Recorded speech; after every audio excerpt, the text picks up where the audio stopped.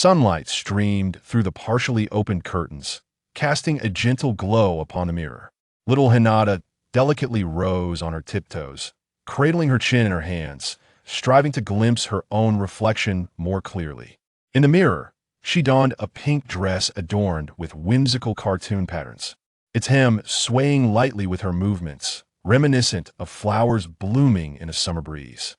A pure, innocent smile radiated from Hinata's face, with a couple of grains of rice lingering at the corners of her mouth, adding an endearing touch of clumsiness. Her large eyes sparkled with curiosity, externally obedient, internally tumultuous. He, a shrewd and passionate man, had inexplicably transformed into a naive and adorably clumsy little girl. In his past life, he had merely enjoyed fighting games, exhibiting a hint of cunning in them, and had only slightly triumphed over a professional player using the ninja class with Hinata's basic attacks. He reveled in playing as Hinata, not becoming her. Contemplating this, Hinata felt a surge of distress, raising the mirror only to shatter it against the floor. Yet, within the shards of the broken mirror, countless reflections of Hinata appeared. The pain multiplied. She felt utterly devastated. Lady Hinata, at that moment, a maid from the Hyuga family, Hinata Haru, appeared at the door, her expression filled with concern as she rushed in to check if Hinata had been harmed. Oh dear, Hinata thought, since she had already crossed into this realm, she might as well find peace in it. Imitating Hinata's timid demeanor, she apologized. I'm sorry, it was my mistake. Haru responded gently. Lady Hinata, it's quite all right, I shall take care of it. I'm so relieved you are unharmed. Just then, the stern-faced Hyuga Hiashi entered the room, his eyes narrowing slightly, emanating an icy aura. He, the esteemed head of the foremost clan in Konoha, had to uphold the family's legacy, yet he had produced a daughter of mediocre talent. Mediocrity was one thing, but her kindness was another. Kindness was one thing, but her vulnerability was yet another. As the heir of the main family, do you take such pleasure in wearing frilly dresses? Quickly change into your training attire and prepare for your lessons. The original Hinata had not dared to defy him, and the current Hinata mirrored that same apprehension. However, she found the courage to meet his stern gaze. Hyuga Hiashi was taken aback. The Hinata he knew would never have dared to face his eyes. I will strive to improve, father. Silently, she made her way to the training room, feeling a deep sense of sorrow for herself. Living within the esteemed Hyuga clan, hailed as the strongest in Konoha, left little room for warmth. If she had been the daughter of an ordinary family, perhaps her father would take her to the riverside to play. He would shelter her under a protective umbrella. He would joke and frolic with her, caring for her feelings, singing to bring her joy. Occasionally, he would gently ruffle her hair. Those little girls, unaware of their fortune, might even find their fathers bothersome. Yet, despite her sadness, it remained. In a previous life, as a young boy, he was taught by his father the values of self-reliance and resilience, quite akin to Hinata's upbringing. However, a small family inevitably lacks the rigid structures often found in larger clans. As she continued towards the training room, Hinata sensed the emptiness below her waist.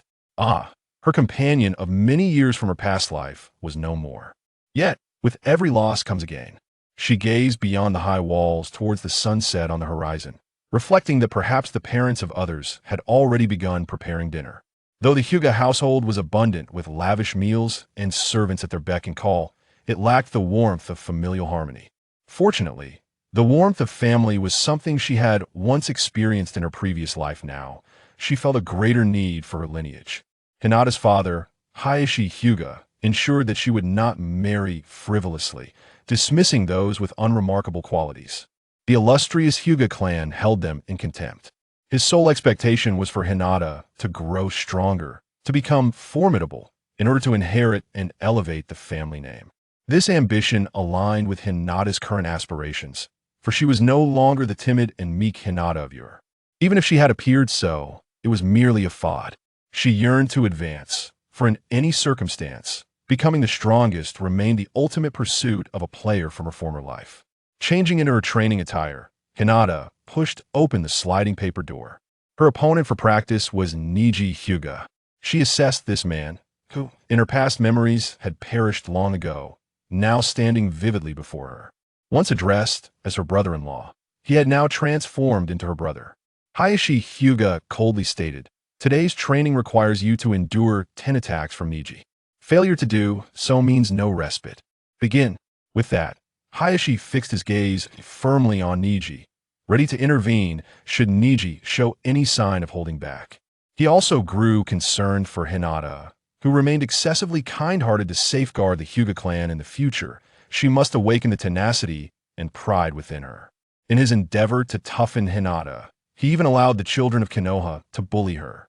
Yet, disappointingly, Hinata refrained from retaliating, enduring their blows and insults, until ultimately, a boy with yellow hair came to her rescue.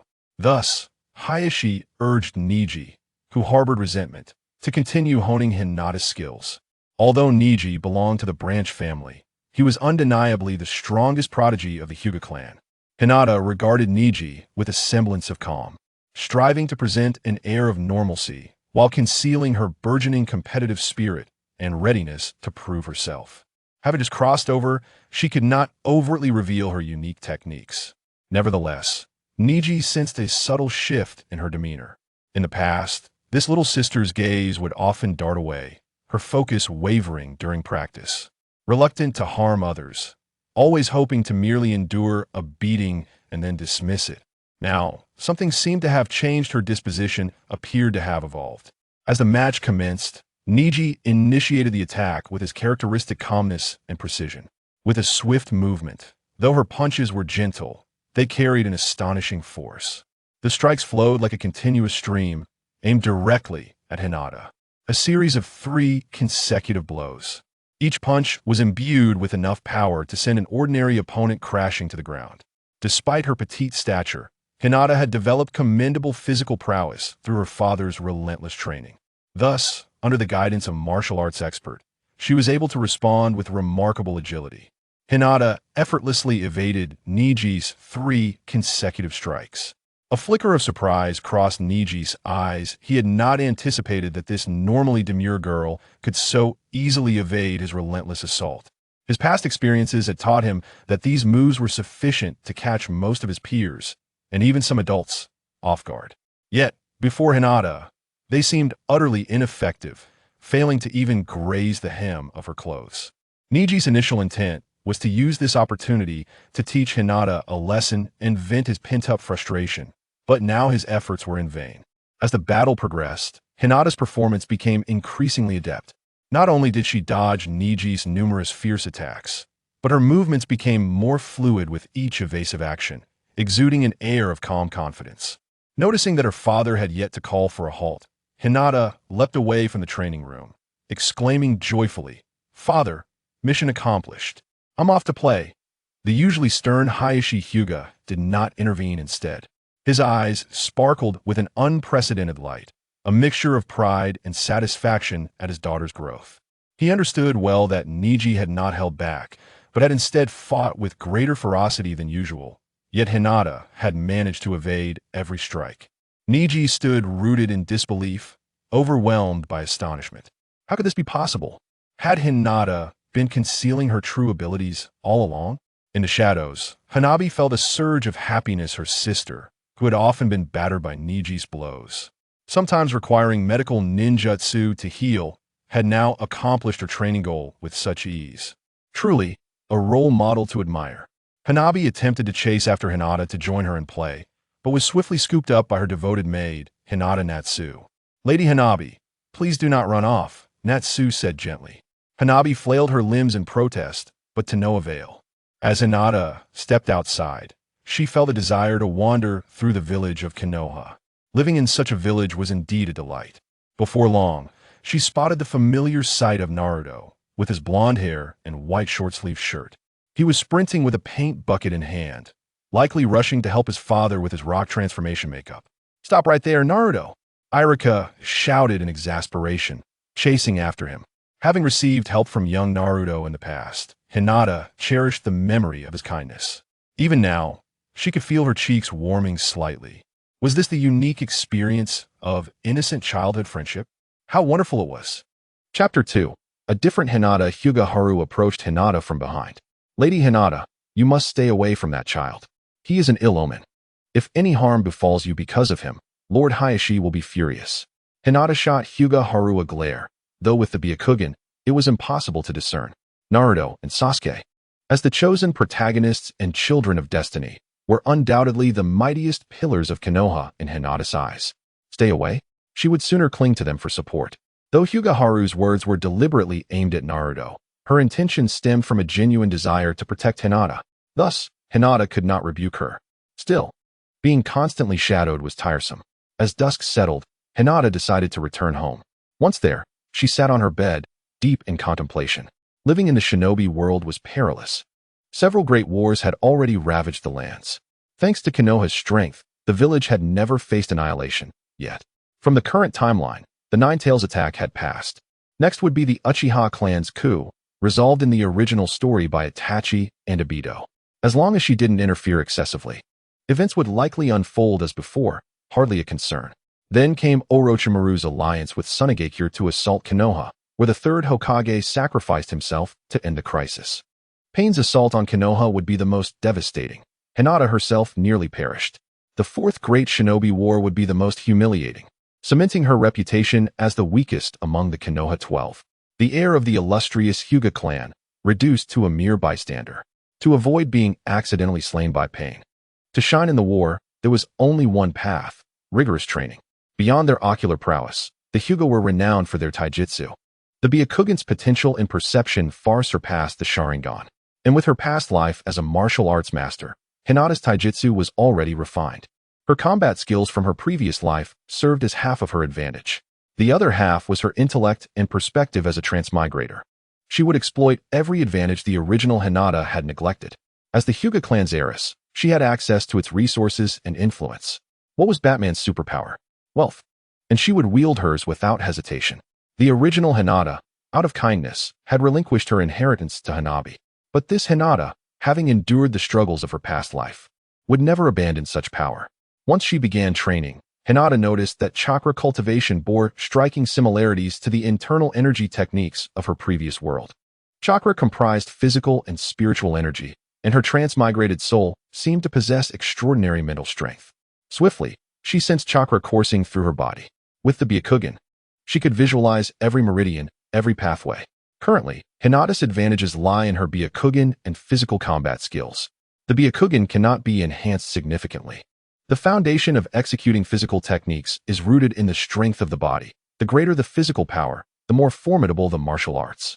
In her previous life, she was enamored with tales of immortal heroes and fantastical adventures. Within these narratives, the method to augment physical strength was through body refinement. The more unobstructed the meridians, the better, and a higher reservoir of chakra stored within the cells is also advantageous. Thus, she adopted this approach, utilizing her mental energy to direct chakra to impact the weaker points of her meridians. There is a prickling sensation. Yet the flow of chakra through her body has indeed become more harmonious. Effectiveness is all that matters. Hinata wonders if she could directly absorb the natural energy present in the world around her. Similar to Naruto cultivating sage techniques at Mount Maiboku, it resembles the chi cultivation from previous online novels. I attempted absorption for a period, but to no avail. It seems the proper cultivation methods must be sought later from the three great sage lands. Channeling chakra to unblock meridians demands immense energy, requiring continuous replenishment. As for restoring chakra, the method is rather straightforward, simply pilfering some soldier pills from the storage. After a period of rigorous training, my strength has grown considerably. Hinata, with her heartwarming smile, is but a young child of a few years, yet she has already begun refining chakra, and her comprehension, astonishingly prodigious. From now on, one must exercise caution. Should the identity of the traveler be revealed, it is likely that one would endure a myriad of torturous punishments. Nevertheless, her yearning for advancement remains fervent, as she is a princess of the Hyuga clan. What harm is there in being a prodigy? Since I've been reborn as a cute girl, there's no need to exert effort to please women. Moreover, with the full support of my family, I can devote myself wholeheartedly to cultivation. The next goal is to acquire more ninjutsu for research and training.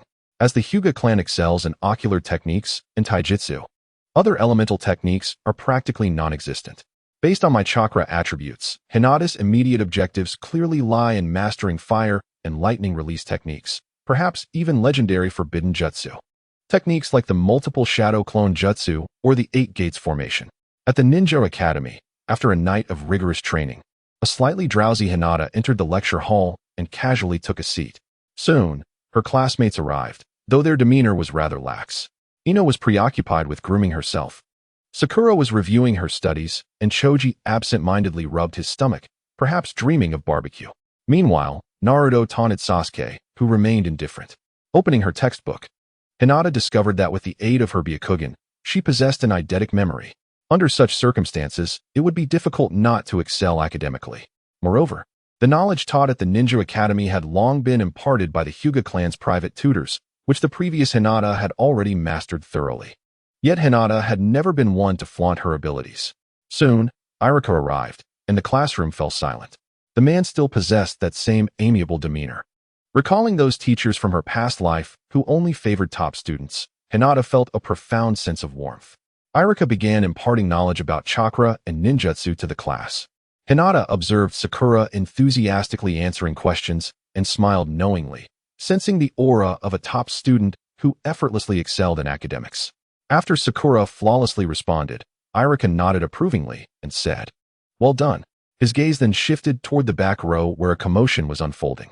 Raising his voice, he scolded, "Naruto, Shikamaru, Lee, settle down." When his words went unheeded, Iruka flicked a piece of chalk in their direction. Hinata watched the scene unfold with an impassive expression, quietly reminiscing about the nostalgic simplicity of school life. During the break, Hinata activated her Byakugan and noticed Sakura's densely packed notes. She truly is diligent, she thought. Sakura, noticing Hinata's attention, tilted her head curiously. "Hinata, you seem different today. You've been observing everyone so intently. Normally, you're so shy." She leaned in with a playful whisper, "I know you often sneak glances at Naruto. Do you like him?" Hinata slowly shook her head, saying, "I could never like him." "Nonsense. How could I possibly like a man?" Sakura teased, "Oh, is that so? In ordinary circumstances, you would have blushed crimson by now. The fact that you remain so composed today clearly indicates your genuine disinterest." At that moment, Ino sidled over. "What are you all chatting about?" "Count me in," she chimed in. Hinata, fearing that speaking more might lead to mistakes, chose silence instead, finding no amusement. Sakura and Ino began their own conversation, drifting toward topics favored by young girls: fashion, hair accessories, and such. They spoke of visiting the restroom together and walking home in each other's company. Eventually, Ino couldn't resist remarking, "Hinata seems different now, not as prone to shyness as before, though she's still quite introverted." Sakura nodded thoughtfully. "Everyone grows up, everyone changes." Ino then proposed, "Why don't we invite Hinata to join us for a trip to the restroom?" At this, Hinata's imagination ran wild, and despite herself, a blush crept onto her cheeks. She hadn't fully adjusted yet. What if she embarrassed herself in front of the others? Ino clapped her hands in delight. Ah, she's blushing. The same old Hinata after all. With textbook material already mastered, the teacher's lectures grew unbearably dull, lulling her into drowsiness. At long last, the school day ended, and Hinata prepared to leave. Her gaze flickered past the solitary figure of Sasuke, standing aloof as others kept their distance, unwilling to provoke him. Naruto, however, was another matter, cornered and bullied by a group of boys. One thug knocked him to the ground with a punch, sneering, "Don't think I don't know. You're that demon fox, the curse that brought disaster to our village." A pang of sorrow struck Hinata's heart. She knew Naruto was no curse. On the contrary, his parents had died protecting Konoha, and in the future, he himself would fight with every ounce of his strength to safeguard the world. Fearless in the face of death. Stepping behind the crowd, she spoke softly, hesitant to draw too much attention. "Stop it." No one heard. She raised her voice slightly. "I said stop it." This time, the bullies heard, but instead of heeding her, they burst into mocking laughter. A monster devoid of pupils came to aid another creature adorned with hair upon its visage. "Indeed, you two oddities form quite a pair. Since you have arrived, let us join forces and unleash our wrath." Chapter 3. The bashful Naruto. How infuriating. Hinata's heart was ablaze with anger. She had initially intended to employ her Bagua palm to teach these ruffians a lesson. However, reconsidering the revelation of her true strength, she opted for a different approach. "You wretches, I am the rightful daughter of the Hyuga clan. Dare you provoke me? Are you not afraid I shall inform my father when he dispatches his guards? Will your parents withstand the fury of the Hyuga family?" Upon hearing her words, the delinquents were taken aback. Though Hinata had previously been a pampered heiress, she was never one to wield her status to intimidate others. Her gentle and kind nature made her an easy target for bullying. They had not anticipated that she would assert her identity now. How could these commoners dare to challenge a lady of such stature? Hinata continued her intimidation. Who granted you the audacity to provoke me? Surely, you do not wish to tempt fate. In the past, her amiable demeanor was a means to better integrate with others. She had desired no privileges and sought to avoid gossip. Yet, the Hinata of today cared little for such concerns. Against those who sought to bully, why should she not wield her influence? I possess a lineage. I can invoke my family's name, and why should I not do so? The ruffians, overwhelmed, retreated with threats of their own. Hinata extended her hand, helping Naruto rise from the ground. Are you all right, Naruto? I am fine, thank you, Hinata. Naruto was astonished. He could hardly believe that the timid, delicate girl had stepped forward to save him, radiating a charming yet commanding aura. This was a task generally reserved for a man. Though he had attempted to assist Hinata previously, his lack of skill had resulted in him receiving a beating as well. In the distance, Sakura and Ino, two close friends, were left in astonishment at the scene. Sakura, did you see that? Hinata saved Naruto. This is truly incredible. Indeed, I said Hinata was different today. Irika nearby also witnessed the event, reflecting on the essence of the will of fire, which embodies the spirit of aiding comrades and safeguarding the village. As Naruto gazed into Hinata's large eyes, close enough to see her delicate features, he felt his cheeks warm. At that moment, the third Hokage, inspecting the ninja academy, approached Irika, puffing on his pipe. This young lady from the Hyuga clan is quite impressive.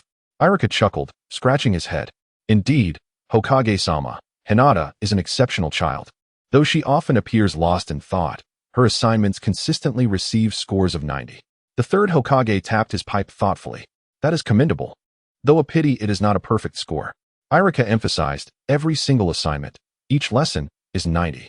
The third Hokage squinted, intrigued. In that case, this becomes quite interesting. Ino took Sakura's arm and approached Naruto and Hinata. Ino chuckled. Well, Hinata, the sight of a beauty rescuing a little rascal was truly dashing. Honestly, I feel like giving you a hug. Hinata quickly crossed her arms in refusal. No way, no hugging. Ino smirked mischievously. Oh, you even know about that. Seems like our Hinata isn't as innocent as she appears. Sakura cut in, rolling her eyes. Ino, stop fantasizing. Hinata isn't as shameless as you. Hinata then noticed the third Hokage and Irika nearby. A flicker of delight crossed her mind. Boosting her reputation and popularity was unexpectedly swift. After all, she was destined to become the Hokage. Wait, no, that wasn't quite right. She was destined to become the female Hokage. Sakura cheerfully looped her arm through Hinata's, inviting. Our little Hinata isn't shy anymore. Come shopping with us. Ino, equally enthusiastic, seized Hinata's other arm, declaring, from now on, we're besties. Hinata sighed inwardly. Though personality-wise, these two would indeed make great companions. The trio strolled through the shops, admiring but never purchasing. Children's pockets weren't that deep. Soon, Ino spotted a charming little dress and dragged Sakura over to try it on. Sakura adored it too, but the price, 2,000 ri, made them hesitate. Then, in her soft voice, Hinata spoke up. Since we're best friends now, let me treat you. I'll cover the cost. The shopkeeper eyed the petite girl skeptically. Could she really afford it? Hinata opened her wallet, stuffed with crisp 1,000 ri bills, not a single coin in sight. Ino shrieked. Is this the legendary, enviable rich girl? So unfair. Feels like some CEO romance novel. Sakura insisted. Hinata, I'll work part-time and pay you back. Hinata murmured shyly. Please don't worry. We have plenty more of this paper at home. As a woman blessed with financial prowess, spoiling her best friends was only natural. Ino lost it. Such generosity. Such power. Is this the might of Konoha's foremost clan? Even my esteemed Yamanaka family must concede defeat. Humming a tune, the three stepped out in their new outfits, only to find Naruto waiting outside, as if he'd been there for ages.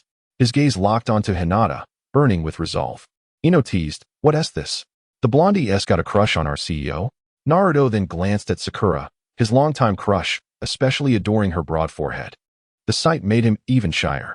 Used to being shunned, Naruto had only found companionship at the ninja academy.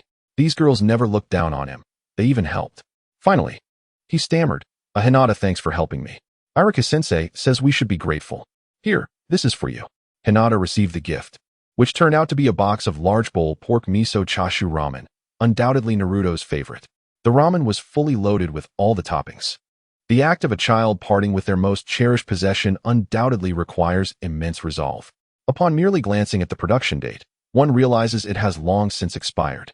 Yet, this detail holds little significance. In a previous life, instant noodles were a favored indulgence, and the question of expiration seems trivial as long as one can satiate their hunger.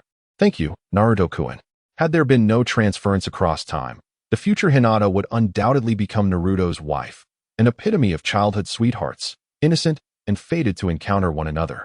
However, given the circumstances of reincarnation, one must prioritize strength and ambition. Hinata's acceptance of expired food stems from the fact that Naruto, as the Jinchuriki of the Nine Tails, serves as a formidable deterrent for Konoha and is destined to become a great figure in the ninja world. How could she miss the opportunity to forge a connection? Moreover, she need not worry about Naruto's affections, as he seems to favor Sakura's type. Perhaps she could even play matchmaker for them. This little girl merely desires to become a powerful Hokage.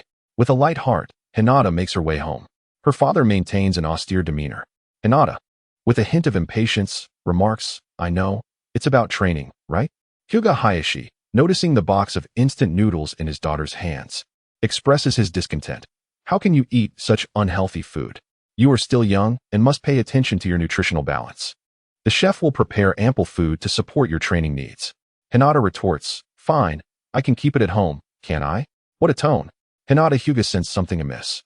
Her patience seemed to have waned significantly, raising questions about the whereabouts of the obedient girl she once knew. However, a slightly irritable temperament might indeed serve to kindle her fighting spirit. Chapter 4. No more pretenses, I am strong. Hinata's father, Hayashi Hyuga, found himself puzzled, as he had anticipated that his daughter would adhere to her training regimen. Contrary to his expectations, Hinata was not engaged in her usual practice of training against a wooden post to enhance her chakra intensity. She did not partake in exercises such as walking on water or climbing trees to improve her chakra control. Instead, she simply sat there, motionless. Could it be that she was focusing on refining her chakra? "My lord, greetings." At that very moment, a medical ninja from the Hyuga clan happened to pass by, carrying an enormous chest. Hyuga Hayashi stopped her and inquired, "What might you be doing with that?" The medical ninja replied, "The young lady summoned me to tend to her injuries." Injuries? Hyuga Hayashi frowned. How could one sustain wounds while seated in meditation? Refining chakra does not easily lead to injury. One merely risks failure in extraction or fusion. Since this is not the case, what cultivation method is it? I have never heard of it. Could it be that Hinata, overwhelmed by pressure, is honing her mental prowess? Or perhaps she is secretly studying forbidden techniques. Signal the medical ninja to proceed, as Hayashi Hyuga begins his covert observation. Hinata trains for but a brief moment before her delicate brows furrow slightly, pearly teeth gently biting her rosy lips. Hayashi tenses with concern, then notices the medical ninja commencing their healing arts. Gradually, the faint blush upon Hinata's youthful cheeks subsides into serenity. After what seems an eternity, the young heiress begins consuming soldier pills. It was clearly not chakra refinement. Hayashi Hyuga frowned in contemplation. How could one deplete chakra simply by sitting motionless? Though burning with curiosity, he couldn't bring himself to activate the Byakugan to scrutinize his own flesh and blood. Soon, beads of perspiration formed on Hinata's forehead, her entire body glistening with exertion until her garments clung damply to her skin. Unable to bear the sight any longer, the perplexed clan head withdrew with unresolved questions. Hinata was employing cultivation techniques from her past life's Shinsha novels, channeling concentrated chakra in relentless surges to forcibly expand and unblock her meridians before mending them with medical ninjutsu. This cycle of destruction and reconstruction gradually widened her energy pathways, enhancing both circulation speed and cellular chakra absorption. The sole drawback manifested as excruciating pain, sharp enough to occasionally wrench involuntary cries from her lips. The attending medic, though baffled by the young mistress' methods, maintained professional discretion. In the paramount Hyuga household, discretion outweighed curiosity. Born into nobility yet endowed with mediocre aptitude, Hinata had been derided as the weakest among the Konoha 12 during the Fourth War. Her minimal relevance attributed solely to the author's mercy. Overshadowed by prodigies, she'd been but a firefly against moonlight. Yet now, through relentless cultivation, she perceived her cellular vitality intensifying. her chakra control achieving unprecedented precision. In adjacent chambers, young Hanabi observed her sister's marathon meditation with childish bewilderment. Mimicking the lotus position brought no enlightenment. Was this spiritual cultivation? Could mere contemplation confer strength? The clever child entertained darker possibilities. Perhaps her gentle sister bore fresh wounds from bullies. Clenching tiny fists, Hanabi resolved to grow stronger, to become the protector her two-kind sibling needed. Already demonstrating exceptional talent through emulating Hinata's training, she now assailed practice logs with renewed vigor, envisioning them as her sister's tormentors. Post-training, Hinata luxuriated in the estate's heated pool, steaming waters rinsing away the day's toil. The prolonged soak brought unexpected revelations, not merely cleansing, but tangible growth. Or rather, enhancement.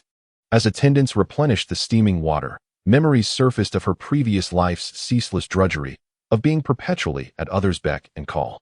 Now that she possesses such a prestigious background and abundant resources, what reason could she possibly have for not striving diligently? Indeed, the essence of diligence is inscribed in her very genes. The so-called stern father is not at all intimidating to Hinata in the present. Rather, he evokes a sense of warmth, for she holds herself to even loftier standards. Hinata is acutely aware that the tranquility of Konoha is but a fleeting state. A series of crises will inevitably follow. In the world of ninjas, strength reigns supreme. Others will not spare you simply because you are an endearing girl or a striking beauty with alluring curves. As time flows steadily onward, class time arrives once more, and Irika continues to deliver his lessons with meticulous dedication. Suddenly, Hinata's eyelids begin to grow heavy. Sleep beckons. This familiar sensation from her past life washes over her. She ultimately succumbs to slumber, resting her head on her desk. Were it anyone else, Irika would likely toss a piece of chalk their way, reprimanding and pulling them aside for a scolding before sending them out to stand in punishment. However, when it comes to a top student like Hinata, Irika begins to reflect. Is it his fault? Has he made the material too simplistic, thereby failing to ignite her interest? Yet, as a teacher, he must maintain the lesson's focus at a level comprehensible to the average student. Perhaps it is time to allow this young girl to advance a grade, enabling her to rapidly engage with more valuable knowledge and learn more advanced ninjutsu. She must not squander her time in lower grades, for she may possess the potential to inherit the spirit of the will of fire, much like prodigies such as Kakashi Hatake or Itachi Uchiha, growing swiftly into her abilities. Kakashi graduated from the Ninja Academy at age 5, became a Chunin at 6, and achieved Jonin status by 12, Konoha's fastest legend. Itachi graduated at 7. Praised by the third Hokage for his ability to consider problems from the Hokage's perspective, he became a Chunin at 10 and joined the Umbu at 11. In comparison to these illustrious youths of the Hatake and Uchiha clans, Irika regards himself as merely an ordinary ninja, destined to remain a Chunin for life. Yet, he fervently hopes that all his students will transcend the ordinary. Naruto was astonished to see the usually earnest Hinata asleep. He too felt the urge to doze off, but quickly noticed Irika casting him a sharp glance. Naruto was at a loss for words. What a disparity in treatment. Moreover, what was Irika even teaching? Could he not present something simpler? Sasuke eyed Hinata, recognizing that associating with the underachievers would only lead to increased laziness and regression. Nonetheless, what was Irika thinking? Was he intimidated by the influence of prominent families? Ino, observing Sasuke's disdainful glance at Hinata, felt a flicker of joy. She began to fantasize about Sasuke abandoning the idea of an alliance with the Hyuga clan in favor of one with the Yamanaka family. Such a union would undoubtedly empower the Yamanaka clan through the Uchiha lineage, and her children would possess the Sharingan. Hinata's judgment leaves much to be desired, as she finds herself entangled with a boy with unruly yellow hair. Shikamaru's eyelids were heavy with drowsiness, his entire being yearning for slumber. These endless days of tedious classes. How much longer must he endure this monotonous existence before it finally comes to an uneventful close? Several more years lay ahead. Yet, there was a certain charm to this leisurely pace. As long as he claimed to be attending school and studying, he could evade household chores and indulge in idle comfort at home, free from labor. Some self-proclaimed geniuses insisted on skipping grades. What a pointless endeavor. After a blissful nap, Hinata noticed many around her struggling to stay awake, their resistance puzzling her. Why endure such discomfort when rest beckoned? Her next goal was clear: master all the knowledge at the Ninja Academy, then seek a path to higher-level jutsu. Chapter 5. Investing in Uzumaki Naruto, the afternoon breeze carried the scent of cherry blossoms as Hinata strolled down the street, lost in thought. Petals drifted lazily from the trees lining the path, their delicate dance of fleeting beauty. Unconsciously, she turned a corner. Boo! A figure leaped out abruptly, pulling a grotesque face. Even with her mature soul, Hinata jolted in surprise, eyes widening, lips parting into a tiny O. To any passerby, the sight was undeniably endearing. Naruto, she huffed, feigning irritation. Why aren't you pestering your beloved Sakura-chan instead of scaring me? Unless you've lost interest in her and taken a liking to me? Naruto's face flushed crimson. I still like Sakura. He stammered, scratching his head. But she keeps hitting me, so I thought I'd try scaring you instead. Haha. Hinata had asked purely to tease the boy, yet Naruto's earnest confession, right to her face, made her inwardly sigh for her younger self. Though destiny would eventually unite them, that future remained distant. Wounded by both the scare and his blunt honesty, Hinata hatched a new plan. Naruto-kun, we're good friends, aren't we? Sure, he replied with characteristic nonchalance. Then may I visit your home? I'd love to see where you live. Naruto froze. That ass. His mind raced to the dismal state of his apartment, hardly a sight fit for a girl's eyes. The humiliation would be unbearable. Hinata suppressed a smirk. So, you don't consider me a friend? Gritting his teeth, Naruto caved. Fine. Resigned to his fate, he marched ahead, casting uneasy glances back at her, his expression a mix of dread and resolve. Hinata, he finally murmured, voice trembling faintly, my place might be a bit messy. He scratched his head, his gaze flickering as if searching for the right words to describe the place he called home, yet fearing any description might disappoint Hinata. Hinata watched Naruto's awkward and anxious expression with quiet amusement. Mission accomplished. Yet she paused, lifting her eyes to meet his, brimming with warmth and understanding. It's all right, Naruto. Home is where the heart finds shelter. No matter what it looks like, what truly matters is that sense of belonging, isn't it? They continued walking. Though Naruto's steps grew noticeably heavier, his mind conjured images of his dwelling, scattered comic books, unwashed clothes, haphazardly placed dishes, each a reflection of his inner chaos, messy yet undeniably real. He worried such disorder would unsettle Hinata, or worse, tarnish her perception of him. At last, they arrived at Naruto's modest apartment. With an awkward grimace, he pushed the door open. Hinata surveyed the scene. Instant noodle cups littering the table, clothes strewn near the kitchen, socks draped over a chair. Not bad. There's space to walk. Still better than some takeout hoarding, trash mountain shut in from my past life. Naruto muttered bitterly, I must be terrible, right? Hinata, you must be so disappointed in me. Hinata picked up a carton of milk from the table, expired, as expected. Recalling her own past life, where she hadn't been much better, she smiled faintly. Actually, a lot of boys live like this. You're pretty normal by those standards. Naruto perked up instantly at the word normal. Hinata smirked mischievously. Eating all this expired junk, never touching vegetables. You must get stomachaches all the time. Huh? Naruto's eyes widened in shock. How does she know that? Hinata sighed. The instant noodles you gave me last time were expired. Naruto paled. So, I made you sick. His voice trembled with guilt. Hinata couldn't hold back a sweet, amused laugh. As if I'd actually eat expired food. I threw them out. But really, is this how the village treats an orphan? In the Hokage's office, the third Hokage sneezed violently while observing the scene through his crystal ball. He had always kept tabs on Naruto's life, though his duties as Hokage left little room for deeper intervention. I gave him plenty of money, but this kid spends it all on paint and prank supplies. The rest probably just goes toward instant noodles to scrape by. What truly stunned him, however, was how much Hinata, a sheltered clan heiress, seemed to understand. He'd always known her as a timid, well-mannered girl, but now she carried herself with the quiet sharpness of a hidden prodigy. Hinata gently patted Naruto's shoulder and said, these are but fleeting moments. In time, you shall blossom into someone truly remarkable, a hero who will shake the very foundations of the shinobi world.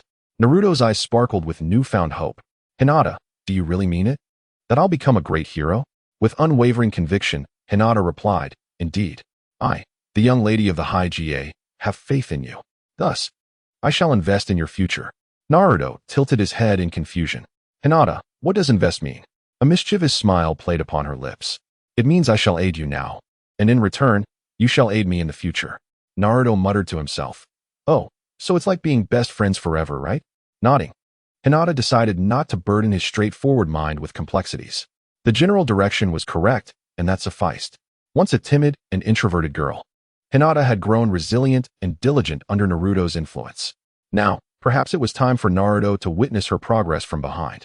Observing this scene, the third Hokage fell into deep contemplation. This young girl is far from ordinary. Yet, perhaps, a union between the fourth son and the High-GA heiress would be a fitting match, one of equal standing. At this thought, the third Hokage took a thoughtful puff from his pipe. But they are merely children of 6 or 7. Why dwell on such matters now? The villagers' prejudice against Naruto was difficult to erase, but as long as he had a few unbiased companions, he would grow up just fine. As for his identity as the Nine-Tails Jinchuriki and his role for the village, this old man still stood firm. The time for children to sacrifice had not yet come. Had I been the one to seal the Nine-Tails that day, perhaps Minato would still be alive. The world now moved steadily forward, with no imminent threat of shinobi wars looming.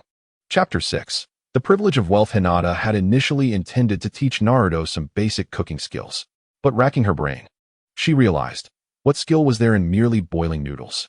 Adding 2 eggs and some scallions? In her past life, she had relied solely on takeout and restaurants. Forget it. Now, as the esteemed young lady of the High-GA clan, she would wield the privilege of wealth instead. Come, Naruto, let us dine at Ichiraku Ramen. Seeing Naruto hesitate, Hinata declared with bold generosity, my treat. Yay! Naruto cheered, leaping with joy. As she led Naruto, Hinata felt like an elder brother guiding his younger sibling. Yet to onlookers, they appeared as nothing more than an innocent pair of youth.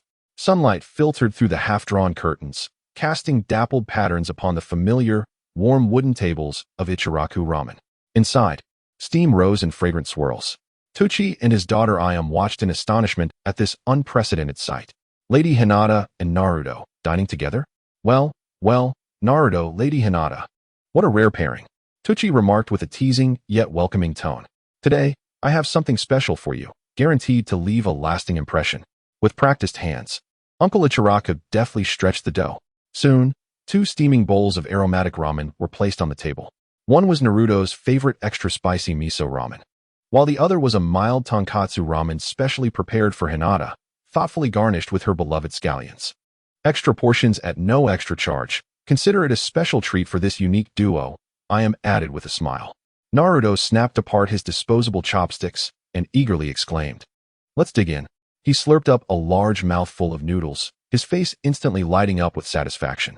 Wow, Uncle Ichiraku's skills are as amazing as ever. He praised enthusiastically before turning to Hinata with encouragement.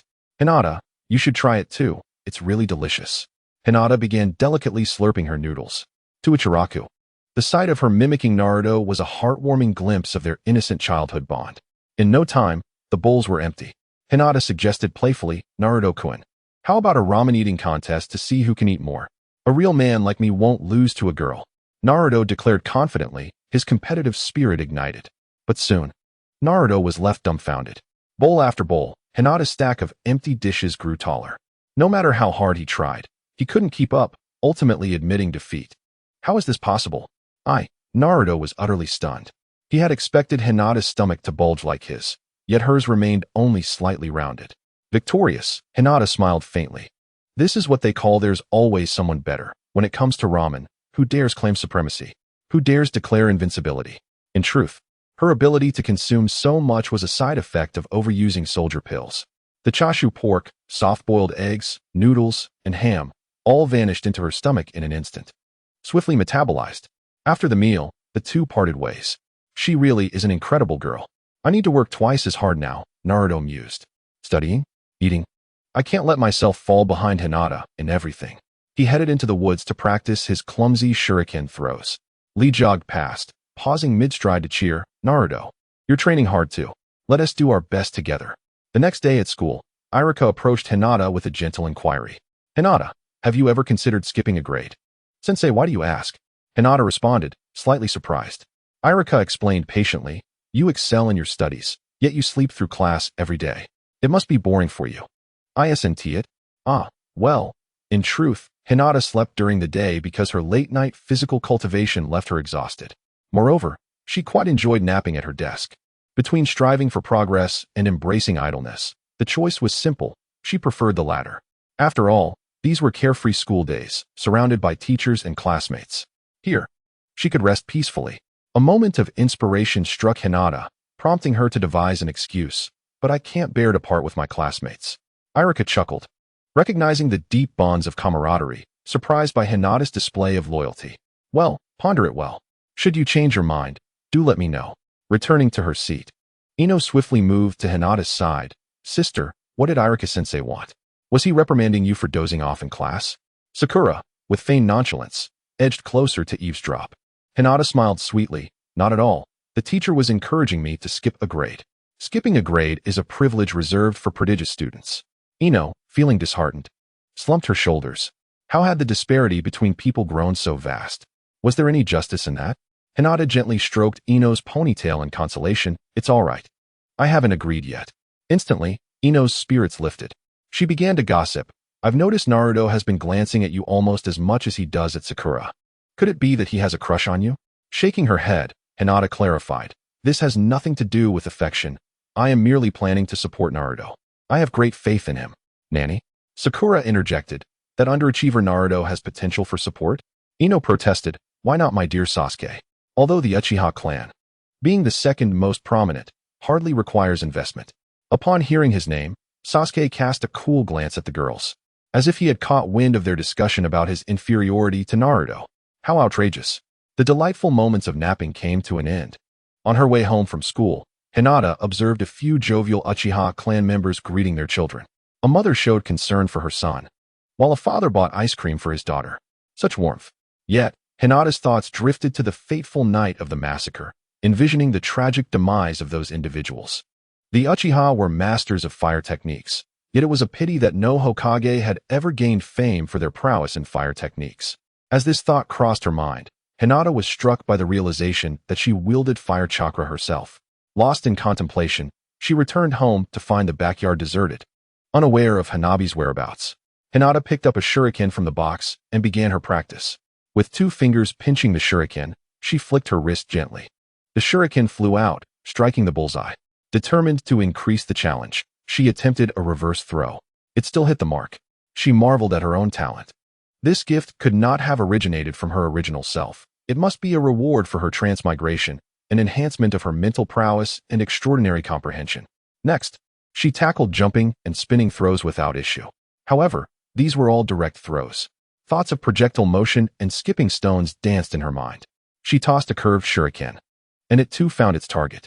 Turning to throw blindly, Hinata realized that thanks to her Byakugan's meticulous scanning and photographic reflexes, she could accurately simulate the target's position even when facing away.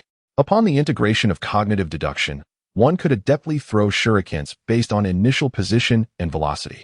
However, Hinata's utmost desire was to emulate Itachi's technique of hurling shurikens, casting 3 at once, followed by a single, swifter shuriken to strike the trio, directing them towards disparate targets. To her dismay, Hinata found herself largely off the mark. It was evident that a genius like Itachi was a standard she had yet to reach. Although the physical techniques required no hand seals, she nonetheless practiced the hand signs for future lightning and fire ninjutsu. The heavens have perished, and the yellow sky shall rise. The year is that of the Jiazi, and the thunder god shall aid me. Yet, upon completing the sequence, she was unable to invoke the 5 thunder technique, which left her with a tinge of regret. Sister, Hanabi had just returned from outside and enveloped Hinata in a tight embrace, inhaling deeply. Sister, you smell so delightful. Hinata frowned, pondering how this child could even relish the scent of sweat. She hastily attempted to extricate herself from Hanabi's grip. No, sister. I want a hug. Quickly, Hinata gestured for Hyuga to take Hanabi away.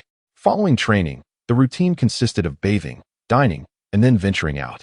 Since she had been consistently completing her training tasks, their stern father seemed less formidable. As for Hinata's mother, she had yet to be seen in this new world for quite some time, leaving Hinata to wonder about her whereabouts. Not long after stepping out of the house, an overpowering force suddenly struck from behind. In an instant, her world spun wildly, her consciousness teetering on the brink of darkness. A sharp pain radiated from the back of her head, plunging her into an abyss of blackness. Instinctively, she struggled, only to find her chakra sealed at vital points, rendering her powerless to resist even the most basic of actions. Almost immediately, a coarse cloth was shoved into her mouth. leaving only fear and helplessness to fester within her. Chapter 7. The path of survival does not exist. I shall be first. In this moment, Hinata acutely felt an unprecedented fragility and insignificance. Never before had she so clearly understood that, despite being a member of the Hyuga clan, she remained exceedingly vulnerable in the face of true peril. This sense of impotence cut deeper than any words could convey. Yet, despair did not linger for long. Just as the malevolent kidnappers believed their plan had succeeded and prepared to retreat, a formidable presence approached with alarming swiftness. It was the vast chakra aura belonging to Hyuga Hiashi. He materialized behind the assailants with a speed that rendered them defenseless, his gaze as frigid as frost. And with a single strike, he unleashed a torrent of chakra, effortlessly obliterating the wayward ninja. With the arrival of Hinata's father, the guards of the Hyuga clan swiftly responded, converging upon the area to form an impregnable barrier. Hyuga Hiashi surveyed the surroundings. The tone was laced with an undeniable chill. Once again, it was an overreaching ninja from a distant village, foolishly attempting to encroach upon the strength of the Hyuga clan. Konoha's security forces. How exactly are your protective measures being executed? Humph, a waste from the Uchiha clan. He then gently waved his hand, releasing Hinata from her restraints. As the bindings faded, chakra began to flow within her, and an indescribable warmth and sense of security surged in Hinata's heart. She looked up at her father. In that moment, Hinata profoundly felt the immense joy of having a strong father who loved her dearly. With a fiercely protective and formidable father watching over her, life felt exhilarating.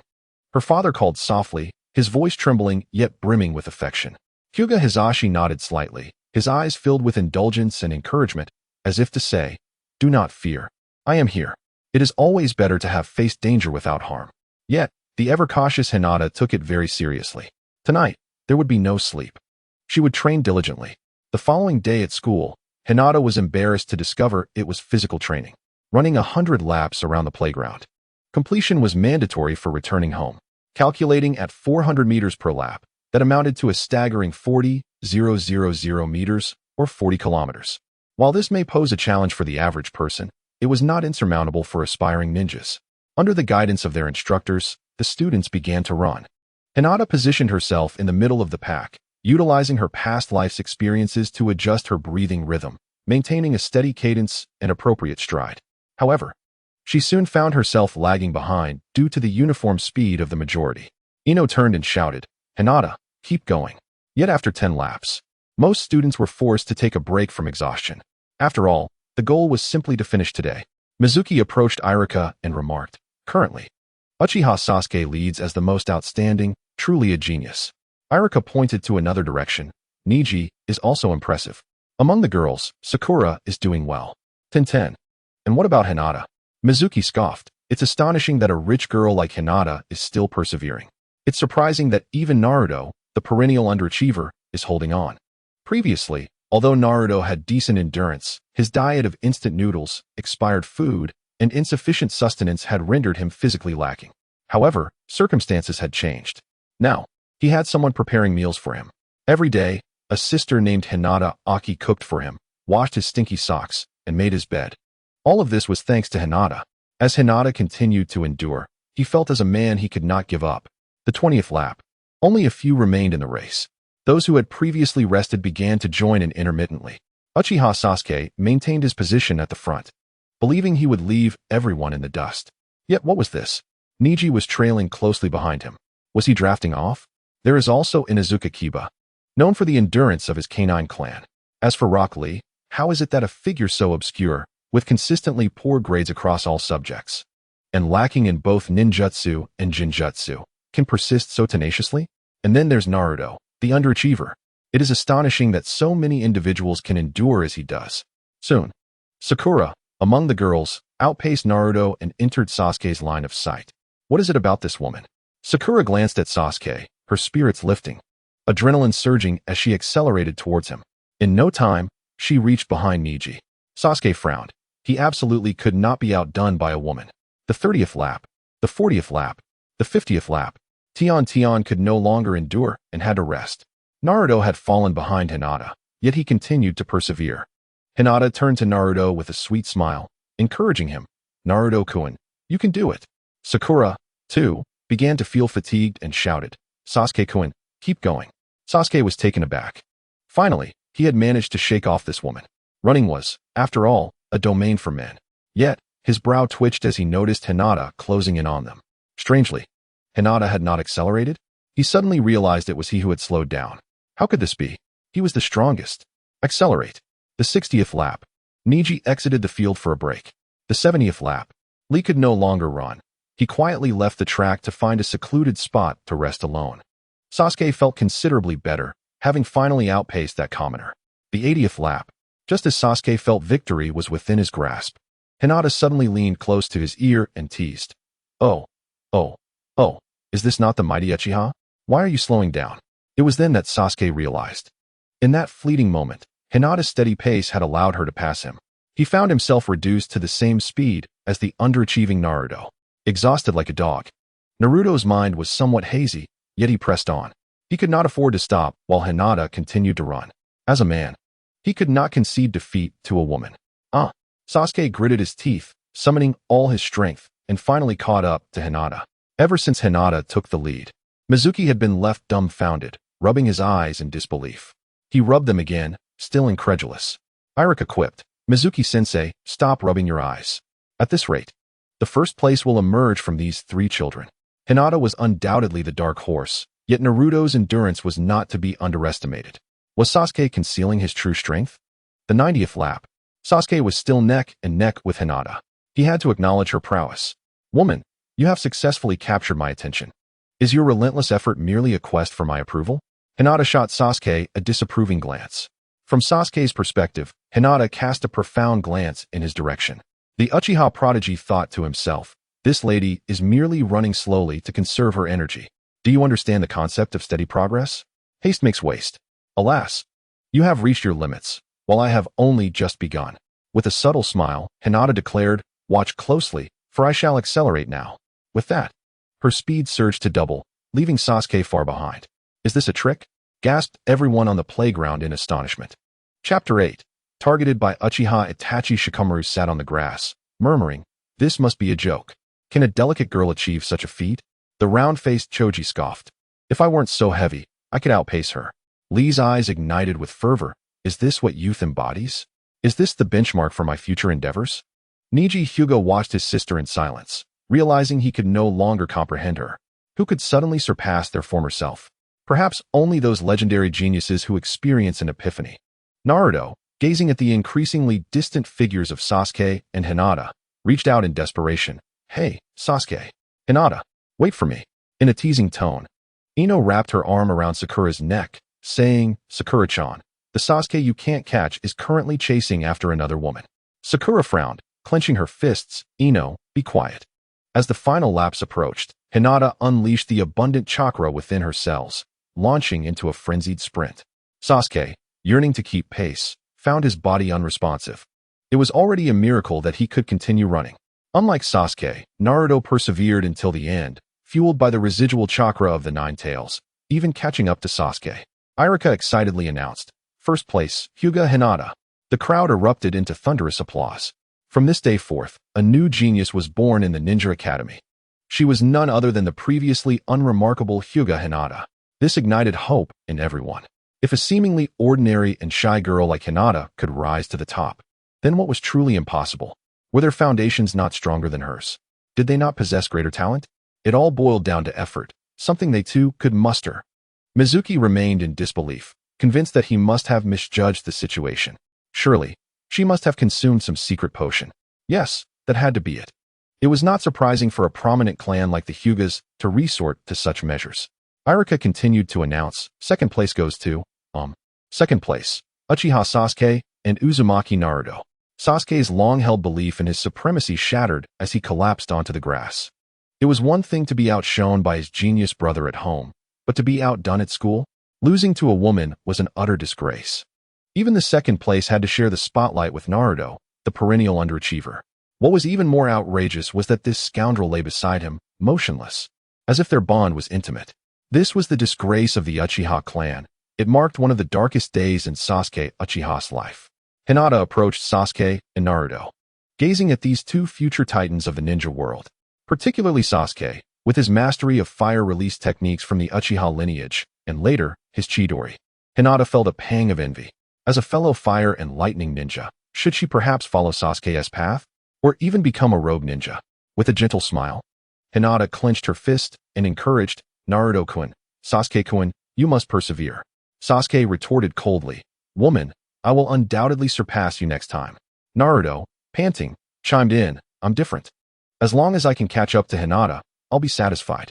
Damn, the perennial underachiever. Sasuke was still aggrieved. Disregarding his noble upbringing, what gives you the right to have the same ranking as me? Naruto replied defiantly, what is it to you? I am second place. He slammed the ground. I didn't eat your family's rice. Hinata giggled, knowing well the reason behind their antics. It must be the Nine-Tails chakra. Yet, she too was tired and sat down on the grass. Previously, it was others watching them run. Now it was they who watched others. Was this the feeling of being far ahead? Was this what it felt like to be in the spotlight? Hinata began to relish this sensation. She had initially wished to maintain a low profile, as in her past life, but this world allowed for no such thing. Only by becoming stronger could one secure their existence. Only the strongest could face threats without fear. After school, few students could leave immediately, and Sasuke was among them. Though today he felt as wilted as a frostbitten eggplant. My dear Adudu, what has brought you such sorrow? Today, Itachi Uchiha, his brother, had taken the rare opportunity to pick Sasuke up after school. Oni-chan. Sasuke's mood lifted slightly. Brother, you must train with me today. I want to grow stronger. Itachi raised an eyebrow. I recall you've always been first in your class. Has that Hyuga Neji caught up to you? Sasuke sighed and lowered his head. It's the Hyuga clan, but it's Hinata who surpassed me in the physical test. Huh. Even Itachi found it hard to believe. You're saying that petite and adorable Hinata surpassed you? Surely, this must be a jest. Sasuke, feeling defeated, replied, it's true. And I sensed she didn't even exert herself fully. Itachi narrowed his eyes. Indeed, this warranted careful observation. Moreover, Sasuke continued to complain. That underachiever Naruto actually tied with me for second place. Itachi patted Sasuke on the head, not surprised. He was well aware of Naruto's potential. In the Uchiha clan's residential area, Sasuke cheerfully exclaimed, brother, you must accompany me for training today. Upon reaching their doorstep, Itachi Uchiha suddenly halted his steps. Sasuke gazed at him with concern. Itachi gently poked Sasuke's forehead and replied, my dear brother, next time for sure. Next time, I promise to train with you. Now, please head home, all right? I have other matters to attend to. With tears held back, Sasuke ran home. Always next time, bad brother, smelly brother, he lamented. After Sasuke departed, Itachi swiftly concealed himself behind the trunk of a large tree by the riverbank. There, Hinata, Sakura, and Ino were hand in hand, strolling and shopping. They were either selecting accessories or admiring lovely garments. Ino even suggested they purchase cosmetics that children would hardly use. Itachi murmured to himself, there seems to be nothing unusual here. Hinata's expression radiated innocence and joy, her every smile sweet and delightful, her tone gentle and carefree. Yet, therein lay the peculiarity. The Hinata of the past was shy and reserved. Of course, it is common for children to become lively when they make friends. Upon Itachi's departure, Hinata, who had been admiring a beautiful dress, felt a wave of panic wash over her. Unseen by others, her Byakugan had detected Itachi's approach. It is known that in the Uchiha clan, anyone who awakens the Manjiki Sharingan is subjected to immense mental strain, often leading to madness. Itachi Uchiha, the god of killing, was the kind of man who could extinguish an entire clan without a moment's hesitation. Calculating the time, the night of the massacre was merely a year away. With unparalleled strength and intellect, the thought of being targeted by him was terrifying. Hinata's mind conjured images of a telephone pole under the moonlight, a crow flying past, and a man with blood-red eyes perching atop it. In the Hokage's office, the third Hokage, upon learning of the results of the top three, struck his pipe in contemplation. As the heir of a prestigious clan, concealing one's abilities is quite normal. Yet, was this child about to reveal his brilliance? Chapter 9. The eve of the massacre. Feeling anxious under Itachi's scrutiny, Hinata sought out Irika as soon as she arrived at school to express her determination to skip a grade. Irika acknowledged her exceptional abilities but explained that advancing would require certain assessments. Hinata's daily performance had already met the requirements for cultural and basic ninjutsu evaluations. Consequently, the assessment process would be as straightforward as possible. She simply needed to demonstrate second-grade proficiency in a comprehensive combat evaluation. Puzzled, Hinata inquired. What will the assessment entail? Irika smiled faintly. Endure 100 moves under your brother's assault, and you shall pass. Huh. Hinata froze in astonishment. This level of difficulty was practically designed to be impossible. Had it been the Hinata of before, she would have stood no chance. Even for others, the odds would have been slim. Yet, in truth, Neji was not much older than Hinata, merely a year or so. But he was a prodigy forged through relentless training, which had initially made the gap between them seem insurmountable. Now, however, Hinata was not without the strength to fight. Under Irika's arrangement, the students gathered in the spacious training grounds. Neji's gaze settled on Hinata. Once, he had treated her kindly, but after that incident, his only desire was to grow stronger, to prove with his own power just how laughable the High J main family truly was. Day and night, he had trained, shedding more sweat than anyone else. If Hinata skipped a grade, it would mean the main family had birthed a genius. While he became nothing more than a pitiable stepping stone, he could not, would not, accept that. And so, he would show no mercy. Recently, he had studied Hinata's most frequent evasion techniques, devising counters for every single one. Today, he would crush the main family beneath his feet. Give up, Hinata. Neji said coldly. I want to hold back today. You'd best be prepared to get hurt. A crowd had formed around them. Sasuke watched intently, burning with curiosity. What other surprises did Hinata have in store? Or was endurance her only strength, with all else unremarkable? Naruto shouted, Hinata-chan, you can do it. Ino teased, see. Sakura? Looks like Naruto's already moved on. Sakura scowled. So what? It's none of my business. My heart belongs to Sasuke. Why would I care about that dead last? Tintin rubbed her hands together.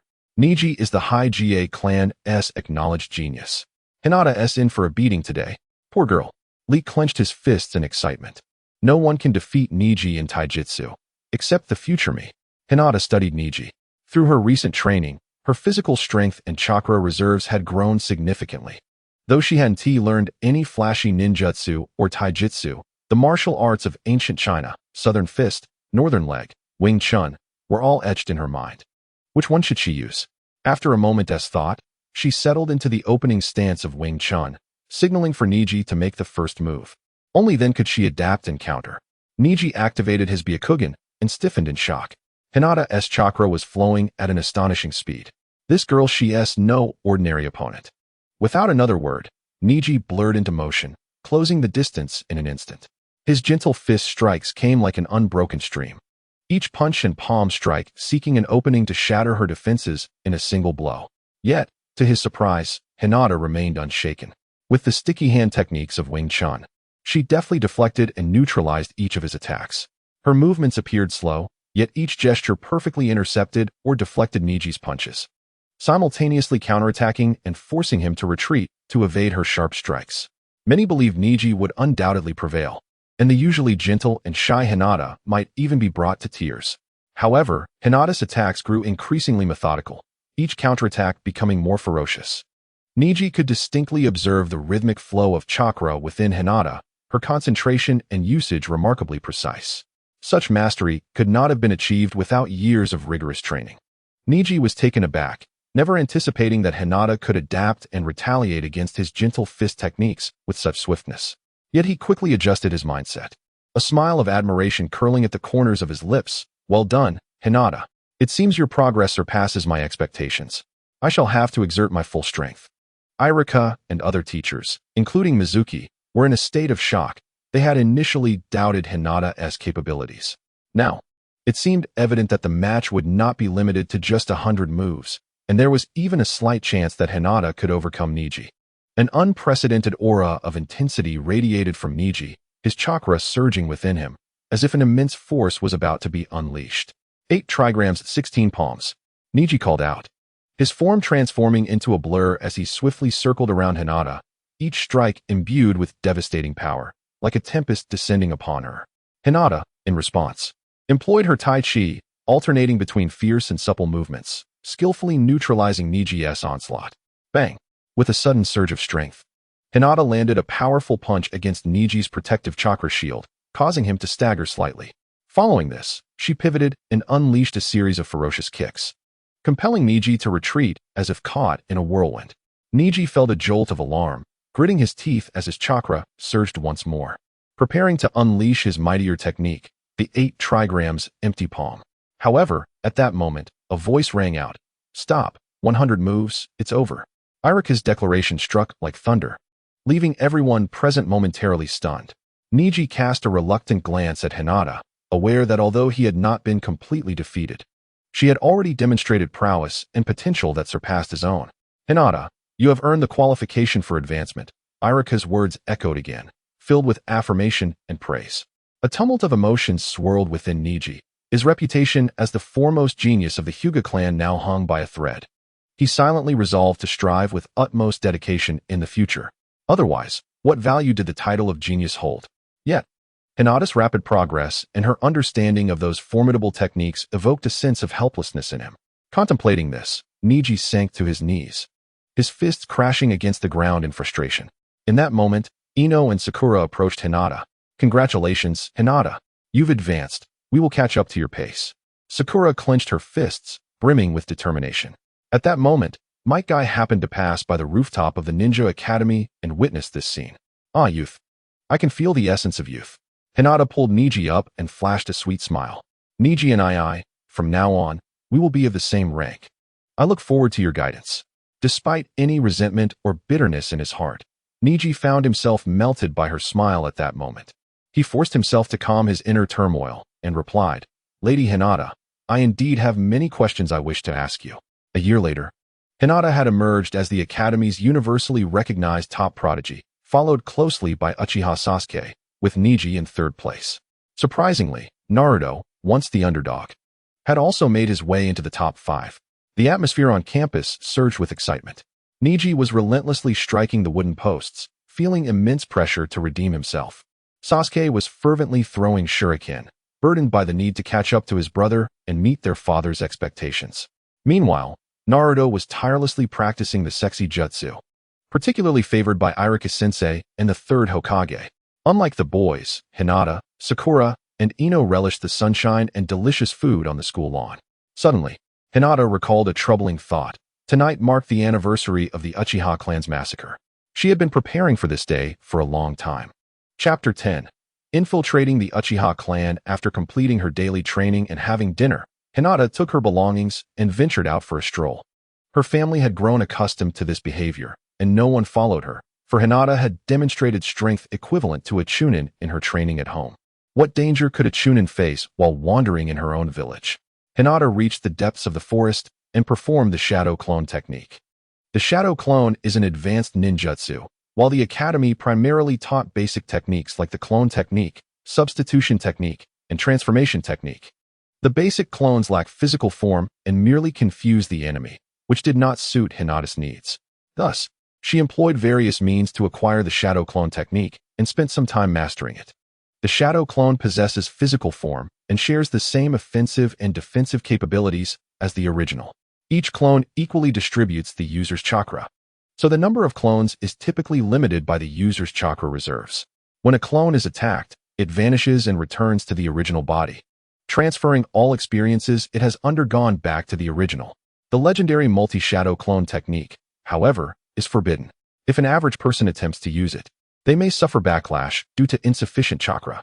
Hinata's shadow clones would take her place for a stroll while she returned home to rest. The real Hinata awaited the fall of night.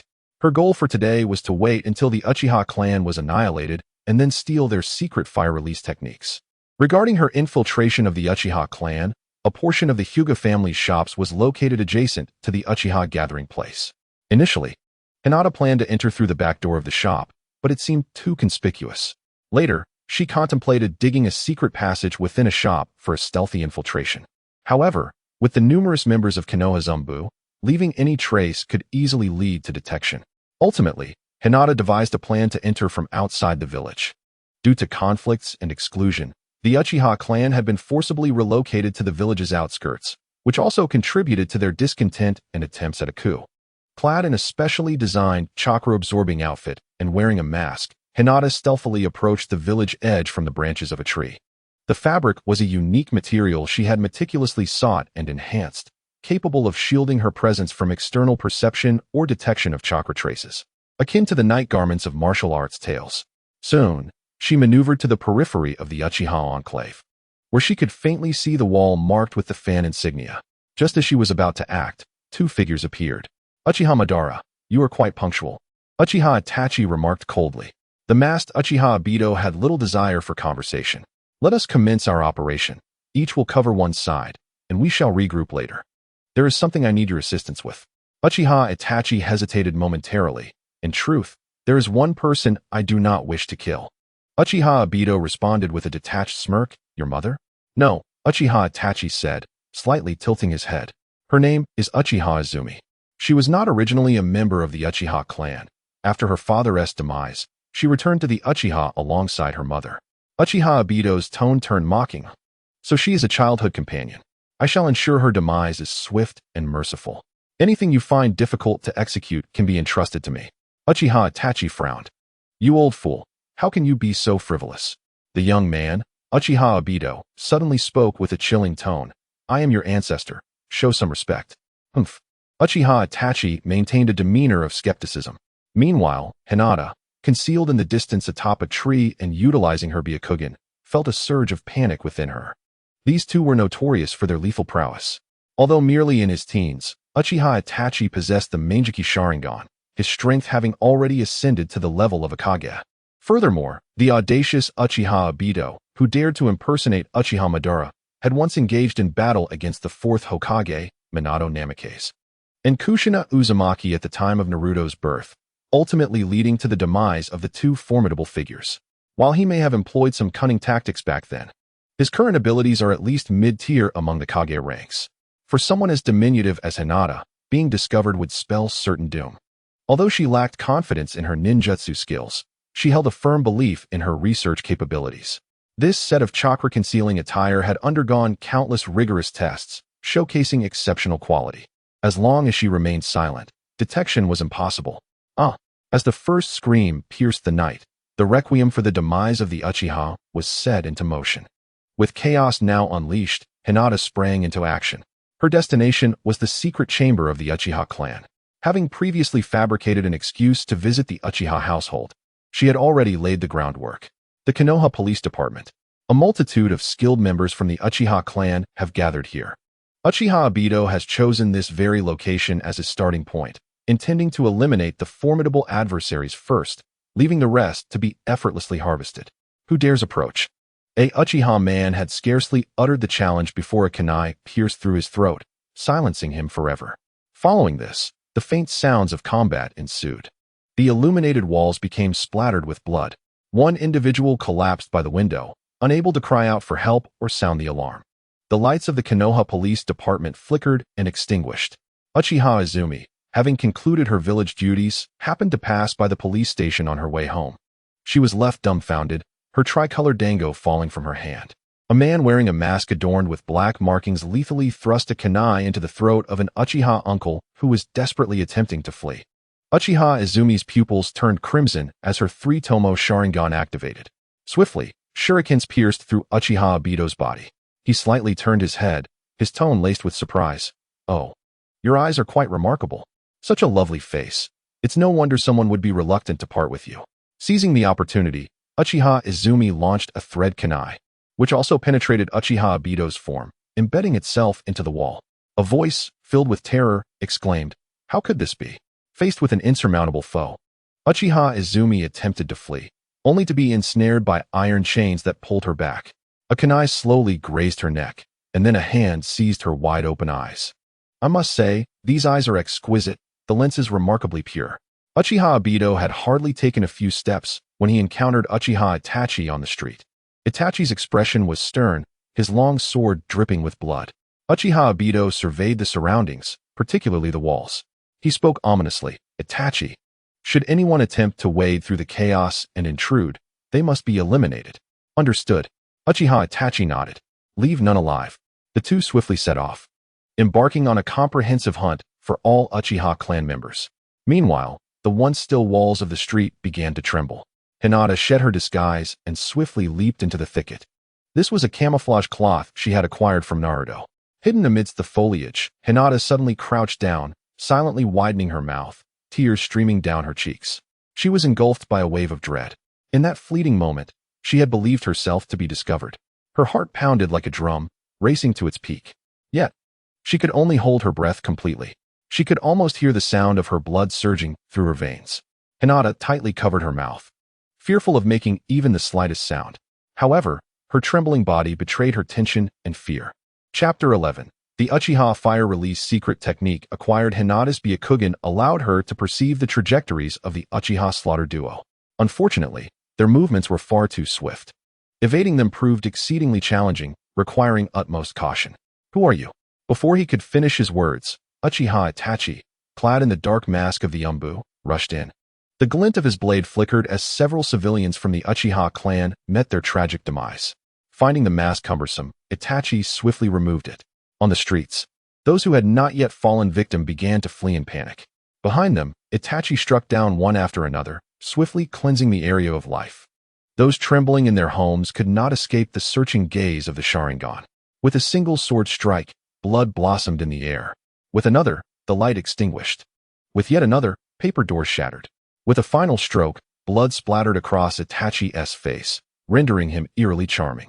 House after house, one life after another fell before him. There was no warning, no hesitation. Itachi glided through the family members like a specter. Blood and darkness intertwined to create a tapestry of brutality. Any resistance proved futile. Members of the Uchiha clan collapsed before him, some unable to utter a cry before their eyes closed forever. The acrid scent of blood permeated the air. Itachi's robes were stained with splotches of crimson, yet his expression remained unwavering, devoid of any turmoil. He bore only the profound love of darkness. Compelled to make sacrifices for a greater peace, sacrificing his own kin, sacrificing familial bonds. Each swing of his blade was a laceration to his own soul. Yet he did not falter. In this one-sided massacre, the glory and splendor of the Uchiha clan gradually dimmed. Itachi's figure became increasingly indistinct against the night until he vanished entirely into the shadows, leaving behind a scene of devastation and blood. The sky, shrouded in a mist of blood, bore witness to the horror.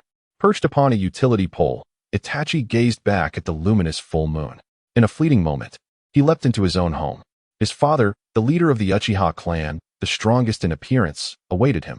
Itachi anticipated a fierce confrontation. However, as he stealthily peered inside, he heard a beckoning voice. This way. There are no traps. Come in.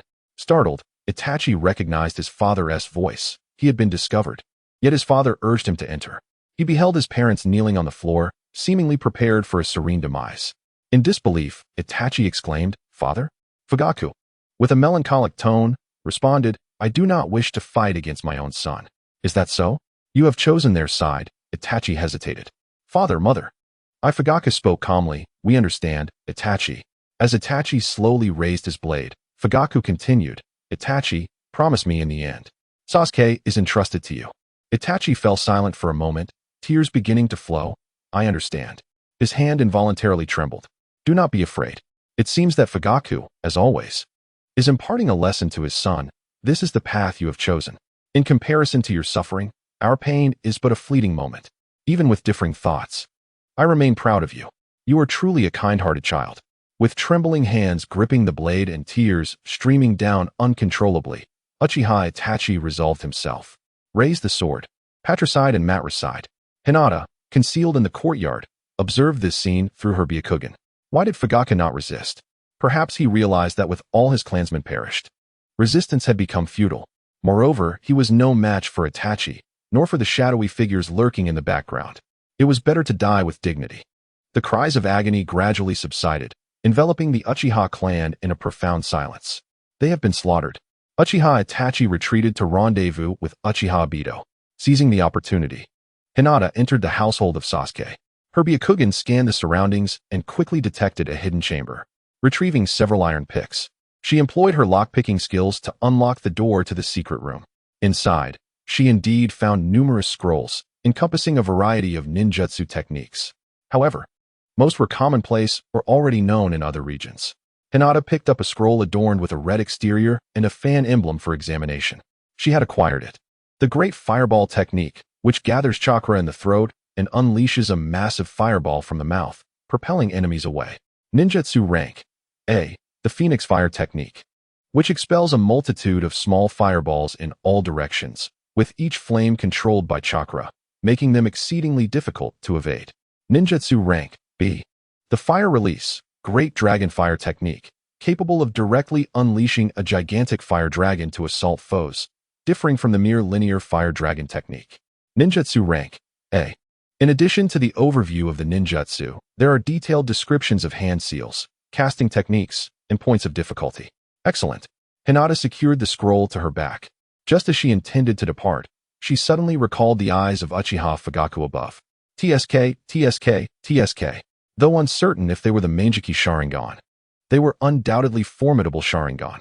Despite the urgency of time and the wisdom of retreating after achieving her primary objective, the allure of a pair of Sharingan was simply irresistible.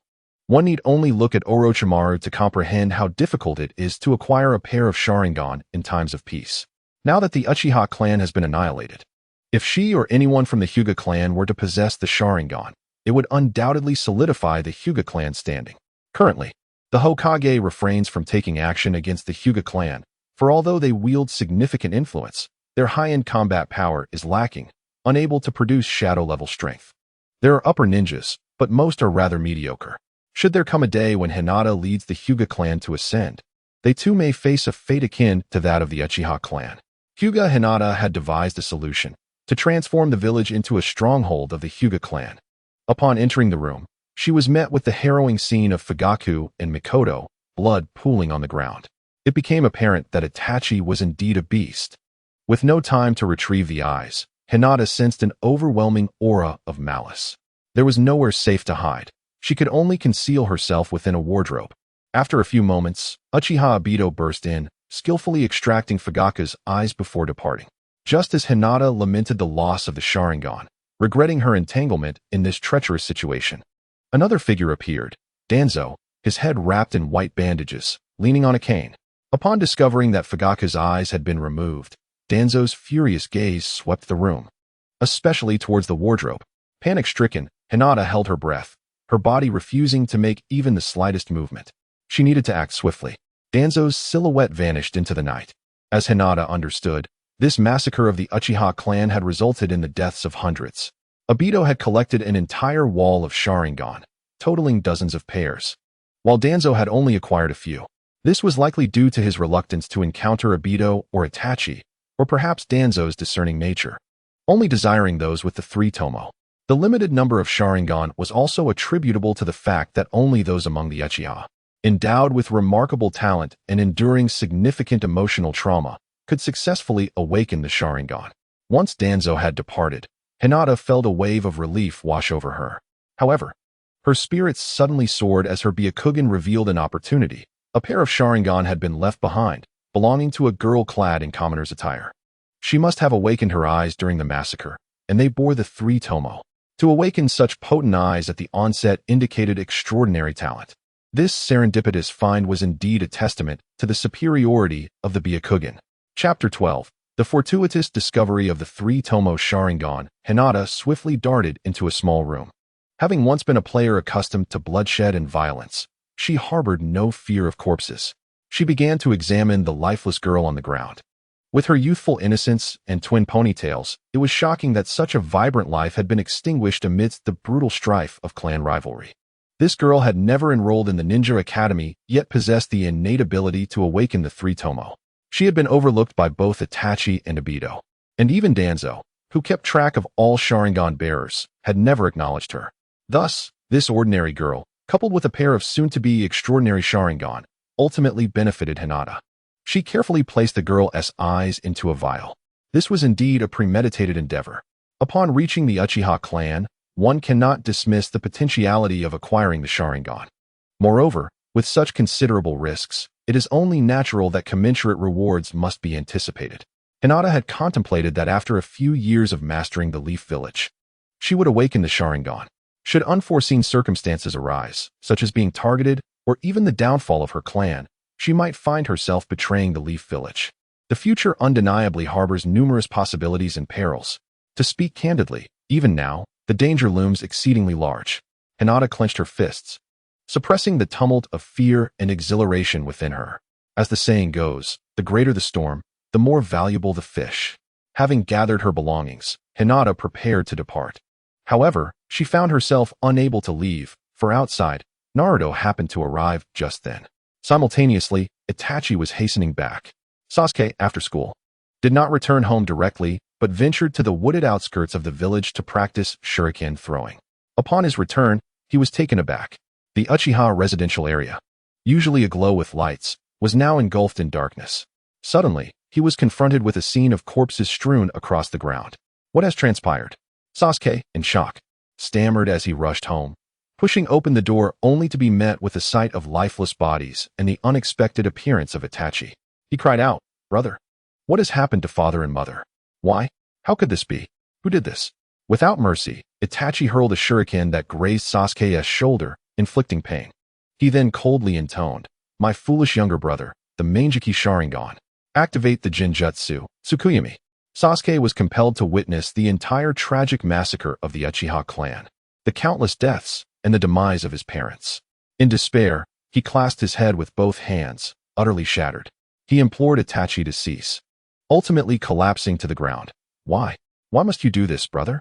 Itachi replied with an air of indifference, "To measure my own capacity. I have long played the role of the brother you idealize. It is to gauge your potential. You shall become my rival in this regard. You harbor the potential akin to mine to awaken the Mangeki Sharingan. If you too awaken it, there will be 3 of us capable of wielding the Mangeki Sharingan, thereby imbuing your survival with purpose. Currently, you possess no value even in death. Foolish little brother, run away, flee, and cling to life.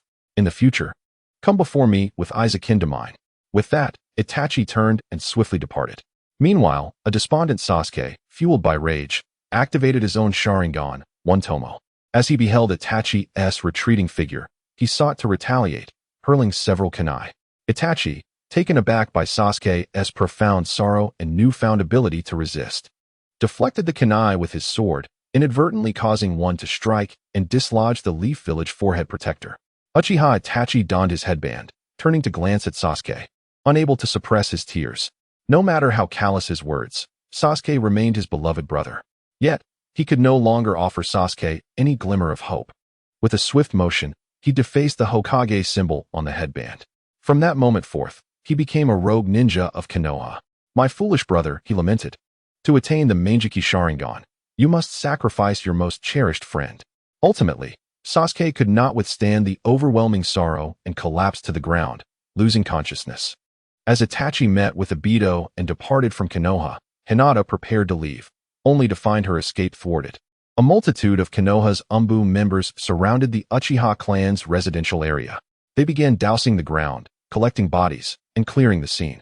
In desperation, Hinata retrieved a camouflage cloth, concealing herself in the ceiling, hoping to remain undetected.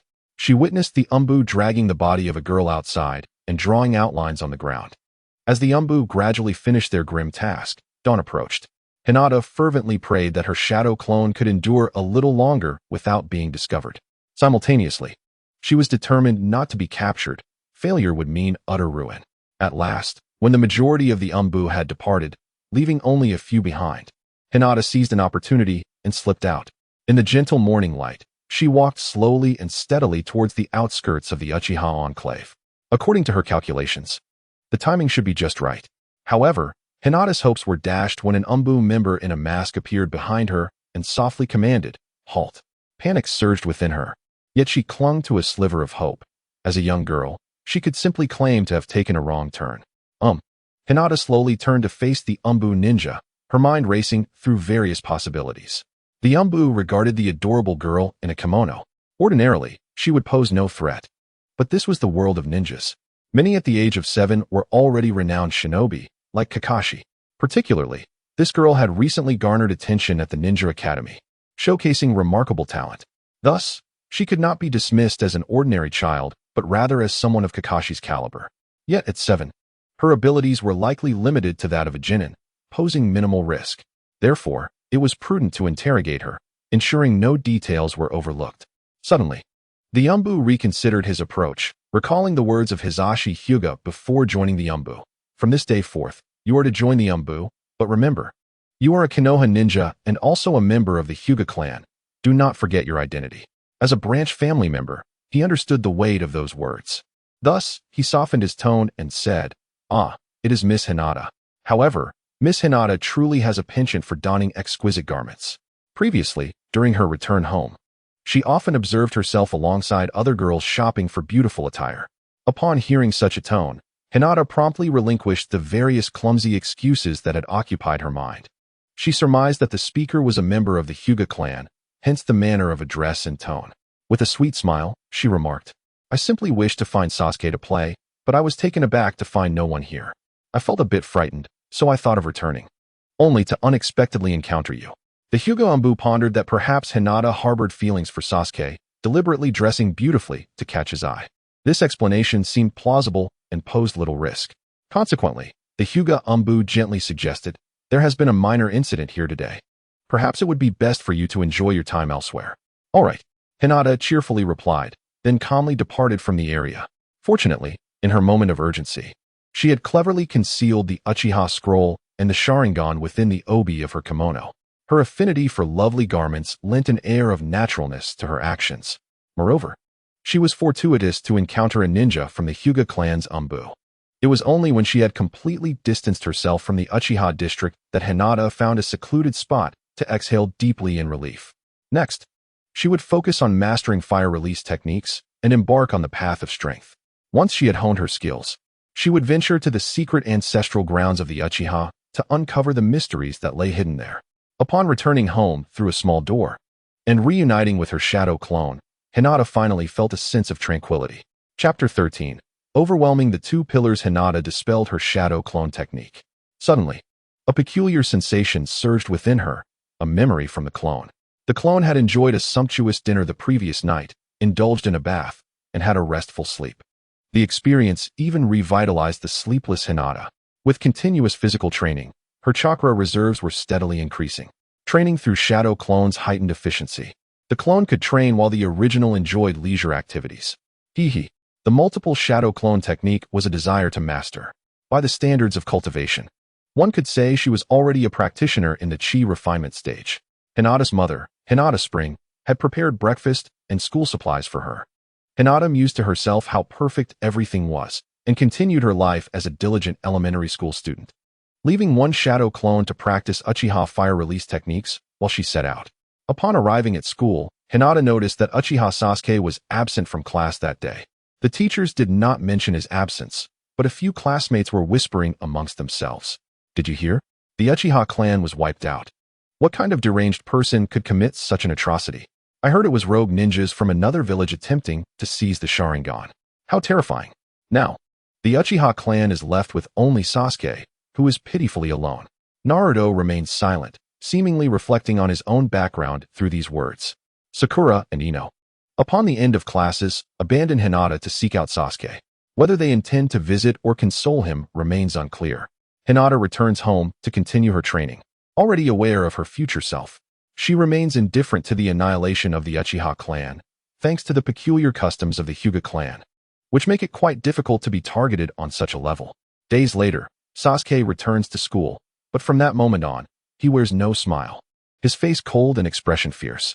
He refrains from speaking with those around him, ignoring everyone entirely. When Sakura attempts to engage him in conversation, she is met with a piercing glare that sends her away. Sasuke approaches his studies with utmost seriousness, doubling his training efforts. Hinata understands that he must desire to grow stronger quickly in order to seek vengeance against Itachi Uchiha. Simultaneously, during every lecture, Sasuke's gaze is fixated on Hinata, for she has now become the pinnacle he aspires to surpass. After school, Hinata plans to return home for training, only to have Sasuke pursue her into an alley, calling out to her, "Don't go." Upon hearing this urgent plea, Hinata turns around with a sweet smile. "Naruto-kun, is there something you need?" Sasuke coldly responds, "I want to challenge you. Then I will defeat you and trample you underfoot." What nonsense. The winds have ceased, and the rain has stopped. Sasuke feels emboldened. "Hinata, I admit you are a formidable opponent, but to become the strongest, I must step over you." With that, Sasuke activates his Sharingan, the very source of his confidence. Hinata rolls her eyes at him. "Must you really trouble me? Can't you just skip over me and challenge a lower-ranked ninja instead?" At this moment, Sakura, Ino, Naruto, and others, having received news of Sasuke pursuing Hinata, rush to the scene. Among them are Choji, munching on snacks, and Shikamaru, who ponders how to deal with these two in the future with minimal effort. Hinata shakes her head. Sasuke-kun, what should I say to you? Just because your clan was destroyed, does that justify unleashing your Sharingan? If I'm not your match, perhaps you should train for a few more years. I'm busy heading home for dinner. Anger surges within Sasuke, his face flushing red. He immediately lunges at Hinata. However, Hinata no longer retreats. She strikes down Sasuke's arm with a swift palm. With the enhancement of his Sharingan, Sasuke moves rapidly, employing its abilities to anticipate Hinata's attacks. The two engage in a fierce exchange, finding themselves evenly matched for a time. Sakura murmurs, both of them are incredibly strong. Ino rubs her eyes. I can hardly keep up with their movements. With a half-eaten snack, Shikamaru contemplates the most efficient strategy for handling these two in the future, having tested Sasuke's strength. Though Hinata currently possesses only half of her chakra, she has long surpassed her peers. Channeling her chakra, she gathered it with remarkable intensity. In an instant, Hinata's arms boasted a strength several-fold greater. Sasuke was sent reeling from a single strike. With a gentle tease, Hinata remarked, Sasuke-kun, is your capacity limited to this? Capacity? In that fleeting moment, Sasuke was reminded of Itachi Uchiha, his mind momentarily adrift. Without affording him a moment's contemplation, Hinata seized Sasuke and slammed him against the wall. You are too weak, she stated nonchalantly as she released him. Collapsing to the ground, Sasuke's thoughts drifted once again to Itachi's words. My foolish little brother. He lifted his gaze to Hinata, as if he were staring at Itachi. In a fit of frenzy, Sasuke drew a kunai and lunged at Hinata. The duel had escalated into a life-and-death struggle. What the hell, is he mad? Hinata exclaimed, then unleashed the 8 trigrams 32 palms. Crackling sounds echoed as she sent Sasuke soaring into the air, where he remained suspended for a considerable time. When he finally descended, he was utterly limp, a small trickle of blood escaping his lips. The onlookers gasped in shock. Hinata then lifted Sasuke, feeding him a food pill, chuckling, Sasuke-kun, you must practice more. After being thoroughly beaten yet receiving the food pill, Sasuke regained his senses, beginning to regret his earlier actions. I'm sorry, Hinata. I mistook you for that person. Hinata set Sasuke down and brushed the dust from his clothes. Remember this. Always remain calm and avoid impulsiveness. If it had been another classmate, you would likely have injured them severely. And if it were truly your enemy, you would be dead now. From the bushes, Ino suddenly swooned. I can't take it. Why does Hinata seem so cool? Sakura retorted. Who says that? She's very gentle. You know? She shot a disbelieving glare at Choji.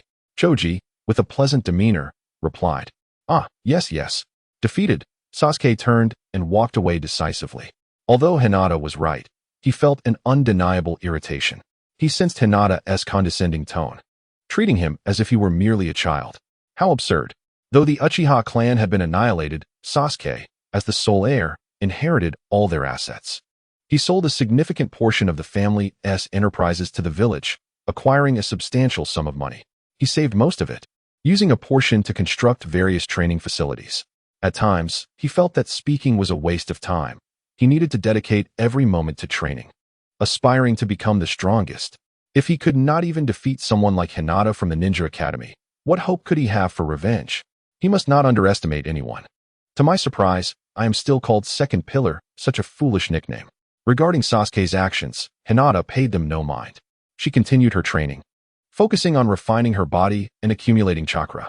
If chakra corresponds to spiritual energy in the realm of cultivation, I wonder what level she currently stands at in her chi refinement stage? Chapter 14. Young Master Uzumaki Naruto. Hinata had practically mastered the curriculum at the Ninja Academy, to the point where she occasionally refrained from attending. After all, graduation was merely a thought away. One day, on a whim, she decided to visit Naruto to see how this little brother of hers was faring. Before she even entered, she heard Naruto's excited voice. Sister Akira, what delicious food are we having today? Naruto, Akira replied gently. Would you like to eat Konoha stew? That's what we're having today. Yay. Upon noticing the door had opened, Akira turned to see the adorably Navi Hinata. Instantly, she bowed respectfully and said, Lady Hinata. Naruto, witnessing the respect shown by his sister, felt a bit awkward. After all, Hinata was indeed his great benefactor. He stammered, Hinata, lady? Hinata shook her head, feeling a little embarrassed by the situation. Come on. You are the son of the 4th Hokage, the reincarnation of Ashura, with noble blood in Konoha. Although in the land of China, lineage was of little concern, as everyone had illustrious ancestors. Patting Naruto on the shoulder, Hinata said softly, "Silly little one, just call me Hinata. Remember, we are equals. Sister Akira, from now on, you should address Naruto as young master." Akira quickly bowed her head, replying, "As you wish, Lady Hinata." "Greetings, young master Naruto." This made Naruto shy, his cheeks flushing as he bashfully said, "Hello, Sister Akira." Seeing this scene, both Hinata and Akira couldn't help but laugh, and soon Naruto joined in, creating a warm atmosphere. The three of them enjoyed dinner together. Naruto voluntarily offered to help Akira with chores. Hinata was quite pleased with Akira's efforts. During this time, Naruto's home had undergone significant changes. The once chaotic clothing was now neatly organized in the wardrobe. The refrigerator brimmed with fresh fruits, vegetables, eggs, and milk, while the instant noodles of your had vanished. Little Naruto's life had truly become more prosperous. According to Akira, Naruto had previously felt guilty and had given the allowance bestowed upon him by the third Hokage to Akira. Unable to refuse, she took it upon herself to keep it safe, promising to use it for Naruto's future wife. Upon hearing this, Hinata felt her face inexplicably flush. Following the original trajectory, wouldn't Naruto's wife be herself? It was indeed a curious sensation. In the stillness of the night, as the village's streetlights dimmed, an enveloping silence settled. Unable to sleep, Naruto climbed onto the roof to survey the village. Suddenly, he noticed a flicker of fire in the direction of Sasuke's home. Then, he noticed the direction of the Hyuga clan, where flickers of firelight seemed to emanate. Naruto pondered what those two might be doing at that moment. Oh dear, could they be training? In the backyard of the Hyuga clan, Hinata was indeed engaged in her practice. At that moment, she produced two shadow clones and swiftly formed hand signs, exclaiming, "Fire release, great fireball technique." A colossal fireball erupted, causing the entire surface of the lotus pond to evaporate, sending the koi fish scattering in all directions. The results were satisfactory, and Hinata continued to peruse the scroll. Although the hand signs for this technique were impressive, performing too many could prove quite cumbersome. Hinata surmised that these signs were merely a method to channel chakra within her body. For an ordinary individual, hand signs made the execution of ninjutsu more convenient. But for someone with her formidable mental prowess, couldn't she simply manipulate it with her thoughts? Might this be the approach employed by the masters who utilize ninjutsu without hand signs? Figures like Itachi Uchiha and Orochimaru seldom relied on hand signs. Reflecting on Itachi Uchiha, Hinata recalled the recent rumors circulating in the village. It was said that the annihilation of the Uchiha clan was orchestrated by Itachi himself in a bid to awaken his Sharingan, committing unspeakable acts against his own kin. Such madness was unfathomable. Hinata was also aware of how Danzo had fabricated the narrative that Itachi had murdered Shisui Uchiha to seize his Sharingan, thereby casting a shadow upon Itachi and absolving himself of suspicion. Consequently, Itachi became a fugitive, marked as a rogue ninja by the Land of Fire. At this juncture, the Akatsuki organization was rapidly expanding, with Orochimaru still in its ranks. However, he would soon be disbanded from the organization after being swiftly defeated by Itachi's Tsukuyomi. Ever since Hinata emerged, the atmosphere at the Ninja Academy had transformed, with an intense competitive spirit taking hold. Time flew by, and before long, it was time for the final examinations. For ninjas, as long as one's abilities met the standards, graduation was attainable. Even lower-grade students could apply to participate in the graduation exams. Given the vast array of ninja types, the assessment items were varied and would take several days to complete. Hinata paid little heed to the notion of graduating. She contemplated remaining at the academy to strengthen her bonds with her peers, adopting a spectator's attitude amidst the crowd.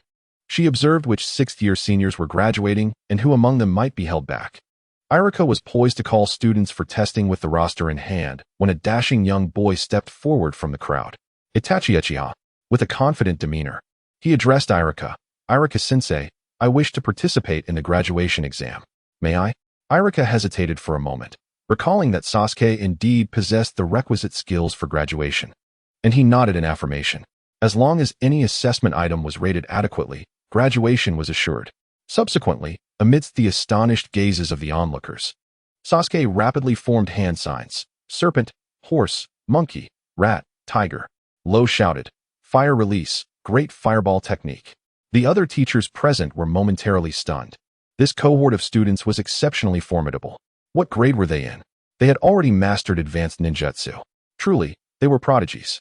Uchiha Sasuke was the first to dazzle the crowd with a small, great fireball technique, earning a top-tier evaluation upon graduation.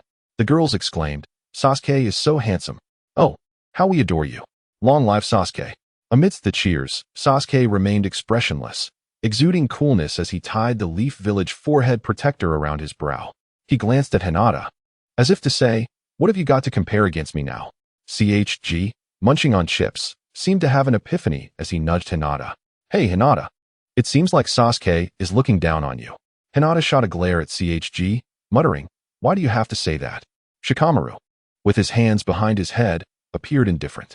Shino stood at the back of the crowd, blending into the background. Ino stoked the flames of competition, saying, "Yes, Hinata. You should go up and slap his face." Hinata turned her head and huffed, "I want to stoop to a child's level.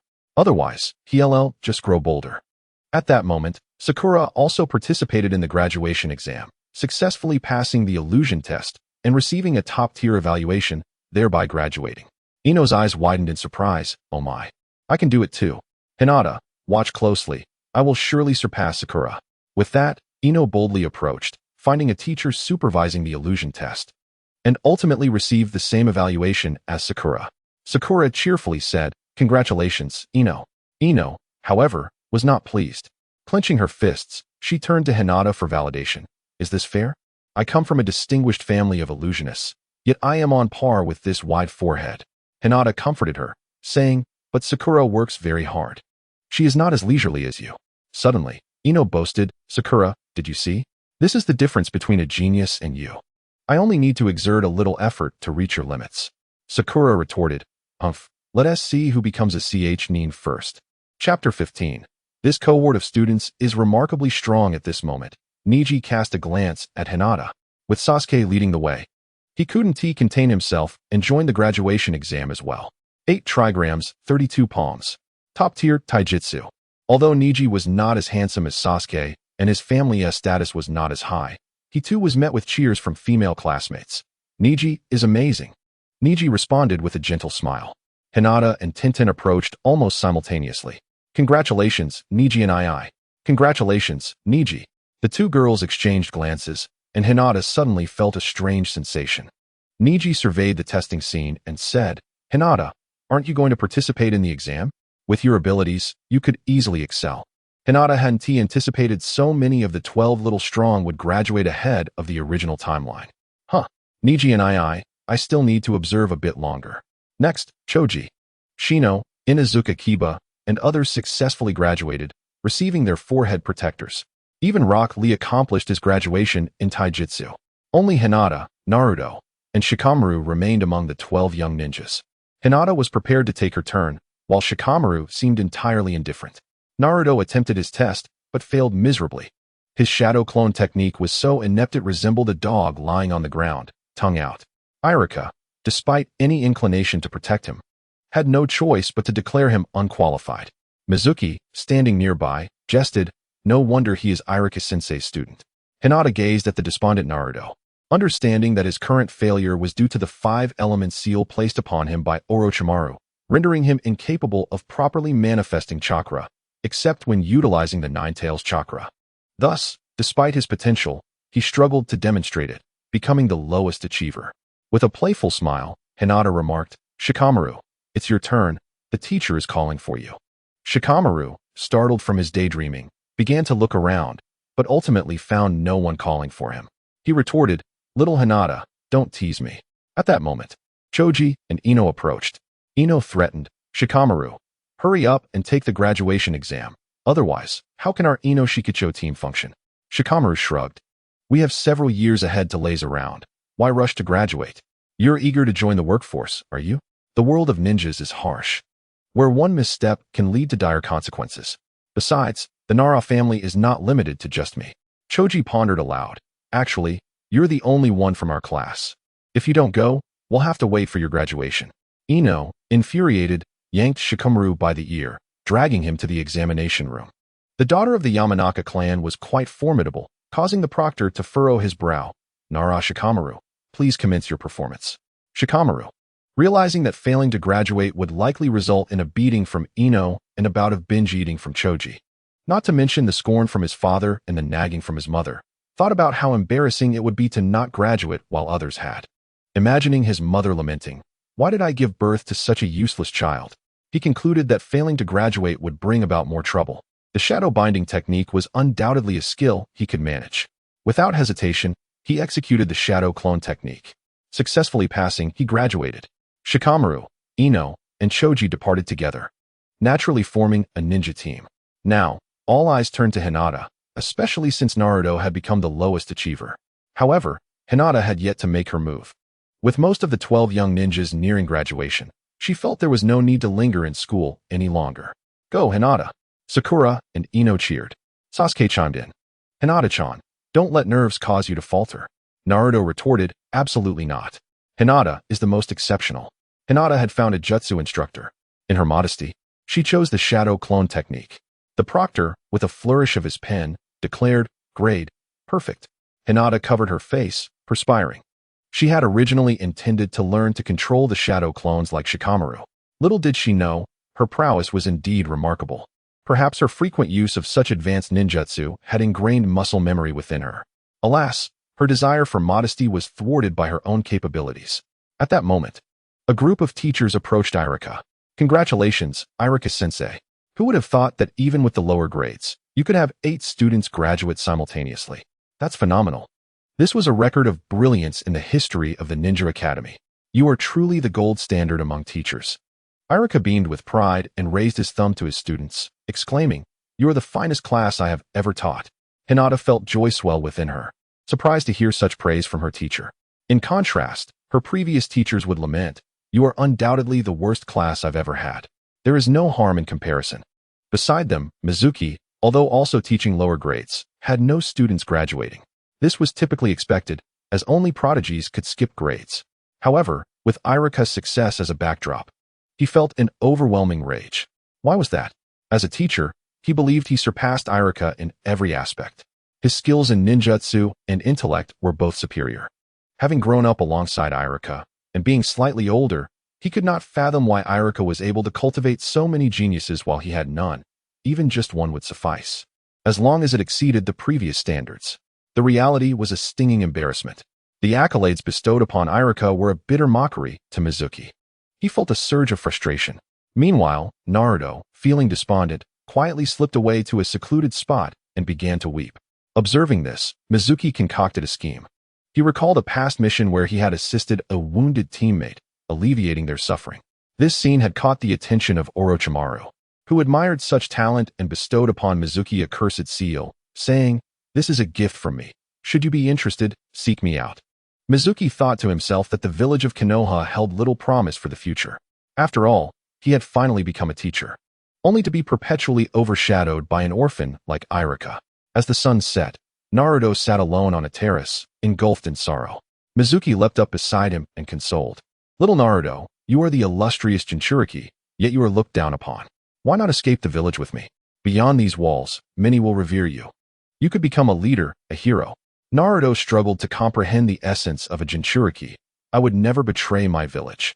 Mizuki replied with a smile, "Well done, my child. Congratulations on passing the test. Konoha truly needs loyal ninjas like you." In truth, Irika-sensei did not intend to make things difficult. He merely sought to solidify your foundation, enabling you to grow genuinely stronger. Naruto gazed blankly at Mizuki, pondering how well the teacher understood him. However, he voiced his concern. "But Mizuki-sensei, everyone else has graduated. I cannot be the only one left behind." Mizuki smiled slightly. "Since you are so eager to graduate, allow me to share a secret. If you retrieve a book of sealing techniques from the Hokage's office and learn even a fraction, you will surpass the others." Naruto hesitated, reflecting, "Isn't that stealing?" Hinata had always advised him against thievery, a lesson he held dear. Mizuki's tone turned slightly icy. "You only need to glance at it, learn what you can, then return it. Don't hesitate. You wouldn't want to be seen as Irika-sensei's worst student, would you?" Chapter 16. The Book of Sealing. Naruto recalled the countless moments Irika had spent guiding him, along with Hinata's unwavering support and concern. He could not let them down. Following Mizuki's instructions, he made his way to the Hokage's office. Meanwhile, Hinata returned home. Hisashi had received news in advance, and his usually stern expression softened into a smile, filled with joy at having such a capable heir. It felt as though he had nurtured a child destined for failure, only to witness a miraculous transformation overnight. With the child returning home, even more exceptional than before, Hanabi rushed to embrace her sister. "Hinata, I heard you graduated from the Ninja Academy. Father says you are the pride of our family." Hisashi, feeling his authoritative facade waver, quickly cleared his throat to assert that he had never uttered those words. He remained the stern father figure. The servants and guards of the Hyuga household gathered in the courtyard, particularly Haru, who excitedly approached Hinata, unveiling a banner that read, "A promising future." Natsu followed suit, unfurling another banner that proclaimed, "A bright future awaits." Aki declared, "Set sail." And Fuyu added, "Dreams come true." These banners were inscribed in kanji, as the world of Hokage resembles that of Sakura country, where kanji remains the most formal and revered script. Used to commemorate significant milestones and occasions with pride, the guards collectively cheered, "Congratulations, Lady Hinata, on your early graduation." Despite being only 8 years old, Hinata exuded the grace of a refined young lady. Due to her training, she had developed rapidly and now stood at a height of 1.4 meters, blossoming into a charming young girl. "Thank you, everyone," Hinata replied gently, as the family dispersed, just as she sought to liberate herself from Hanabi's constraints. Hinata keenly sensed an unusual disturbance in the distance. A multitude of ninjas was on the move. After a moment of contemplation, she recalled that Naruto, having failed to graduate on time, had fallen to the bottom of the class. This implied that the events surrounding Mizuki had also transpired earlier than expected. A minor oversight could lead to significant consequences. Without hesitation, Hinata urged Hinata Natsu to take Hanabi and leave, reminding her to diligently practice. She then departed from the Hyuga residence, donning the Leaf Village forehead protector around her neck, now officially a genin. Not long ago, Naruto had climbed to a high floor in front of the Hokage's guards. The guards, accustomed to the antics of children, paid him no mind, dismissing it as mere mischief. Following the information provided by Mizuki, Naruto stealthily entered a corridor through a window ledge. There, he discovered a large, locked red door. "What a piece of cake," Naruto muttered, producing several thin wires, and deftly picked the lock. Inside lay numerous scrolls, and he quickly spotted the sealing book prominently displayed. He promptly slung it over his back. "What are you doing, Naruto?" a shocked voice exclaimed. The third Hokage, pipe in mouth, had approached from behind. Realizing he was in trouble, Naruto immediately formed hand signs. The third Hokage grew tense. Despite Naruto's youth, he was the Nine-Tails Jinchuriki, and should he lose control, the consequences would be dire. Seduction Jutsu. As the smoke cleared, a golden-haired, blue-eyed, enchanting young woman appeared before the third Hokage. His eyes widened in disbelief, fixated and unable to move. "Lord Third, do you desire me?" Naruto teased, blushing.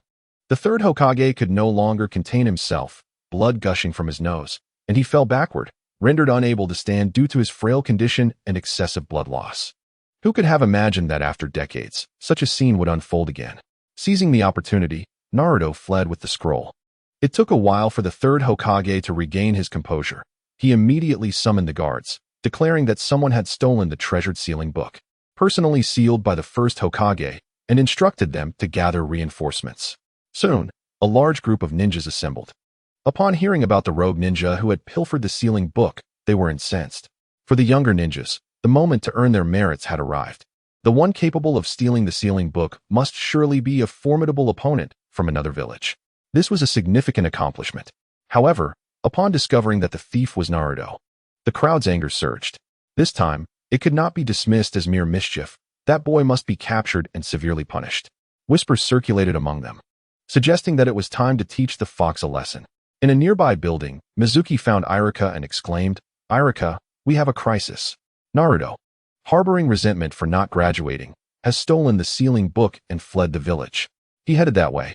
Irika, in a moment of panic, disregarded everything and immediately gave chase.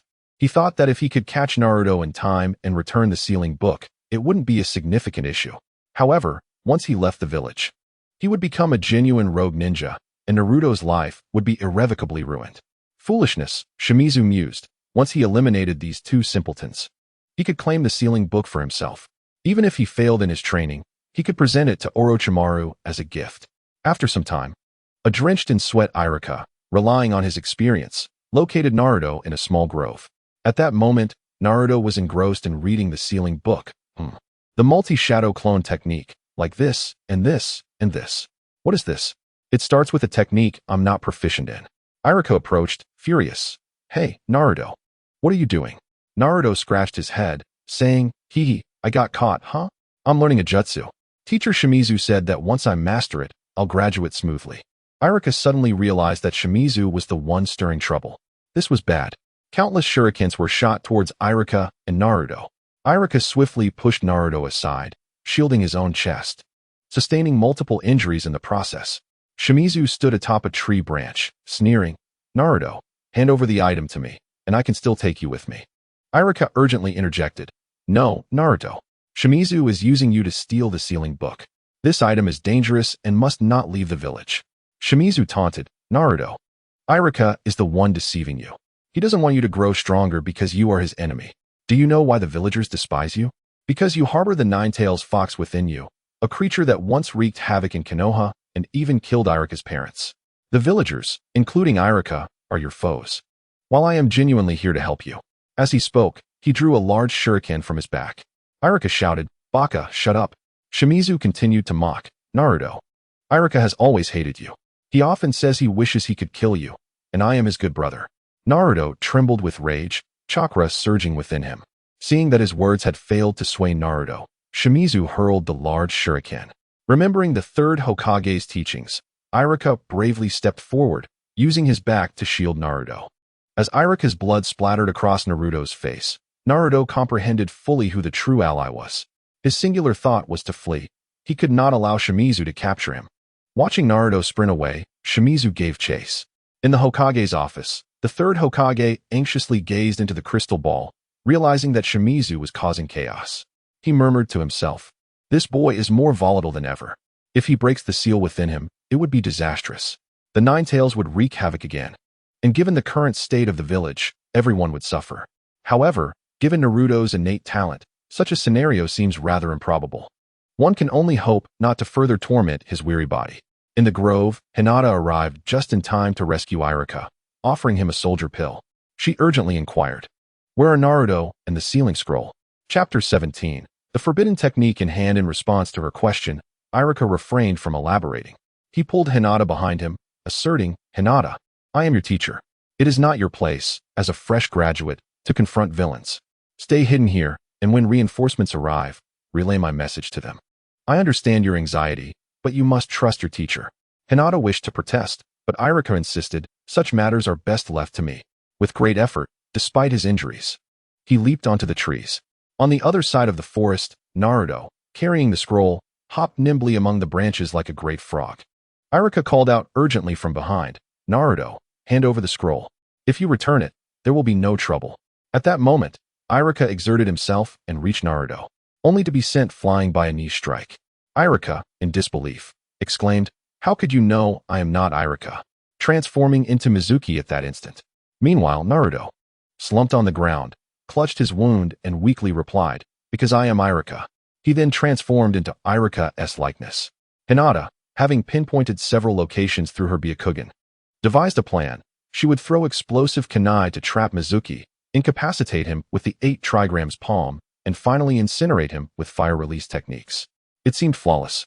Yet, she noticed Naruto, clutching the sealing scroll, hidden behind the trees, as well as Iruka, who was preparing to strike from the shadows. The forbidden technique held greater significance. Iruka would not perish just yet. Hinata leaped before Naruto. Upon seeing her, Naruto's heart swelled with joy, and he hastily tossed the sealing scroll to her. He then charged forward, colliding with Mizuki just as he aimed to attack Iruka. Hinata, gazing at the sealing scroll in her hands, felt a pang of trepidation. She knew that the third Hokage was observing Naruto's every move through a crystal ball. Should he discover that she had learned forbidden techniques, she would be treated with suspicion. Much like a thief, it was better that the third Hokage remained unaware, but if Danzo found out, it would be dire. Naruto, filled with rage, declared, I will not allow you to harm Iruka-sensei. Mizuki taunted, you little brat, I could kill you with a mere gesture. A person like you would only perish on the battlefield for the sake of your comrades. You filthy fox. Naruto's expression twisted into a fierce grimace. As he formed hand seals and declared vehemently, You scum, I will return this tenfold. Multiple shadow clone technique. A vast plume of smoke enveloped the grove, and countless Naruto clones emerged, densely filling the area above and below the trees. The initial group, led by Naruto, charged towards Mizuki. Now was the moment. Hinata summoned a substantial amount of chakra to unlock the sealed book. In merely a second or two, she glanced through it all before closing it again. With her remarkable photographic memory, she had already committed everything to memory. She struggled to contain her overwhelming joy. The third Hokage observed through the crystal ball as Naruto's shadow clones relentlessly pummeled Mizuki. He murmured in astonishment, to think Naruto could master such a technique. It is indeed surprising. Nevertheless, the reason why the multiple shadow clone technique is classified as forbidden lies entirely in its immense chakra requirements. For those lacking sufficient chakra, attempting to perform it could easily lead to exhaustion and death. It was akin to possessing the power to act once, yet attempting it 7 times in a single night. Witnessing Mizuki being utterly overpowered, it seemed the outcome was already determined. The third Hokage shifted his gaze towards the sealed book. He saw Hinata dutifully tightening her grip on it, clutching it tightly to her chest as she concealed herself in the bushes. It appeared she was willing to sacrifice her life to protect the sealed book. What a good girl she was. The third Hokage felt no concern that Hinata could open the sealed book, for apart from an anomaly like Naruto, others would require nearly the chakra level of a jonin to do so. Although Hinata was talented, she was merely a fresh graduate. Simultaneously, the third Hokage contemplated how to manage the aftermath. Dealing with Naruto was out of the question. As a Jinchuriki, he was an invaluable asset to the village. Iruka had finally ignited Naruto's determination to protect his comrades. Thus, all blame would have to be shifted onto Mizuki. If he survived, he would face a lifetime in prison. The third Hokage promptly issued a command to halt the search. After Mizuki had succumbed, Hinata dutifully handed the sealed book to Iruka. At that moment, the third Hokage's personal guards arrived, taking both the sealed book and Mizuki away. Iruka, filled with joy, affectionately ruffled Naruto's hair. Well done, you have earned my approval. This is your headband. He smiled warmly, saying, Naruto, congratulations on your graduation. Covered in blood, Naruto leapt with his headband in hand. Hooray, I graduated too. Iruka turned to Hinata. Thank you. Without you, I might not even be able to stand right now. How about this? Let me treat you both to ramen. As they walked, Iruka pondered that although Naruto had a large appetite, the money he brought should suffice. At Ichiraku Ramen, amidst the cheerful smiles of the Otsutsuki, Iruka exited the shop with his head down, feeling weary. How could a simple meal for 2 students lead to such debt? Hinata waved at Iruka with a sweet smile. Goodbye, Iruka. And thus, they returned home. Hinata concentrated her thoughts, endeavoring to recall every detail of the Book of Seals. She aimed to document everything before the memories faded. The technique of multiple shadow clones allows for the creation of a multitude of shadow duplicates, utilizing an immense chakra reserve to produce thousands of clones at once. Each clone possesses an identical chakra distribution as the original, albeit with diminished strength. The clones are capable of engaging in combat and executing actions, but they dissipate upon sustaining any damage. Once dispelled, the original can absorb the experience garnered by the released clones. The greater the chakra, the more clones can be simultaneously created. However, mastering this technique is fraught with peril. Hinata remained uncertain about the extent of her chakra, believing that she must enhance her abilities further before attempting it. As she transcribed the second ninjutsu, she could not suppress a gasp of astonishment. The previous technique of multiple shadow clones was formidable, yet merely a basic skill, while the second reached the level of forbidden jutsu. It was none other than the infamous impure world reincarnation. This technique can be deemed the most significant ninjutsu of the Fourth Great Ninja War. It involves extracting a certain amount of the deceased's physical tissue and using a living body as the vessel for the deceased soul, subsequently summoning the spirit from the afterlife to the present realm. The soul of the deceased attaches itself to the vessel, cloaking the living body in dust, thus transforming it into the likeness of the deceased in life. This technique is exceedingly challenging to execute in a peaceful environment, and it is likely the unaltered version from the Sage of the Six Paths, replete with numerous flaws. Although the caster can control the reincarnated individual's consciousness and actions through seals or summoning contracts. If the reincarnated is aware of the hand seals for the impure world reincarnation, they can actively sever the reincarnation contract and escape control. Even the perfected version of this technique can be resisted by willpower, as seen with powerful entities such as Kagaya Otsutsuki or Uchiha Madara. Should the summoned powerful beings break free from control, the caster would find themselves in extreme peril. What could the third forbidden technique be? Chapter 18. The Unveiling of the Eight Gates. This technique releases the body's restrictions on chakra, unleashing excess energy. Within the chakra circulatory system, there are 8 gates: the opening gate, rest gate, life gate, injury gate, death gate, view gate, shock gate, and the death gate, each regulating the chakra within the body.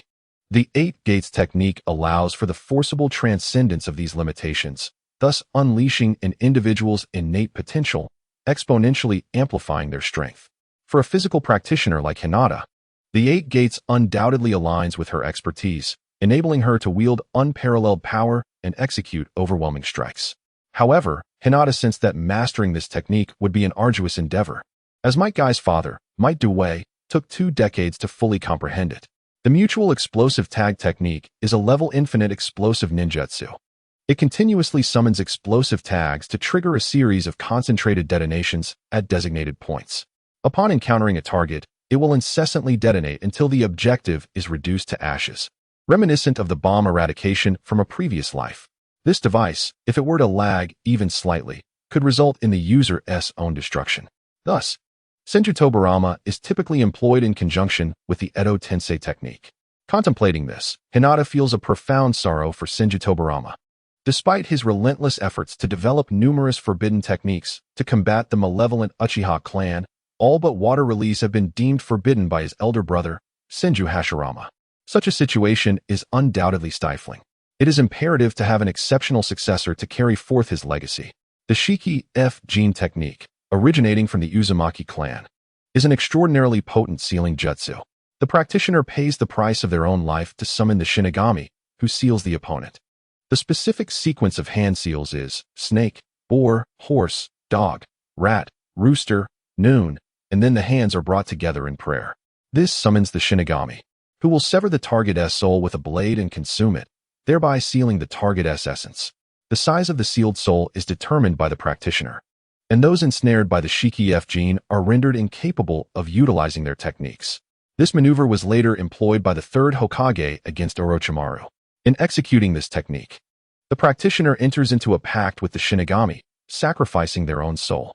Consequently, after the Shinigami devours the target's soul, the practitioner's soul too will be consumed. Thus, both the practitioner and the enemy shall eternally loathe and struggle against one another within the Shinigami's belly, never to be reborn. This is a method of mutual destruction. In future events, Orochimaru sacrifices his hands, while the third Hokage sacrifices his life. At this juncture, Hinata suddenly conceives a bold notion.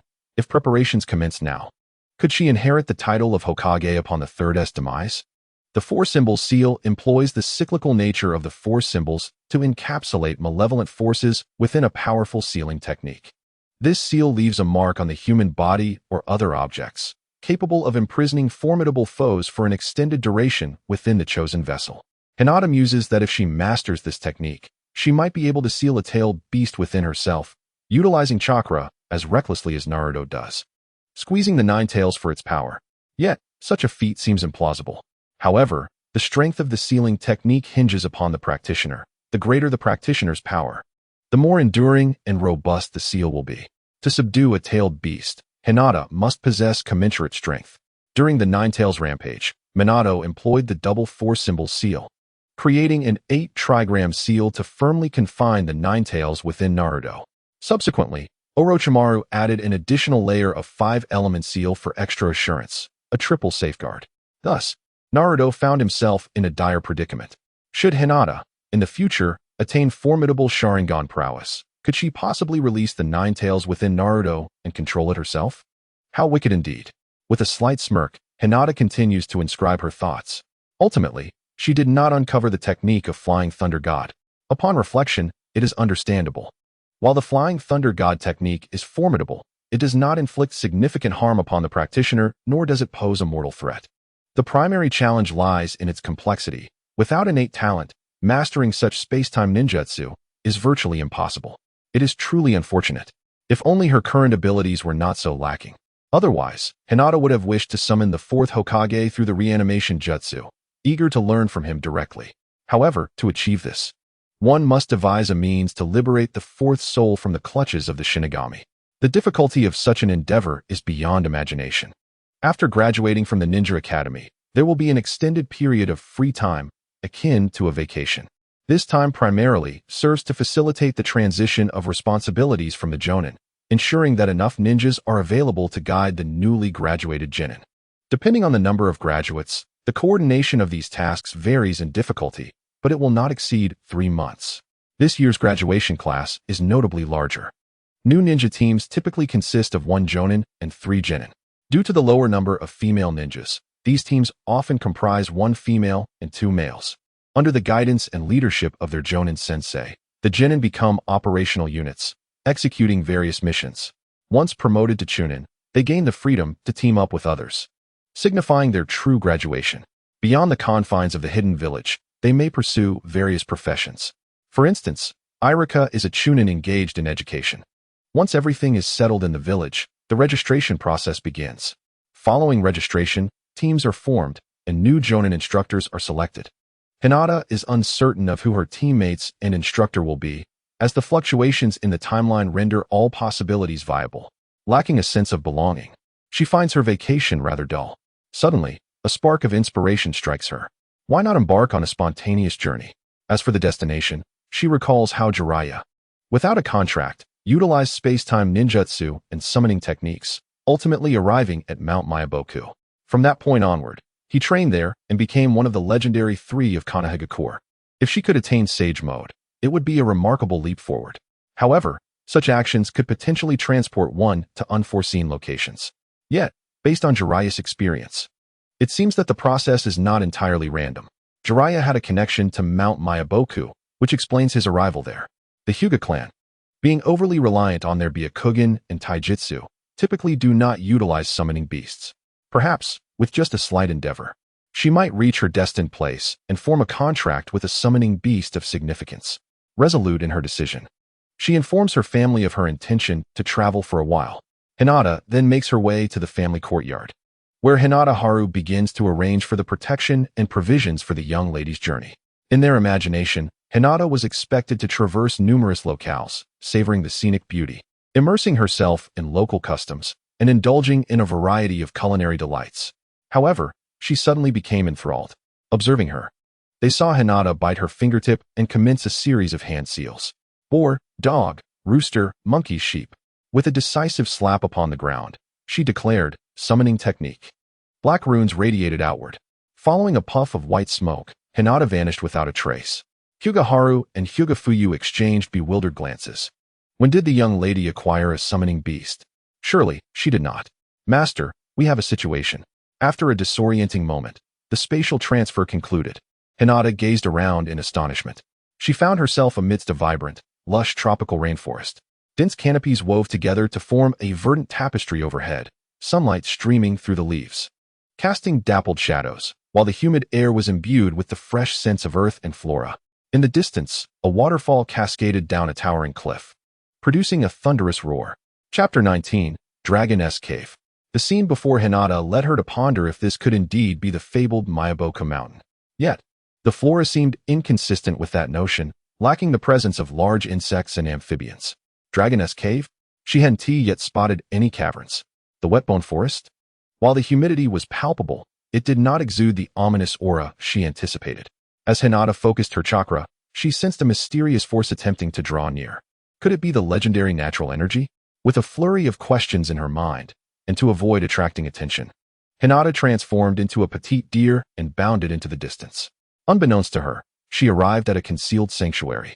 Sunlight filtered through the sparse canopy, casting mottled light upon a tranquil body of water. To her astonishment, it was a hidden hot spring. Having just emerged from the oppressive heat of the rainforest, Hinata's body yearned for a soothing soak. Without hesitation, she shed her garments and gracefully leapt into the warm waters. The splashes gently rose, creating delicate ripples, and in an instant, a wave of warmth enveloped her, banishing all fatigue. While Hinata playfully splashed about, she unexpectedly detected an unusual quality in the water. It possessed a subtle viscosity, as if it could permeate her skin. Oh no, how careless of me. I hope there are no adverse effects. She turned her focus inward. examining her meridians and circulating her chakra. This peculiar sensation stirred something within Hinata, sharpening her awareness of natural energy to an unprecedented clarity. Closing her eyes, she took a deep breath, as if she could hear the heartbeat of the earth and feel the flow of every energy current in the air. She recalled the meditative practices from the Cultivation novels, which spoke of absorbing spiritual energy. Drawing upon her previous experiences accumulating chakra, Hinata instinctively began to channel it. Remarkably, it proved effective. As the cultivation technique commenced, the surrounding natural energies seemed to be drawn towards Hinata by an unseen force, converging upon her. The water in the hot spring appeared to become more vibrant, resonating with the energy within her.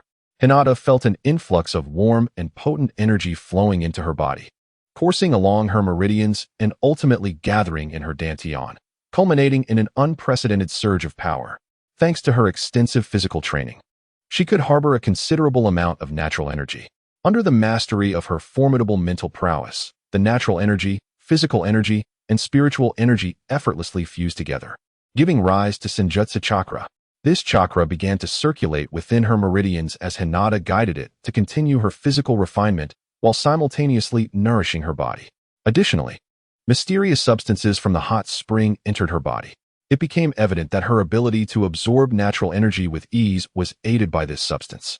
The excess Senjutsu Chakra began to compress and store within her dantian. Subtle transformations were taking place within Hinata's body. Impurities were continually expelled to the surface, resulting in her skin becoming fair, delicate, and radiant. Her mental acuity also heightened. Even without the use of Byakugan, she could sense movements from great distances. Her hearing sharpened. Her sense of smell became acute, and her tactile perception grew refined. The abilities of her Byakugan enhanced even without the application of ocular techniques. Hinata felt as though she had reached the level of a 10th-tier cultivator. However, she was at a loss concerning the foundation-building stage. As cultivation novels often detail the earlier stages meticulously while omitting many steps in the latter parts. Thus, Hinata could not truly engage in cultivation here. She resolved to continue refining her body and compressing her Senjutsu Chakra as much as possible, even if she could not cultivate in the traditional sense. Compressing chakra into liquid or even solid forms, as depicted in certain novels, would still be vastly superior to her current state. In the world of Naruto, enhancing cellular vitality could significantly boost combat strength. Drawing inspiration from this, Hinata began to experiment with storing compressed chakra in all her body cells. While others augmented their chakra through arduous training and exertion, Hinata was different. She absorbed it with fervor. Eventually, the quality of the hot spring water transformed into that of ordinary water, and her absorption rate diminished to a mere fraction. It seemed she had reached her limit. After her bath, Hinata stood up and exclaimed, "Refreshing." By this time, night had fallen, and a full moon illuminated the forest.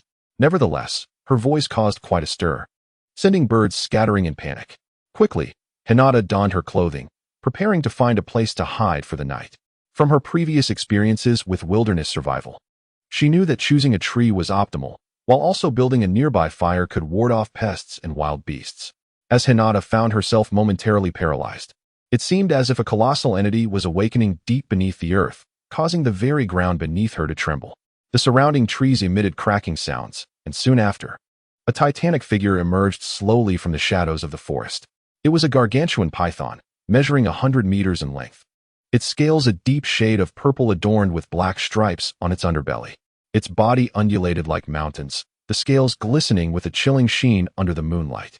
Most striking were the sharp horns atop its head. When its enormous eyes opened, its long forked tongue flicked in and out, emitting a spine-chilling hiss that sent shivers down Hinata's spine. Oh dear, the 10,000 snakes, Hinata thought, her heart racing with dread as she recognized the creature's identity. She could hardly fathom that she had inadvertently stumbled into such a terrifying beast's lair. Indeed, she had ventured close to the dragon's cave. Faced with such a vast disparity in power, how could she possibly escape? This ancient serpent had lived for millennia and seemed on the verge of transformation into a dragon. Orochimaru treated it with utmost respect, requiring the sacrifice of hundreds of lives to summon the 10,000 snakes. At that moment, the 10,000 snakes spoke, its voice deep and authoritative. Which human dares to squander the white snake sage's bathing water? I had intended to savor a sip of the heavenly dew, but it seems I must consume you instead to make amends. Hinata's complexion drained of color as an unprecedented fear surged within her. She realized she might truly be facing an insurmountable crisis, yet her instinct for survival swiftly steeled her nerves, prompting her to devise a strategy. In this dire moment, Hinata made an unexpected move. She slowly raised her hands, gently clasping them before her chest, her fingertips brushing lightly together. A shy blush graced her cheeks, while her gaze sparkled with an unusual intensity. Her voice, soft and slightly trembling, inquired, "Esteemed 10,000 snakes, how could you possibly consume such a lovely girl as I? Do you not possess even a shred of compassion for the delicate?" A flicker of surprise crossed the cold eyes of the 10,000 snakes. A beautiful maiden? It had clearly not anticipated that this seemingly frail girl could maintain her composure and engage it in conversation under such dire circumstances. Most other ninjas would either have fought or attempted to flee. The serpent scrutinized Hinata closely, gradually perceiving the extraordinary aura that enveloped her. Byakugan, Hyuga clan. Sage power? Oh. So you are a young girl from the Hyuga clan, the 10,000 snakes mused, its voice low and tinged with intrigue. Since you recognize me, you must not be an ordinary individual. Why not enlighten me on how you might satisfy my curiosity? Chapter 20. The White Snake Sage Well. I am actually a disciple of Orochimaru, here to partake in the trials of the Dragon's Cave Sage. Hinata prepared to fabricate an identity, intending to escape from the gaze of the Great Serpent at lightning speed. The Great Serpent shook his head, declaring, "That reason is insufficient to deter me from devouring you." Hinata cast a sidelong glance at him, wondering what the other party was ultimately after. She decided to gently persuade him. "Are you familiar with the Great Toad Sage? He possesses the ability to foresee dreams. Occasionally, I too can glimpse the future." Intrigued by the little girl before him, the Great Serpent inquired, "What do you mean?" Hinata boldly declared, "I know that you will meet your demise at the hands of someone." "Who?" The Great Serpent scoffed. With a slight smile, Hinata teased, "Why not? Great Serpent, take me to participate in the trial? If I succeed, I shall reveal it to you. If I fail, you may consume me according to the rules of the Dragon Cave." The Great Serpent regarded Hinata for a long while, analyzing in his mind. This person claimed to be a disciple of Orochimaru, yet she belonged to the Hyuga clan, possessing a certain understanding of both the Dragon Cave and Myaboka Mountain. It was peculiar that she recognized him upon their first encounter. However, this delicate girl could not possibly be a disciple of Orochimaru. Rather, her alleged foresight seemed more plausible. Could it be that she truly possesses the ability to foresee life and death? Perhaps it would be best to consume her. Such tender flesh was enticing. Or perhaps a gamble. Maybe he could evade a life and death crisis. As the Great Serpent hesitated, a figure slowly descended, a woman clad in green appearing beside Hinata. Her dress was adorned with intricate patterns of bamboo, complementing her graceful demeanor. Though her visage was beautiful, it bore serpentine features, snake-like eyes, a delicate face, and glistening fangs barely visible when she parted her lips. The Great Serpent flicked his tongue, jesting, "The Green Serpent Sage is increasingly enchanting." The Green Serpent Sage disregarded the Great Serpent, her attention fixed on the obedient, yet somewhat timid Hinata. "Human girl," she addressed. "The White Serpent Sage informed me that a young girl of your kind has arrived at the Dragon Cave. If you seek to participate in the trial, please follow me." Hinata contemplated within. The White Serpent Sage was indeed the master of the Dragon Cave, likely existing since the era of Otsutsuki Kagaya. Akin to the Toad Sage of Myaboka Mountain, it was said that she knew all matters of the ninja world. Upon seeing the woman in green, a term sprang to Hinata's mind, transforming Great Demon. "Yes, I have come to participate in the trial." The Great Serpent was just about to guide me. The Great Serpent coldly interjected, "I shall remain outside, watching. Should you perish, I will come to feast upon you. I could use a taste of something fresh." Hinata shot him a glance before following the Green Serpent Sage. She understood that displaying vulnerability in the face of overwhelming strength could lower her adversary's guard. If the situation took a turn for the worse, she might seize the opportunity to strike unexpectedly, thus finding a glimmer of hope. The entrance to the Dragon Cave resembled a wooden tower partially embedded in the mountainside, evoking the image of the Mogeo Caves. Above hangs a plaque inscribed with 3 grand characters, Dragon Earth Cave. The interior is arranged like a temple constructed within a cavern. Deep within the temple's shadows lie numerous caverns, among which several large pythons fix their gaze intently upon Hinata. At the base of the grand hall sits an enormous chair, presumably the seat of the White Snake Sage. Yet, the White Snake Sage does not present herself in the form of the colossal white-scaled serpent. but rather assumes a human shape. The white snake sage possesses an exquisite beauty, as if every inch of her skin has coalesced the moonlight of a millennium. Her long hair cascades like a waterfall of stars, cascading freely over her shoulders. Graceful yet dignified, with a straight nose and lips of delicate hue. Reminiscent of freshly blossomed petals adorned with morning dew. Every gesture and movement she makes exudes an ethereal elegance. This celestial maiden of the Moon Palace contrasts starkly with Hinata's prior imagination of the white snake sage as a diminutive, pipe-smoking crone. In truth, the sage adopts this enchanting visage to leave a favorable impression on Hinata, while the elderly form serves to deal with those wretched men. Behind the white snake sage stand two women, one clad in blue and the other in red. Hinata licks her lips. This is a den of beautiful serpent spirits. Greetings, esteemed sages, she sweetly addresses them. The white snake sage nods approvingly. Such a lovely girl you are. It is well known that the trials of Dragon Earth Cave are the most brutal among the 3 sacred grounds, where failure results in being devoured. Most participants are men driven mad by the pursuit of power.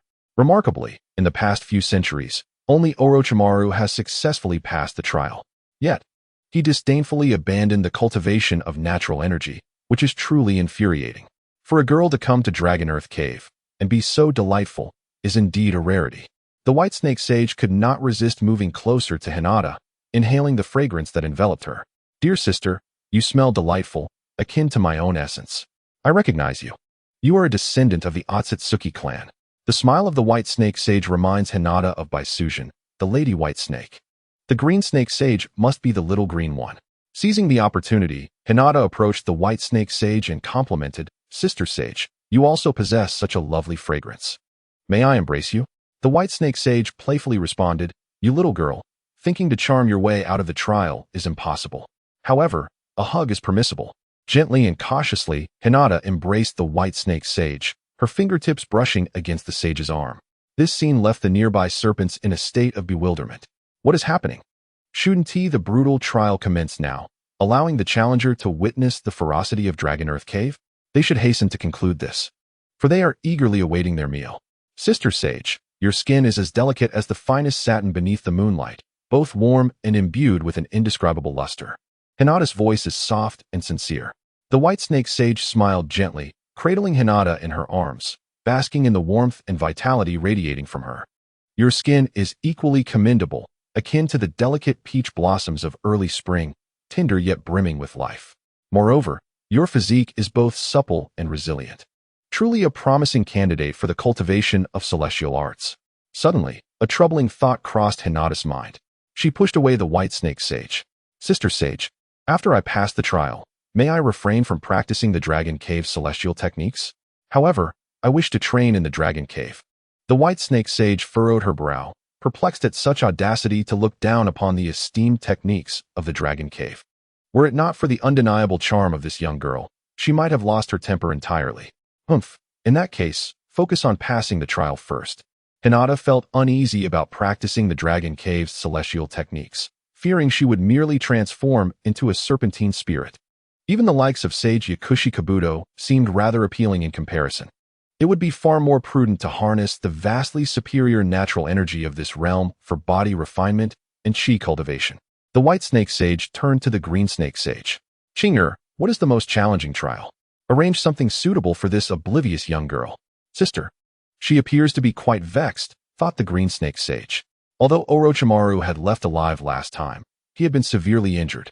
Hesitating between laughter and restraint, she finally spoke. Recently, a group of iron-eating beasts have been causing chaos in the bamboo grove. Perhaps it would be fitting for the girl to face this trial. The white snake sage recalled the brutal iron-eating beasts, with their tough hides, sharp fangs, and immense strength. It certainly qualified as a rigorous trial, and she nodded in agreement. If you succeed in subduing the iron-eating beasts, I shall allow you to remain here for your training. Chapter 21. The contract with the iron-eating beasts. Having obtained the location of the iron-eating beasts, Hinata set forth. Upon stepping outside, she was greeted by the myriad of serpents. Little girl, what is your trial task? Inquired the myriad of serpents. I believe it involves some iron-eating beasts. Are they formidable, Senior Serpent? Hinata asked innocently. The myriad of serpents grinned ominously. Ah, little girl, it seems the white snake sage has sent you to your doom. Those iron-eating beasts are as massive as mountains. with strength that can shatter hills with a single blow and uproot towering trees with ease. Observing Hinata's growing fear, the myriad of serpents continued, rather than suffering. You might as well let me devour you now. Why was this serpent obsessed with eating? Could it not harbor any aspirations? Ignoring the serpent, Hinata pressed on through the forest. Before long, she arrived at a vast bamboo sea, where the bamboo was several times larger than in her previous life. At that moment, a colossal green snake lunged at a black and white creature. What on earth? A giant panda? Hinata had expected the iron-eating beasts to be fearsome predators, but it turned out to be the adorable national treasure. The green snake quickly ensnared the little panda. How dare you bully my national treasure? She exclaimed. Open the 8 gates. Hinata's entire being surged with vitality, her combat prowess doubling. The 8th gate opened. A vibrant green chakra radiated from Hinata's form, amplifying her strength threefold. With a piercing cry, she propelled herself skyward. Her toes lightly grazed the bamboo leaves, utilizing their support to soar into the air, delivering a precise and fierce kick to the vulnerable spot of the bamboo viper. The serpent recoiled in agony, its massive body releasing its grip on the little panda. The panda, bewildered and terrified, hastily fled to safety. Unfazed, Hinata descended, poised to continue her assault when a thunderous roar shattered the air. A colossal panda, towering several dozen meters, appeared, exuding an aura of majesty and invulnerability akin to that of a king of the forest. With ease, it extended its massive paw, capturing the struggling bamboo viper with such force that the ferocious creature could not resist. The viper was flung into the air like a piece of jerky, lifted high before being slammed back down to the ground, raising a cloud of dust and scattering bamboo leaves. The bamboo viper was utterly stripped of its capacity to fight back. Witnessing this spectacle, the multitude of serpents could only gasp in awe, choosing to retreat in silence. Hinata stood still, captivated by the astonishing scene before her. She murmured, "My goodness, such a massive panda." With the bamboo viper dealt with, the epic panda clasped its paws in gratitude, saying, "Thank you, young hero, for your noble assistance. Otherwise, I would have been in peril." Hinata reciprocated the gesture, replying, "No need to mention it, brave one. It was but a trifling effort." The distant serpents exchanged puzzled glances, curious about the duo's murmurs. The panda, suddenly nostalgic, lamented, "I never imagined that across oceans, I would hear the dialect of my homeland. Perhaps we should formalize our bond," it suggested. Only then did Hinata realize that her words had inadvertently flowed in the Huaxiao language, while the panda spoke in the dialect of Sichuan. Encountering a fellow countryman, both were moved to tears. The panda enthusiastically laid a spirit contract scroll upon the ground. Hinata chuckled, appreciating the panda's straightforwardness. The scroll bore but one name, Hydrangea. She recognized herself as the second name. True to their roots, the panda clearly favored youthful companions. With a brush, she inscribed her name, Hinata Hyuga, upon it. The panda joyfully secured the scroll, declaring, "From now on, my son shall be Miss Hinata's summoned beast, and as a father, I can rest easy." With that, the panda turned to depart, as if pressed by urgent matters. Hinata gazed at the fluffy little panda, extending her hand to gently touch its soft fur. Akin to caressing a cloud, the little panda seemed to sense her tenderness, slightly opening its eyes, a glimmer of contentment passing through them before it relaxed completely. Leaning its round body against Hinata, "Little one, you shall be named Abeo from now on," she said. Abeo blinked, as if understanding. Suddenly, an unsettling thought crossed her mind. Something was amiss. She appeared to have come to subdue the iron-eating beast. Now she had slain a serpent and even befriended the beast. From the white snake sage's perspective, wasn't this consorting with the enemy? After some thought, she realized the girl had never specified a time frame for the subjugation, so she simply immersed herself in cultivation. The myriad serpents slithered closer, their forked tongues flickering. This young maiden's cultivation speed surpassed even the legendary six-path sage. 2 months passed. Hinata suddenly remembered. School was about to start. As for the giant panda, it had mysteriously vanished without a trace. The little panda, however, had devoured an entire bamboo grove. Good heavens, such an insatiable appetite. Concerned for the cub's safety, Hinata sealed it within a spatial scroll. Rumors placed the dragon cave at the world's edge. Returning to Konoha in time seemed improbable. Reverse summoning? The little panda knew no such arts. There was no choice but to seek the white snake sage once more. In the grand hall of the dragon cave, the sage stared in disbelief. "You claim to have subdued the iron-eating beast? Impossible." Accompanied by the serpent sages, They arrived at the emerald bamboo forest, only to find miles of barren land, devoid of bamboo or beast. Now Hinata understood why the mother panda had abandoned its offspring. It had been in a desperate race for sustenance. Delay meant starvation. The colossal serpent, unnoticed until now, coiled nearby and remarked with dry amusement. Such devastation suggests an earth-shattering battle of unprecedented scale. The verdant serpent surveyed the wasteland and nodded. Indeed, no trace of the iron-eating beast remained. The white snake sage studied Hinata's slender frame with skepticism. Hinata waved dismissively. Regardless of methods, the question remains, was it subdued or not? The sage chuckled. Subdued it was, though the forest shares its fate. Child, you may now give me your name. Once recorded, you shall be counted among our Dragon Cave's disciples. Hinata beamed. So this is what they call a nominal disciple? Nominal? The sage nodded. Precisely so. Next, Hinata requested transport to Konoha, promising to return for further training. The sage unfurled the serpent summoning scroll. Fate binds you to the serpent of 10,000. Contract with him. The great serpent protested. I refuse to serve this scrawny brat for naught. And what of the prophetic dream you mentioned? Hinata shook her head playfully. No contract, no revelation defeated, the serpent relented. Without this pact, the child would depart unscathed, leaving him starved of both flesh and foreknowledge. Very well. Let her weakness be my advantage. When desperation strikes, then shall I claim my dues. As the white snake sage inscribed Hige Hinata upon the scroll, a knowing smile graced her lips. Hinata whispered the name Uchiha Sasuke into the ear of the great serpent. Subsequently, she explained that he was controlled by the Sharingan and met his demise at the hands of the Great Star. Just as the Great Serpent pondered what the Great Star might be in the realm of ultimate ninjutsu, the little green serpent intervened and transported Hinata back. Chapter 22. You are a bear, not a cat. As a cloud of smoke dissipated, Hinata found herself back in her family's courtyard. She was somewhat bewildered by how the green serpent sage had pinpointed her location. Could it be that the summoning technique could be executed before the contract was formalized? At that moment, Hanabi was practicing in the yard. Upon seeing her sister, she joyfully exclaimed, Everyone, come quickly. Sister is back. Hyuga Hisashi soon emerged with the servants. His expression tinged with annoyance as he remarked, Child, do refrain from engaging in such perilous endeavors in the future. Since you have returned, I presume that signifies the completion of your contract. Hinata nodded and produced a scroll. Come forth, Abeo. A charming little panda appeared before everyone. Hanabi exclaimed with delight. So adorable, and approached to pat Abeo on the head. Hisashi narrowed his eyes, dissatisfied. Nonsense. This little beast possesses no combat prowess. A summoning beast should not merely be cute. The fiercer, the better. However, Abeo paid no heed to the criticism and immediately set its sights on the ornamental bamboo of the Hyuga household. It rushed over and voraciously devoured an entire clump of bamboo, then rolled onto its back, demanding more with an endearing display of affection. Hinata suddenly realized the gravity of the situation. The panda had been intentionally assigned to her, and it was indeed an insatiable glutton. It seemed unlikely that the bamboo of the land of fire would suffice to satiate its appetite.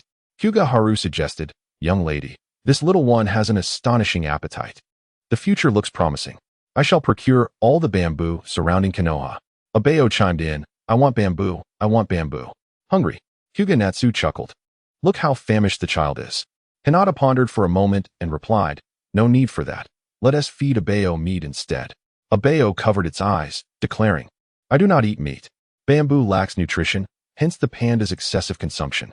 If it were meat, it wouldn't need to eat so much. Gently stroking Abeo's head, Hinata earnestly advised, Dear one, you are a bear, not a cat. Even cats know to eat meat.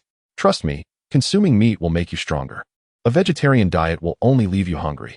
Unfazed, the little panda insisted, I, Abeo, want bamboo. Eating meat means fighting. I, Abeo, would rather starve than eat meat. Hinata was at a loss for words. It seemed Abeo was a peace-loving glutton. This wouldn't do. Thus, Hinata set up a barbecue grill, sprinkling it with salt and chili powder. The Hyuga family took turns eating skewers and sipping drinks in front of Abeo. Ultimately, Abeo tearfully consumed its first piece of grilled meat. It was utterly delectable. There was simply no stopping it.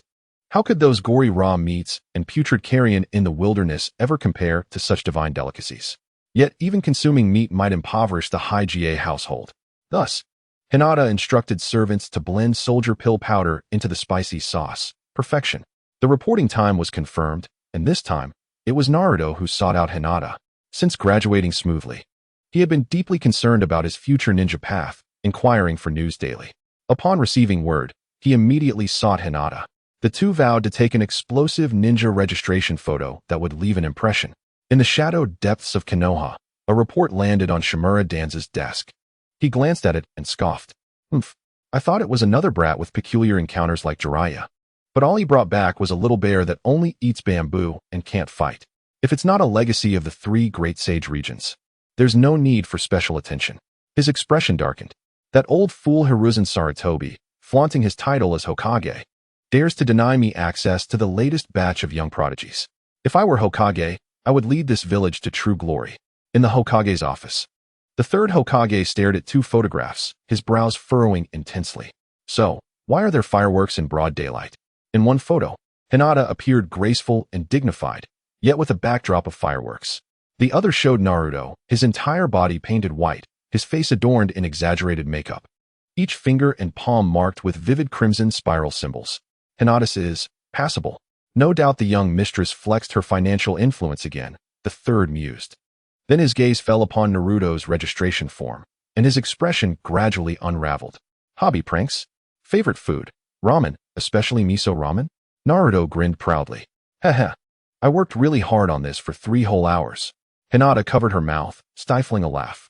Lord Third, I think Naruto's photo has artistic flair. It's even a little cool. Most importantly, it's explosive. Right. Naruto, validated, nearly lost his mind with joy. See, I told you.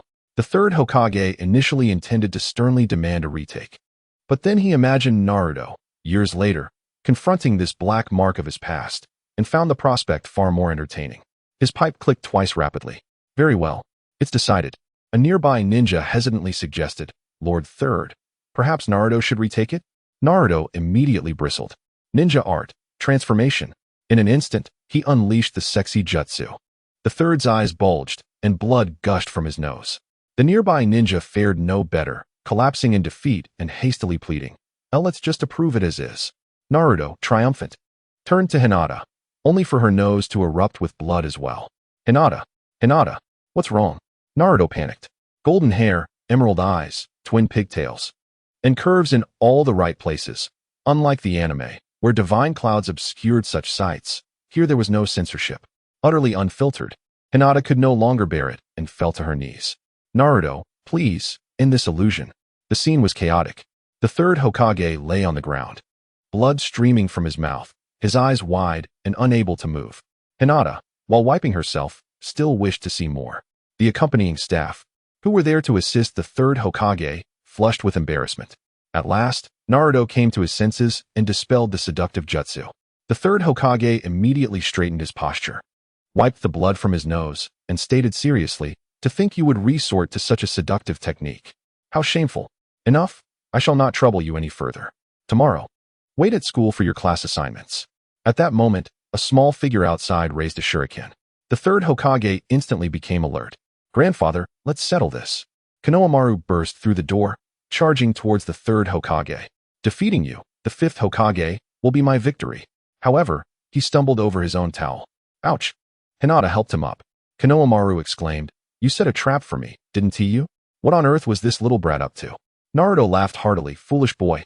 You tripped over nothing. How ridiculous.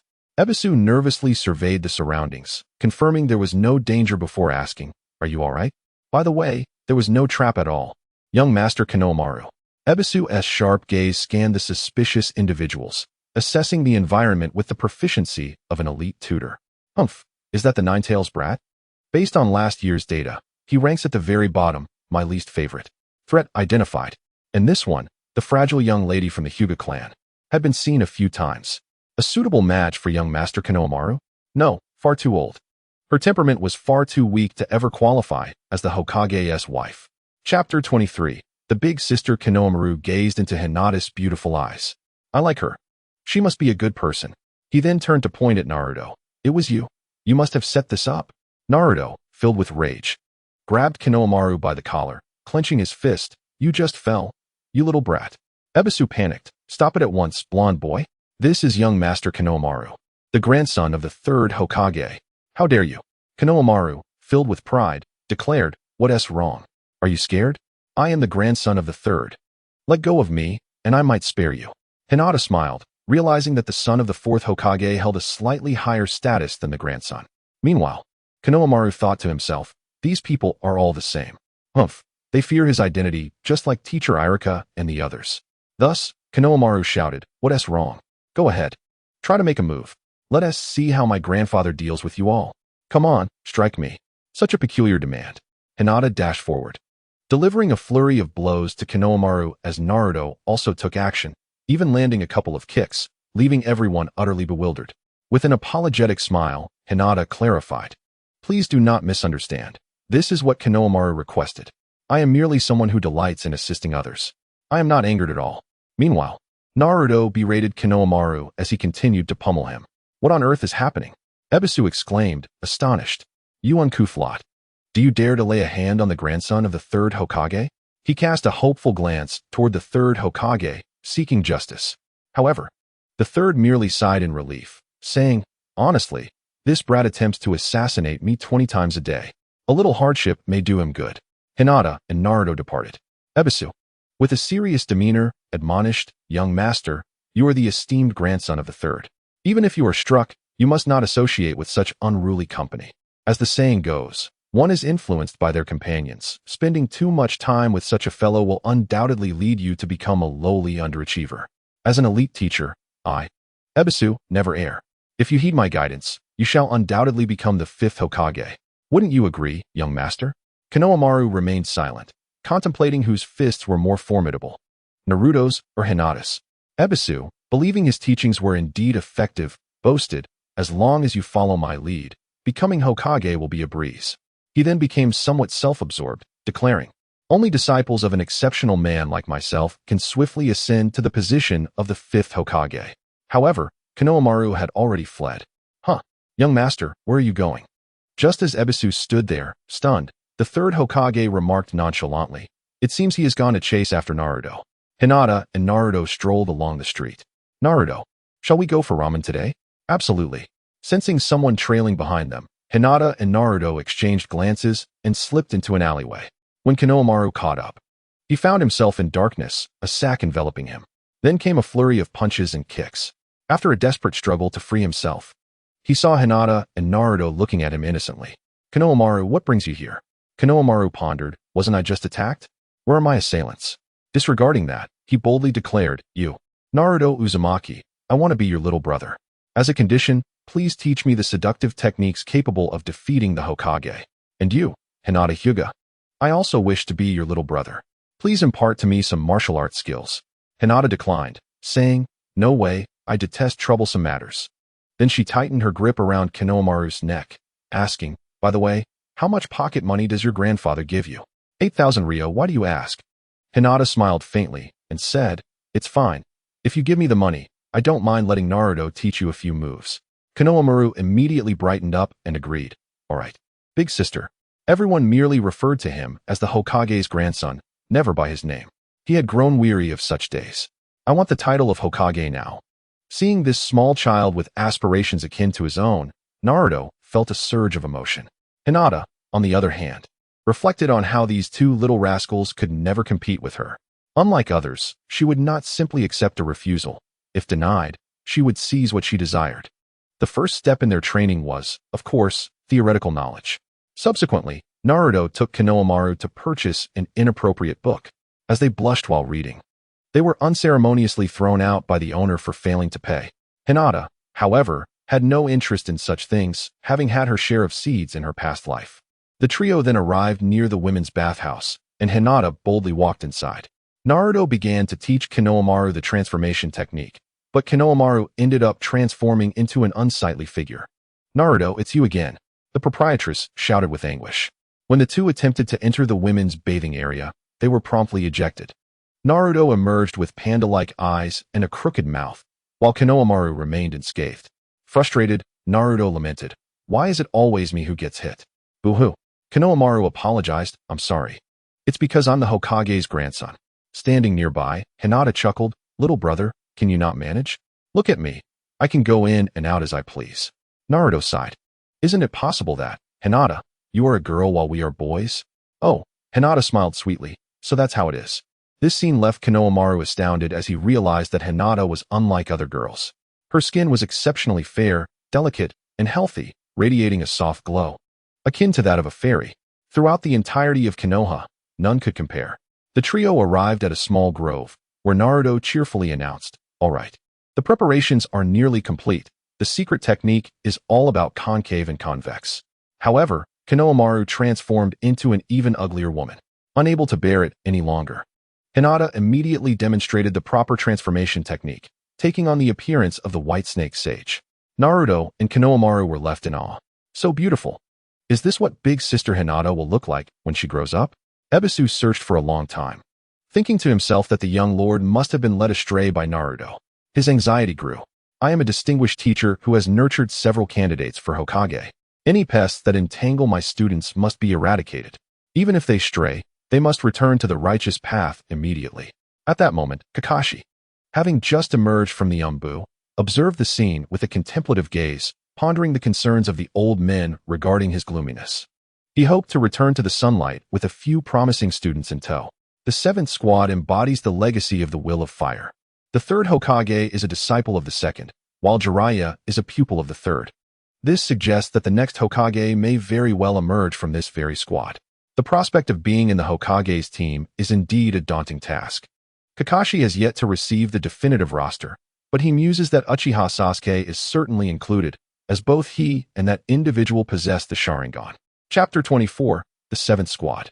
Perched upon a branch, Hibisu has finally located Naruto and Konohamaru. Accompanying them is a radiant young lady. In the blink of an eye, however, she vanishes. Mistaking it for an illusion, Hibisu admonishes, "You, yellow-haired boy, leave my young master at once. If you corrupt him, you will be guilty of a crime." Faced with Hibisu's disdainful gaze, Naruto is infuriated. Unfazed, Hibisu declares, "Enough, young master. It is time to return home." Konohamaru shouts defiantly, "I refuse. I want to learn from my big brother and big sister." Hibisu retorts dismissively, "How can such a little brat compare to an elite instructor like me? With just a flick of my finger, I could obliterate them. Young master, associating with these rascals will only dull your intellect." Before Hibisu can finish his sentence, Hinata appears behind him, her chakra coalescing in her palm. With a swift strike, Hibisu collapses. Transforming into the White Snake Sage, Hinata scoffs, "Too weak." Naruto and Konohamaru stare in wide-eyed astonishment. "Hinata, you're incredible," exclaims Konohamaru. "So it turns out my big sister is the true powerhouse. This so-called elite instructor is nothing to speak of. Following my big sister is the right path." Meanwhile, the 3rd Hokage observes this spectacle through a crystal ball, his jaw dropping in disbelief. He begins to suspect that Hinata might be an imposter. However, seeing that she merely knocked out Hibisu, it seems she took advantage of a sneak attack, demonstrating Hibisu's arrogance and underestimation of his opponents. What a pity it is that he did not witness Naruto employing his seductive technique against Hibisu. After a considerable time, Hibisu finally regains consciousness and seethes. "I will not let you little brats off the hook." As dawn breaks, the graduating ninjas begin to rise and prepare, particularly the girls, who are diligently beautifying themselves. Hyuga Hanabi presents Hinata with a set of ninja attire. Hinata pauses, "You want me to wear fishnet?" "What fishnet?" Hanabi gestures toward the finely crafted ninja outfit, made from high-quality materials, and smiles. "Lady Hinata, this is chainmail." Hinata dons the chainmail beneath her customary light purple jacket, but remarks about her thighs, "You call this chainmail? Who would believe that? It looks just like fishnet stockings." Unable to resist, I absent-mindedly scratched with a kunai. And the quality is indeed superb, with no holes appearing.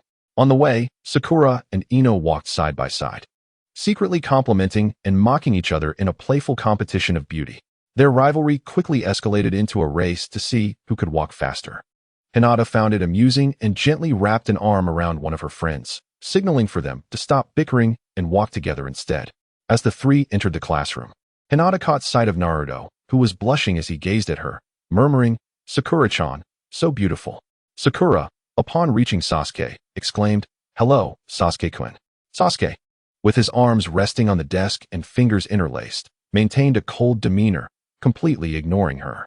Just as Sakura attempted to seize the seat next to Sasuke, Ino rushed in to block her, followed by a flurry of girls gathering around intentionally or unintentionally.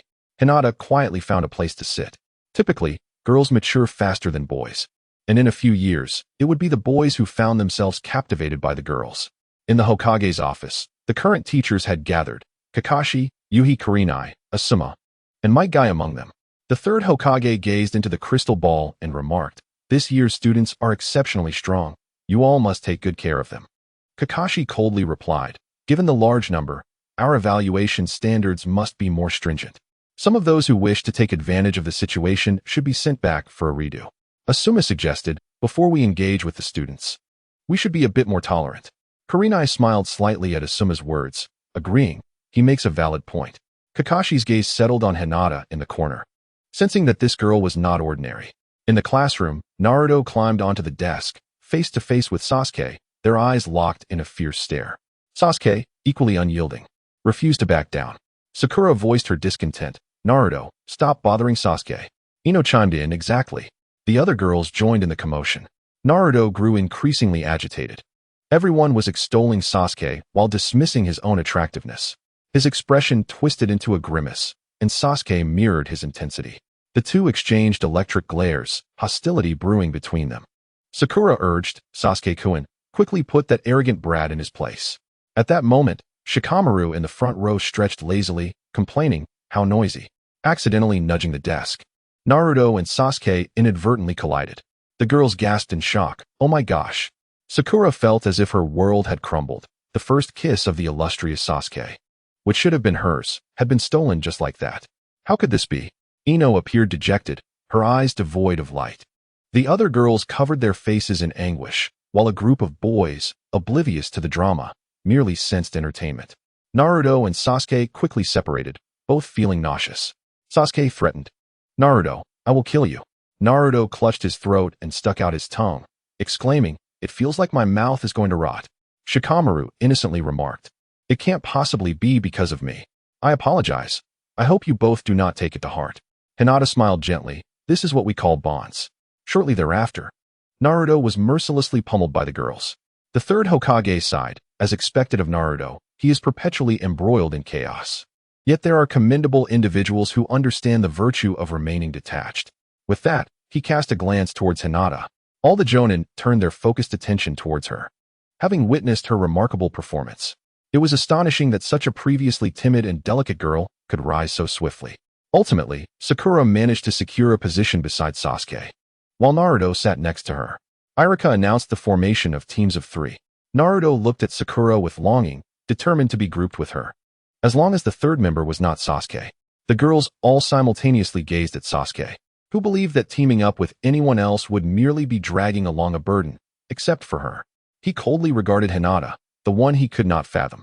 Irika continued to announce the names, and finally, it was time for Team 7. Uchiha Sasuke. Sakura's heart leapt to her throat. It must be me. Uzumaki Naruto. Naruto's heart plummeted, but there was still a glimmer of hope for the last position. Sakura too was eagerly anticipating, as this was their last chance. Hyuga Hinata. Naruto felt a sense of disappointment, yet he could accept it, for at least there was one ally in the team. Together, they could conspire against Sasuke. Sakura, however, fell into despair, clenching her fists in frustration. As for Sasuke, a slight smile curved his lips, hinting at his satisfaction. The next announcement was for Team 8, Yamanaka Ino. Inuzuka Kiba, Haruno Sakura. Sakura was incensed. Who were these people? One was a mere shadow, and the other resembled a dog. She hardly felt inclined to utter a word to them. Irika-sensei, I protest. Why was I not assigned to Team 7? Irika chuckled. Sakura, this has been arranged with your best interests in mind.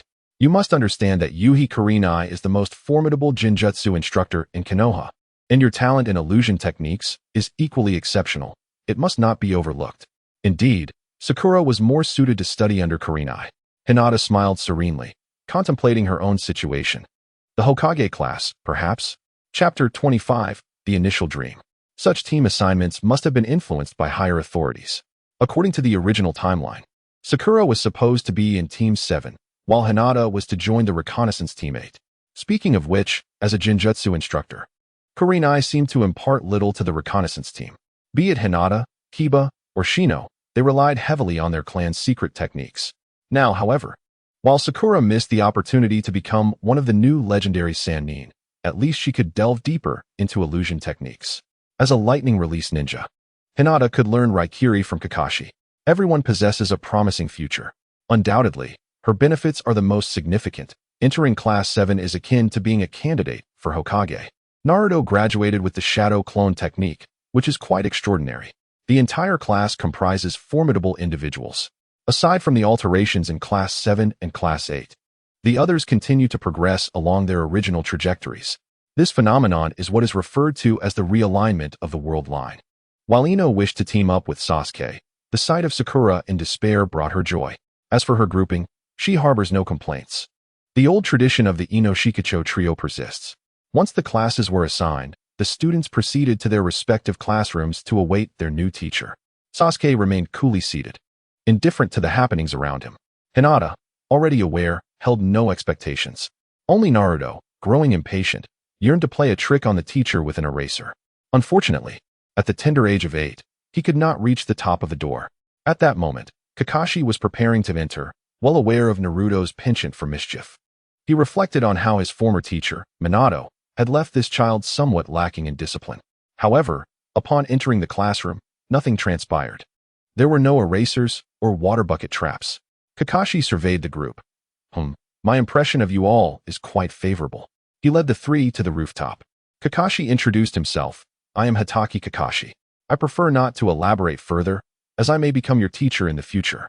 The reason for my tardiness was a cat crossing the road. Naruto was taken aback, wondering what sort of excuse that was. Now, it's your turn to introduce yourselves. Share your aspirations and preferences, as well as your dislikes. Naruto eagerly spoke first. I am Uzumaki Naruto, and I love ramen. But I dislike waiting for it to be ready. My dream is to become Hokage. Kakashi raised an eyebrow, impressed by the boy's ambition. Sasuke, noticing Hinata's silence, took the initiative to speak, his voice cold and low. I am Uchiha Sasuke. I detest sweets and natto, but I enjoy tomatoes. As for my dream, I wish to personally eliminate a certain man. Remember, I am not joking. Furthermore, I aim to revitalize the Uchiha clan. Anyone who stands in my way will meet their demise. Naruto was taken aback, fearing that Sasuke's target might be him. Kakashi felt a chill. Indeed, this was the unpredictable nature of the Uchiha clan. Then it was Hinata's turn. With a sweet smile, she gently spoke. I am Hyuga Hinata. I have many likes and plenty of dislikes. As for my dream, I aspire to become a being that surpasses Hokage. Although I enjoy traveling, I dislike traveling abroad. Kakashi narrowed his eyes. That did not sound like something a little girl would say. Wasn't she at the age where one begins to contemplate love? What did that last statement mean? It was utterly incomprehensible. Kakashi, undeterred, proclaimed, I am a strict individual, and I will be conducting an assessment. Should you fail, you shall obediently return to the Ninja Academy. Team 7 does not tolerate incompetence. It is imperative that you demonstrate your abilities. I do not wish to intimidate you, but my standards are the most rigorous among all instructors. With a casual turn, Kakashi added, we shall convene at the training ground tomorrow morning at 5. Dismissed. Oh, and skip breakfast. It may lead to nausea. Sasuke felt an overwhelming pressure. He hardly had time for dinner, let alone breakfast. He resolved to intensify his training to become stronger. In contrast, Hinata and Naruto indulged in a sumptuous dinner and even had a hearty breakfast the next morning. Bright and early, Hinata and Naruto arrived at the venue, full of vigor. Sasuke, though feeling a bit weak, maintained a fierce gaze. He had arrived at the venue in the dead of night to ensure punctuality. By noon, Kakashi finally made his appearance, greeting them with, Good morning, everyone. Sasuke, dizzy from hunger, still attempted to exude coolness, unwilling to lose face. Naruto, however, criticized, You're awfully late. Kakashi explained, I overslept today. It's not a big deal. He proceeded to outline the assessment criteria, stating that they had 2 hours to seize the 2 bells from him. Those who failed would be tied to a post and deprived of food, forced to watch him eat. Furthermore, those who did not acquire a bell would have to return to the Ninja Academy for further training. Sasuke, in a state of panic, realized that the breakfast ban was for this very reason. He had been duped. Meanwhile, Naruto exuded confidence. Hinata, you were right all along. You saw through Kakashi-sensei's ruse. Hinata smiled faintly, recognizing that only the earnest Sasuke was suffering. Kakashi continued, You may utilize any means necessary. However, those lacking the resolve to defeat me shall not obtain a bell. He then nonchalantly pulled out a copy of Ika Ika Paradise, seemingly indifferent to the group. Frustrated, Naruto made the first move, only to be swiftly kicked away by Kakashi, who mockingly remarked, "The straggler, apart from being impulsive, possesses no real skill." Sasuke, sensing Kakashi's formidable strength, decided to retreat and find a place to hide. It seemed more prudent to ambush such an opponent. Kakashi turned to Hinata and asked, "What is the matter? Are you frightened? A young lady like you would be better off at home, preparing to inherit your family's estate. Being a ninja can lead to death. You should consider giving up while you still can. If you end up crying, others might think I'm bullying a little girl." Hinata assumed a stance of readiness, responding, "Kakashi-sensei, you graduated at 5, became a nin at 6, and attained Jonin status by 12. That is impressive, but do not underestimate others. Today, I shall show you what true strength is." Hinata was well aware that Kakashi would not resort to excessive force against a few students. In this moment, she merely needed to exert her utmost strength to achieve an extraordinary victory. Kakashi chuckled, remarking, "The essence of a ninja lies in the art of concealment and the patience to await the opportune moment. It is indeed rare to encounter a brash youth who charges headlong into confrontation."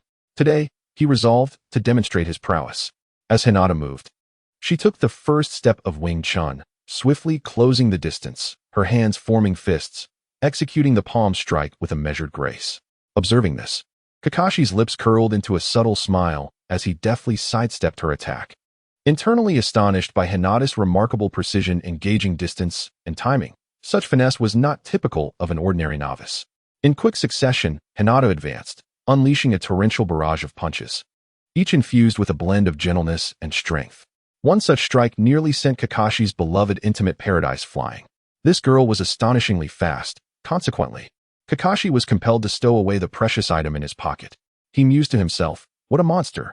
I have no time to dwell on intimate paradise now." And he abandoned his languid demeanor, fully dedicating himself to the encounter with Hinata.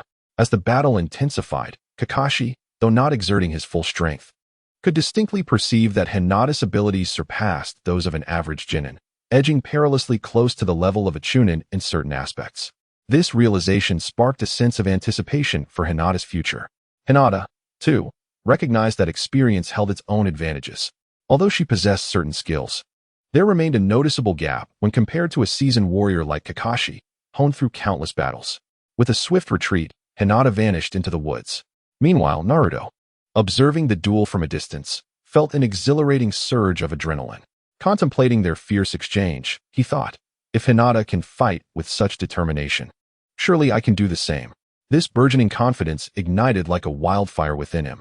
Unable to contain his impulses, Naruto leapt forward, opting for a surprise attack on Kakashi from behind. However, as Naruto's figure materialized, a barely perceptible smile flickered across Kakashi's eyes, as if he had anticipated this very moment. As Naruto charged towards Kakashi, brandishing his kunai with confidence, Kakashi, with an air of almost playful ease, sidestepped the attack and countered with a swift maneuver. The secret technique of taijutsu, 1,000 years of pain, struck true, landing squarely on Naruto.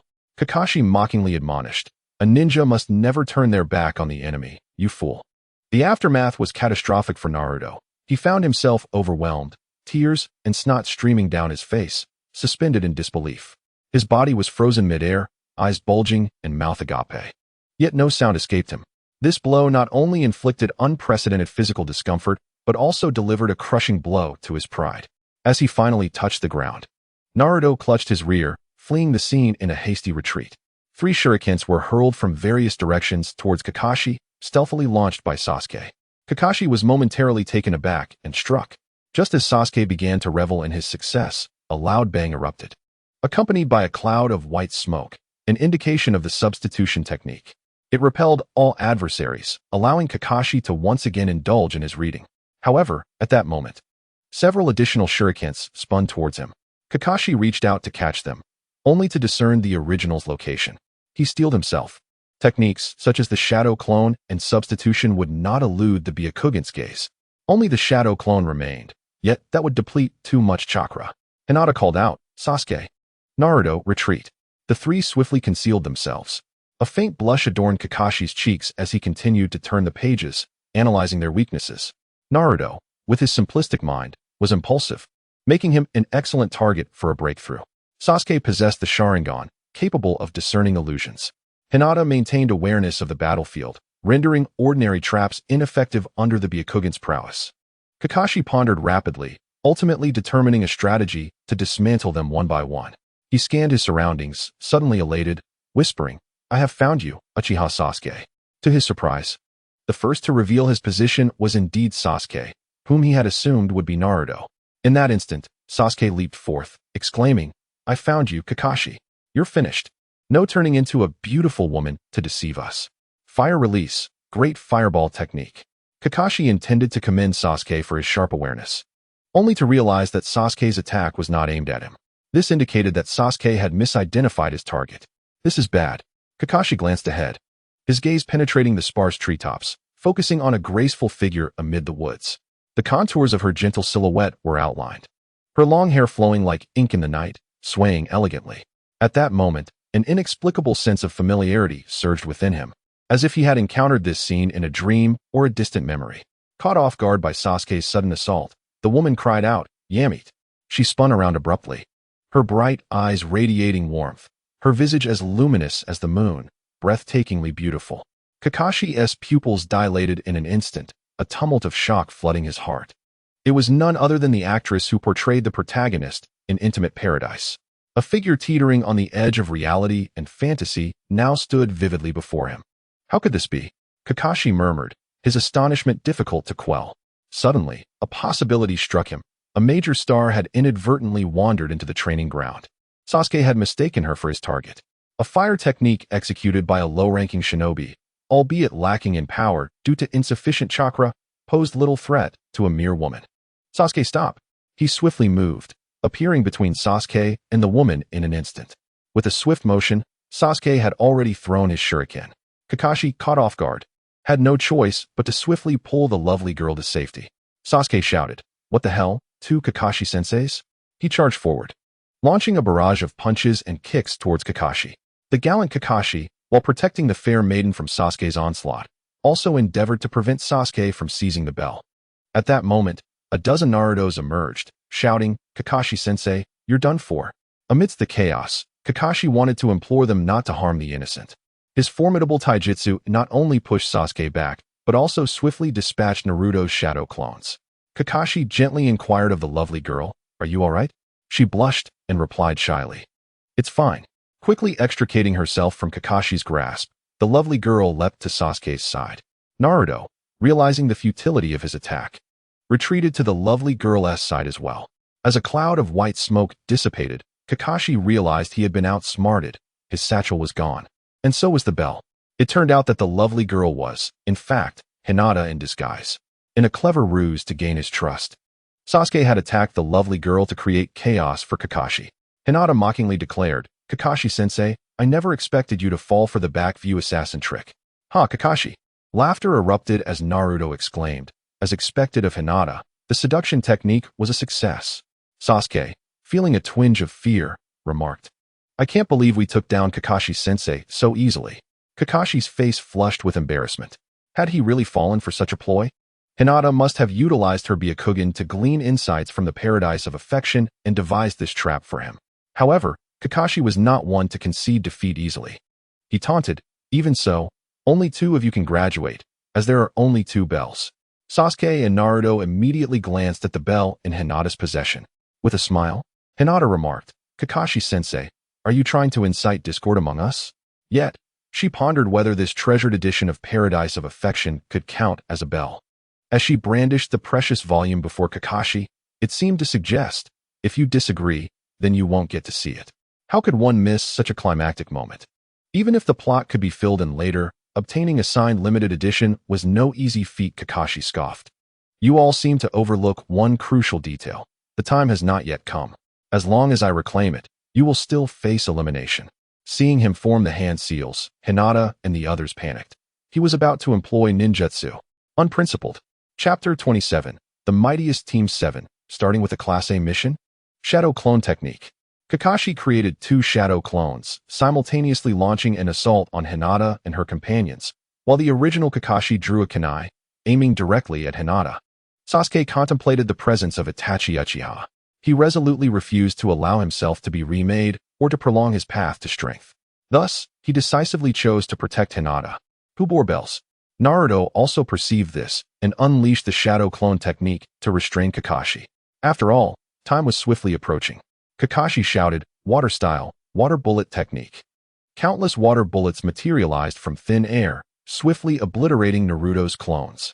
Simultaneously, he hurled shuriken from all directions to besiege Sasuke.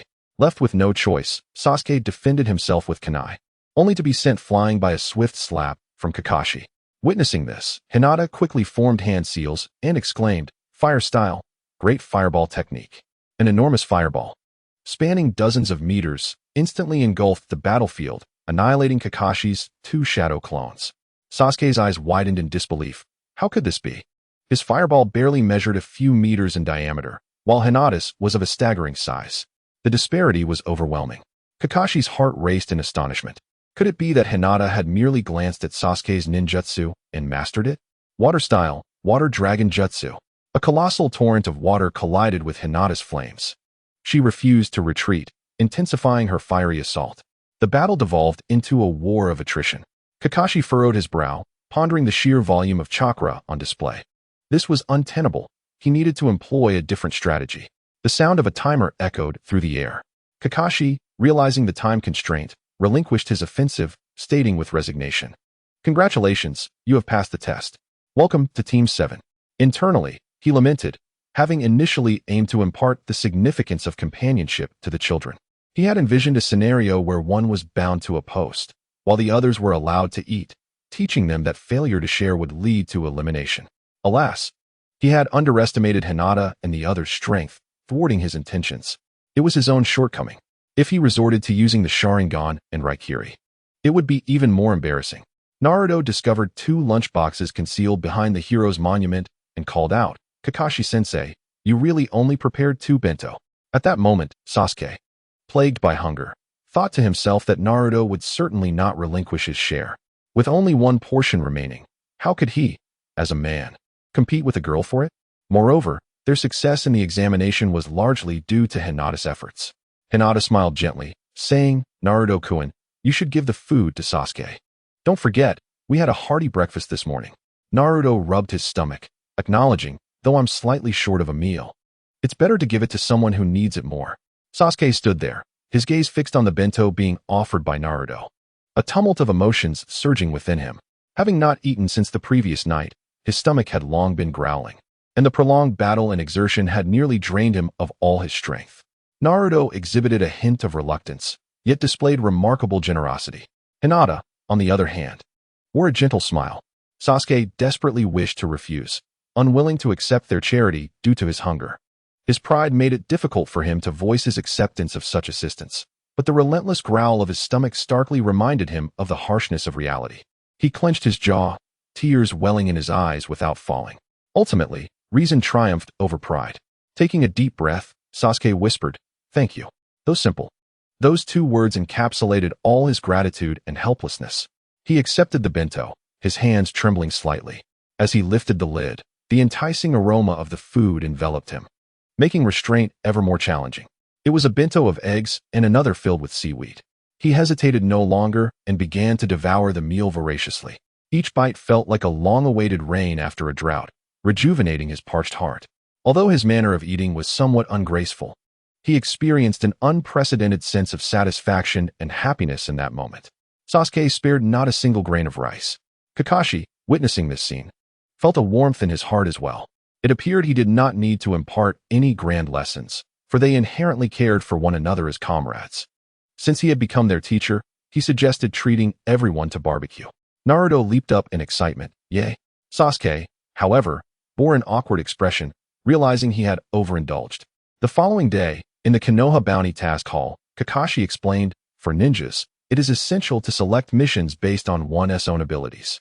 D-rank missions offer a reward of several hundred to 10,000 ryo, typically involving tasks such as finding lost pets or picking up trash, ideal for novice genin. C-rank offers rewards of tens of thousands of ryo, often consisting of escort missions with minimal combat risk, suitable for ordinary genin. B-rank missions, with rewards ranging from tens of thousands to over 100,000 ryo, require combat against other ninjas, appropriate for novice chunin.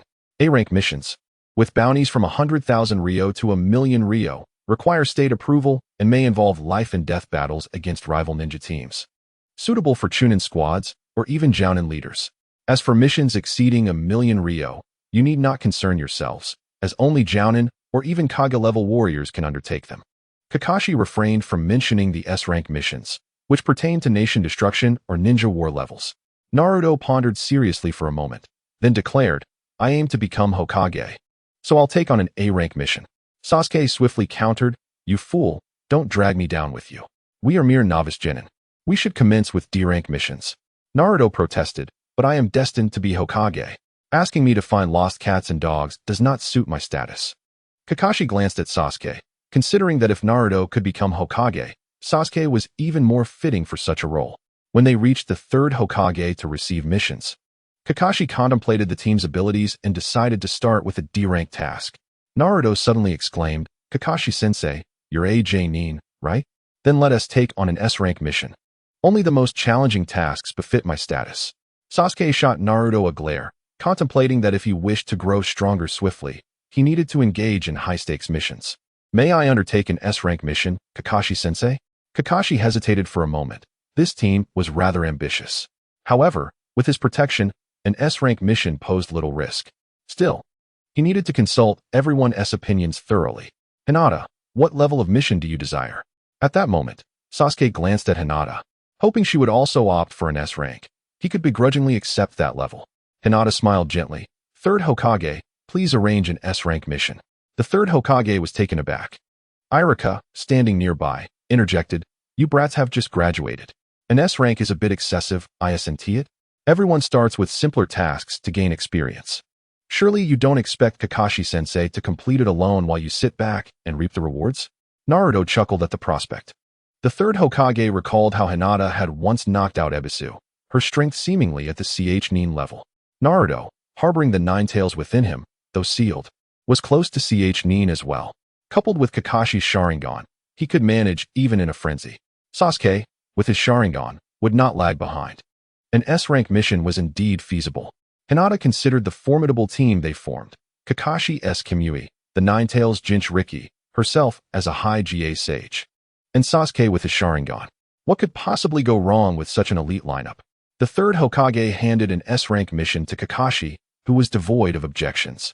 Kakashi's pupils dilated in surprise. Lin? Chapter 28. Journey to the Land of Water. Naruto glanced at the S-rank mission, which offered a bounty of 200,000 Ryo. Elated, he exclaimed, aha, are we to protect a lord, or perhaps a princess?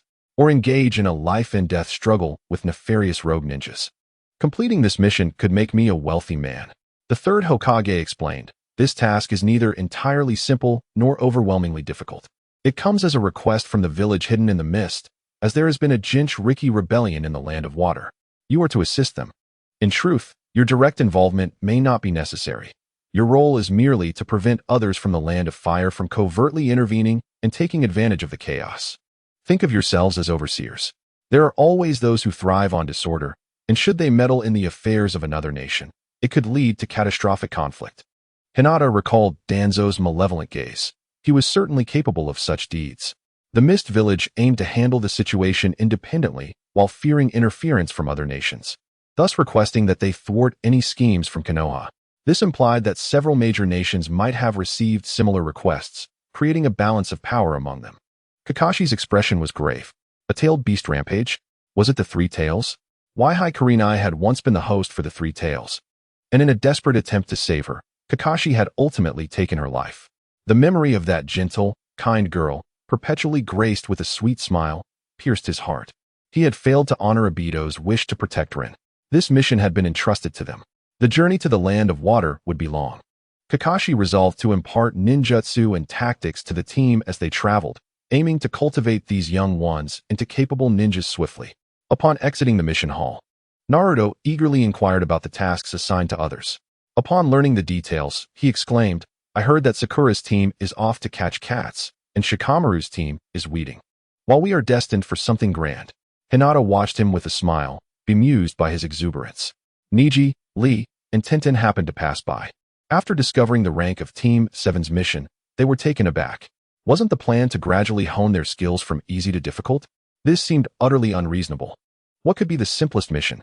Was it perhaps special treatment for the second generation?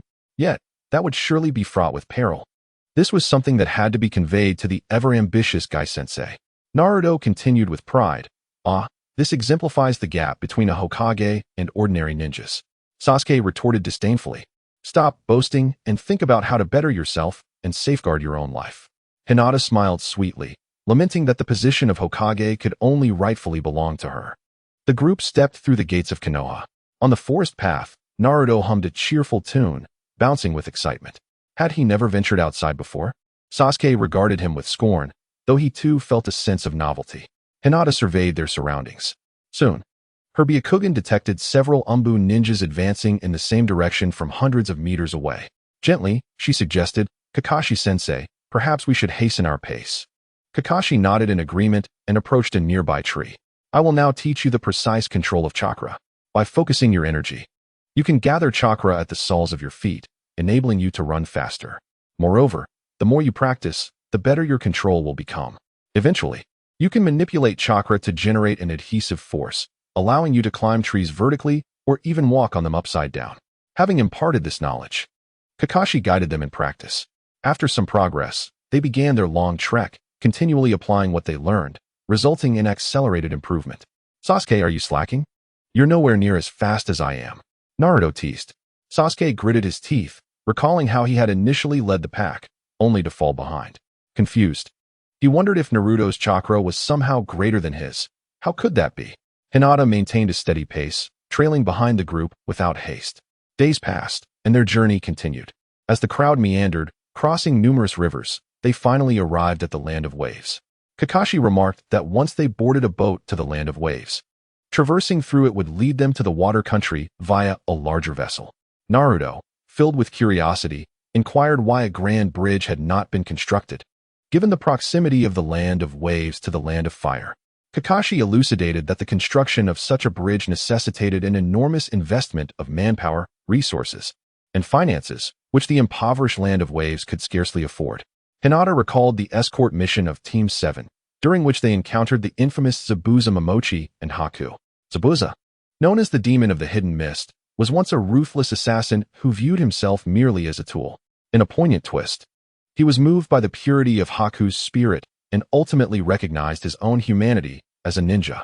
Haku sacrificed himself for Zabuza, while Zabuza relinquished everything for Haku. Amidst the summer snow, though they did not share the same life, they met their end together and were laid to rest side by side.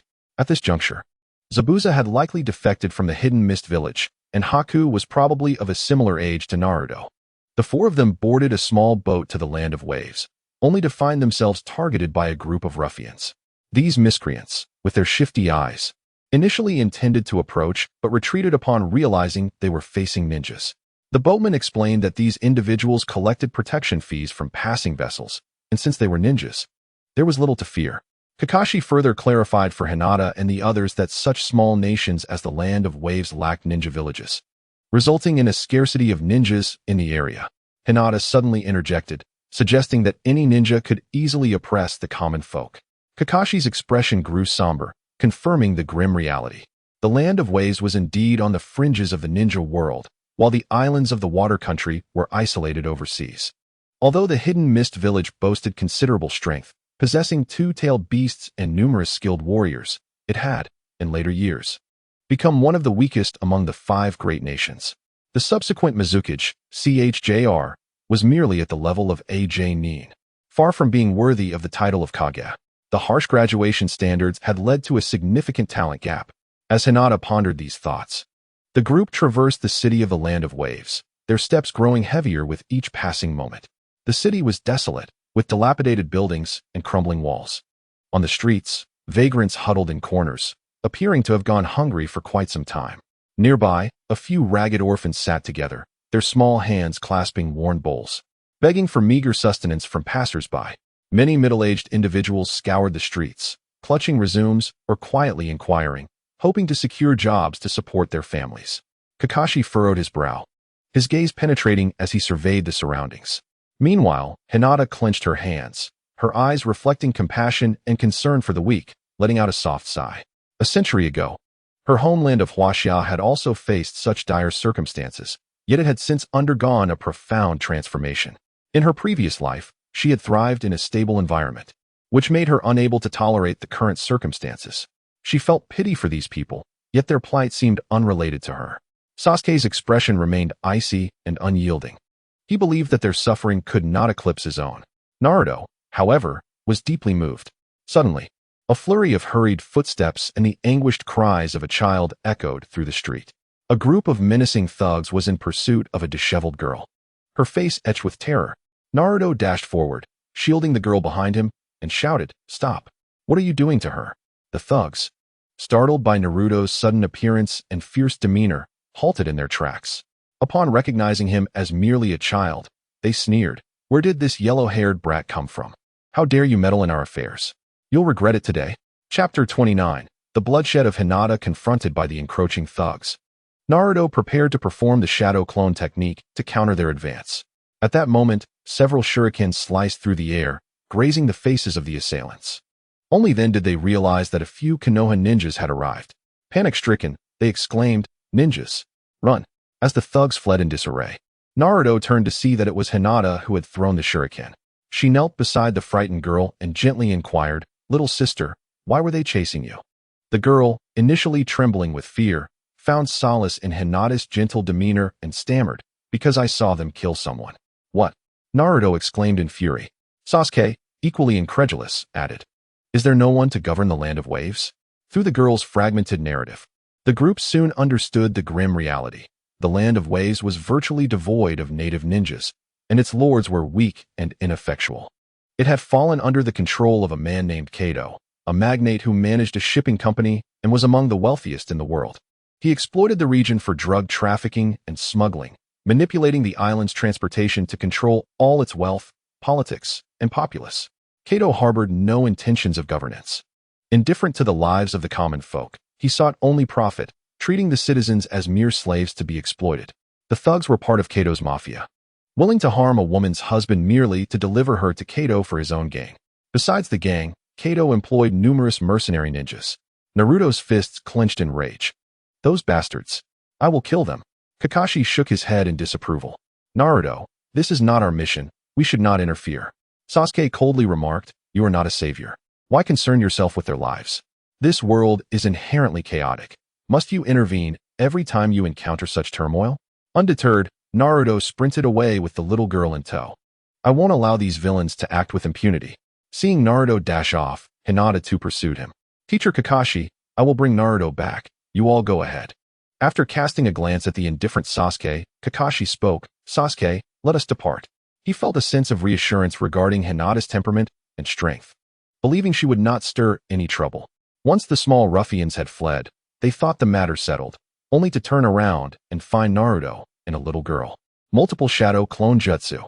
Dozens of Narutos swiftly surrounded the ruffians. "Naruto!" Hinata cried out. Instantly, Naruto became anxious. "Hinata, do not stop me. I must avenge the people of the land of waves." However, the next scene left him utterly dumbfounded. Without a moment's hesitation, Hinata charged into the crowd.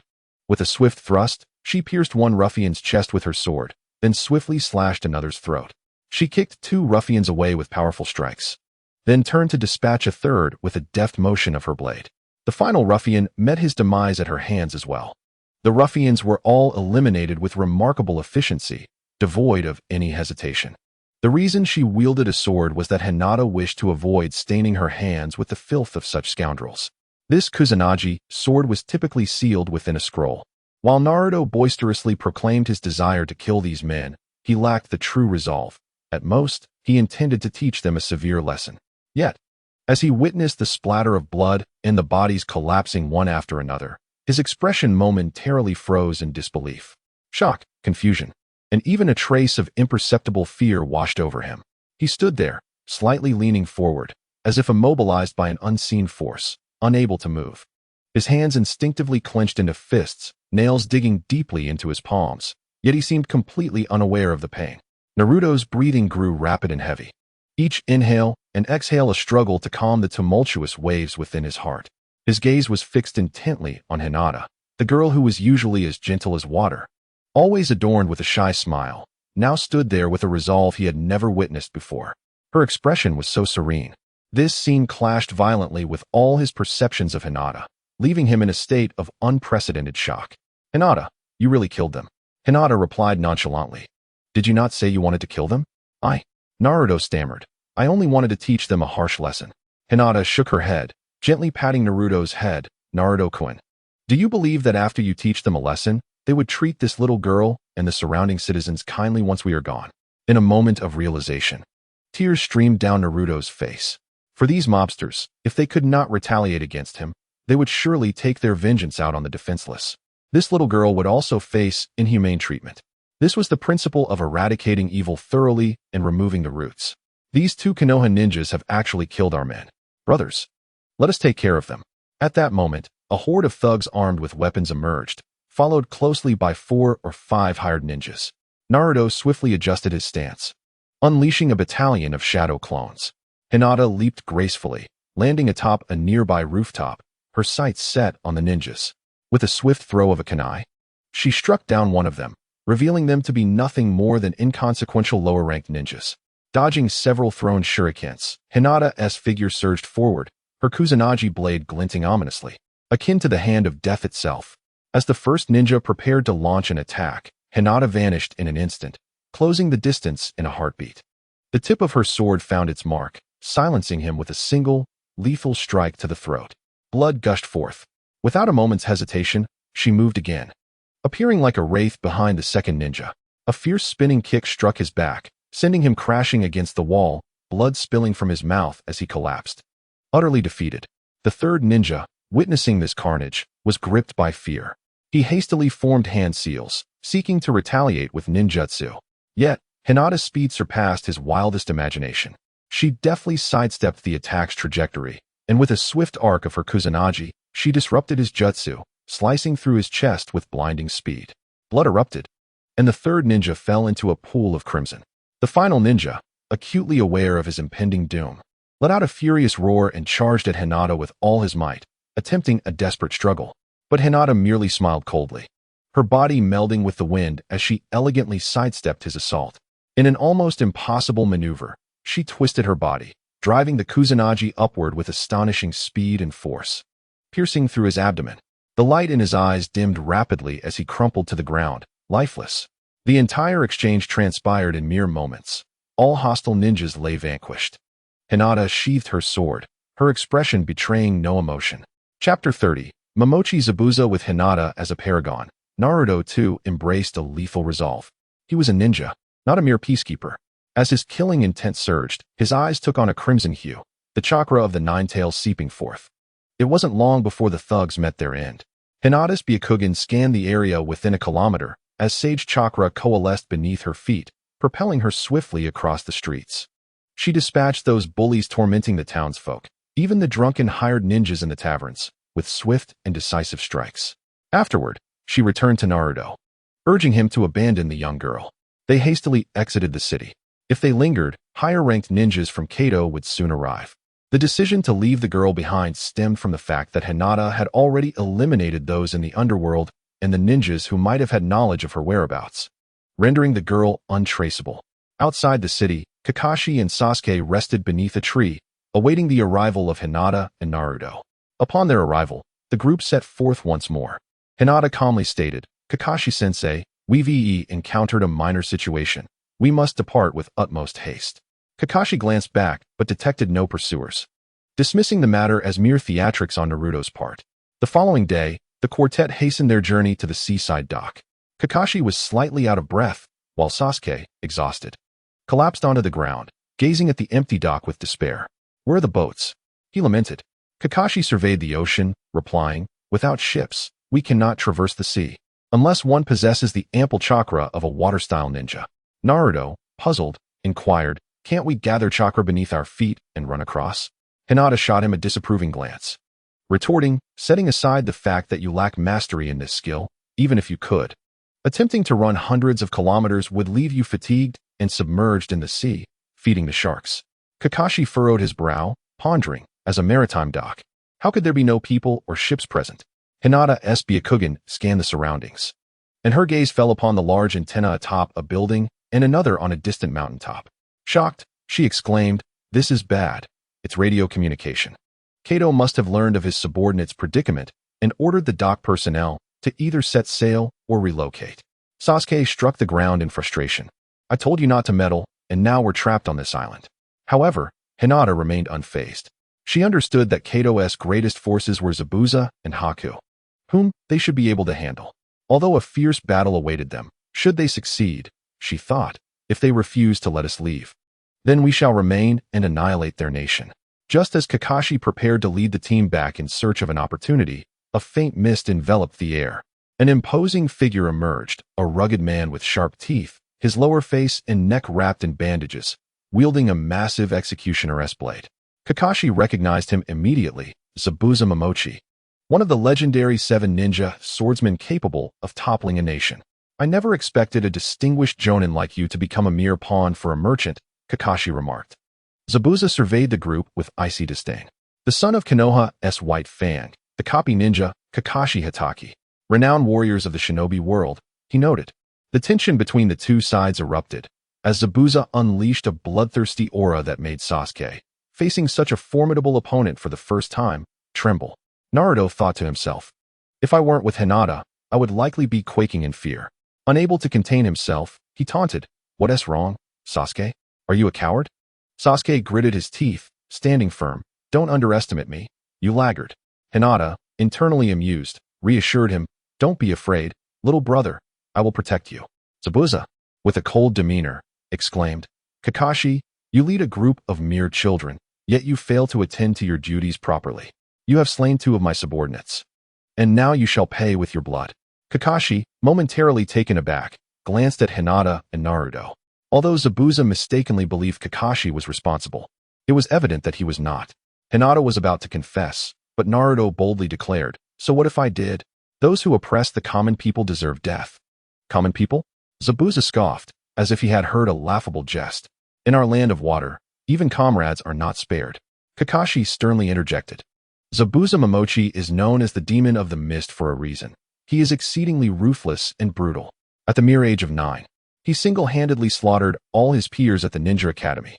Even in the infamous blood mist of the Hidden Mist Village, his actions were unprecedentedly horrific, shocking the entire ninja world. Discontented with the village's rulers, he defected. Reflecting on the simple and benevolent graduation exams of Konoha, Sasuke swallowed hard. Feeling the immense pressure of facing such a formidable foe, Kakashi continued to caution, "This man excels in silent assassination techniques. Everyone must remain vigilant." Despite Zabuza's arrogance, he felt uncertain in the presence of the legendary copy ninja, Kakashi.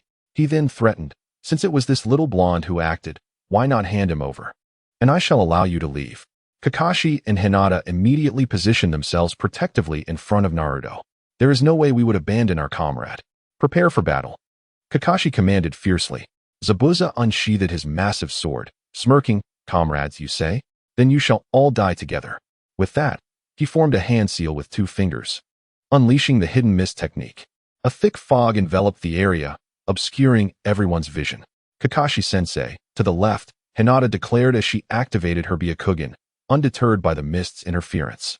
With a clash, Kakashi's kunai met Zabuza's sword. While Zabuza wielded the hidden mist technique, he too relied on his hearing to discern his opponent's location. As a seasoned ninja, Kakashi possessed keen auditory senses. "Naruto, Sasuke, do not make a sound, otherwise, Zabuza will detect your presence." With that, Hinata launched shuriken towards Zabuza. It was then that Zabuza noticed the girl with the Byakugan. The hidden mist technique was ineffective against her.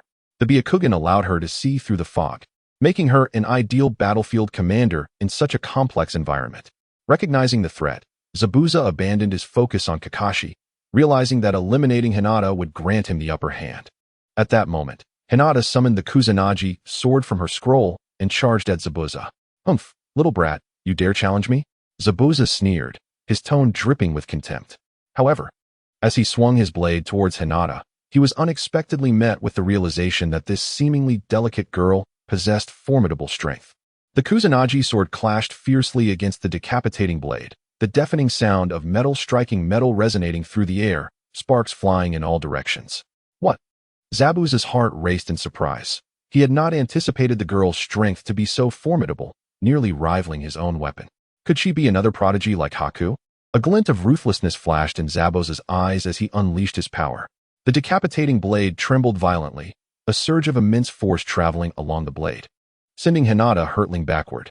Her body, uncontrollable, soared through the air before crashing heavily to the ground. Chapter 31. Haku. Hinata fell to the ground, coughing twice. Fortunately, her rigorous physical training had left her unscathed. At that moment, she noticed Naruto looking around in confusion, utterly bewildered. Meanwhile, Sasuke had already grasped a shuriken, attempting to discern the surroundings, yet he hesitated to strike, fearing he might harm an ally. Hinata shouted, "Sasuke, 10 o'clock." Upon hearing this, Sasuke shot forth his shuriken without hesitation, forcing the approaching Zabuza to retreat.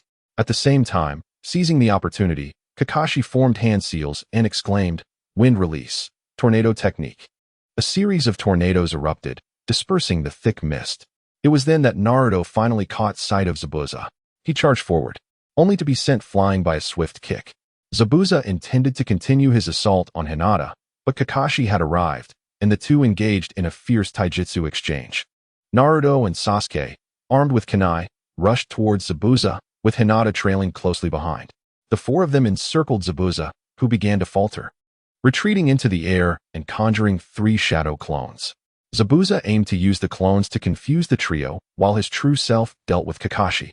Believing that once he subdued Kakashi, the rest would be child's play, Hinata pointed towards Zabuza's true form and shouted, "Naruto, Sasuke, that one is the real one." The group resumed their assault on Zabuza's true self. This development frustrated Zabuza, those accursed Byakugan users. He immediately opted to deploy water clones to confront the group. Although the water clones possessed lesser offensive power, they would suffice against a few children. Several water clones engaged in a skirmish with Naruto and Sasuke, but Hinata swiftly dispatched them, her sword slicing through one after another, unaffected by their interference. Witnessing the dire situation, Zabuza no longer hesitated to expend his chakra. He fervently infused chakra into the decapitating blade, swinging it with such force that the ground was cleaved open, forcing Hinata, who was on the offensive, to retreat. At that very moment, Zabuza's rogue ninja subordinates from the land of water arrived, numbering 6 in total. The demon brothers transformed into water and launched an assault on Hinata, while the others converged on Kakashi. Hinata slashed through the waves of water with her sword, but it inflicted no damage. The water reformed elsewhere, and shuriken were hurled at Hinata, compelling her to leap back to create distance. The Ghost Brothers, in their arrogance, revealed their true forms. Their steel claws shooting forth serrated iron chains aimed at Hinata from behind, attempting to cleave her in two. With one hand, Hinata wielded the Kusanagi sword to block the jagged chains, while her other hand formed a 2-finger seal. Fire style, fireball jutsu. A colossal fireball enveloped the Ghost Brothers, incinerating them into ash. However, the tide of battle swiftly tilted in favor of Zabuza. After eliminating several rogue ninjas from the hidden mist village, Kakashi fell victim to a surprise attack from Zabuza and found himself ensnared in the water prison jutsu. Hinata was at a loss for words. Was Kakashi destined to be caught in the water prison, or was he deliberately training his students? Where was his Sharingan? Meanwhile, Naruto and Sasuke fought side by side, both sustaining numerous injuries.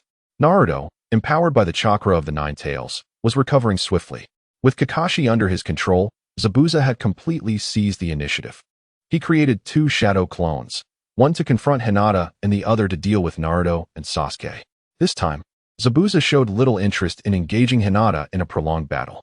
With a mere wave of his hand, he unleashed a wave of blade-like energy. Hinata's Byakugan detected the nearly transparent attack, allowing her to bend and evade it, while the tree behind her exploded. Zabuza quickly formed seals, water-style, water dragon jutsu. A massive water dragon surged toward Hinata. Once again, she executed the fireball jutsu, and both combatants entered a battle of attrition. Ultimately, Hinata gained the upper hand, sending a fireball hurtling toward Zabuza. Zabuza, unwilling to confront the attack head-on, swiftly retreated, cursing, "Damn it, what a brat. Such a physique, so much chakra." Creating distance, Zabuza began forming seals once more. This time, he intended to unleash the water-style, great waterfall technique, aiming to drown Hinata in one fell swoop. However, Hinata would not yield to his desires. She promptly executed the shadow clone technique. Three Hinatas emerged from various directions, launching shuriken and kunai at Zabuza. Caught off guard, he was struck and dissipated into a cloud of smoke. Just as Hinata prepared to rescue Kakashi, she heard Sasuke shout, "Naruto!" in a bid to protect Sasuke. Naruto had sustained a grievous wound from Zabuza's great sword. In that moment, Sasuke unleashed his two-tomo Sharingan. His speed surged dramatically, finally landing a blow on Zabuza's form. Zabuza vanished in a puff of white smoke. For reasons unknown, Hinata felt a flicker of amusement.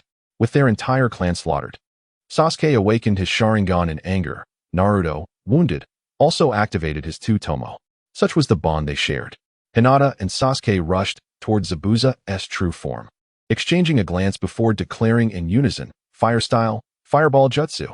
Two massive fireballs struck Zabuza and his water prison simultaneously, liberating Kakashi. It was over for Zabuza. He slowly raised his right hand, blue sparks of electricity dancing at his fingertips.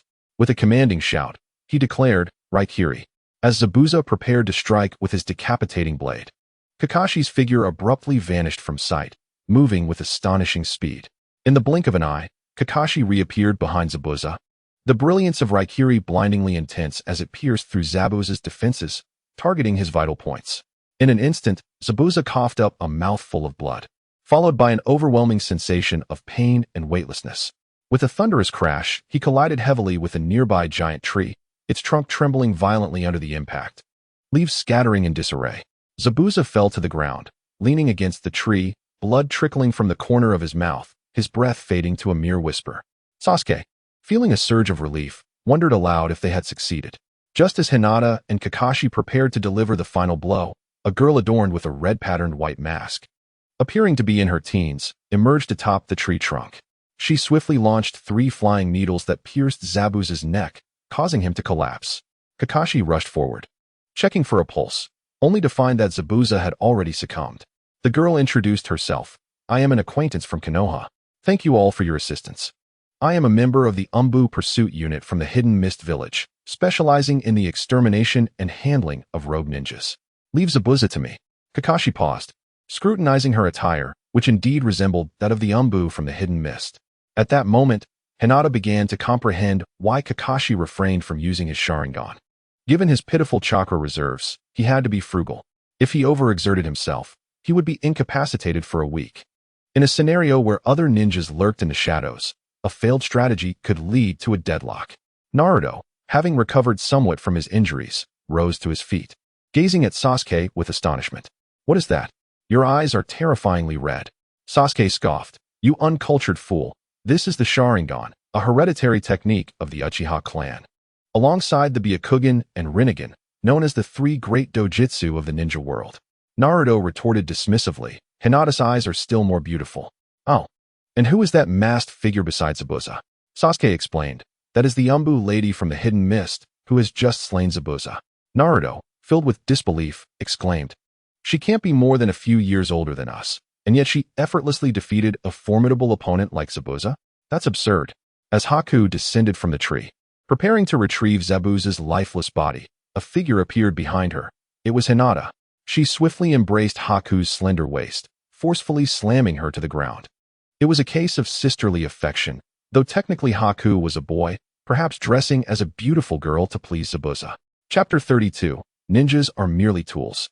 Hinata understood that Haku's intention was to carry away the famed corpse of Zabuza, and she would not allow it to happen.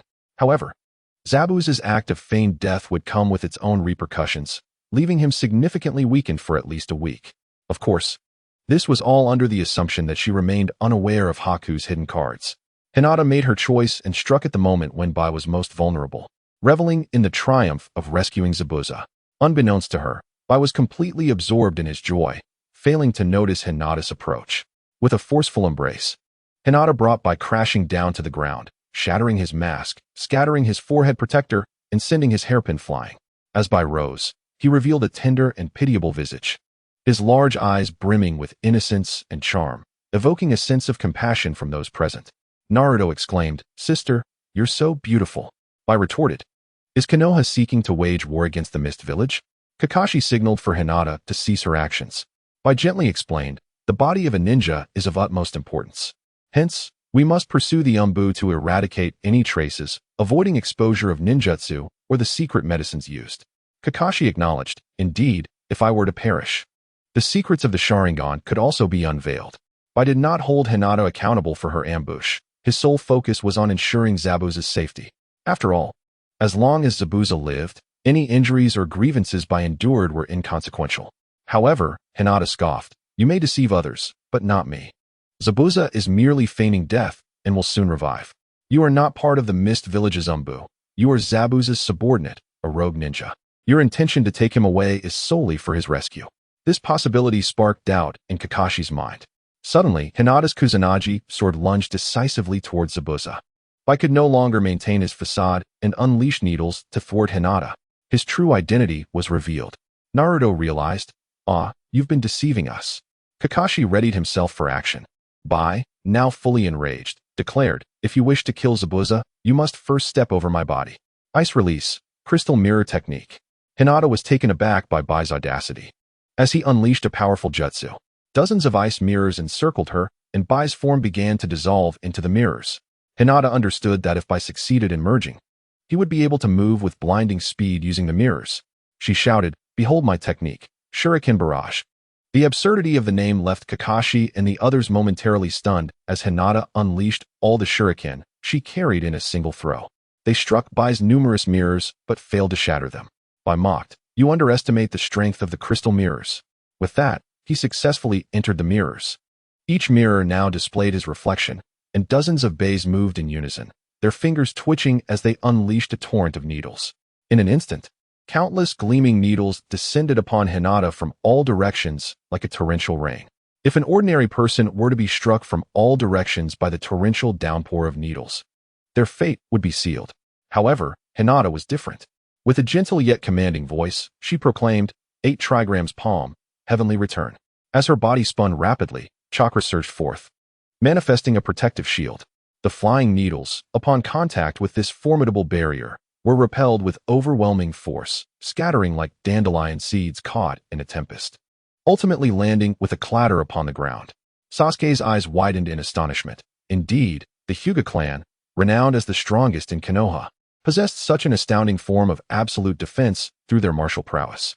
Just as White found himself at the mercy of the heavenly return, Hinata concluded her defense and finished her hand seals.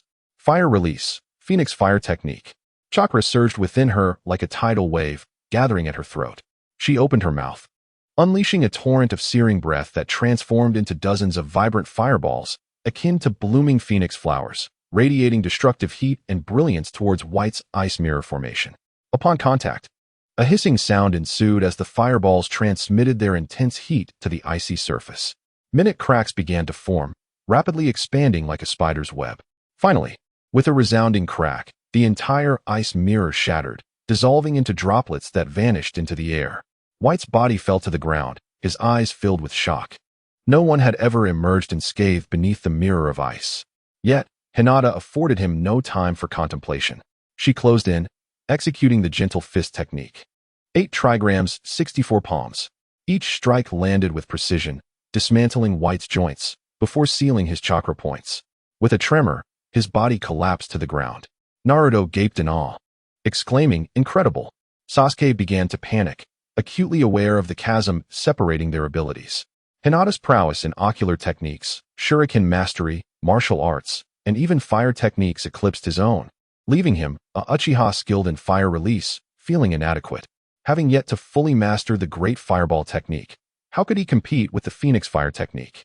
Kakashi observed Hinata, initially believing she had merely replicated Sasuke's ninjutsu, only to realize he had underestimated her capabilities. Considering the Hyuga clan's lineage, acquiring fire techniques would indeed be a trivial endeavor. To dispatch such a unique adversary with a bloodline limit so swiftly was a testament to Hinata's dominance over White. Applause echoed through the forest as a large group emerged, revealing none other than the wealthy Kato accompanied by several mercenary ninjas. The forehead protectors identified them as rogue ninjas from the village of Cloud in the Land of Thunder. Kato's predatory gaze swept over the incapacitated White before he approached the corpse of Zabuza. With a fierce kick, he cursed, useless wretches, claiming to be the 7 ninja swordsmen of the mist. Mere empty titles. Perhaps it's for the best that you perish. That way, I can save a hefty sum on the hiring fees. Hinata, puzzled, wondered why so many rogue ninjas from the Cloud Village were surrounding Kato. The fallen Zabuza glared menacingly, saying, Kato, I will not allow you to insult Mr. Zabuza. Kato scoffed, you worthless mist ninjas. I have long known you were unreliable, which is why I hired ninjas from the Cloud Village. With that, he delivered a few more kicks to Zabuza. At that moment, Zabuza opened his eyes and, to Kato's astonishment, swiftly removed the needle from his neck. No, Mr. Zabuza, White exclaimed, realizing it was too late to intervene. The technique of pretending to be dead had its repercussions. If the needle was not removed correctly, the injuries would worsen significantly. Indeed, Zabuza attempted to rise and strike Kato, but found himself utterly incapacitated. Seeing Zabuza rendered completely useless, Kato's confidence surged. He turned to Kakashi, saying, Konoha ninjas, you have slain so many of us. Surely, you must offer some form of accountability? What accountability? Kakashi replied coldly. Kato's gaze shifted from White to Hinata, who he had only just noticed, realizing that this delicate little girl was even more appealing than a young woman. Chapter 33, Kamui. Hinata exuded a fresh and budding allure. Accentuated by her long fishnet stockings, Kato swallowed hard, exclaiming, I shan't make it difficult for you. Surrender to me, and I shall double your wages. Of course, you will do as I command. In his mind, visions of binding people and wielding a whip danced before him. Kakashi's expression grew frigid. We shall remain loyal only to Konoha and the Land of Fire. Ha ha, Kato sneered. You pitiful ninjas, living merely for a handful of coins. You are nothing but beasts of burden, mere tools, following anyone. Naruto stepped forward, anger simmering within him. You are mistaken. We are ninjas with beliefs, the inheritors of the will of fire. Simultaneously, Kakashi raised his forehead protector, revealing his Sharingan. Sasuke's heart quaked. Why did Kakashi possess a Sharingan? Was he present on the night of the massacre? Memories of Itachi's merciless slaughter flooded back, causing him to grip his kunai tighter, subtly shifting his stance toward Kakashi. Kakashi instantly sensed Sasuke's agitation and called out, Sasuke, calm down. This Sharingan was a gift from a friend. Kato hastily retreated a few steps, panic etched on his face. What kind of wicked eye is this? The leader of the rogue Cloud Ninjas coldly remarked, Sharingan Kakashi. It is said to have copied thousands of jutsu and taken countless lives. Kato, now fearful, stammered, do not say I haven't given you a chance. Leave White and this lady with the Byakugan. Offer them to me, and I shall let you go. In the hidden village of Yunin, the leader of the rogue ninjas whispered to Kato, that appears to be the esteemed young lady of the Hyuga clan from Konoha. Kato's interest piqued. He remarked, Kakashi, if you manage to capture the esteemed Hyuga lady, I shall reward you handsomely. Moreover, I shall ensure that she is treated with the utmost respect. I'm only 8 years old, Hinata exclaimed, covering her face, taken aback by such shamelessness. With her Kusanagi sword raised, she declared, Kato, in my eyes, you are already dead. Naruto, infuriated, immediately unleashed the shadow clone technique, determined to protect Hinata at all costs. Kato retreated, tauntingly stating, such fiery spirit. I find it quite appealing. Take them down. Zabuza, dissatisfied, questioned, since you were bound to confront the ninjas of Konoha, why did you not assist us earlier? Kato arrogantly replied, naturally, I plan to eliminate you with Konoha's help. Granting you refuge has already been a show of goodwill. How dare you demand money from me? To guard against your treachery, I have specifically hired ninjas from the Land of Lightning. Hinata finally understood. Kato had employed another group to restrain Zabuza, having perceived his weaknesses and deemed him easily subdued. Hence, to save costs, he refrained from hiring more rogue ninjas from the Land of Lightning. Frustrated, Hinata had initially believed Kato's formidable strength lay in Zabuza and Haku, only to realize the situation had become more complicated. In future endeavors, she would need to consider matters more carefully. Zabuza, enraged and self-proclaimed realist, was willing to ruthlessly eliminate his comrades, only to find himself betrayed and exploited by a cunning merchant. Kato had never regarded them as anything more than tools and expendables. Despite bringing numerous skilled fighters, he callously allowed them to perish rather than pay. Zabuza began to envy the ninjas of Konoha. He had thought himself a formidable force emerging from a sea of blood, believing he would easily trample over such sheltered flowers. Yet, reality had delivered a harsh blow to his ego. Even a group of children united proved to be far more formidable than foolish individuals who only engaged in self-destruction.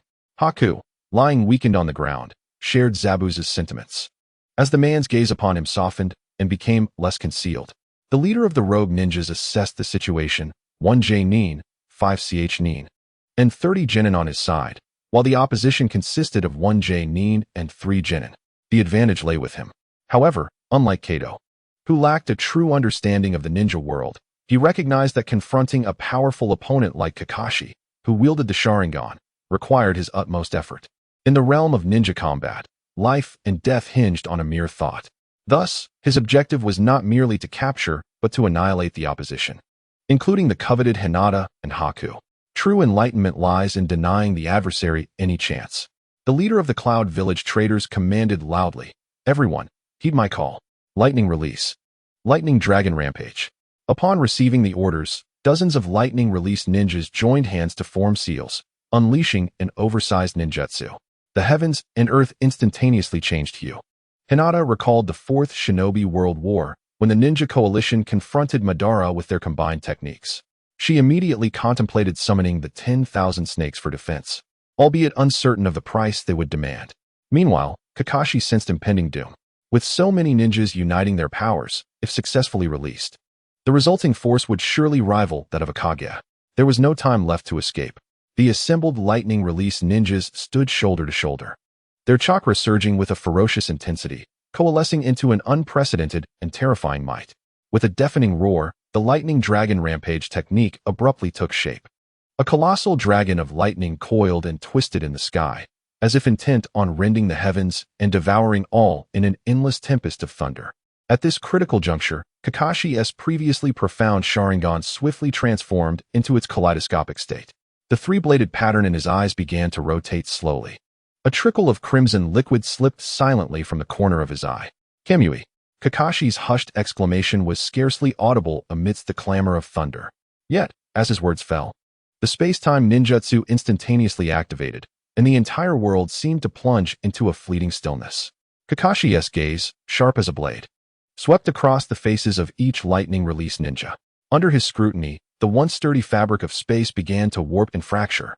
Black fissures opened like the gaping maw of an abyss, swallowing the traitorous ninjas one by one. Their bodies twisted and ruptured in the void, exploding into sprays of crimson. One after another, the traitors from the Cloud Village met a gruesome end. Their eyes brimmed with terror and despair. Yet they were denied even a moment to cry for help, utterly annihilated by this irresistible force. Even the leader of the Cloud Village traitors, yearning to resist, was overwhelmed by an insurmountable sense of helplessness, as if his head and body had become severed. The surging lightning dragon rampage technique had barely reached its zenith. Yet before it could unleash its fury, it dissipated into nothingness. This scene left all present in shock. "Is this the power of the divine?" I murmured.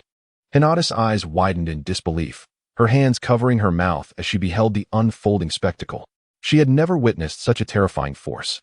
Simultaneously, her yearning for the power of the Sharingan was ignited.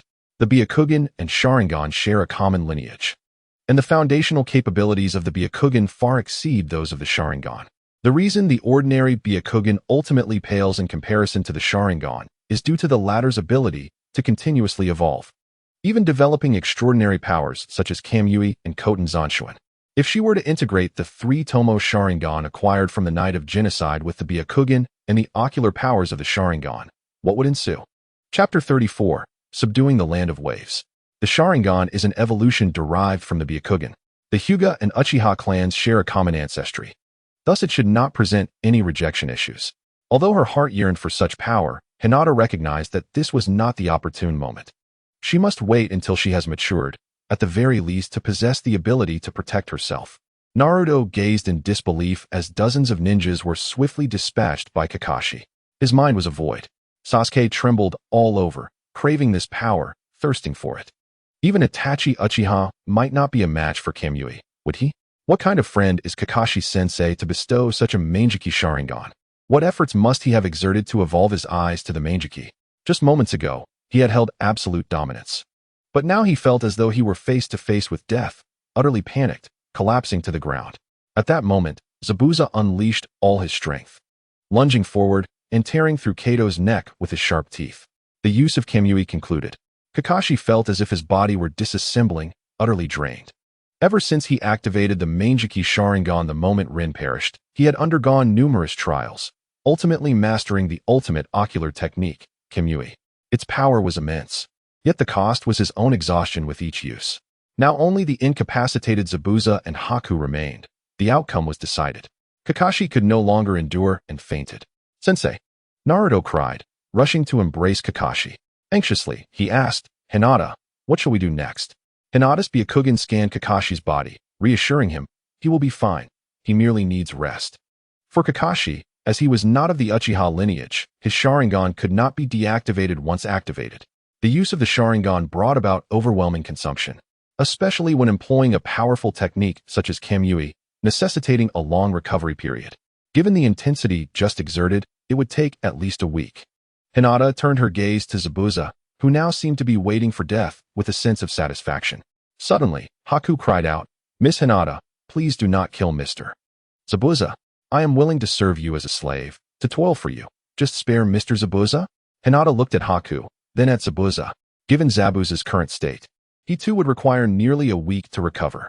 Sighing, Hinata understood Haku's sincerity. He would undoubtedly fulfill his word. Thus, she sheathed her sword.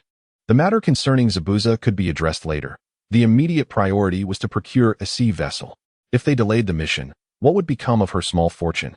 Hinata, Naruto, and Sasuke carefully placed Kakashi, Zabuza, and Haku in a room at the dock. After a moment of contemplation, Hinata spoke.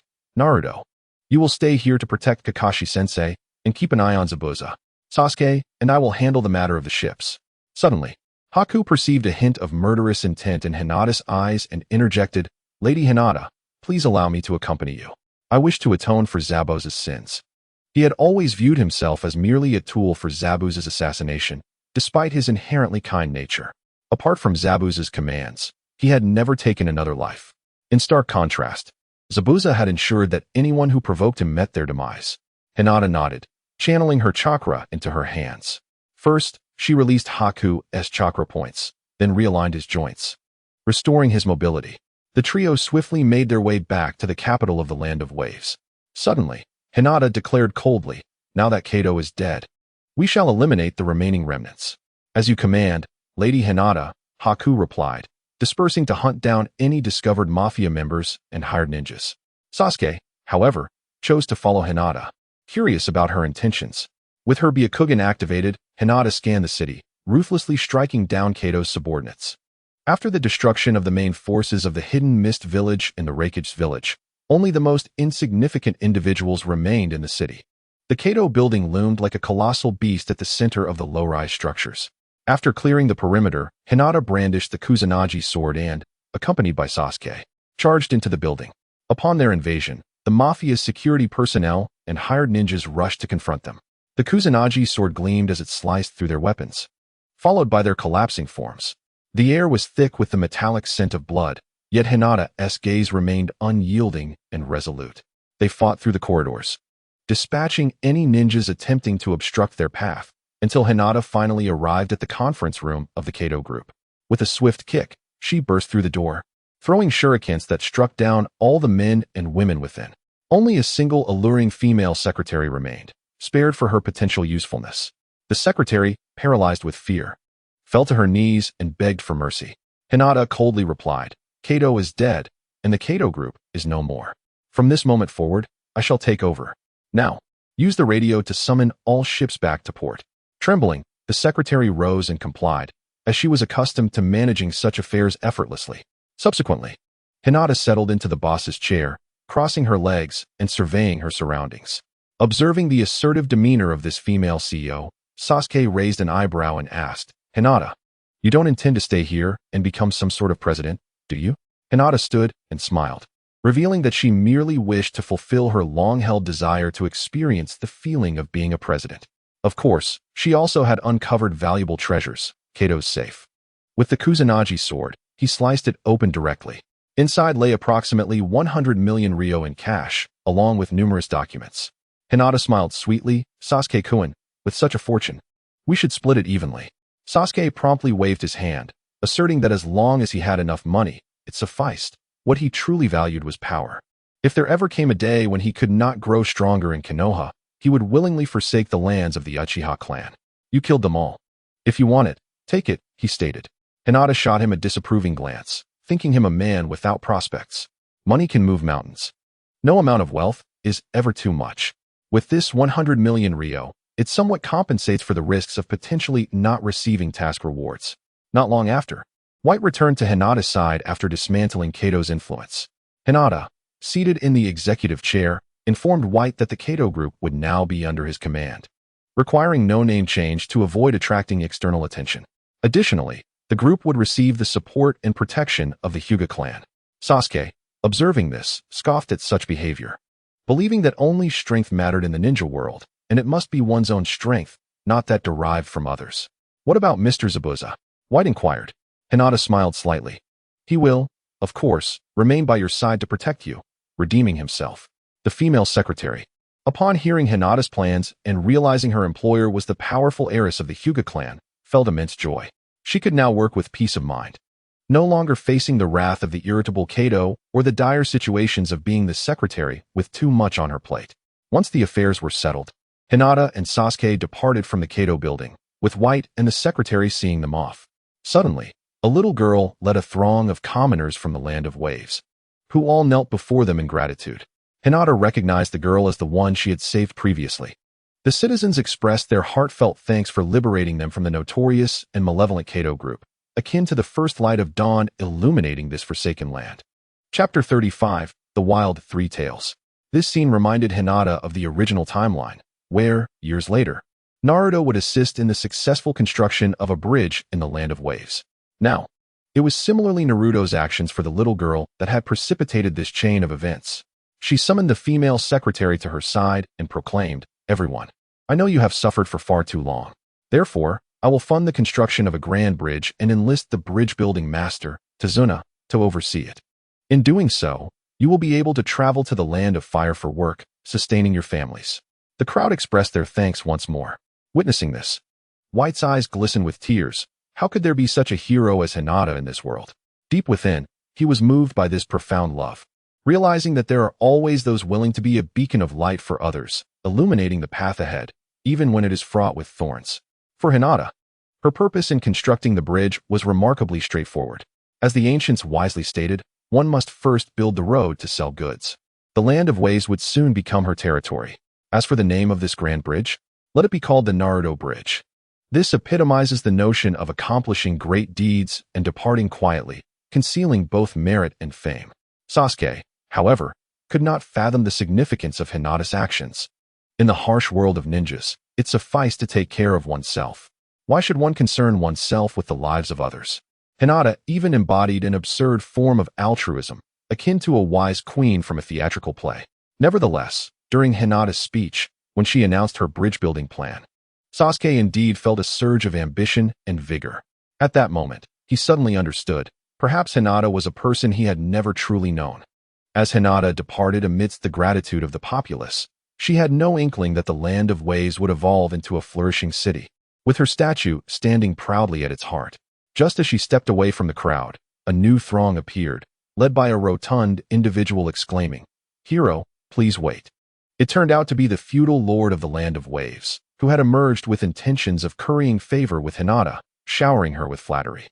Hinata found this obsequious man quite distasteful, yet pondered that he might serve well as a puppet ruler. It was only natural that someone capable of bowing to Kato would also submit to her authority. Thus, she advised the lord to diligently cooperate with Bai in their endeavors. The Hyuga clan would oversee investments in the land of waves and would dispatch personnel for supervision. Supervision? The feudal lord understood this as a veiled threat. However, faced with Hinata's blend of carrot and stick, he acquiesced, respectfully proclaiming, "Lady Hinata, you are our most esteemed guest, and this place will always be your home. We welcome you to return often." Bai, witnessing the tearful joy of the children, bid farewell to Hinata with profound emotion. He was reminded of his own past as a lonely child, who, had it not been for Zabuza's need for him, would have perished in the snowy wilderness. Hinata's endeavors indicated that she was not merely an ordinary ninja, but a leader of great ideals. On her way back to the docks, Hinata unfurled a scroll and released a messenger pigeon, affixing a letter to its leg. She intended for the Hyuga clan to finance the establishment of light industrial factories in the land of waves, even producing ninja tools. The impoverished and starving populace of the Land of Waves would undoubtedly serve as excellent assembly line workers. Furthermore, by leveraging various ordinary businesses, she could weave an intelligence network throughout the ninja world. Subsequently, utilizing wealth and resources to recruit ninjas would serve as an effective means of expanding her influence. Of course, all of this would be conducted under the auspices of the Kato Group. What a turn of events! Instead of merely focusing on ships, an entire nation was now in the works. Zabuza was taken back by Bai's men, while Team 7 boarded a well-crafted sea vessel. Kakashi remained in a deep slumber. The vessel set sail under favorable weather, and Hinata took to the deck to absorb natural energy. Naruto, filled with curiosity, inquired, "Hinata, what are you doing?" With a gentle smile, Hinata replied, "I am extracting chakra." Reminded of the power within him, Naruto began to experiment on his own. However, before long, he was enveloped by crimson chakra, his brows furrowed and his eyes turning red. Breathing heavily, he felt a surge of agitation. Hinata intoned, "Naruto-kun. The path of cultivation requires tranquility. As the ancients have said, attain the utmost emptiness, maintain steadfast stillness. Without the desire for calm, nature will self-correct. When the heart is tranquil, all things find peace. Righteousness brings stillness, stillness brings clarity, clarity leads to emptiness, and emptiness fosters effortless action." Although Naruto could not fully comprehend her words, he sensed a profound essence within them, realizing that his control over the Nine-Tails chakra was gradually strengthening. Sasuke, witnessing this scene, was unwilling to lag behind and joined in, interpreting it as a form of meditation. Midway through their practice, Hinata suddenly became animated, proposing, "Let me tell you a story. In the Northern Sea, there exists a fish named Koen." Upon hearing the tale, Naruto felt an overwhelming yearning for freedom and transcendence, while Sasuke pondered the sheer magnitude of the Koenping's power. If such a spiritual beast existed, would it not be invincible? Within the cabin, Kakashi awoke with a start, his hand reaching into the void. Rising, he consumed a soldier pill and realized he was aboard a ship. Stepping outside, he beheld Hinata, Naruto, and Sasuke harmoniously meditating. In that moment, a sense of solace washed over him. Perhaps these young ones would soon be capable of standing on their own, and who knows? They might even participate in the CHNIN exams upon their return. The following day, Kakashi stood at the bow of the ship, his silver hair swaying gently in the breeze, his deep gaze fixed on the horizon. The islands of the Land of Water loomed near. Hinata and the others continued their training. Suddenly, the wind shifted from gentle to tempestuous, accompanied by a howling roar. Dark clouds swiftly gathered, obscuring the sun, and an unexpected storm swept in. Rain poured down like arrows, merging the sea and sky into a chaotic blend. The waves, driven by the fierce winds, surged violently, one after another, as if intent on devouring everything in their path. Amidst this tumultuous weather, a colossal shadow swiftly swam beneath the surface, drawing closer. The crew began to bustle with activity. Kakashi sensed impending danger. "A storm is upon us. Everyone find a secure place to brace yourselves." Naruto clung to the mast while Sasuke grasped a rope. Only Hinata's Byakugan detected the impending doom. In an instant, a monstrous sea creature erupted from the depths. It was a colossal sea turtle, its size comparable to a small mountain, adorned with a myriad of sharp spines that resembled a natural armor. Behind it, three robust, scaled tails lashed the surface of the ocean like whips, creating towering waves. The three tails, a wild creature. Sasuke murmured, "Could this be the legendary Koen?" Almost in the midst of the astonished gazes of the crowd, the three tails surged forward with astounding speed, its massive form carving a significant ripple across the sea. Subsequently, accompanied by a thunderous roar, the ship was violently struck in half, with splintered wood scattering everywhere, and the ocean surged in like a tidal wave. The crowd was cast into the depths of the sea. Kakashi decisively abandoned the sailors, prioritizing the rescue of Naruto, who could not swim, while Sasuke could temporarily fend for himself. As for Hinata, he felt assured. Plummeting into the deep sea, Hinata attempted to swim past the debris of the sunken ship. However, an unprecedented and immense suction suddenly emanated from the depths of the ocean, drawing the water towards the three tails. Hinata found herself unable to exert any strength underwater, being pulled into the gaping maw lined with vicious spikes. Chapter 36. Hinata is the dessert. Though Kakashi was still in recovery, he swiftly pulled Naruto from the depths and placed him upon a larger piece of wood. He then performed a jutsu, summoning a water dragon to retrieve Sasuke and a nearby crew member.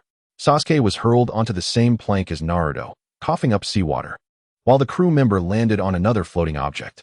Yet, as Kakashi searched for Hinata, he found no trace of her. Amidst the storm, Kakashi moved rapidly through the wreckage, growing weary and breathless, yet still failing to locate her. "Hinata, where are you?" Naruto shouted in distress. Memories of Hinata's gentle smile and sweet voice flooded his mind. Her laughter was like the warm sunlight of spring, capable of dispelling the shadows in his heart and providing him with the motivation to move forward. Recalling the moments they shared, all of Hinata's kindness surged within him like a tidal wave. But such a person had suddenly vanished. His heart was enveloped by an indescribable fear and despair, as if the entire world had lost its color. "Hinata! Hinata!" Naruto screamed. But the only response was the howling wind and the raging waves. Sasuke stood silently by, his sorrow and disappointment palpable in his eyes. To him, Hinata was not only a comrade in battle, but also a worthy adversary. Her absence left him with an unprecedented sense of loss and emptiness. He recalled Hinata's resolute gaze and indomitable spirit, a wave of inexplicable sadness rising within him. Kakashi landed back on the plank. After a moment of calm reflection, he spoke. Hinata must have been taken by the Three Tails for some reason. He quickly recalled the direction in which the Three Tails had vanished. "Naruto, Sasuke, steady yourselves with Chakra," he instructed. Kakashi utilized wind release to part the fierce winds and subsequently employed water release to accelerate their makeshift raft. Like a speedboat, they sped through the tumultuous waves. Soon, Naruto exclaimed, "Kakashi-sensei, look! There's the Three Tails." Indeed, amidst the surging tides, Three Tails could be vaguely discerned. However, the Three Tails seemed to sense their approach and began to accelerate. After a while, the closer they got, the slower they became due to Kakashi's dwindling chakra. Ultimately, they found themselves drifting further away from the Three Tails, until it completely vanished amidst the vast archipelago. Kakashi, unwilling to accept defeat, collapsed onto the raft. Naruto and Sasuke, in a state of panic, frantically paddled with their hands and feet, guiding the raft to a shallow beach on an island. Kakashi sat on the ground to rest, contemplating their mission. Would they be scorned and ridiculed upon returning if they failed? His father, the Leaf's White Fang, had perished for similar reasons. However, Kakashi shook his head and resolutely declared, "From now on, we will suspend the mission until we find Hinata, even if she is no longer with us. We must slay the Three Tails to avenge her." He harbored a profound resentment towards the Three Tails, as Rin had died because of it. Naruto nodded gravely, and Sasuke's eyes gleamed with a murderous intent.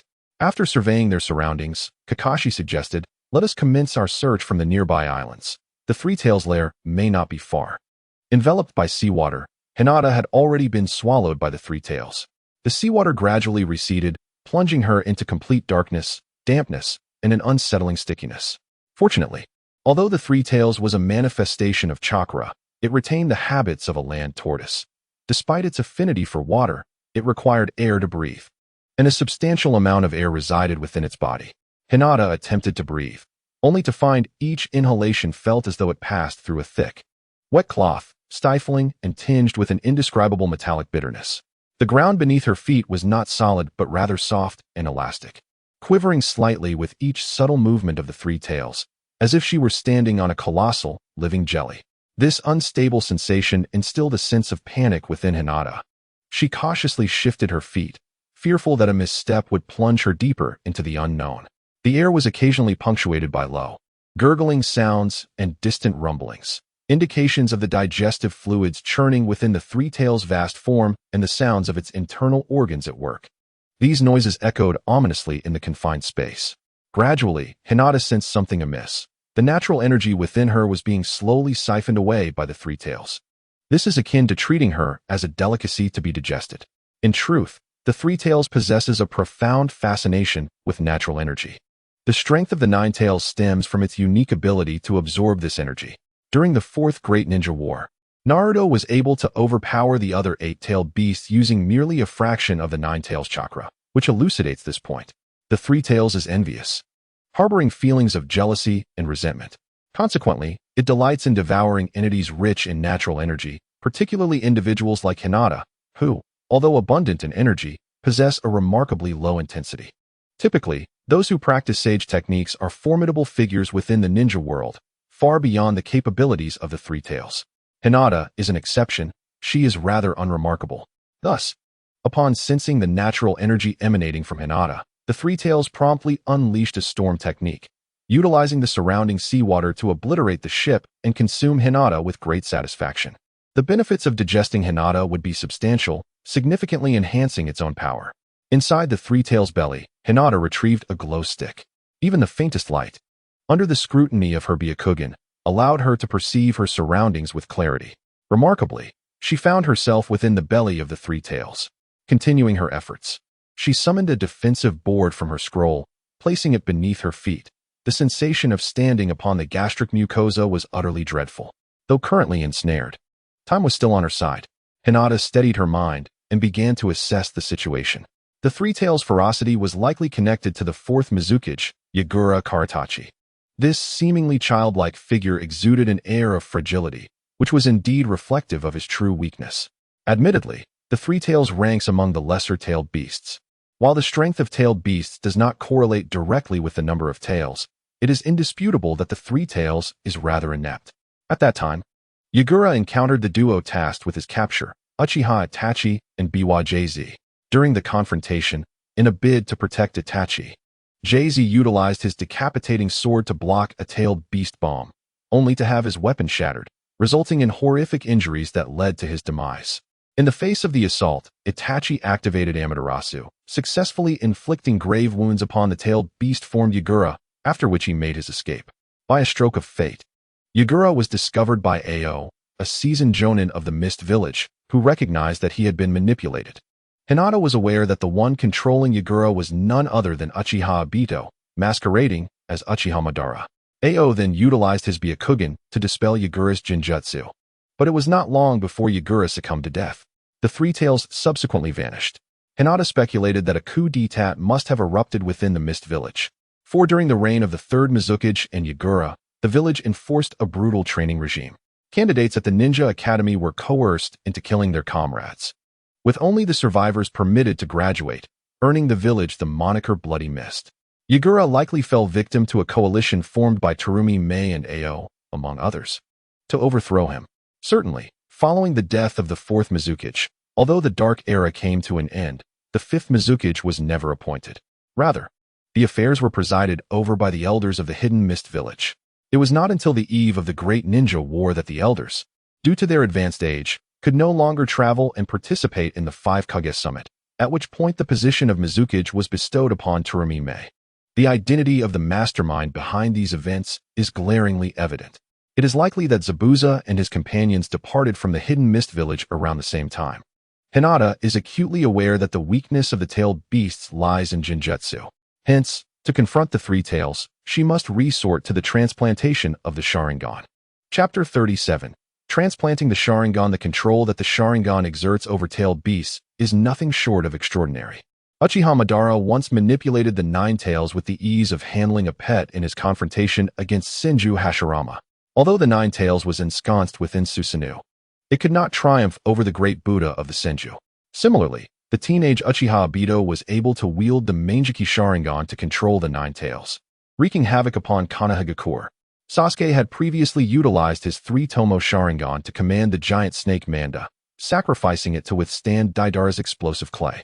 The cunning Manda, hailing from the Dragon Cave, is far more astute than the Three Tails, which possesses a significantly lower intellect.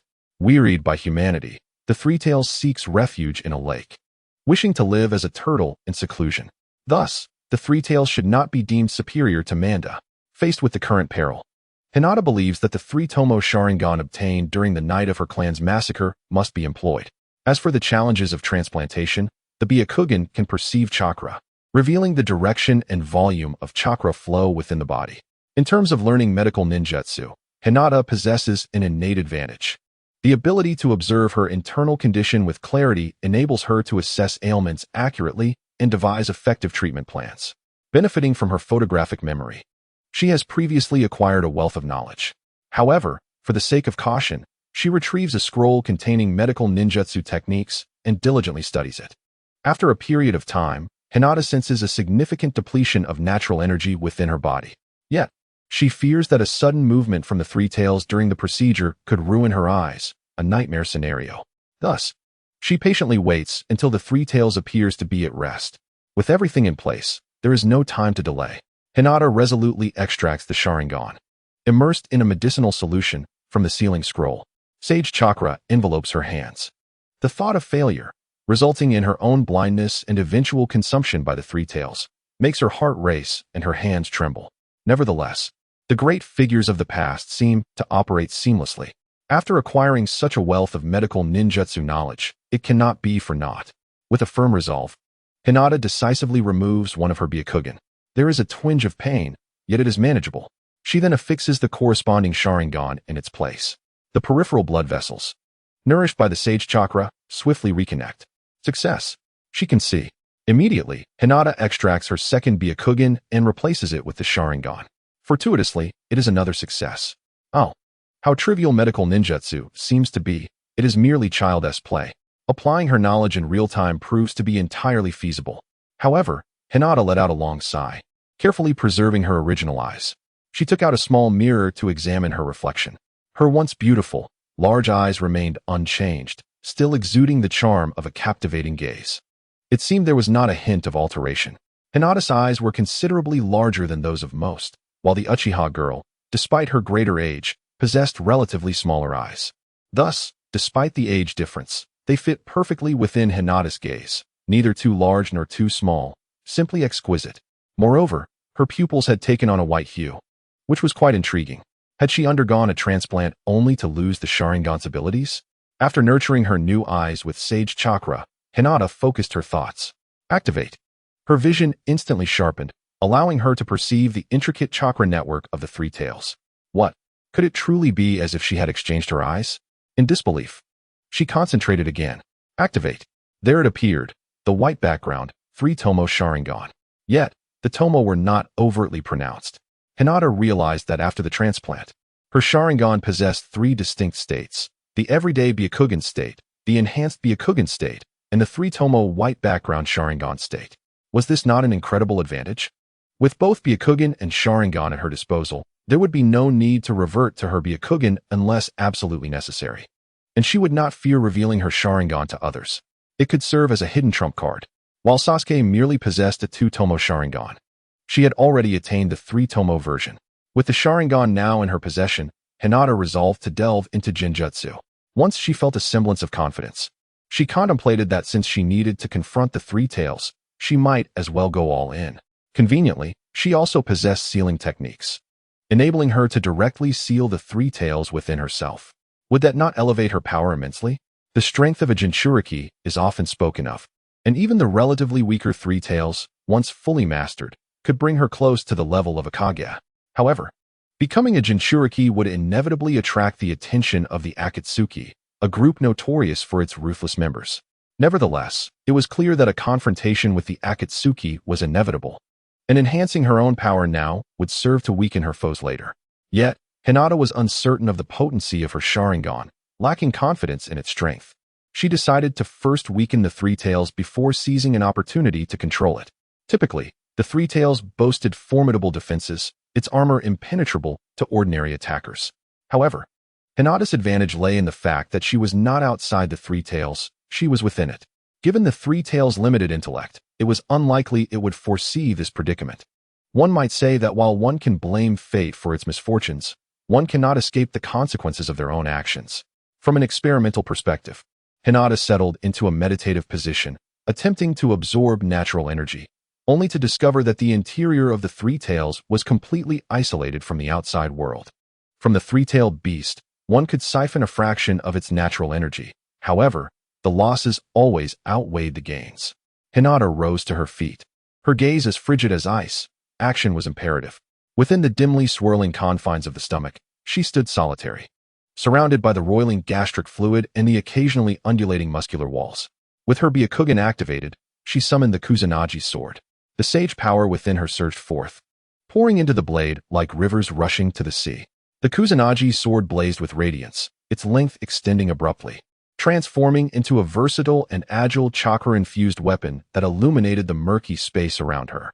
Beneath the all-seeing Byakugan, nothing could elude her perception. Hinata's eyes were sharp as a hawk's, detecting the intricate network of chakra nodes within the three-tailed beast. With a swift movement, She glided like a specter through the walls of the beast's stomach, the Kusanagi sword slicing through the air with a sound of ruptured space, striking precisely at the first chakra node. As the tip of the blade passed, a flash of light erupted, accompanied by a low, thunderous roar from the three tails. As the resilient node was pierced, gastric fluid splattering everywhere. A fierce sensation of tearing jolted the slumbering beast awake. A tumult of pain and rage intertwining as its massive form began to thrash violently. Yet, Hinata remained undeterred. Her movements became even more swift and decisive. The Byakugan continuously monitored every subtle change, and under her deft command, the Kusanagi sword slashed relentlessly at the crucial chakra nodes within the three-tailed beast. Each strike met with its anguished wails. The flow of energy within its body was disrupted with each blow, its usable chakra rapidly depleting and its strength waning. Hinata's objective was clear: to launch a lethal assault from within, rendering this beast, far mightier than herself, utterly incapacitated. The three tails finally realized that it was the diminutive figure within its belly causing the havoc. It leaped into the great lake, opening its maw to gulp in copious amounts of water. Submerged, Hinata, having dismantled the chakra nodes in its stomach, seized the opportunity to hold her breath and maneuvered to the esophagus. Without mercy, she thrust the Kusanagi sword anew. The three tails let out a piercing cry of agony that resonated through the air. Meanwhile, on another island near the lake, a group was making their way forward. Led by Kabuto, Kimimaro, and Guren. They faintly heard the anguished cries, and a wicked smile crept across Kabuto's face. Chapter 38. Terumi Mei. From the intelligence currently at Kabuto's disposal, the three-tailed beast of the Mist Village had gone missing, the Jinchuriki of the Six Tails had defected, and their strength had significantly diminished. Now was the opportune moment to seize a tailed beast. While others would pursue leads on the Six Tails, he had a different strategy. In a chaotic melee, it was likely that no one would benefit, leading instead to unnecessary casualties. Compared to the Six Tails, the long-lost Three Tails had attracted little attention. This path would be far less arduous. At present, it appears rather effortless. Achieving this result required little exertion. Originally, Yakushi Kabuto speculated that the Three Tails resided among the archipelago. Unexpectedly, after searching merely a few islands, he now heard what seemed to be the cries of a tailed beast. With such an opulent lineup at his disposal, success was surely within reach. Capturing the Three Tails would yield substantial rewards, indeed, a considerable fortune. Those who sought the Six Tails must be foolish. The Jinchuriki are undeniably far more formidable than their wild counterparts. In the heart of the island's lake, the Three Tails, unable to endure the pain, expelled everything within its body. Hinata, following the flow of water, emerged into the air, fixating her gaze upon the loathsome little creature, which filled the Three Tails with joy. With a casual swipe, it could easily crush her. Having learned from past failures, it contemplated solidifying its insides to fortify its organs with armor, subsequently creating smaller Three Tails within as guardians. This intricate arrangement would resemble a labyrinth, effectively preventing future foes from infiltrating and wreaking havoc. Once inside, escape would be impossible. Thus, how could a novice like Hinata ever harm it again? Sharingan, activate. Hinata unleashed an illusion, instantly seizing control of the Three Tails. In those colossal eyes, the pattern of three tomo emerged. The Three Tails, truly naive, could not believe how easily it had succumbed. A sense of pride welled within her.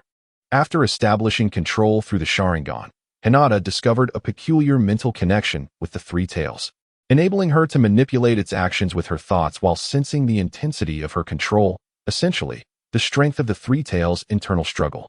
At that moment, the creature seethed in rage. Damn it, you little brat. How dare you attempt to control me when you are so weak? Not a chance. However, Hinata's mental prowess was overwhelming, and in an instant, she rendered the Three Tails utterly despondent. This is just a kid. If you told me it was Uchiha Madara reincarnated, I might believe it. If I must be controlled, then working for you is better than facing death. Hinata sensed no resistance at all and taunted, you hardly struggle. Indeed, you are a fool. Yet, as her Byakugan scanned the surroundings, her heart raced. Someone was approaching. Yakushi Kabuto's team sprinted rapidly, their excitement growing as they heard the increasingly clear roars. They had been dispatched by Orochimaru with the objective of capturing tailed beasts. However, only Yakushi Kabuto understood that. Beyond capturing the beast, there was another underlying goal. This was the true reason for their expedition. Before them stood two figures, obstructing Yakushi Kabuto and his companions. They were none other than the talented Kunoichi from the Mist Village, with red hair, a graceful figure, and an enchanting visage, Kisame Mei, who had not missed her chance at marriage and was wholly intent on finding a spouse. Accompanying her was her guardian, a seasoned jonin and Byakugan assassin, Ao. Honglian taunted. Yao Shidu, did you not claim that no one would contest you for the Three Tails?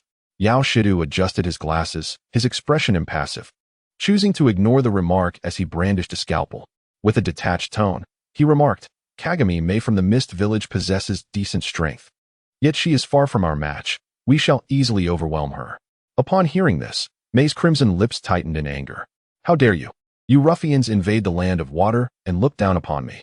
Her gaze swept over the assembly, a bespectacled youth, a strikingly handsome man, a woman of considerable allure, and a few others of lesser appeal. Her keen eyes narrowed as she noticed a child, deliberately concealed among them. Yao Shidu coldly retorted, You are not worthy to know. At that moment, Junmaru stepped forward with a sneer. Leave these two to me. You deal with the Three Tails. Yao Shidu's eyes glinted with malice. The hearts of the Mist Village are already in disarray. If we eliminate Mei, they will be left leaderless. Perhaps Lord Orochimaru could then claim the title of Mizukage in this land of water. Hearing this, Honglian's gaze turned towards Mei, preparing to strike. The onlookers clamored. Lord Yao Shidu, what a pity to kill such a tender beauty. Why not leave her to us? Her rosy lips grow more enticing the longer I gaze. Mei could no longer contain her rage. She sharply commanded, Ching, our target is that child. Their aim is the Three Tails. They cannot afford to carry a useless burden. This child must be the key. Ching nodded. Mei's deduction was astute. Although they faced overwhelming odds, eliminating the child would likely thwart the enemy's plans for the Three Tails. Water release. Mist hidden technique. Mei exhaled a vast cloud of dense mist, enveloping the surroundings. All visibility was obscured, except for Ching, who possessed Byakugan. He charged directly towards the boy. Honglian shouted, Waikimaru, be cautious. Then she formed hand seals and declared, Crystal release. Crystal. Waikimaru was instantly encased in pink crystal. At that moment, Ching's kunai struck the crystal's surface and was deflected. Honglian continued forming seals. Crystal release. Emerald crystal maze technique. Countless ice crystal seeds scattered around and erupted into pillars of crystal. Ching attempted to use his Byakugan to locate Waikimaru, but found his vision clouded, obscured by indistinct figures. Realizing the dire situation, he understood that his Byakugan was countered by the crystal release. Meanwhile, Mei confronted Yao Shidu. Dissolution release, dissolving monster technique. Mei unleashed a viscous and highly corrosive acid towards Yao Shidu. He swiftly formed hand seals. Water release, great waterfall technique. A massive torrent surged forth, washing Mei's acid back. Bone dance of the corpse bone path. Junmaru's limbs sprouted long bone spikes, charging towards Mei. Kagami Mei initially intended to retaliate, but was seized by Ching, who urged her to flee, declaring that she was the future of their hidden mist village and must not be lost. Although Kagami Mei felt unwilling, she recognized the importance of the larger picture.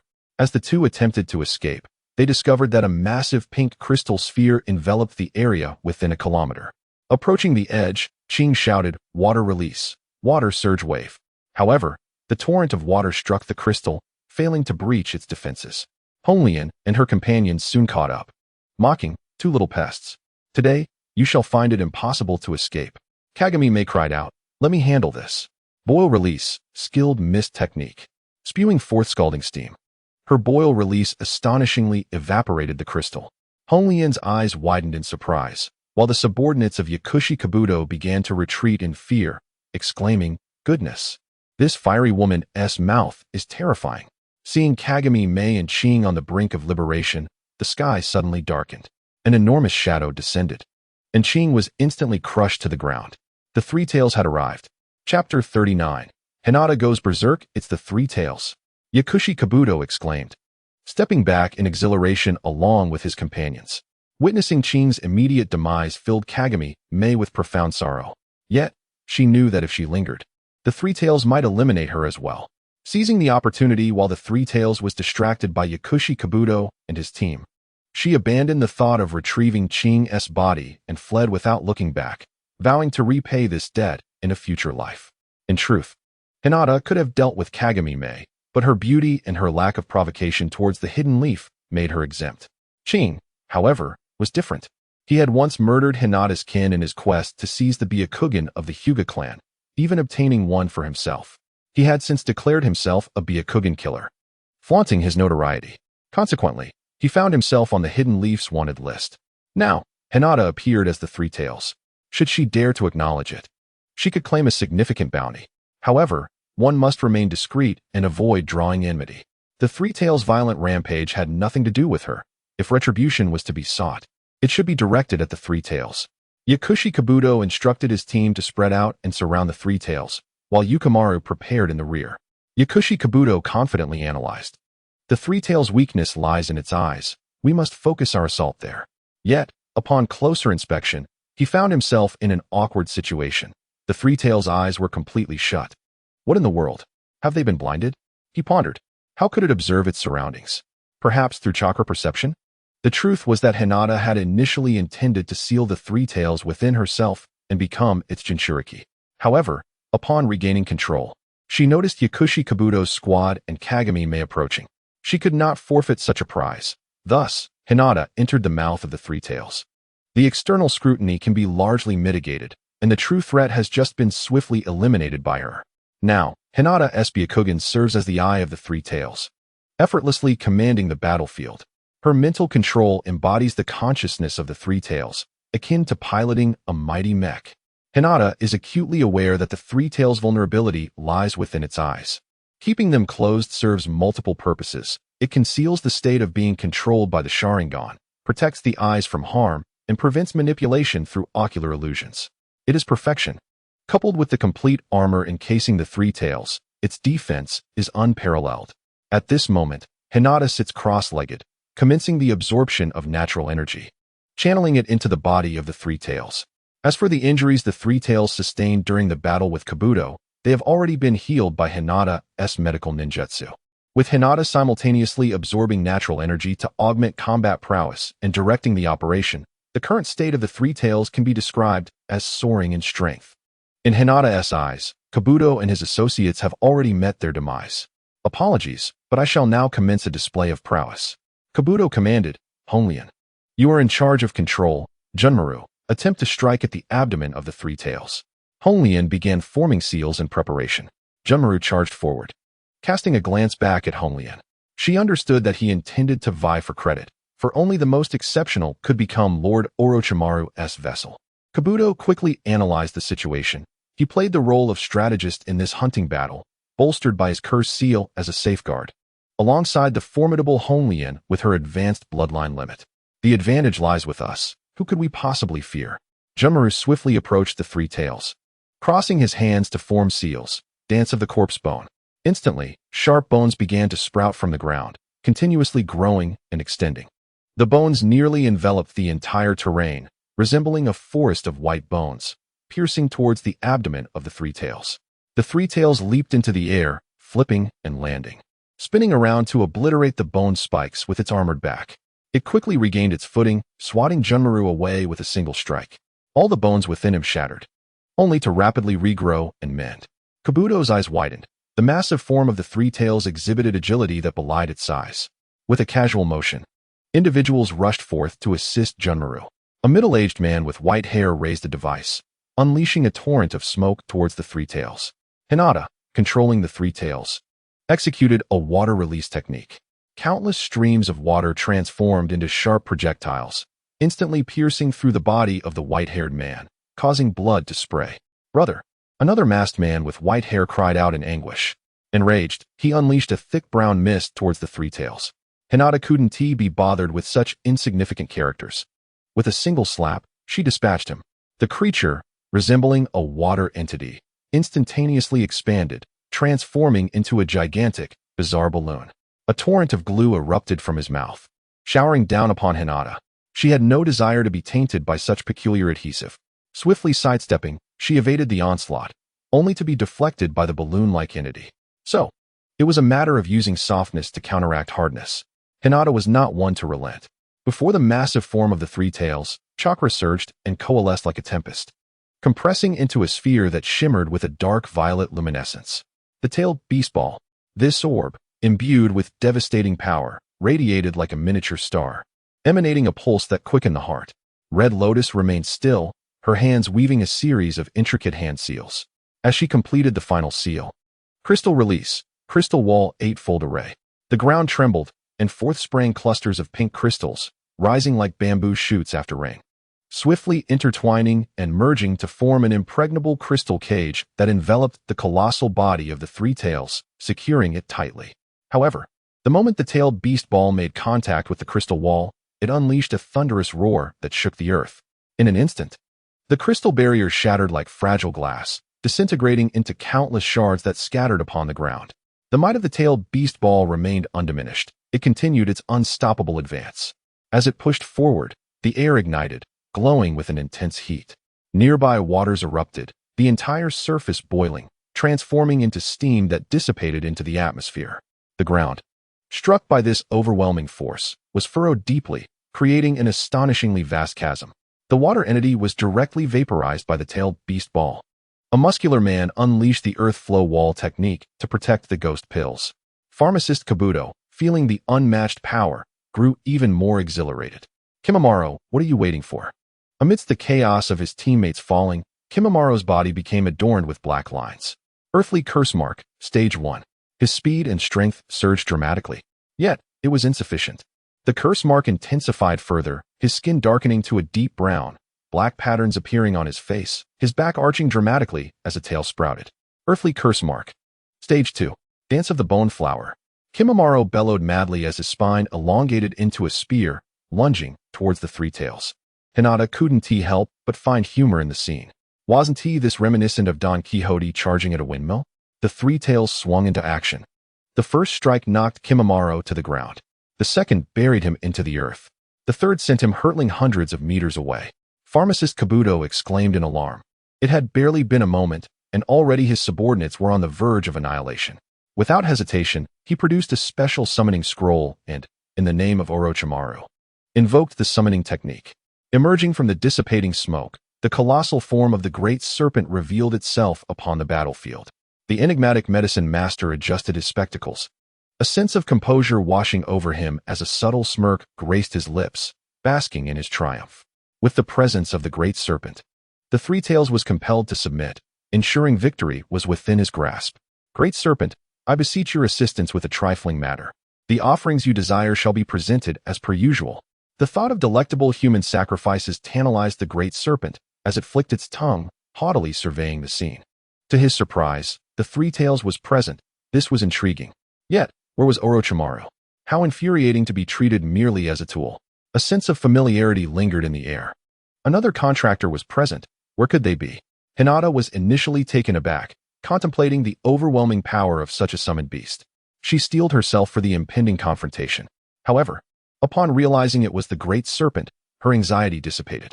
How foolish was the medicine master to summon the great serpent against her. It would be far more effective to have it eradicate him instead. Gradually, the atmosphere grew awkward as the Three Tails remained oblivious, fiercely battling against Honglian. It even seized the opportunity to inflict severe injury upon the towering figure of Waikkimaru. Meanwhile, the great serpent appeared disinterested in intervening, as if the chaos of battle did not concern it, opting instead to observe.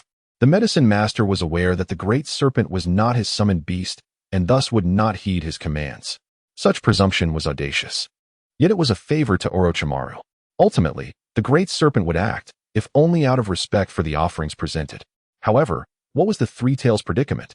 Why did it not regard the great serpent? Had it truly been rendered blind?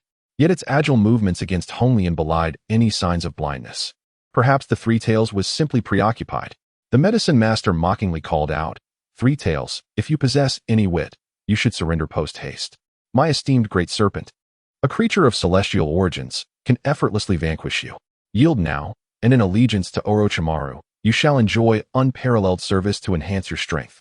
The Three Tails paid no heed, leaving the medicine master in an awkward position, while the exalted great serpent reveled in the attention. Eventually, it located Hinata, ensnared within the jaws of the Three Tails. Oh, combat was not an option. I shall linger for a time, contributing in my own way.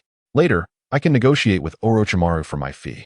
As Hinata engaged in battle, Honglian summoned 3 colossal crystalline dragons, which slithered and struck at the Three Tails. How vexing. Would this ever cease? The Three Tails was indeed clumsy. Suddenly, An epiphany struck her. The three tails abruptly stood upright, taking on a humanoid form.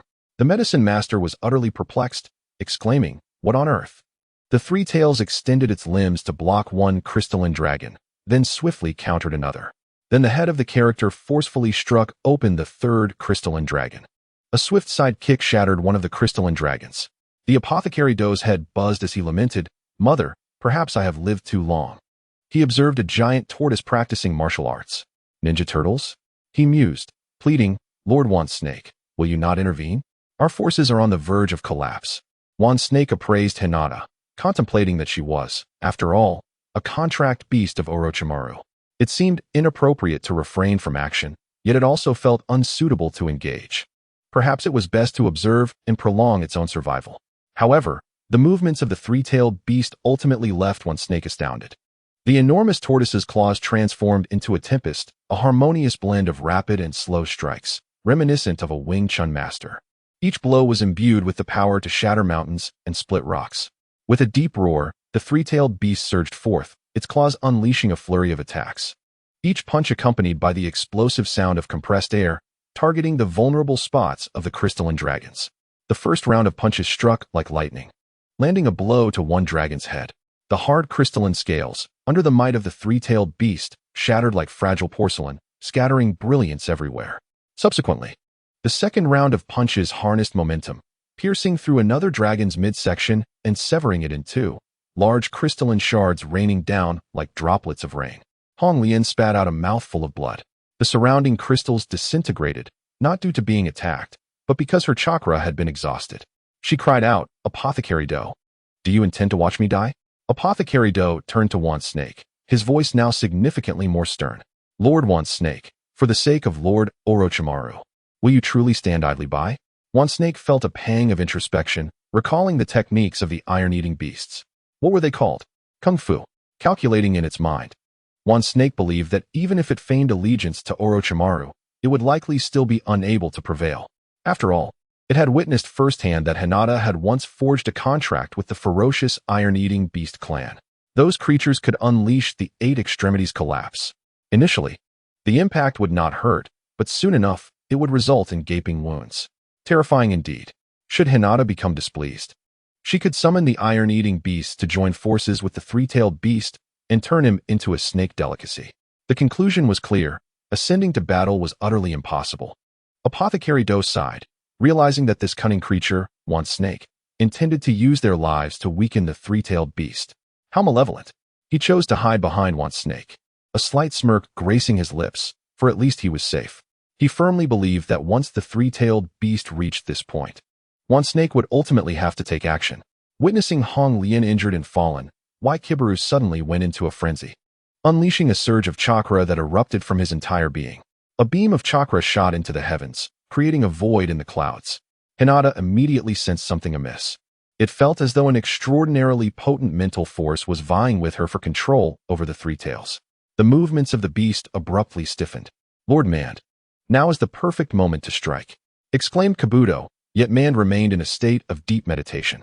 Seizing the opportunity, the large Earth-style user swiftly formed hand seals, unleashing the Earth Dragon technique, causing several mud dragons to emerge from the ground and firmly bind the three tails' legs. While resisting the opposing force's attempt to seize control, Hinata intensified her grip, compelling the three tails to move. She was acutely aware that the one with such capability was the specter known as Gyokimaru, the chosen Jinchuriki of the three tails selected by Orochimaru. Nevertheless, Hinata also understood Gyokimaru's vulnerability. His frail health rendered him incapable of maintaining control for long. At that moment, Kabuto tenderly placed a reinforcement helmet upon Gyokimaru's head, reigniting his latent potential. His mental strength surged exponentially, and Hinata felt an overwhelming pressure. The large Earth-style user again attacked, enveloping the entirety of the three tails form in clumps of earth. "You think you can best me?" Hinata gritted her teeth, holding firm. Blood began to flow from Gyokimaru's nose. He cried out, continuing the struggle. Hong Lian looked on anxiously at Gyokimaru, hoping fervently for his victory. Hinata ceased absorbing natural energy, focusing all her mental strength to significantly enhance her bid for control over the three tails. Blood began to trickle from Gyokimaru's eyes, ears, and mouth. With a great gasp, he spewed forth a mouthful of blood. Chapter 41. The Akatsuki organization. Even with blood streaming from all 7 orifices, Gyokimaru could not relent. For he must protect his sister Honglian. Yet, in that fleeting moment of bloodshed, Hinata seized complete control, and a small-tailed beast bomb began to form. Gyokimaru hastily summoned his strength once more. However, with Hinata's counterattack, he found himself expelling blood again. Kabuto commanded, "Hurry, continue. Do you wish for your sister to perish?" "I cannot let my sister die." Gyokimaru reignited his fighting spirit and potential, a column of chakra shooting skyward. Yet, the tailed beast bomb had already been launched. "No."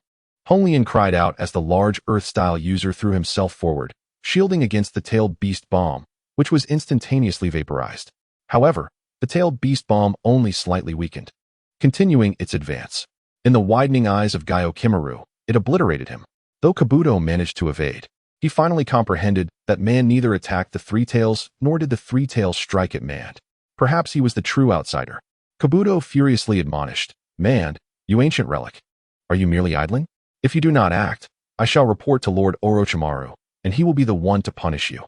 The myriad serpents fixated their gaze upon Yakushi Kabuto, sending chills coursing through his entire being. Suddenly, the battlefield underwent a transformation. Upon witnessing the demise of Waijimaru, Honglian was engulfed in despair, spiraling into madness. With resolute determination, she unleashed forbidden techniques, igniting her very life force. Chakra erupted outward, enveloping her in a hexagonal domain of ice crystals. Extending her hand, she conjured massive crystalline shuriken, hurling them towards the Three Tails. The creature easily deflected the assault. "Die!" Honglian bellowed as she charged at the Three Tails, no longer seeking to control it, but rather intent on ending its life. With her ability to crystallize all matter through her crystal release, she aimed to transform the Three Tails into a mere fragment of crystal. With Waijimaru fallen, she resolved that if she were to perish, then no one should survive. Hinata, well aware of Honglian's deadly trump card and recognizing the urgency of the moment, understood that fleeing was the only viable option. Outlasting Honglian was paramount, for the life-burning forbidden technique was irrevocable. In a frenzy, Honglian cried, "Crystal release, arrow of light." A searing column of crystalline light manifested before her, shooting forth and striking the thigh of the Three Tails. Despite its formidable armor, the strike pierced through, causing it to stagger perilously close to the ground. Hinata swiftly reverted to her four-legged escape mode, significantly enhancing her speed. However, within the crystallized domain, Honglian possessed the ability to soar, rapidly closing the distance to the Three Tails and landing atop its back. With both hands, she unleashed the assimilative power of her crystal release, initiating the rapid crystallization of the entire creature, akin to a frozen statue in a frigid expanse. Ultimately, a pink hue enveloped the Three Tails entirely, rendering it immobile. Honglian descended to the ground, panting heavily. Yakushi Kabuto approached, reproaching her, "Honglian, how could you kill the Three Tails? Lord Orochimaru will not spare you." With a sardonic smile, Honglian replied, "I am destined to perish, and Lord Orochimaru cannot utilize my body." Initially, her mission aimed at regaining Orochimaru's favor, yet she had not anticipated such an outcome. With Waijimaru's death, she felt no lingering attachments. Yakushi Kabuto glared at Honglian with malice, then shifted his gaze to the myriad serpents. Beyond capturing the Three Tails, a crucial mission entailed apprehending Uchiha Sasuke, who had emerged to execute tasks. Now, the mission lay in ruins. Orochimaru's 2 finest reincarnation vessels, Honglian and Kimimaro, were lost. If he failed to capture Sasuke alone, how could he justify himself? The prospect of Orochimaru's retribution loomed ominously over him. At that moment, the multitude of serpents, having been in a meditative state, lazily opened their eyes and chuckled. "Now that it has come to an end, I shall take my leave. Remember to present the offerings." As the white smoke dissipated, Yakushi Kabuto leaped up in fury, exclaiming, "Damn you, Manhibi." Meanwhile, behind a distant boulder, events continued to unfold. Dressed in a crimson cloud and a black robe, and adorned with a swirling wooden mask, Akatsuki stealthily crawled forward, beginning to observe the scene ahead. Has it come to an end? This battle has indeed been intense. The Akatsuki organization received information that Orochimaru aimed to capture the tailed beasts, thus dispatching a duo to thwart his plans at all costs. It appears that the Three Tails has been slain, yet Akatsuki remains unperturbed. For the tailed beasts are destined to resurrect after their demise. It merely requires a few additional years of patience. Wait, something feels amiss. The crystallized three tails began to fissure. And then an astonishing scene unfolded before Hong Lian's eyes. The three tails emerged unscathed. How could this be? Hong Lian rose once more, ready to engage in battle. Had they been unaware of the intelligence, the three tails would have indeed fallen. However, Hinata was well prepared. By channeling chakra to form a protective membrane on her surface, she could halt the spread of crystallization. Yakushi Kabuto fell into utter despair. Immediately, he employed the shadow clone technique, transforming into 5 figures that fled in different directions. Akatsuki, observing the spectacle, became exhilarated, whispering, "It seems there's still a grand finale to behold." Hong Lian, now drained of her strength, still wished to seal the three tails at the cost of her life. Yet, Hinata would not grant her that opportunity. With a swift release of a miniature tailed beast bomb, the threat was vaporized. The three tails rose once again. With its claws, it formed seals. Upon witnessing this, Yakushi Kabuto was struck with terror. Was this really plausible? Indeed, he had lived far too long. Witnessing a tailed beast perform seals, one would be one thing, but this was the intellectually inferior three tails. Multiple shadow clones. Dozens of three tails emerged, launching miniature tailed beast bombs from all directions towards Yakushi Kabuto. The barrage was relentless. The mountains trembled and the earth roared. Trees were reduced to mere powder under the onslaught of the tailed beast bombs. Lush green leaves and robust trunks were transformed into flying debris in that moment, leaving a scene of utter devastation. The first of Yakushi Kabuto's clones was immediately torn to shreds by the direct impact of a tailed beast bomb. Unable to even utter a cry of despair, the second attempted to use earth release but was too late, reduced to ashes. The third was struck by the shockwave, dissipating into nothingness. The fourth fell victim to the splintered remnants of the trees, vanishing without a trace. The true form of Yakushi Kabuto was struck by a tailed beast bomb. However, at the final moment, he executed the reanimation technique, instantaneously swapping himself with a prisoner confined in Orochimaru's base. Hinata watched as Yakushi Kabuto was reduced to nothingness. Yet she still harbored a nagging sense that such a cunning individual would not perish so easily. Much like Orochimaru, one could never truly eliminate him. Akatsuki exclaimed in delight at the spectacle. What transpired next was utterly perplexing. The three tails began to consume the corpse of Kimimaro. Why was this happening? In the maw of the three tails, Hinata gazed upon Kimimaro. Surprisingly, life still lingers, as a sphere of chakra flames gradually intensifies. Truly, the legacy of the Kagaya clan endures. Hinata summoned the Kusanagi sword, a refreshing chill coursing through her. Subsequently, she sealed the corpse of Kimimaro, intending to study it under favorable conditions. For one might extract a fragment of the Otsutsuki bloodline's power. Orochimaru's minion, Kabuto, found himself in the ire of his master due to a failed mission. Are you suggesting that the Three Tails has suddenly become intelligent, as if under someone else's control? Could it be the Sharingan?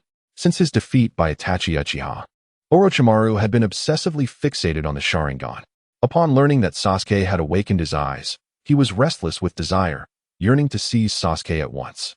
Finally, he awaited an opportunity when Sasuke ventured away, only for the elite team he dispatched to be annihilated.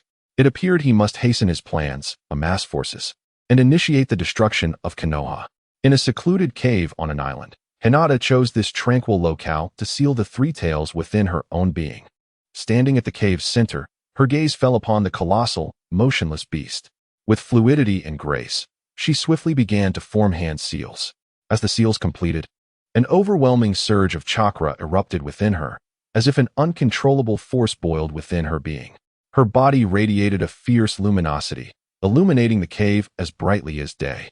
Amidst this resplendent glow, an enigmatic space began to take shape, reminiscent of an invisible vortex, emanating a powerful pull.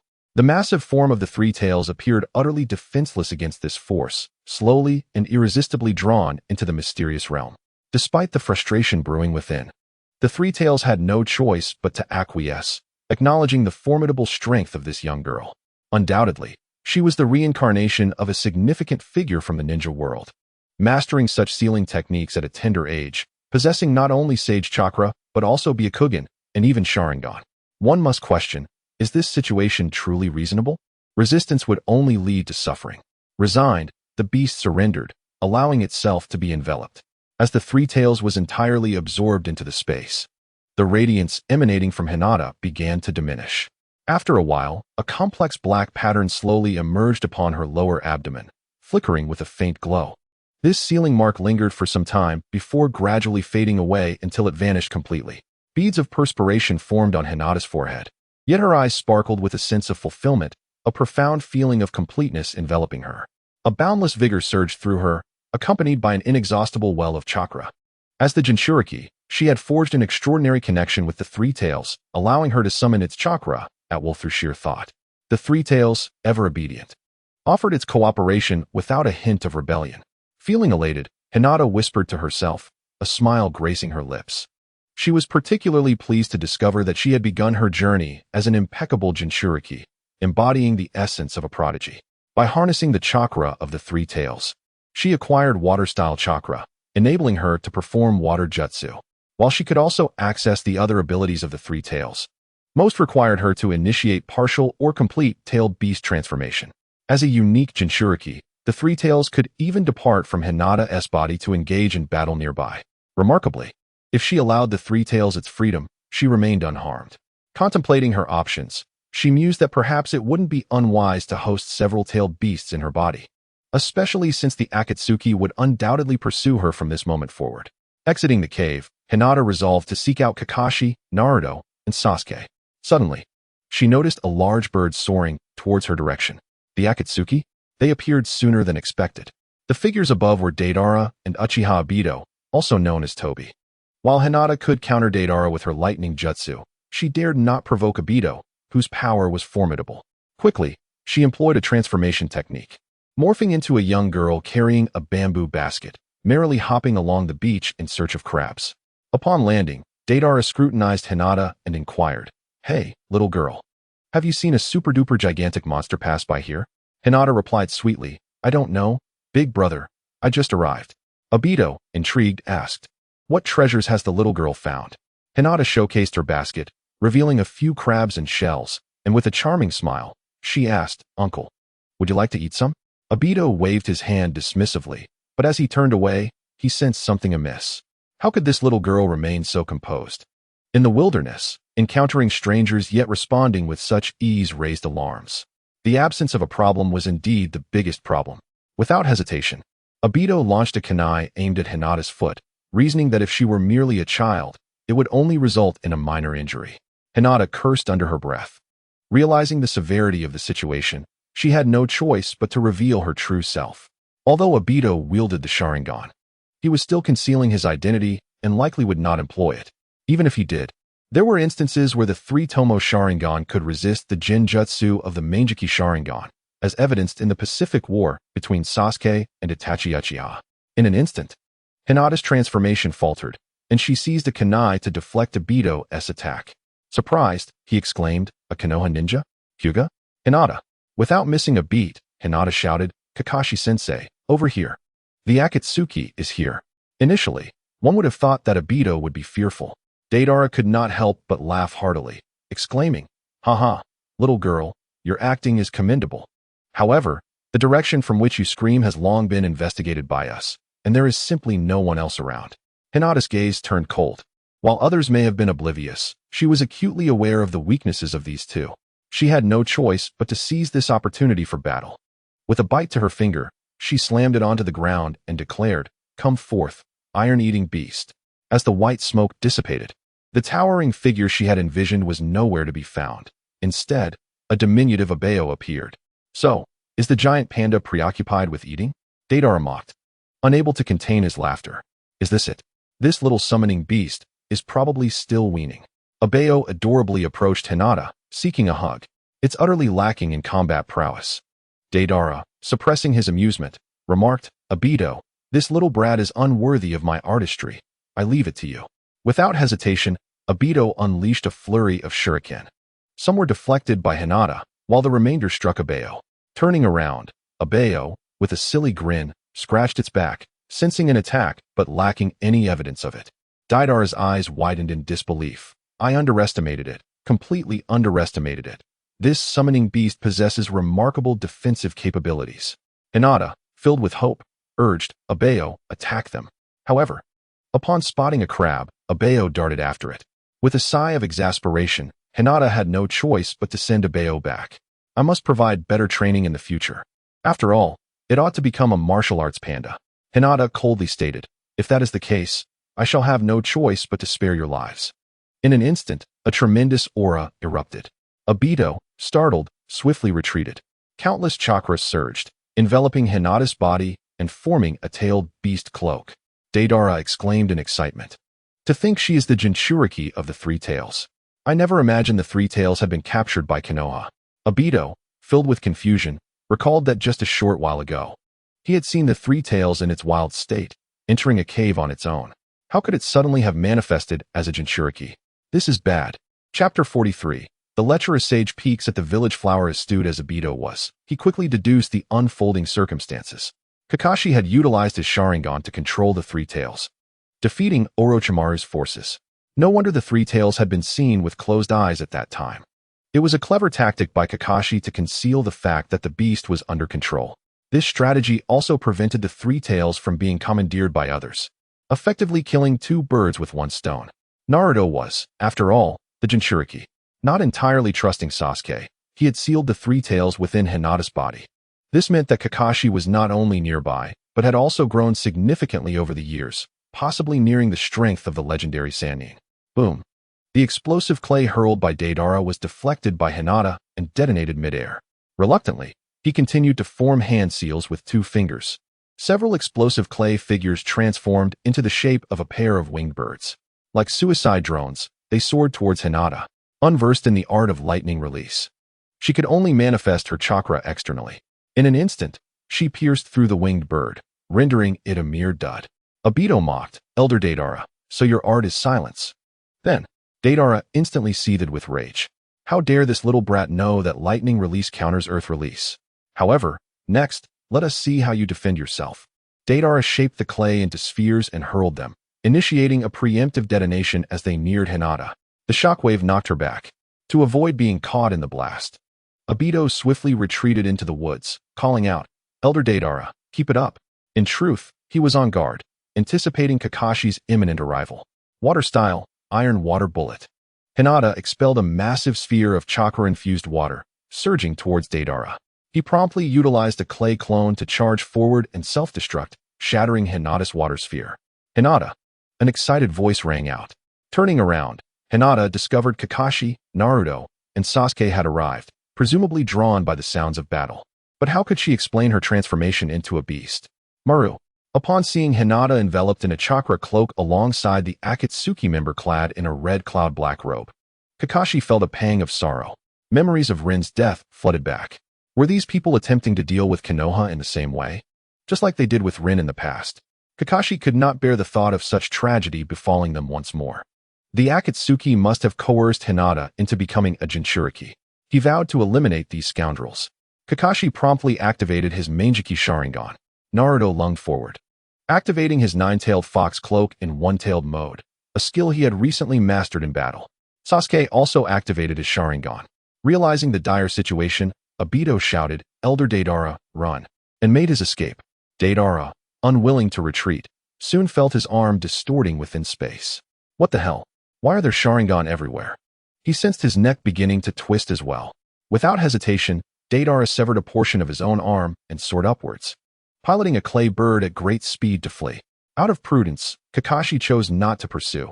Having located Hinata was accomplishment enough. Hinata deactivated her beast mode, her body covered in mud and water stains, looking quite pitiful. Sasuke couldn't help but express concern. Hinata, are you alright? Hinata smiled faintly. I'm fine. It's truly wonderful to see everyone again. A pang of sorrow pierced Sasuke's heart as he realized that Hinata had been captured by the Three Tails and was now coerced into becoming a Jinchuriki. The torment and immense suffering she must have endured were unfathomable. It was a tragic situation indeed. This girl possessed an extraordinary strength, managing to face such adversity with a smile. Kakashi immediately offered his consolation, reassuring her that everything would be all right. Naruto, brimming with excitement, declared that Team 7 was reassembled and ready to continue their mission. Kakashi was not taken aback by Hinata's ability to control the tailed beast, considering that Naruto had swiftly learned to manipulate a portion of the Nine-Tails chakra under her guidance. However, Kakashi's voice turned cold as he expressed his disdain for the Akatsuki organization. vowing vengeance for Hinata. How could they dare to seal a tailed beast within her? It was evident they intended to facilitate transport. The news had already reached Konoha. The rogue ninja group seemed to have a keen interest in the tailed beasts across the nations. Hinata, taken aback, softly inquired what she should do. After a moment's contemplation, Kakashi advised, Hinata, refrain from utilizing the power of the tailed beast unless absolutely necessary, to avoid drawing the attention of those with ill intentions. It could lead to dire consequences. He then turned to Naruto and Sasuke, instructing them to keep this matter confidential, ensuring no one else would be aware of it. Both Naruto and Sasuke nodded in agreement. Team 7 would never betray their comrades. The four continued their journey towards the main island of the Land of Water, soon encountering a large contingent of water country ninjas. It was revealed that Terumi May had returned with a formidable force, inquiring about the whereabouts of the Three Tails. Kakashi regretfully informed her that they had been taken by the Akatsuki. They had just passed by and spotted the Akatsuki members soaring high above. Terumi May pondered briefly, not suspecting anything amiss. They had previously surveyed the aftermath of the battle, which was a scene of devastation and despair, with Kabuto's forces nearly annihilated. The truth seemed to be that the Akatsuki had lain in wait, observing the conflict from the sidelines, seizing the opportunity to capture the exhausted Three Tails afterward. Thus, they would have to regroup and continue their pursuit of the Six Tails Jinchuriki, Yujito. Hinata and her companions joined forces with Terumi May, returning to the village hidden in the mist in the Land of Water. The streets were bustling with various ninjas from different nations, their purposes uncertain, whether on missions or merely stirring the waters. The village, shrouded in mist, offered a unique charm as the sun dipped below the horizon. The fading light filtered through the fog, casting dappled shadows and imbuing the village with an air of mystery and tranquility. The cylindrical houses within the village appeared ethereal in the twilight haze, their rooftops tinged with golden hues from the setting sun, harmonizing beautifully with the surrounding greenery and flowing waters. The cobblestone paths in the alleys seemed even more ancient under the glow of the evening lights. In this place, steeped in legends of blood mist, a rare warmth could be felt. Kakashi and Sasuke set off in search of accommodations, while Hinata and Naruto began to explore the marketplace. With a fleeting glance, Hinata unexpectedly recognized a familiar figure. Jiraiya. What a surprise to find him here. Could it be that he is gathering inspiration for his illustrious literary pursuits? Indeed, he was peeking through a hole in the wall, observing the scene within. It was a bathhouse, and more specifically, a women's bathhouse. A sly grin crept upon Jiraiya's lips as he savored the sight, drooling and thoroughly engrossed. The steam enveloped the room, revealing a dazzling spectacle. Ah, the village beauty. How splendid. Just then, two young figures appeared beside him. Although slightly disheartened, Jiraiya recognized them as Leaf Village ninjas. In a bid to uphold his grand persona, he fought back his disappointment, stepping aside to don a serious expression, as if the earlier incident had never transpired, merely a figment of Hinata and Naruto's imagination. Young friends, I did not expect to stumble upon your inappropriate behavior while passing by. Peeping at others while bathing is unacceptable, he chastised. Naruto, with a dismissive tongue, retorted, Who are you? I can look if I want to, haha. Seizing the chance to flaunt his persona, Jiraiya summoned a loyal toad, standing proudly upon it. Well asked. I am Jiraiya, the legendary sage of Mount Myaboku. Naruto gawked in astonishment. Sage? What does that mean? Hinata, smiling, clarified. Naruto, this is Lord Jiraiya, one of the legendary Sannin of Konoha. Naruto, puzzled, inquired, Is he really that impressive? More so than Kakashi-sensei? Hinata nodded affirmatively. Jiraiya, pleased by the girl's insight, felt a swell of pride. However, Naruto remained unconvinced, believing that true strength was not associated with such disgraceful antics. Noticing Naruto's disdainful expression, Jiraiya pulled out a book, declaring with a sense of righteousness, Actually, it's not as you think. This is merely a trivial sacrifice for my research. Do you think I want to watch? I am toiling for the sake of literature. Thus, he formally introduced himself, best-selling author, Jiraiya. Upon seeing the book's cover, Naruto recalled Kakashi-sensei's lecherous expression while reading Ika Paradise during training. Wait, this book seems like a rather indecent novel, claiming to gather material? Isn't that just an excuse to spy on women bathing? Naruto's voice was too loud, drawing the attention of the women in the bathhouse. Particularly Tsunade, who intended to wash away her sorrows in the hot springs, was incensed to hear of the intrusion. In a fit of rage, she stormed out. delivering a punch to both Jiraiya and Naruto, sending them flying. Hinata awkwardly smiled, asserting her innocence in the matter. However, Tsunade paid no mind to Hinata's presence. Bruised and battered, Jiraiya cursed, "You fools, you imbeciles. Cease your loud accusations of peeping. You have tarnished my reputation." Jiraiya exclaimed. "What reputation? Are you not merely a lecher?" Naruto retorted. With indignation, Jiraiya clarified, "I am far more than a mere libertine. I seek inspiration for my craft, sacrificing for the sake of the artistic endeavor. I possess the integrity and spirit of a true literary figure." At that moment, Kakashi and Sasuke listened in astonishment, perplexed by the exchange. Rapidly retrieving his treasured volume, Kakashi eagerly implored, "Lord Jiraiya, might I trouble you for an autograph? I shall treat you to a meal." Jiraiya, with a hint of impatience, replied, "Very well." The youth shows promise. At the barbecue restaurant, the group delved into discussions about the recent situation in the Land of Water. Jiraiya noted that he had been gathering material for some time and had heard numerous tidings. Firstly, the Six Tails, after enduring several battles, has likely retreated to some remote village. The ninjas from other nations have largely been commissioned by the Land of Water to prevent their own people from causing turmoil. However, these individuals primarily loiter in the hidden mist village, contributing little.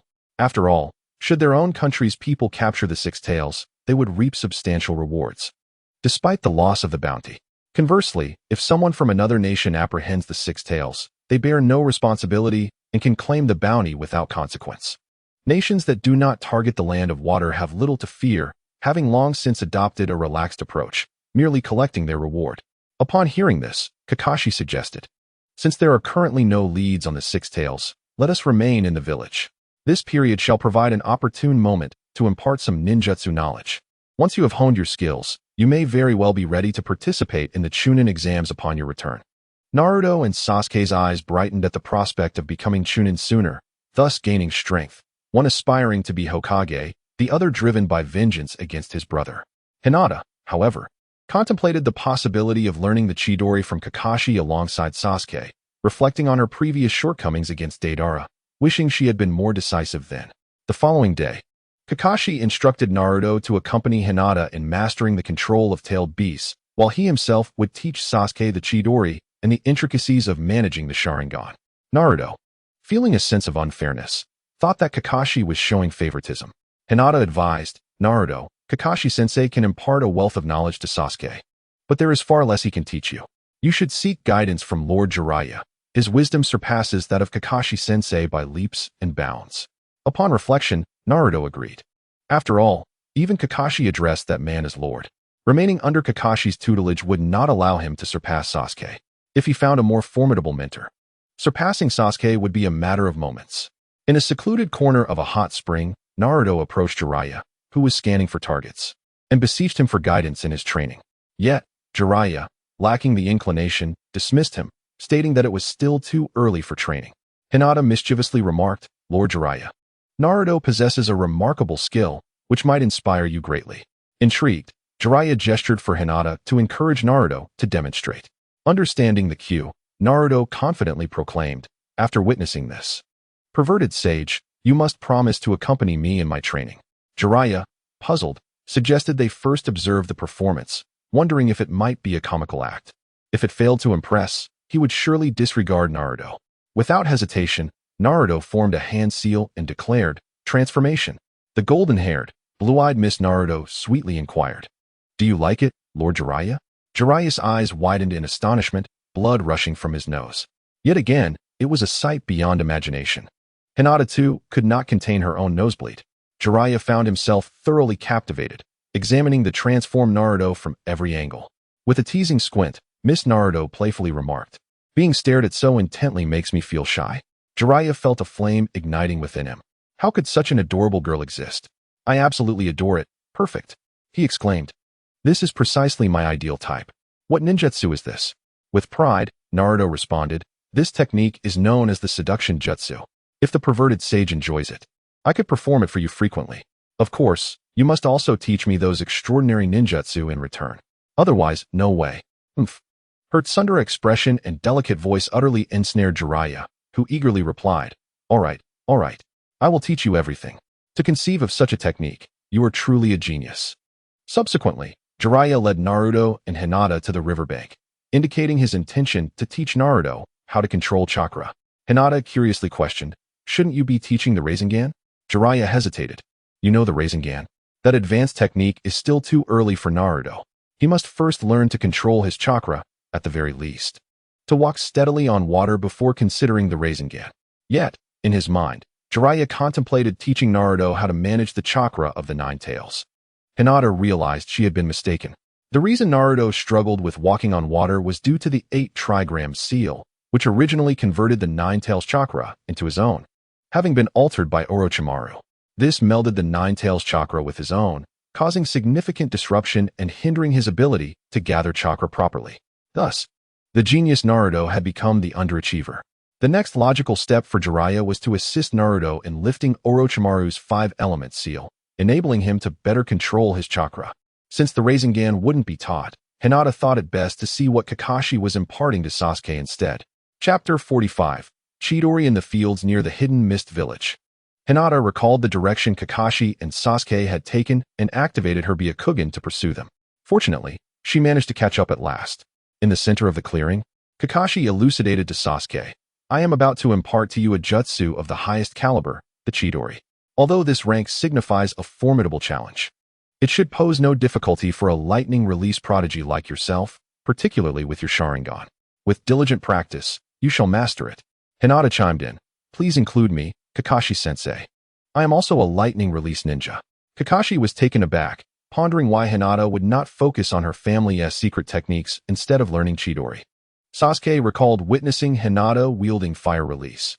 If she were to also master lightning release, it would render them too similar. "Hinata, are you bored and trying to impress the teacher? Or are you envious of my ability to learn new techniques?" Hinata shot Sasuke a glare, promptly producing a chakra test paper. Gripping the paper between her index and middle fingers, she infused it with her lightning chakra, causing it to crinkle instantly. "See, do you believe me now?" she declared triumphantly. Sasuke's heart raced at the realization of their striking similarities, especially since Hinata possessed one of the 3 great ocular techniques. The Byakugan. Alas, he bore the weight of a deep-seated vendetta. Otherwise, he would yearn for a childhood filled with innocent camaraderie. Kakashi nodded. "Hinata, please observe from the side for now. I will instruct you once I finish teaching Sasuke." "Understood, Kakashi-sensei," Hinata replied, finding a large rock to sit on obediently. Kakashi continued, "The Chidori is a jutsu I developed in my youth. Upon its execution, it produces a sound akin to 1,000 birds chirping, hence its name. When one becomes powerful enough, like myself, to sever lightning with the Chidori, it is referred to as Raikiri." The immense potency of this technique ignited a fervent desire in Sasuke's eyes. Kakashi elaborated, "This technique combines chakra nature transformation and shape transformation, concentrating a vast amount of chakra in the palm to create a high-intensity electric current, akin to a razor-sharp blade, possessing formidable penetrative power." He then demonstrated the hand seals and each step required to invoke the Chidori, such as how to concentrate chakra in the palm to form the blade. The Chidori's piercing ability is exceedingly powerful, capable of breaching an adversary's defenses and inflicting grievous wounds that are difficult to heal. However, it necessitates a swift dash to achieve this penetrative force.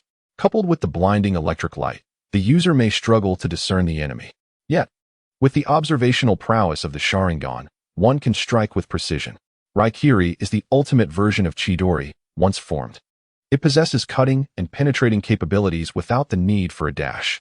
However, Raikiri is a jutsu of the highest rank, and you are still too early in your training to learn it. At this juncture, Kakashi recalled that Hinata's Byakugan could indeed complement the Chidori, and he resolved to teach her thoroughly after Sasuke. By now, Hinata had absorbed much of the lesson, aware that Chidori was Sasuke's signature technique.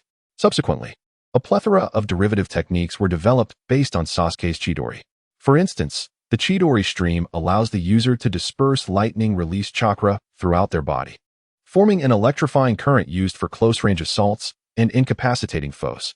The Chidori Sharp Spear transforms the Chidori into the shape of a lance, thereby extending its range and enabling distant strikes against adversaries.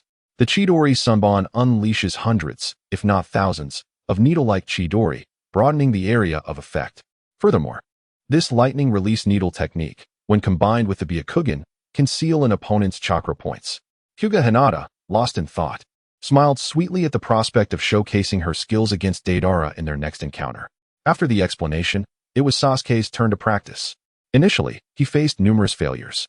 Yet Kakashi exhibited remarkable patience, even providing hands-on demonstrations and assistance. Sasuke, aware that a girl was watching, felt compelled not to lose face. He was, after all, a prodigy of the Uchiha clan.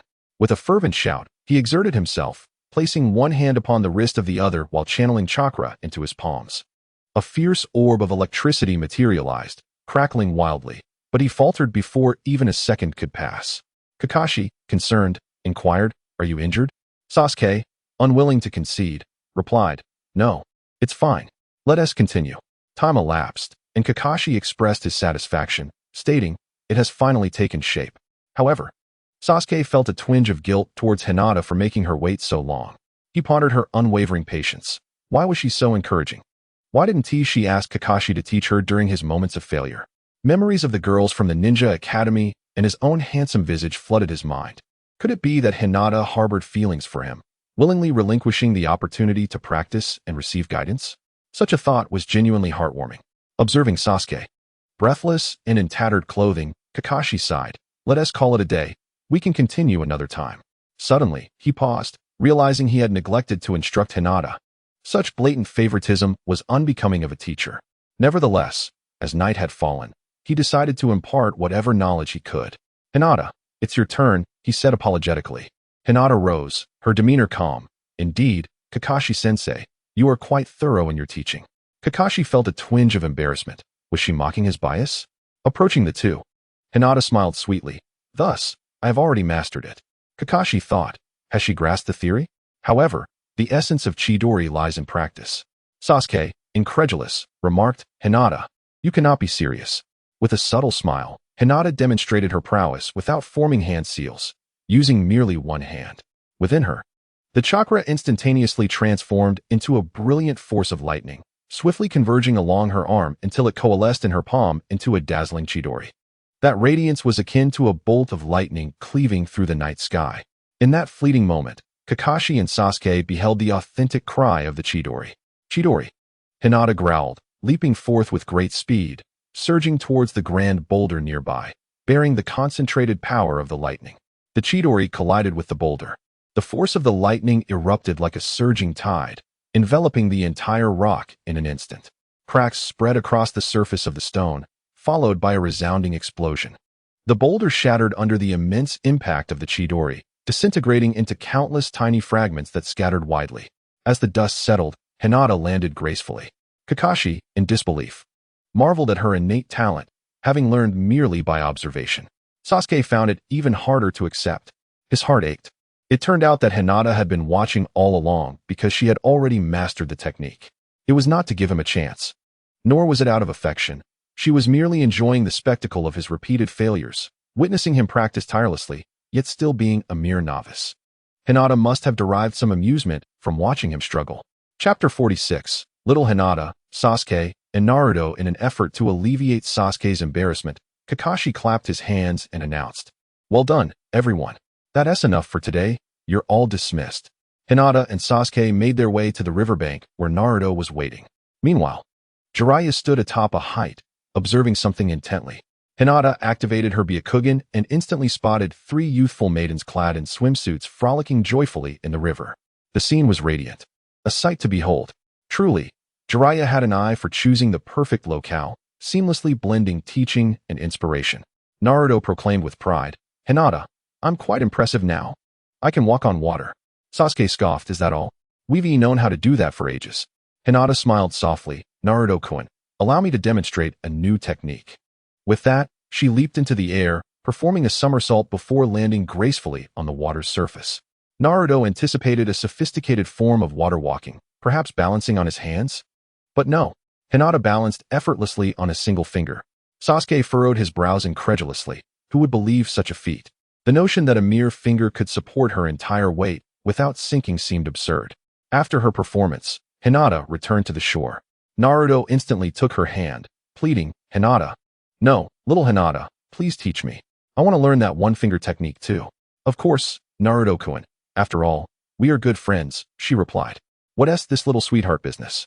Sasuke was taken aback. Was Naruto and Hinata's relationship this close?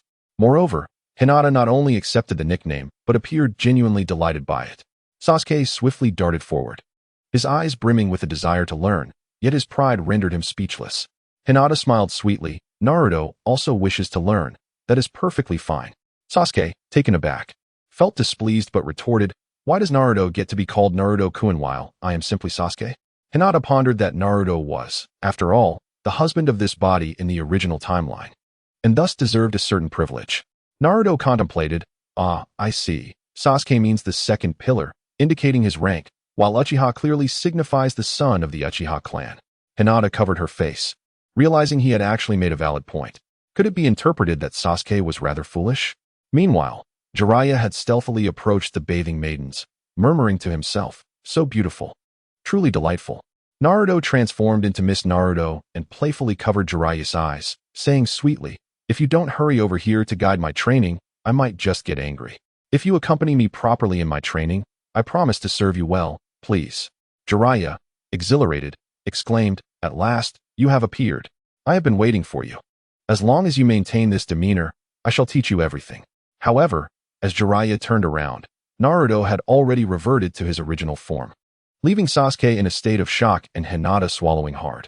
Jiraiya lamented, you have truly played me for a fool. Naruto retorted, we are quite similar in that regard. At that moment, the maidens in swimsuits began packing their belongings, preparing to return to the inn. Jiraiya had no choice but to start imparting new knowledge to Naruto. Hinata and Sasuke gathered around to listen. Jiraiya explained the distinction between Naruto's blue chakra and the red chakra of the Nine Tails, urging Naruto to attempt to harness the red chakra. However, Naruto could only summon the Nine Tails chakra when faced with peril or extreme rage. The summoning technique required a substantial amount of chakra. The stronger the chakra, the mightier the summoned spirit would be. Subsequently, Jiraiya elaborated on various aspects of the Nine Tails chakra, instructing Naruto to exhaust all his chakra first. Naruto then executed the multiple shadow clone technique, engaging in a battle among the clones until he was utterly fatigued. Sensing the moment was right, Jiraiya summoned the loyal toad and presented a summoning contract scroll for Naruto to sign, simultaneously explaining the intricacies of the summoning technique. After mastering it, Naruto proudly declared, haha, Hinata, Sasuke, I shall lead the way. I will be the first genius to possess a summoning beast. Hinata smiled gently and promptly executed the summoning technique, revealing the endearing Abao. Naruto exclaimed, so adorable. Sasuke scoffed, that kind of pet has no combat power whatsoever. With that, he too performed the summoning technique, conjuring a flying eagle capable of carrying young Sasuke aloft, its sharp beak and claws stirring envy in Naruto. In his imagination, a genius like himself must surely be able to summon an extraordinarily massive toad beast. Thus, brimming with confidence, Naruto began to weave the hand signs and proclaimed, ninja art, summoning technique. As the white smoke dissipated, what emerged was merely a tiny tadpole. Haha. Sasuke could no longer contain his laughter, clutching his stomach in amusement. Despite it being a mere tadpole, Hinata suppressed her mirth and encouraged, Naruto-kun, keep striving. Jiraiya was equally astonished. Could this guy truly possess such a lack of talent? It seemed that only in perilous circumstances could he succeed. Mortified by the embarrassment, Naruto resolved to persist in his training of the summoning technique. Bored, Hinata and Sasuke decided to return home first. Days passed, and Jiraiya, at his wit's end, took Naruto for a bath to help him relax. He treated Naruto to his favorite ramen, urging him to indulge without reservation. Then he advised Naruto to confess his feelings to any girl he liked, and to embrace her tightly. Jiraiya coaxed Naruto, asserting that this too was a form of training. Believing him, Naruto excitedly thought of Sakura, yet regrettably, she was not in the land of water. Jiraiya suggested that using Hinata as a substitute would not be out of the question, for she was indeed his sweet darling. Naruto hesitated but ultimately dismissed the idea. Jiraiya shrugged and led Naruto to the edge of a cliff, giving him a swift kick to send him on his way. As Naruto plummeted into the abyss, he had no choice but to pay a bit of rent to the Nine Tails. Channeling the chakra of the Nine Tails, he summoned the great toad boss, Fukasaku. Fukasaku was not particularly impressed with Naruto, and so they made a wager. As long as Naruto did not fall from the toad's back, he would acknowledge him. The trial commenced, with Fukasaku leaping wildly, rolling, and occasionally diving into the water or soaring into the sky. Naruto's body bounced on Fukasaku's back, teetering precariously. His forehead glistened with sweat as he clutched tightly to Fukasaku's spine, fearing a misstep would lead to his fall. Eventually, as night fell, Fukasaku conceded to Naruto. However, just as Naruto intended to flaunt his accomplishment to Hinata and Sasuke, he discovered that everyone had already left. It would be no easy feat to summon Fukasaku again, and no one would believe him if he told them. With a sense of disappointment, he returned home. Hinata, of course, was aware that Naruto would ultimately summon Fukasaku. Yet she had slipped away early, not wishing to be shown up by him. Naruto's mastery of the Nine Tails Chakra grew steadily. At Hinata's persistent urging, Jiraiya finally decided to teach Naruto the Rasengan, but refused to impart it to Hinata and Sasuke. After all, Naruto had yet to learn Chidori. This infuriated Hinata, who resorted to taking Sasuke to a place beyond Jiraiya's senses to use her Byakugan for a glimpse. Hinata remained silent, while Sasuke curiously inquired, "So, my sweet darling, what did you see?" Chapter 47. Jiraiya treats Hinata lamented. It hasn't even begun. The perverted sage is currently watching beautiful girls bathe. Sasuke, feeling helpless, resigned himself to waiting patiently. After a considerable amount of time, Hinata exclaimed excitedly, "It's about to start." I'm analyzing the mouth movements. "First, gather chakra at the center of your palm and make it rotate," she continued. "We will use a water-filled balloon as our practice target. By rapidly spinning the chakra, the water inside the balloon will begin to swirl, ultimately causing the balloon to burst due to the chakra's rotation. That signifies success." Sasuke, perplexed, inquired, "What should we do?" Hinata lightly tapped Sasuke on the head and replied, "Silly, we need to buy balloons first and then fill them with water from the river." Thus, Sasuke became Hinata's errand boy. Hinata swiftly completed this phase. She imparted to Sasuke the secret to adjusting the direction of chakra's rotation according to his own rhythm, swiftly alternating between clockwise and counterclockwise. However, Sasuke struggled to grasp it. Although he often burst the balloons, it was not due to the chakra's rotation, but rather from chakra piercing, a residue of his Chidori technique. The question lingered, why did Hinata learn so effortlessly while Sasuke found it so challenging? Hinata comforted him, saying, "It's all right, Naruto hasn't mastered it yet either." Even the fourth Hokage took 3 years to progress through all 6 stages from development to mastery. This eased Sasuke somewhat. Days later, Naruto stumbled upon a cat playing with a water balloon, which sparked inspiration in him, and he gradually mastered the technique of chakra rotation. Utilizing both hands simultaneously, he achieved success effortlessly. Jiraiya, witnessing this, smiled with satisfaction. In the absence of beautiful women to admire, he indulged in a bit of sake and enjoyed a peaceful nap beneath a tree. However, Sasuke remained at an impasse. Although Hinata had advised him to employ both hands, he dismissed the notion, as Hinata's single-handed approach seemed beneath him.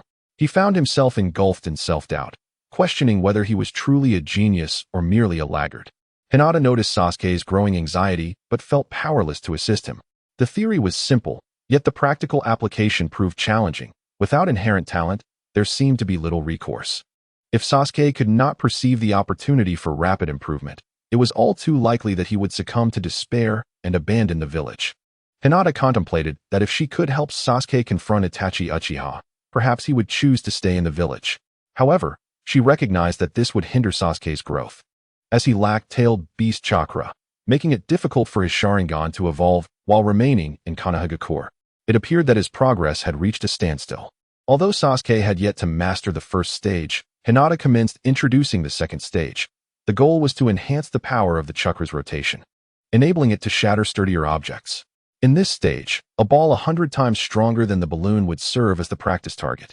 By steadily and continuously releasing chakra and harnessing its rotational force, the ball would be inflated and ultimately burst.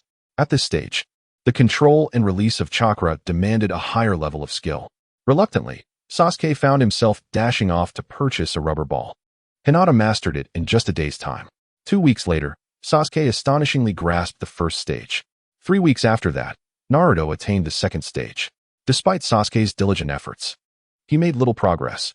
Hinata continued to observe discreetly. The next phase was the crucial third stage, which involved the maintenance and materialization of chakra.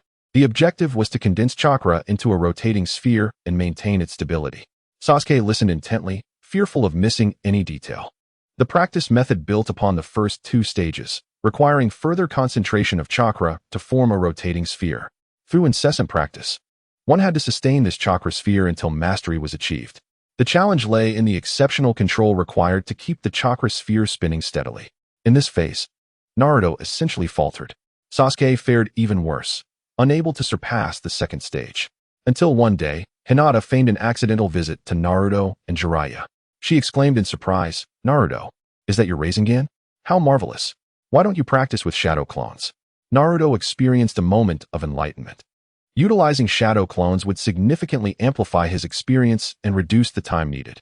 After a considerable period, Naruto's creativity sparked, and he employed shadow clones to assist him in forming the Rasengan, thus reducing the difficulty.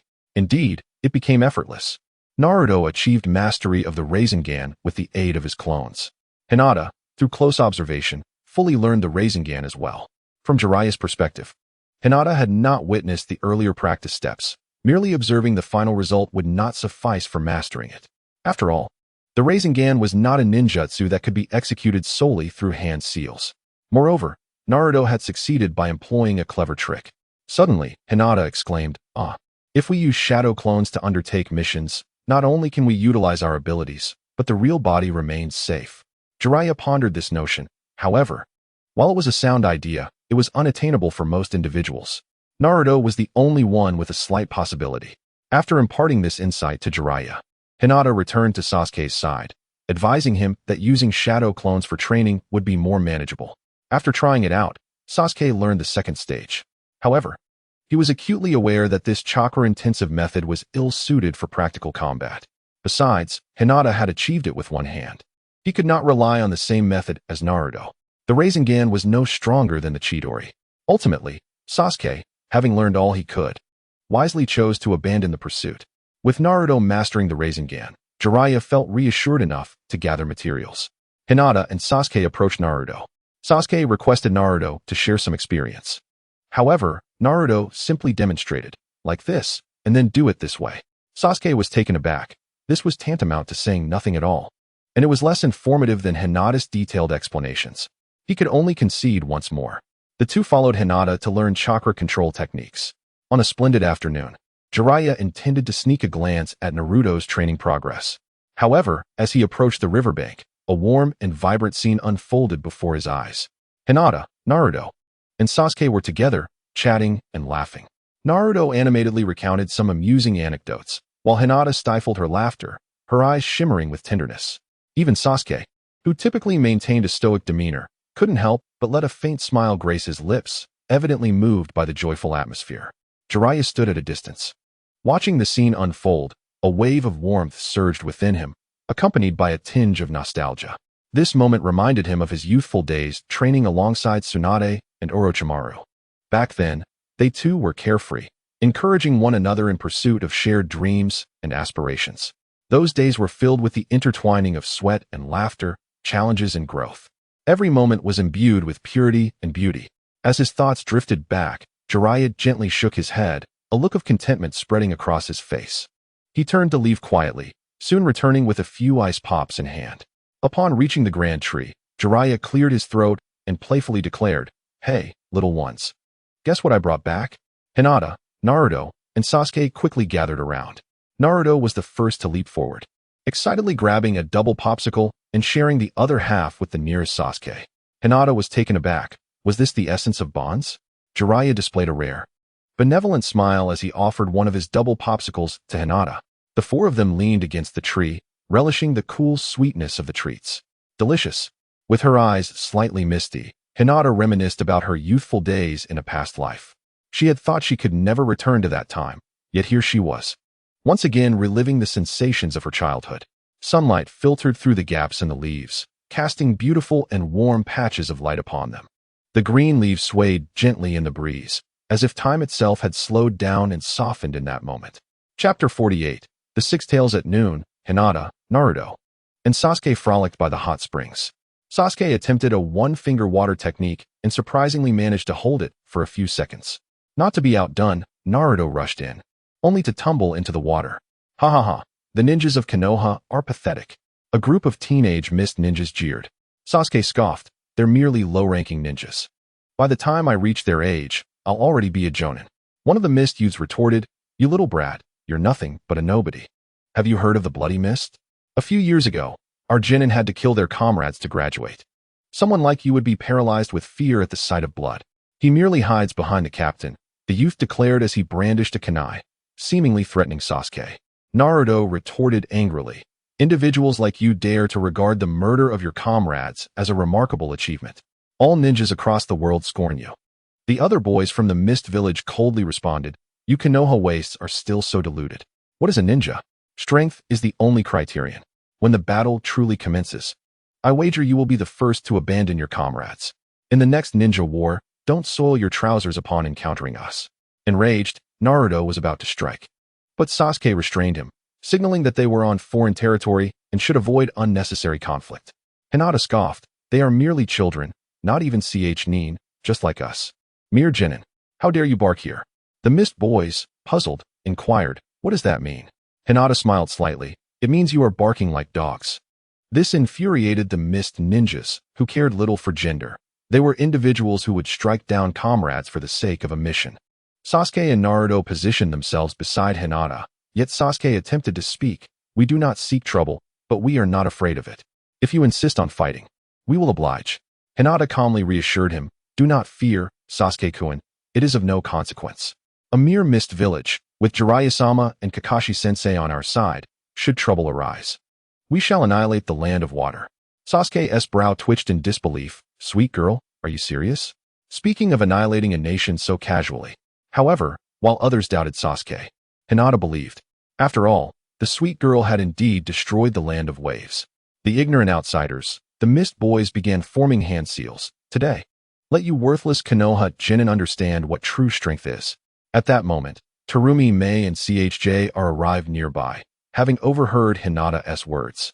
Just as she was about to erupt in anger, she noticed the adorable little girl who spoke so fiercely. She found it endearing.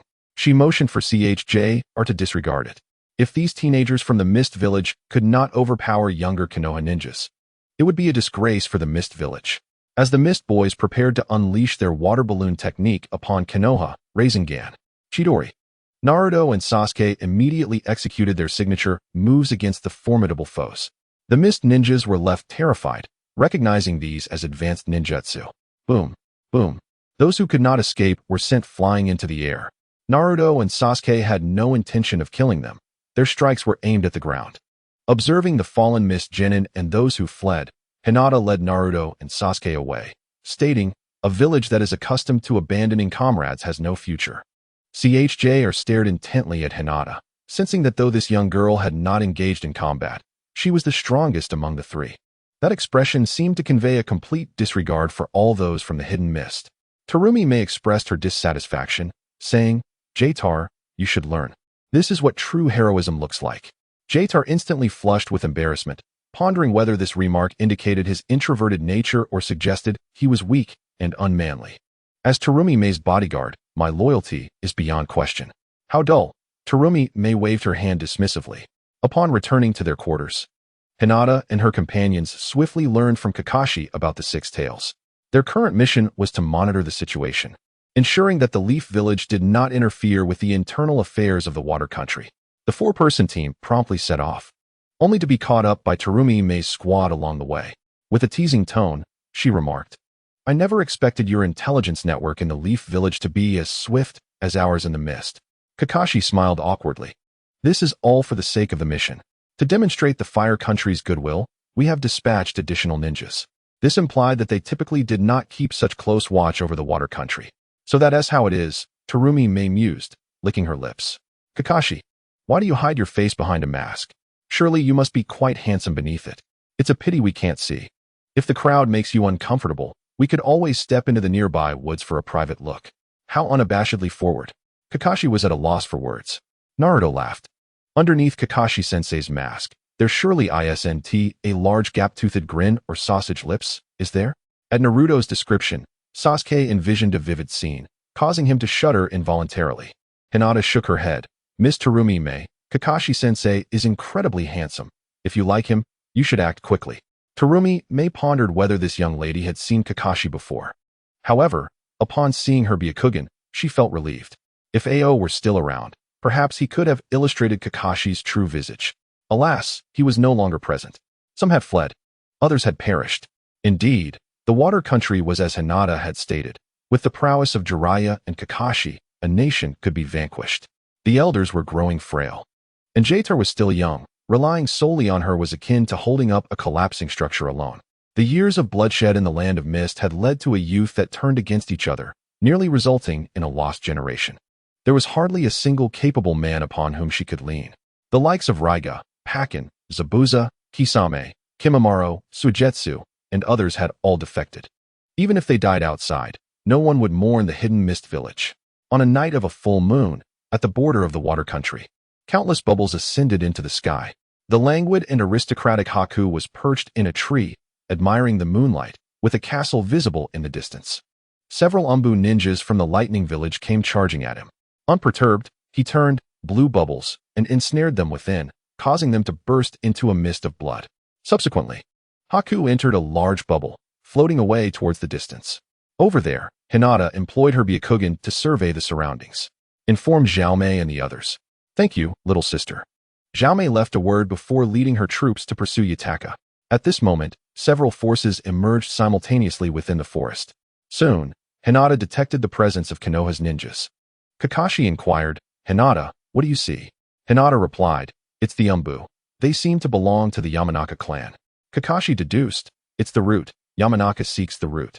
Chapter 49. The Six Paths of Pain. The Yamanaka root squad intended to continue their pursuit of the Six Tails, attempting to take advantage of the chaos to find an opportunity. However, they were quickly intercepted by Kakashi and his group. "We are all from Konoha. Why not show some leniency?" one Umbu ninja suggested. Kakashi responded, "That is not feasible. Your actions interfere with the affairs of another nation, which could tarnish the reputation of our land of fire."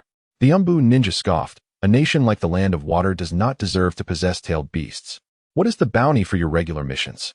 You should know that Yutaka, as a rogue Jinchuriki, has a bounty of 50 million ryo for his capture." The mission for the Yamanaka route was made very clear by Danzo. Seize the Six Tails at any cost, with a new Jinchuriki as leverage. Their influence in the land of fire would significantly increase. Moreover, should anything happen to the third, Danzo could naturally seize the highest leadership of Konoha, or rather, persuade others with sheer strength. The Yamanaka route was somewhat dissatisfied with Hinata. She was originally supposed to join the reconnaissance team, but ended up in Kakashi's squad. If not for Hinata, they would not have been so easily detected. Now, engaging in conflict was undoubtedly unwise. When the critical moment arrives, they could act. And as for their so-called Konoha comrades, they could simply find someone to delay them for a while. Being from the same nation, it would seem illogical to fight over a mere bounty. However, by the standards of their route, if Kakashi's team interfered with their mission, they would not hesitate to strike. Thus, the Yamanaka route forced an awkward smile and suggested, "Why don't we follow along and see how the other villages respond?" Kakashi nodded. "I ask everyone to adhere to the rules. Should you violate the orders we have received, I too shall take action." Due to his ability to fly, Yutaka quickly evaded the pursuing ninjas.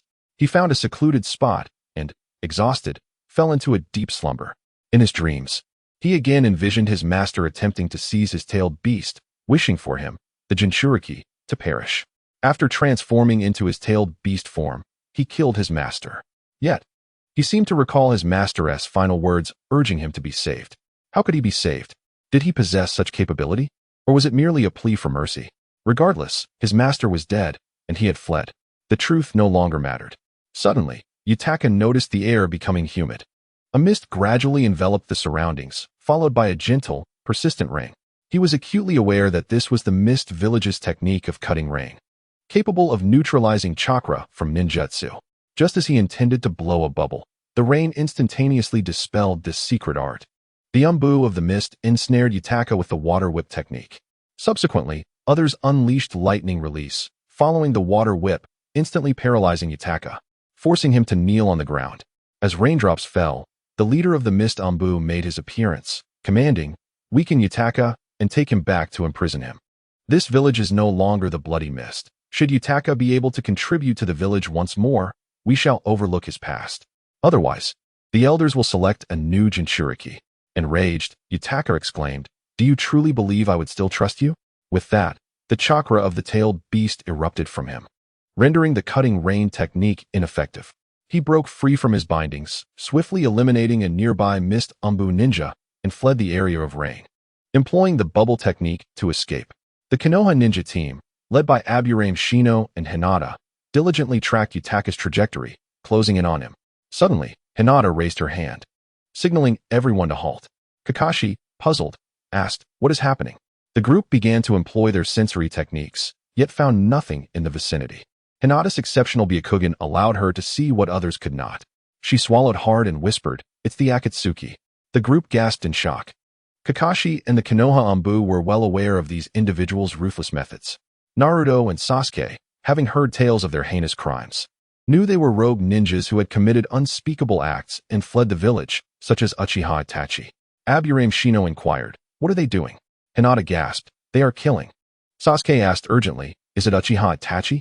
"No," Hinata replied, beginning to tremble. "It's someone with a peculiar eye, adorned with many tomo, resembling the legendary Rinnegan. There are 6 of them, 6 members of the Akatsuki." Hinata knew it was pain, yet she dared not say it aloud. She also refrained from mentioning the 6 Rinnegan, a notion too horrifying and unfathomable to entertain. After all, if they couldn't handle pain, how could they deal with her, who possessed secret intelligence and was suspected of being a spy? As for Pain's presence in the land of rain at this juncture, it might be due to Orochimaru's efforts to capture the tailed beasts. Thus, the Akatsuki was compelled to act swiftly, with Obito and Deidara failing to capture the 3 tails, leaving Nagato no choice but to personally apprehend the 6 tails. Realizing this, Hinata felt a surge of panic, knowing that Obito was aware she was the 3 tails Jinchuriki. Once Pain captured the 6 tails, she could very well be next. Moreover, the 9 tails Jinchuriki, Naruto, was also present, which would be akin to delivering herself on a silver platter. Hearing Hinata's words, the group was once again taken aback. Kakashi immediately declared, "Quickly, summon Lord Jiraiya." However, the 7th squad remained unmoved. YN Suji had no choice but to signal one of his subordinates to return to the hidden mist village. Hinata began to recount the events occurring in the distance. A vast multitude of summoned beasts, including hellhounds, rhinoceroses, and gigantic centipedes, had annihilated all the ninjas of the land of Earth. YN Suji began to question Hinata, asserting that such a commotion could not have escaped his notice given his capabilities. He resolved to release his parasitic insects for reconnaissance. However, as soon as he dispatched a few, they were swiftly eradicated by Hinata's lightning-infused needles. YN Suji was on the verge of fury when Hinata, irate, exclaimed, "Are you trying to get us killed? If we are discovered by the Akatsuki, we will perish without even knowing how." There were 6 highly skilled rogue ninjas on their side. Hinata refrained from mentioning that if Pain from the 6 paths intervened, even a single bag of rice could topple several buildings. They would truly be reduced to mere remnants. With Pain's 6 paths present, it was likely that Nagato and Konan were hiding on some nearby peak. YN Suji was decidedly displeased with Hinata, this young girl. With so many people and such formidable experts around, she truly regarded her Byakugan as a treasure. Moreover, it was entirely possible that Hinata fabricated false information to deter them. This young girl was not to be underestimated. YN Suji resolved to personally gather intelligence on the Akatsuki. Upon seeing YN Suji and his group move forward, Hinata immediately spoke up, "Kakashi-sensei, trust me, these Akatsuki members are not foes we can contend with. There is no need to risk our lives for a mere bounty. We should regroup with Jiraiya-sama first." Although Kakashi was unaware of the events transpiring in the distance, he trusted Hinata. He promptly ordered the 7th squad to retreat. YN Suji turned to see the 7th squad not obstructing them, but instead beginning to flee. Particularly, Hinata's expression of terror did not seem feigned. This provided sufficient evidence to conclude that Hinata was speaking the truth. He intended to capture the 6 tails, but saw no necessity to engage in a life-and-death struggle with the rogue ninjas of the Akatsuki. Thus, he decisively abandoned the idea of acquiring information on the legendary Rinnegan and led his Umbu team back. Meanwhile, Pain from the 6 paths encountered the elite ninja squad led by Terumi Mei. Chapter 50, Rescue of Yutaka. Terumi Mei's elite ninja forces faced an unprecedented adversary in Pain of the 6 paths. Pain regarded these individuals with an impassive expression. "Lava release," Terumi Mei shouted, preparing to unleash her Kekkei Genkai. Suddenly, an irresistible force manifested, the universal pull employed by Pain. This force, akin to an invisible giant hand, abruptly yanked Terumi Mei from her position with such speed that she could barely react. In the next moment, Terumi Mei found herself in close proximity to pain, a colossal hand grasping her throat. The immense strength rendered her nearly unable to breathe. Just as she found herself teetering on the brink of life and death, one of Tendo Pain's hands waved gently, and the formidable power of Shinra Tensei erupted instantaneously. An invisible shockwave surged forth like a tidal wave, sending Conan flying as though she were a mere rag doll. She tumbled through the air several times before crashing heavily to the ground, blood trickling from the corner of her mouth, gravely injured. The ninjas of the Mist Village, witnessing this scene, were engulfed by an unprecedented despair. Faced with such a powerful adversary, even Lady Conan found it difficult to withstand. How could they, mere ordinary ninjas, hope to stand a chance? Protect Lady Conan and retreat. Jur shouted hoarsely.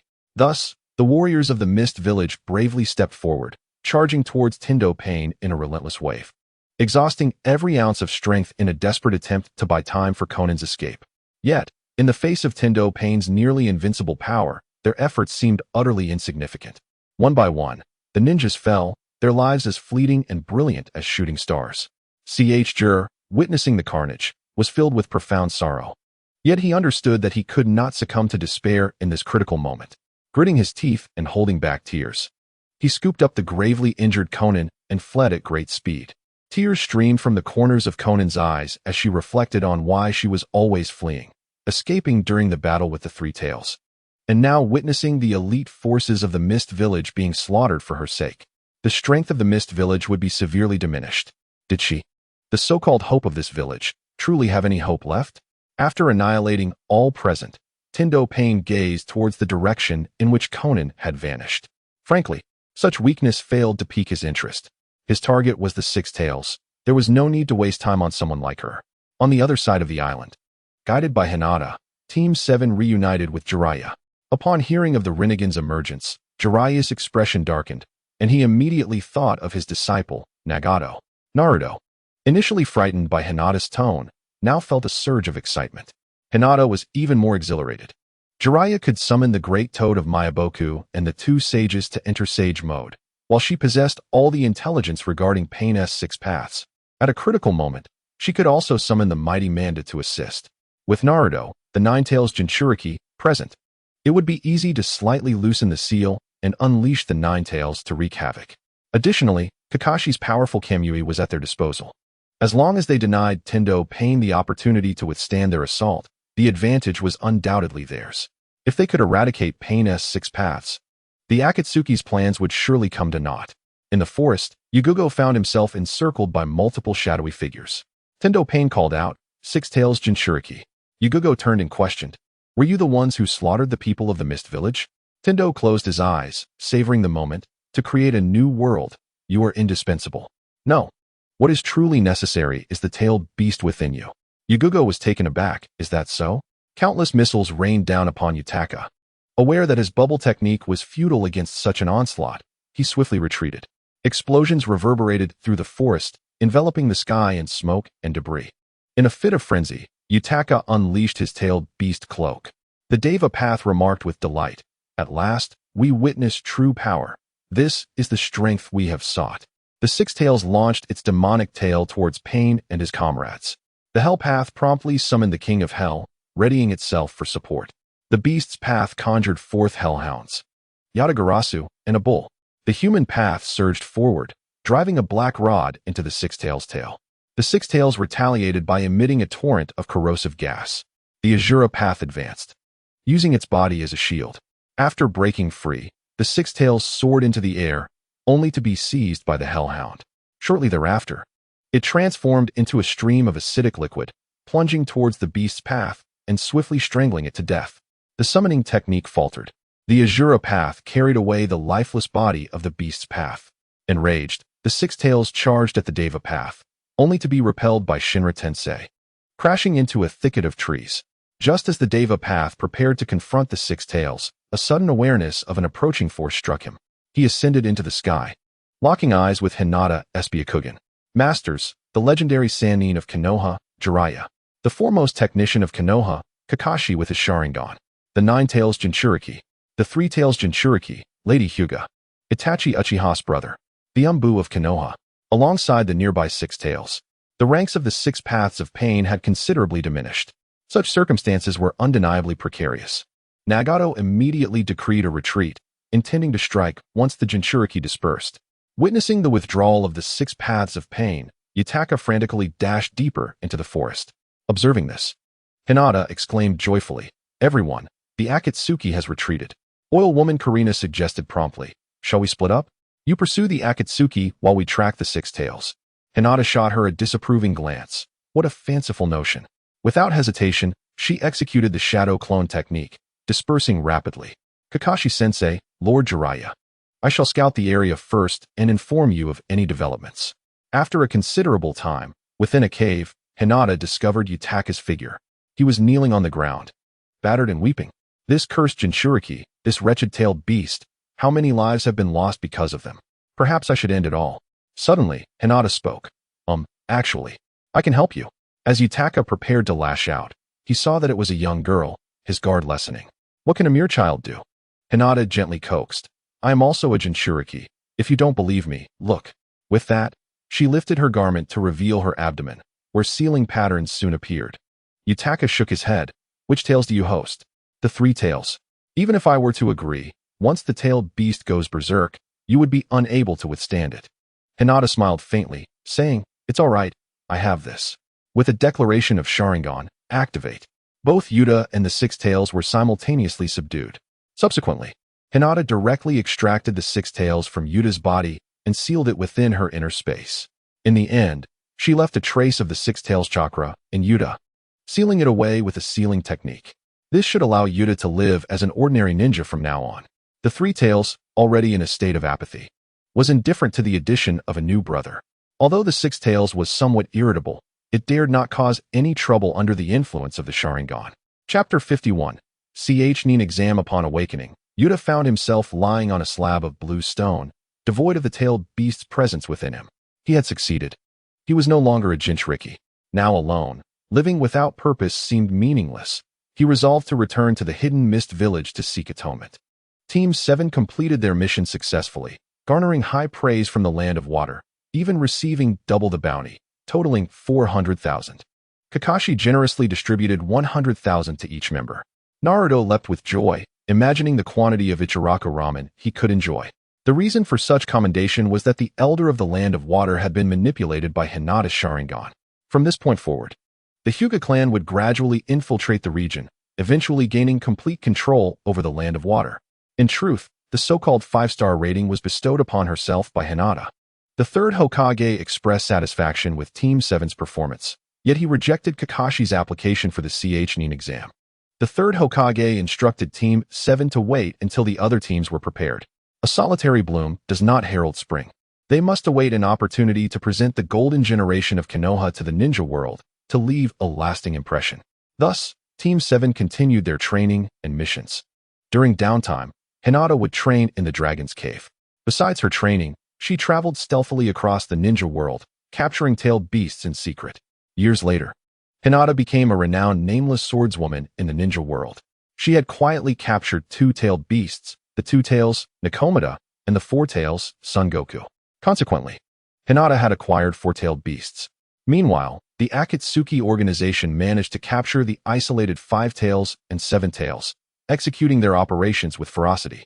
However, with less information than Hinata, they only managed to seize two-tailed beasts, leaving the One-Tail, Gaara, the Eight Tails, Killer Bee, and the Nine Tails, Naruto, still protected by their respective villages. Among them, Gaara's Sunagakure was the weakest.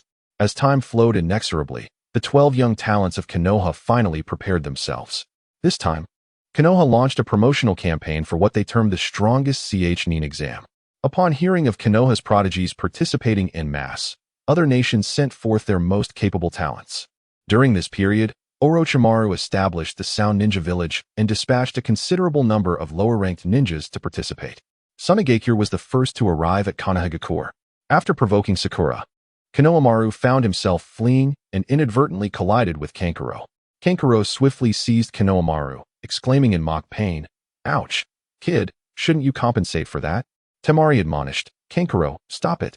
Be careful not to get scolded later." Sakura, apologizing on behalf of the trio, said, "I'm sorry, it was our mistake." Just then, Naruto shouted, "Hey, you better let go. Don't bully my little brother." Hinata and Sasuke quickly followed suit. Sasuke, with his usual cool demeanor, remarked, "Why waste words with these people? Naruto, just hit them." Kankuro thought to himself, "Are these guys really the lower ninjas from Konoha? How arrogant they are. Before those annoying ones arrive, I'll entertain you for a bit." Konohamaru attempted to break free but found himself utterly restrained. Unable to contain himself any longer, Naruto charged forward. Kankuro's fingers began to twitch, attempting to ensnare Naruto with chakra strings.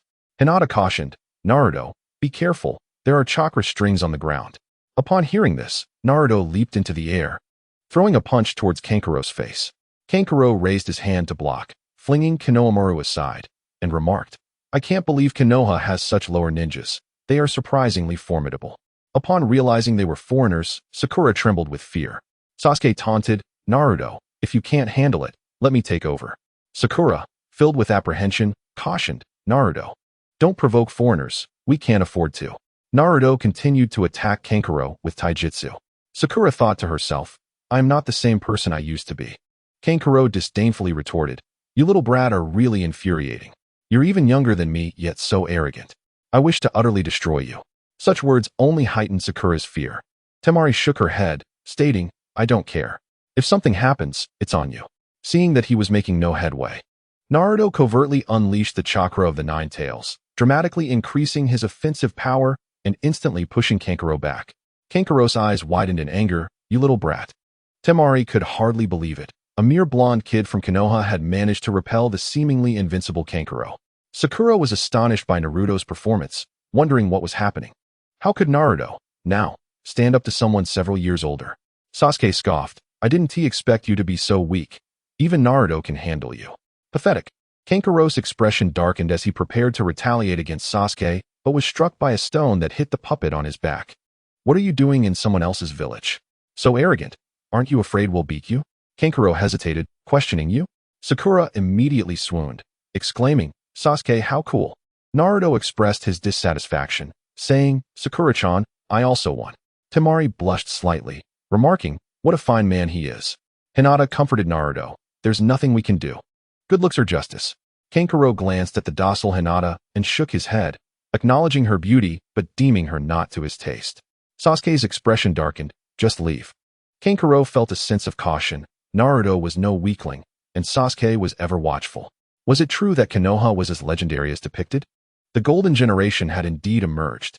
A throng of girls were fawning over Sasuke. Konohamaru chastised, "Naruto and II, you're so pathetic. After all that effort, you can't compare to Sasuke and II's swift actions." Naruto retorted defiantly, "Idiot, I could easily deal with someone like him too. I'm merely concealing my true strength. I am, in fact, the strongest." Konohamaru scoffed, utterly unconvinced. Naruto seethed inwardly, cursing Sasuke for consistently stealing the spotlight, despite having already repelled the opponent. Ultimately, Kankuro resolved to deploy his puppets and taunted Sasuke, "Hey, kid, come at me if you dare. I despise brats who can only talk big." Temari expressed concern, "Hey, is it really necessary to use the crow?" Nevertheless, to assert his capabilities, Kankuro positioned the puppets on the ground. At that moment, a cold voice interjected, "Kankuro, stop." Gaara, carrying a large gourd, arrived with remarkable speed, appearing instantly behind Sasuke. Sasuke was momentarily stunned, completely unaware of Gaara's approach. "This guy's speed rivals Kakashi's?" Gaara reproached Kankuro. "You disgrace our village." Sakura, Naruto, Temari, and others were taken aback, uncertain of Gaara's next move, while only Hinata remained unperturbed. Gaara continued his admonishment. "Do you think we came to Konoha for no reason?" Kankuro retorted defensively, "Listen, Gaara, it was these kids who provoked me first." Chapter 52. Konoha's little trash. A sudden murderous intent pierced Gaara's tone. "Shut up." Kankuro, eager to retort, was silenced by Gaara's icy glare. "I will end you." The chilling declaration from Gaara sent shivers through everyone present. Kankuro, trembling, apologized, "I understand.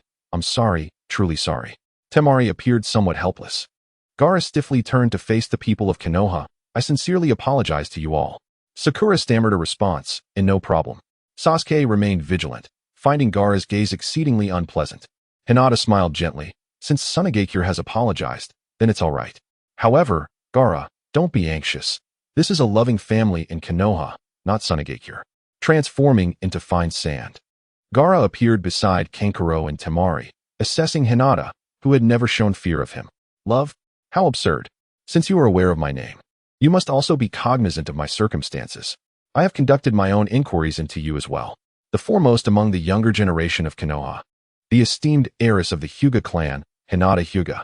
However, do not mistake my words for flattery. Regrettably, to me, those nurtured by Konoha appear to be nothing more than trifling individuals. I am not akin to the inept Kankuro from Sunagakure. The crowd was taken aback. Gaara indeed possesses a fierce disposition, even incorporating his own village into his insults, as if he were not a part of it. Gaara summoned his brother Kankuro and sister Temari to depart, leaving behind a chilling warning. It would be prudent for you not to encounter me in the Chunin exams, for I shall demonstrate to you the true meaning of cruelty. The consequences would be dire. I would take your lives. Hinata was instantly reminded of the Chunin exams when Gaara nearly took Lee's life, only to be thwarted by Guy, leaving Lee with but a single injured leg. Each village's Jinchuriki seems to harbor their own unique afflictions. Only Naruto and Killer Bee stand as exceptions, despite enduring countless torments. Naruto remains devoted to his village as if it were his first love. Sasuke retorted defiantly, "Should you confront me, you shall not fare any better." As the three moved away, Naruto expressed his curiosity, remarking, "Gaara is truly an odd fellow, with that character emblazoned upon his forehead, speaking so harshly as if someone owed him money." At that moment, Shikamaru approached, saying, "I did not expect visitors from Sunagakure. I wonder who they might be." Despite Gaara and Kankuro having revealed their names, Shikamaru feigned ignorance. Considering Temari's fiery temperament and the future subservience of Shikamaru to his wife, Hinata teased, "Shikamaru, you seem interested in Gaara's sister, Temari, don't you? She is quite charming and would be a good match for you." Shikamaru quickly waved his hands in protest. "Do not speak nonsense. But how did you come to know she is Gaara's sister?" Hinata paused, explaining, "Over the years, the Hyuga clan has engaged in business across various regions. It is only natural to possess such knowledge. By the way, that timid Kankuro is actually Gaara's brother." Shikamaru's eyes widened in realization. Knowing more is akin to having an intelligence network, but why would the Hyuga clan establish a system independent of the village? This is rather unusual. Meanwhile, ninjas from the Sound village were lurking nearby, observing discreetly. "How do you feel about this? The dark-haired ninja from Konoha appears dangerous, while the one from Sunagakure, carrying a gourd, seems even more so. The rest should pose little threat." Naruto, contemplating how to assert his dominance over Kankuro, boasted to Konohamaru, "Watch closely, young one, as your elder brother shines in the Chunin exams and embarks on the legendary path of Hokage. It would be wise for that senile third Hokage to retire sooner rather than later." Konohamaru displayed skepticism. However, disregarding the elder sister, that Gaara seems quite formidable. Moegi expressed her admiration. "I truly appreciate the calm demeanor of the elder sister in the face of danger." At that moment, they stood at the gates of Konoha. Orochimaru, Kabuto, and others, through their cunning disguise, blended into the masses under the pretense of participating in the Chunin exams, successfully infiltrating the Hidden Leaf village. To maintain the facade of the Rain village's existence, Konan dispatched individuals such as the Hydrangea to join them. In a small grove, Neji, Tenten, and Lee gathered after their training. Lee expressed his thoughts. "I have heard that Team 7 has become remarkably strong. They have been prevented from participating in the Chunin exams for the past few years, merely awaiting our growth." Neji replied coldly, "Aside from Hinata, how formidable can the others truly be?" Tenten teased, "Stop fixating on your lady. Many talented ninjas from other villages have also arrived. I've heard that Gaara can even resort to killing those within his village." Neji recalled the intelligence from his clan and shook his head. Or perhaps it is the people from his village who wish to eliminate him. Lee clenched his fists. "I've heard that Sakura from Team 8 has also made significant progress." Tenten, with an understanding expression, remarked, given Lee's personality, "It's only natural he would be drawn to a strong woman." "That's absurd," Lee protested. "Sakura is incredibly gentle and her smile is utterly adorable." Tenten sheathed her kunai. "Enough chatter, the time is drawing near." At the Ninja Academy, candidates for the Chunin exams gathered outside the classroom. Tenten attempted to enter, but was rebuffed by two Chunin at the door. The Chunin then chuckled, "This is our kindness. What you are experiencing is merely a minor inconvenience. In the actual exams, it could lead to death. Do not mistake being a ninja for a mere child's play, even if you survive. There are many who become mentally unstable, giving up their ninja careers in despair. Moreover, Chunin can become team leaders if a mission fails and team members perish. The leader bears the responsibility. Hinata, Sasuke, and Naruto arrived shortly thereafter. Aren't those the gatekeepers of Konoha? Bullying children, how shameful. Yet, these two are quite skilled. Konoha has faced destruction multiple times, yet they remain unscathed, especially during that incident with the bag of rice. With Pain's divine power, not even a fraction of Konoha's gates could be breached. The strength of these two is likely beyond the Hokage level. Sasuke arrogantly declared, enough with the prattle. We will pass through shortly. The crude barrier created by illusionary techniques should be dispelled promptly. Naruto scratched his head, perplexed. Hinata clarified, actually, we are on the second floor, while we need to reach the third. The Konoha Chunin smiled slightly, quite astute. As he spoke, the door to the classroom transformed from 301 to 201. In that moment, the Chunin swiftly targeted Hinata. However, Sakura, with remarkable speed, stepped in to block the attack aimed at Hinata. Another Chunin then targeted Sakura. Lee rushed forward to shield Sakura from the assault. The two Chunin stepped back, chuckling, congratulations, you have passed this test. Lee joyfully approached Sakura, standing at attention, and introduced himself. Hello, Sakura, I am Rock Lee. Sakura looked on, bewildered. Xiao displayed a dazzling smile, his bright teeth gleaming as he squinted playfully and gave a thumbs up, exclaiming, Sakura-chan, please go out with me. I shall protect you until my dying breath. Sakura, taken aback, resolutely dismissed the idea of dating such a scatterbrained individual. With a scoff, she retorted, your eyebrows are far too bushy, they are quite revolting. Hinata stifled a laugh, while Sasuke shot Xiao a disapproving glare. Chapter 53, The Arrogant Naruto. Sakura continued, oblivious to the unfolding drama. Moreover, I only fancy dashing geniuses like Sasuke. Stung by her words, Xiao could only retreat in silence, clenching his fists as he murmured, soon, you shall see that hard work can surpass genius. His voice dropped to a whisper, even rise above genius. Hinata could hardly contain her laughter at Xiao, the bushy-browed fellow, who, in the original timeline, had sought to woo a junior. Now, as they graduated in the same year, they were indeed contemporaries. Tintin, covering her mouth with amusement, boldly remarked to the aloof Sasuke. How adorable. The two Chunin, hidden behind the door, chuckled. So these are the little rascals that Kakashi has been keeping under wraps? Quite intriguing. With that, they dispelled their transformation jutsu, allowing the candidates this year to indulge a bit. As everyone ascended to the third floor, Sasuke excitedly exclaimed, ah, this Chunin exam is truly brimming with prodigious talent. I must say, they serve as my sharpening stones. Naruto muttered under his breath. I just hope there aren't any subjects I'm unfamiliar with. At that moment, a girl with crimson hair unexpectedly bumped into Naruto. Shyly, she inquired, are you Uzumaki Naruto? Naruto scratched his head and replied, yeah, that's me. Karui adjusted her glasses, looking utterly disappointed, for Naruto's hair was golden, not the distinctive red of the Uzumaki clan. Oh, it's nothing, she said, her ruby-like eyes glancing at Sasuke, flushing crimson before she hurried away. Sasuke teased, well, it seems you have a girl who fancies you, kid. She's quite shy, reminiscent of Hinata from before. Hinata retorted, perhaps she is actually interested in you. You ought to pay her some attention. Sasuke gazed thoughtfully into Hinata's large eyes. While Karui was the coveted battery sought after by ninjas, Hinata had an abundance of chakra that was seemingly inexhaustible. Thus, he thought it best to leave her for Naruto to rescue. Without Karui's presence, Sasuke might have met his untimely demise, and the seventh squad would never be complete. Upon reaching room 301, they discovered it teeming with ninjas from various villages, all searching for their designated examination areas. Ino, feeling apprehensive, clung tightly to Hinata, suddenly astonished. She exclaimed, why have you grown so much larger than me? Hinata furrowed her brows, retorting, you had better clarify what you mean by larger. Truth be told, she too had felt an immense burden lately, sensing a significant imbalance in her physique, vastly different from her past life. In the quiet of the night, I often find myself captivated by a profound sense of awe. How has this come to be? What is the underlying principle? What are the limits? Sakura nestled closer to Hinata, seeking solace in her presence. The demeanor of the ninjas from other nations was starkly menacing, their appearances fierce and formidable. with many exhibiting a menacing glare. Hinata embraced Sakura and Ino, reassuring them, "Do not worry. During the Chunin exams, stick with me, and I shall ensure your success. However, in the individual battles, you must rely solely on your own strength." Sakura retorted, somewhat irritated, "I don't need that. I am quite strong." Ino playfully lifted Hinata's chin, saying, "I certainly do."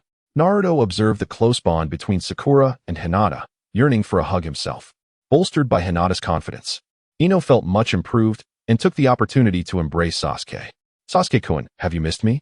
The mere thought of reuniting with the long-absent Sasuke filled her with anticipation. Sasuke, somewhat exasperated, replied, "Who are you? Are we acquainted? You just come up and hug me." As the aloof and cool figure he was, Sasuke contemplated delivering a swift shoulder throw, only to find himself immobilized, ensnared by Ino's mind-body switch technique. This woman has been scheming all along, he thought. Sakura, infuriated, broke free from Hinata's embrace, admonishing, "Keep your distance from Sasuke, you gluttonous pig." As Ino's technique was dispelled by Sasuke, she promptly released him and jumped in front of Sakura, making a face and sticking out her tongue, teasing, "Oh, isn't this the big-headed Sakura? What an eyesore. Sasuke is clearly fond of me." Shikamaru and Choji, munching on chips, arrived, commenting, "It's best to conclude this exam sooner rather than later. It's so annoying with so many people around. The more people there are, the more troublesome it becomes." Hinata quickly spotted the disguised Orochimaru and Kabuto, realizing that this troublesome character had indeed survived. Kabuto, having been revealed during the Three Tails incident, was now forced to conceal himself. Despite the presence of formidable individuals, Hinata remained unperturbed, knowing that their ulterior motives would keep them from revealing themselves until their goals were achieved. Unlike the original timeline, Kabuto had no opportunity to flaunt his ninja intelligence cards and was instead meticulously assessing the strength of the Konoha elite, preparing his strategies. As most felt a sense of trepidation, Naruto clenched his fists, hesitating for a moment before loudly declaring to everyone, "I am Uzumaki Naruto, and I will not be defeated by any of you. I am the strongest of Konoha, the heir to the will of fire. Do you understand?" The individuals from other nations were taken aback, their reactions a mix of disdain, anger, and even murderous intent. Many resolved that this brash, attention-seeking, yellow-haired fool would be the first to be crushed. Sasuke stood beside Naruto, acutely aware of the chilling aura of murderous intent surrounding them. However, he remained unfazed, convinced that his prowess had already reached the level of a nin, albeit without the formal certification. Thus, he felt entirely capable of supporting Naruto. He patted Naruto on the shoulder, proclaiming, "I've got your back, brother." The crowd was taken aback to discover someone even more audacious than Naruto, and their gazes shifted to Sasuke, including the intense, yearning stare of Orochimaru. Sasuke felt a wave of discomfort wash over him, his body bristling with agitation. Hinata gently tapped Sasuke's shoulder and offered a faint smile, saying, "I'm here for you, Sasuke." Naruto recalled that Hinata had mastered medical ninjutsu over the years, capable of healing nearly any injury. This lent him the audacity to continue his bold declarations. "To all present, I apologize, but before our Team 7, you are all but trash." Were it not for the fear of being disqualified from the nin exam, many would have rushed to confront Naruto. This exam had attracted over 200 participants from various nations, with Konoha fielding the largest contingent of 70 to 80 individuals. Yet, only a handful would graduate, as most would find their ultimate fate as genin. In a fit of anger, Ino exclaimed, "What a jerk. Why did Naruto have to provoke everyone?" Now, the group standing at the front had become public enemies. Sakura reflected, "Thank goodness I'm not in a group with that fool, otherwise it would be disastrous." Kankuro glared at Naruto with hostility, while Temari scoffed, "The weaker the dog, the louder the bark." Hidden among the crowd, Konoha ninjas silently rejoiced, relieved not to have attracted the ire of everyone like this last group of fools. Lee whispered, "How invigorating." Neji calmly noted, "It seems these years of missions have not imparted enough lessons to them." Chapter 54, Written Exam. Shikamaru grumbled, "What a pain, suddenly making everyone enemies of Team 7. Thankfully, no one is paying attention to me." Sakura timidly suggested, "Naruto, why not take back what you just said and apologize to everyone?" Naruto arrogantly replied, "I merely spoke the truth, right, Hinata? Right, Sasuke?" Hinata smiled silently, secretly sharing his sentiment, yet as a lady, she felt compelled to remain reticent. Sasuke maintained his cool demeanor, as if Naruto's opinion was his own. The members of Team 7 truly feared nothing. Sakura reluctantly stepped in to apologize on their behalf. He was just joking, haha. After all, he is a bit foolish. He is just accustomed to playing pranks around the village, so please don't take it to heart. Ultimately, it's just the ramblings of a silly boy. As Naruto attempted to retort, Sakura seized him by the neck, rendering him speechless. While constricting his throat, she continued to explain, he is just an absurd fellow, speaking without thought. Please disregard it. Just then, a cloud of white smoke erupted from the podium. Marino Ibiki made his grand entrance accompanied by a multitude of examiners. This scarred-faced individual delivered the rules for the first examination in a tone laden with menace. The written test comprised 10 questions, each worth 1 point. Every participant began with a score of 10 points, deducting 1 for each incorrect answer. The overall assessment would be determined by the cumulative score of the 3-member team. Any acts of cheating or actions deemed akin to cheating would incur a penalty of 2 points upon detection. This meant that even before the conclusion of the examination, some might find themselves eliminated for having their scores reduced to 0. All examiners would vigilantly observe the candidates, meticulously noting any suspicious behavior. As shinobi, one must endeavor to excel in the examination like a true ninja. Furthermore, if any team member scored 0, the entire team would be deemed unqualified. The duration of the exam was set for 1 hour, with the final question to be revealed 45 minutes into the test. Upon hearing this, Naruto's anxiety surged. Despite having learned much under Hinata's guidance, the dread of being a poor scholar was ingrained in his very being. Once the rules were articulated, everyone returned to their respective examination rooms. Hinata's seat, aligned with the original timeline, was conveniently situated beside Naruto, filling him with elation. This was fortuitous. He could simply copy Hinata's answers. However, he was surrounded by proctors on all sides, making it exceedingly difficult. Hinata understood that the detailed emphasis on cheating and the need to act like a true ninja served as a subtle reminder for everyone to cheat discreetly without getting caught. The secret to evading detection lay in utilizing ninjutsu or bloodline limits to facilitate their deceit.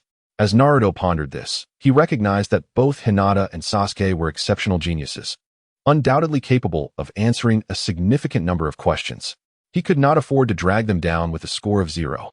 The thought of Hinata suffering due to his failure was troubling enough, but if Sasuke were to fail because of him, Naruto feared for his life. In stark contrast to Naruto's turmoil, Hinata remained remarkably composed. She understood that the true challenge lay in the final question. The preceding ones were mere distractions. Soon, the test papers were distributed and the examination commenced. As everyone began to prepare their answers, a sense of unease permeated the room. The questions were exceedingly difficult, and the majority of candidates found themselves unable to answer even a single one. Naruto felt tears welling up. Was he truly destined to drag down his teammates with a score of 0? Just moments ago, he had scorned everyone else.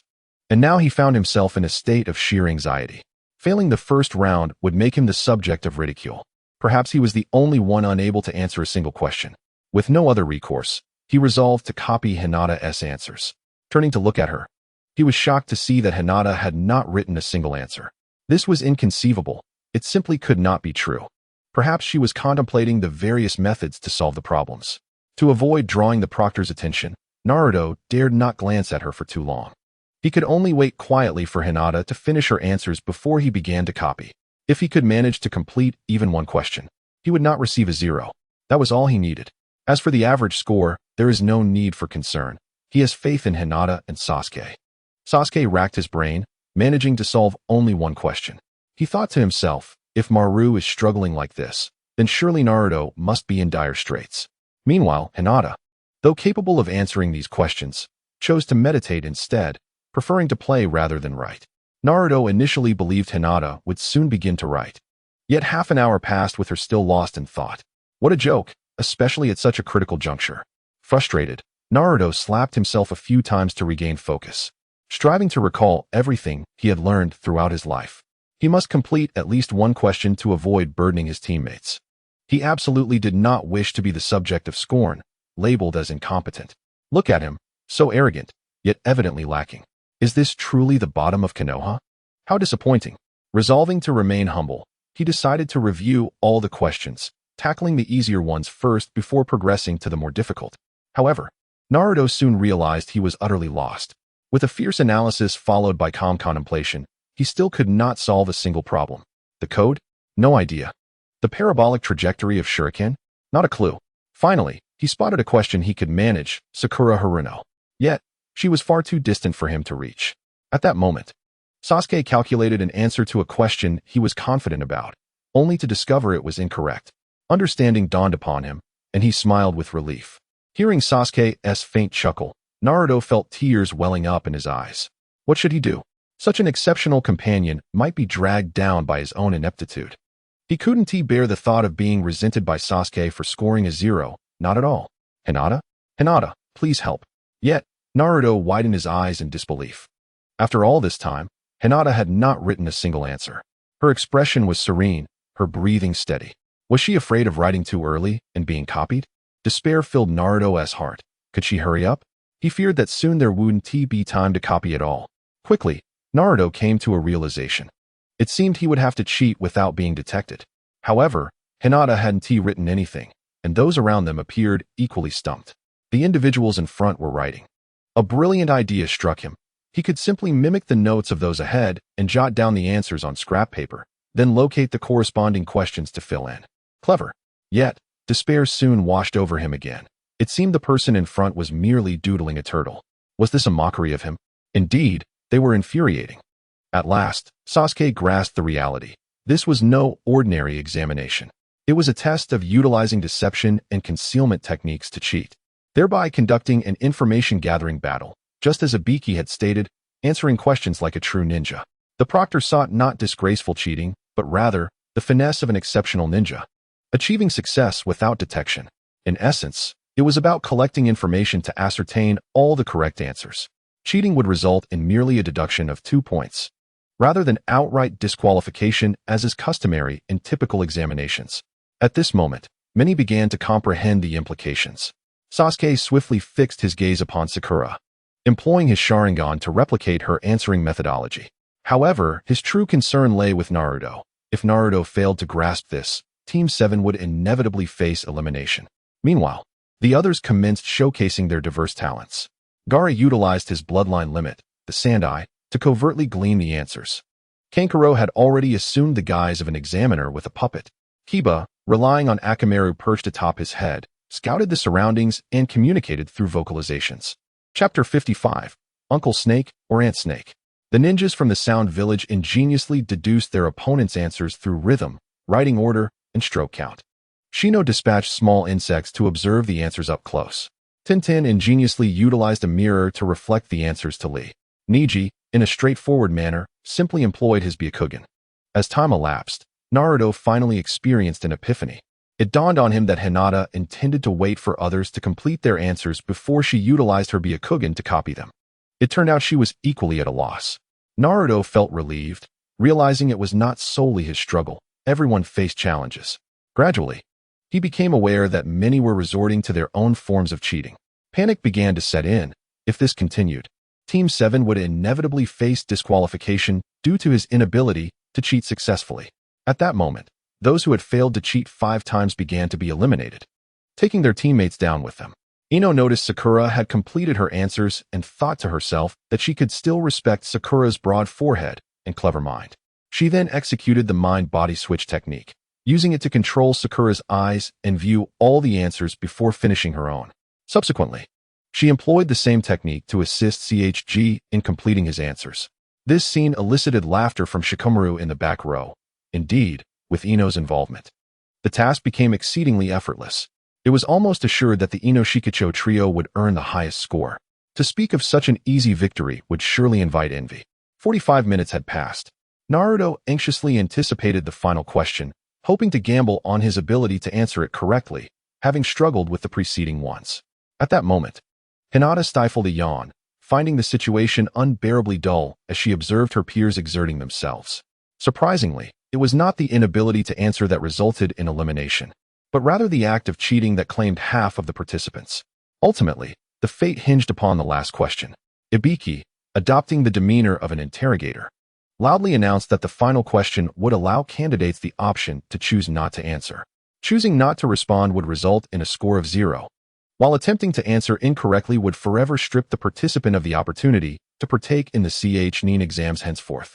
This revelation left all examinees astounded. Choosing to answer could jeopardize their entire future, confining them to the life of a mere genin, while opting out would imperil their teammates, forcing them to withdraw from this CH9 exam.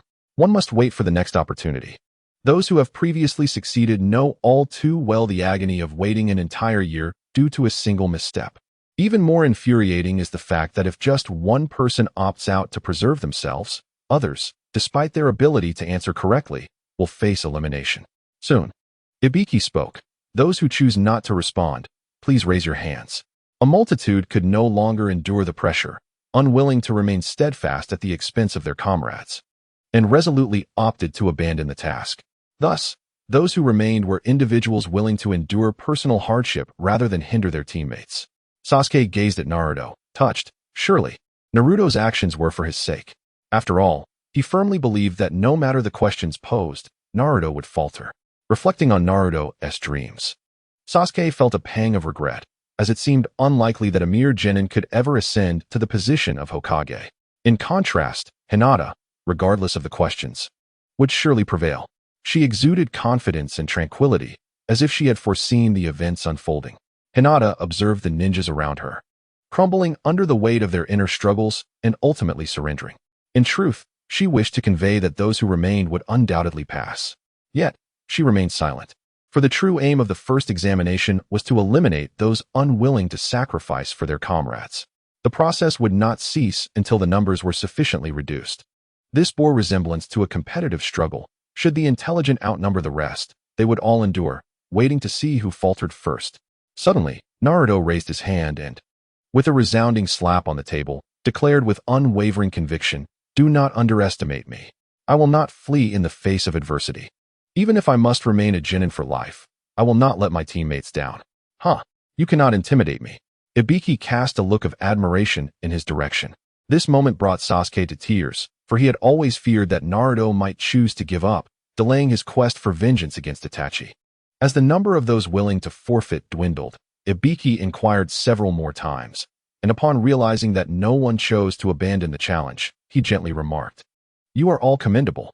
Those who remain here possess a bond with their comrades. Excellent, you are all qualified." The crowd was left in stunned silence.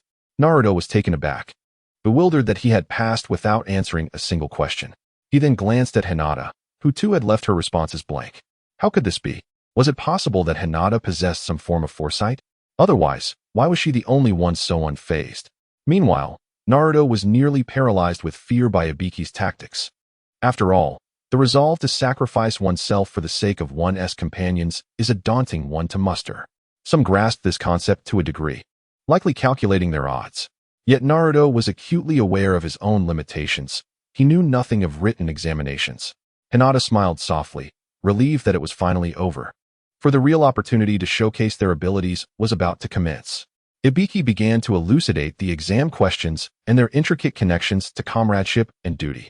However, before his captivating explanation could conclude, a figure clad in chainmail, a striking woman named Anko, burst into the examination hall to announce the commencement of the second phase. The crowd dispersed. As the examination concluded, an unexpected discovery was made: 2 blank answer sheets. In Class 7, Hinata and Naruto had submitted their empty papers. How intriguing it was, indeed, for such a pairing of talents to manage to pass even with blank submissions. Yet, was this not the so-called genius class led by Kakashi? Curiosity compelled him to inspect Sasuke's paper. It was not blank. Rather, it was filled to the brim. However, all the answers were incorrect. To his astonishment, the strongest team turned out to be Inoshikacho. The following day, the candidates who had successfully passed the initial examination gathered together. Anko introduced the rules. The participants would compete for 2 types of scrolls, known as Heaven and Earth, within a training ground referred to as the Forest of Death. Each team would possess one of the scrolls, necessitating them to seize the other from opposing teams. This implied that half of the participants would inevitably be eliminated. All teams would enter the forest from various entrances, with the sole piece of good news being the freedom to choose their entry point. However, the downside was that such dispersion would complicate the search and prolong the survival duration. All participants were required to sign a life and death agreement, with the examination lasting 5 days and no option to withdraw midway. A team would be deemed victorious if they managed to survive without any casualties and successfully obtain both types of scrolls, provided they reached the central tower of the Forest of Death on the final day. It was crucial to note that even upon acquiring both scrolls, they would have to endure 4 days within the forest, exposing them to constant risks of being ambushed, thus testing their stealth abilities. Additionally, they were prohibited from carrying conspicuous survival supplies, as this was a trial of their wilderness survival skills. The final rule stipulated that the contents of the scrolls could not be examined until they reached the tower, assessing the willpower of the ninjas in the face of escorting confidential documents. Anko felt quite clever. Her approach was far superior to that of the unwavering methods employed at the Ibiki exam. Ultimately, the remaining teams would certainly be less than half. Orochimaru's gaze fixated on Sasuke, unable to suppress a tongue lick. With the next phase being free activity, he felt no need for restraint. Hinata sensed the impatient presence of the snake figure, imagining the distressing scenario of Sasuke being embraced and licked from behind, causing her to shudder involuntarily. Chapter 56. The trio's outing. To prevent immediate bloodshed, most teams opted to enter through a single entrance. As the time arrived, everyone ventured into the Forest of Death from their respective entrances. Other teams rushed forward, either seeking to secure resource points or already beginning to conceal their movements and set traps. Due to the distance, no conflicts erupted in the short term. Observing Hinata's leisurely pace, Naruto expressed his dissatisfaction. "Hinata, shouldn't we be seizing the scrolls?" Hinata waved her hand dismissively. "We have a full 5 days. Do you wish to be pummeled in the central area? Or do you intend to block the entrance to the tower, seizing all the scrolls from others and sending them all home?" Naruto clenched his fists, excitement gleaming in his eyes. "That's a splendid idea. It's the perfect opportunity for them to realize I speak the truth." Sasuke furrowed his brow. "But avoiding battle will significantly diminish our practical experience, which is detrimental to our growth." "Do not fret, Sasuke," Hinata reassured him with a comforting expression. "Your external assistance will be provided to you." Sasuke, perplexed, wondered what she meant by external assistance. In truth, Hinata was referring to the heavenly curse mark. At that moment, Orochimaru was likely frantically searching for Sasuke. Hinata retrieved a barbecue grill from her scroll, set up a folding chair, and began grilling meat. "We possess the heavenly scroll. Even if we do not actively seek others, they will inevitably seek us out. Even as ninjas, we must allow ourselves to relax. A full stomach is essential for battle." Naruto, drawn by the aroma of the grilled meat, had completely forgotten about any examinations. Observing this scene, Sasuke realized that even if he wished to act independently, he could not, as the mishaps of his teammates would also lead to his elimination. The smoke soon attracted the attention of nearby ninjas from the grass village. Among them was Karui, who, as a support, had no need to charge into the fray but instead cautiously stayed back. How foolish are these individuals, lacking even the basic understanding that smoke can reveal one's position.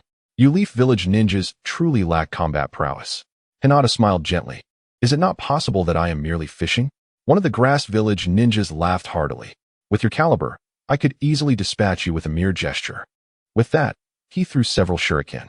Sasuke was the first to react, hurling a few shuriken of his own to deflect the incoming projectiles. He then launched himself forward, delivering a knee strike that sent one grass village ninja flying, severely injuring him.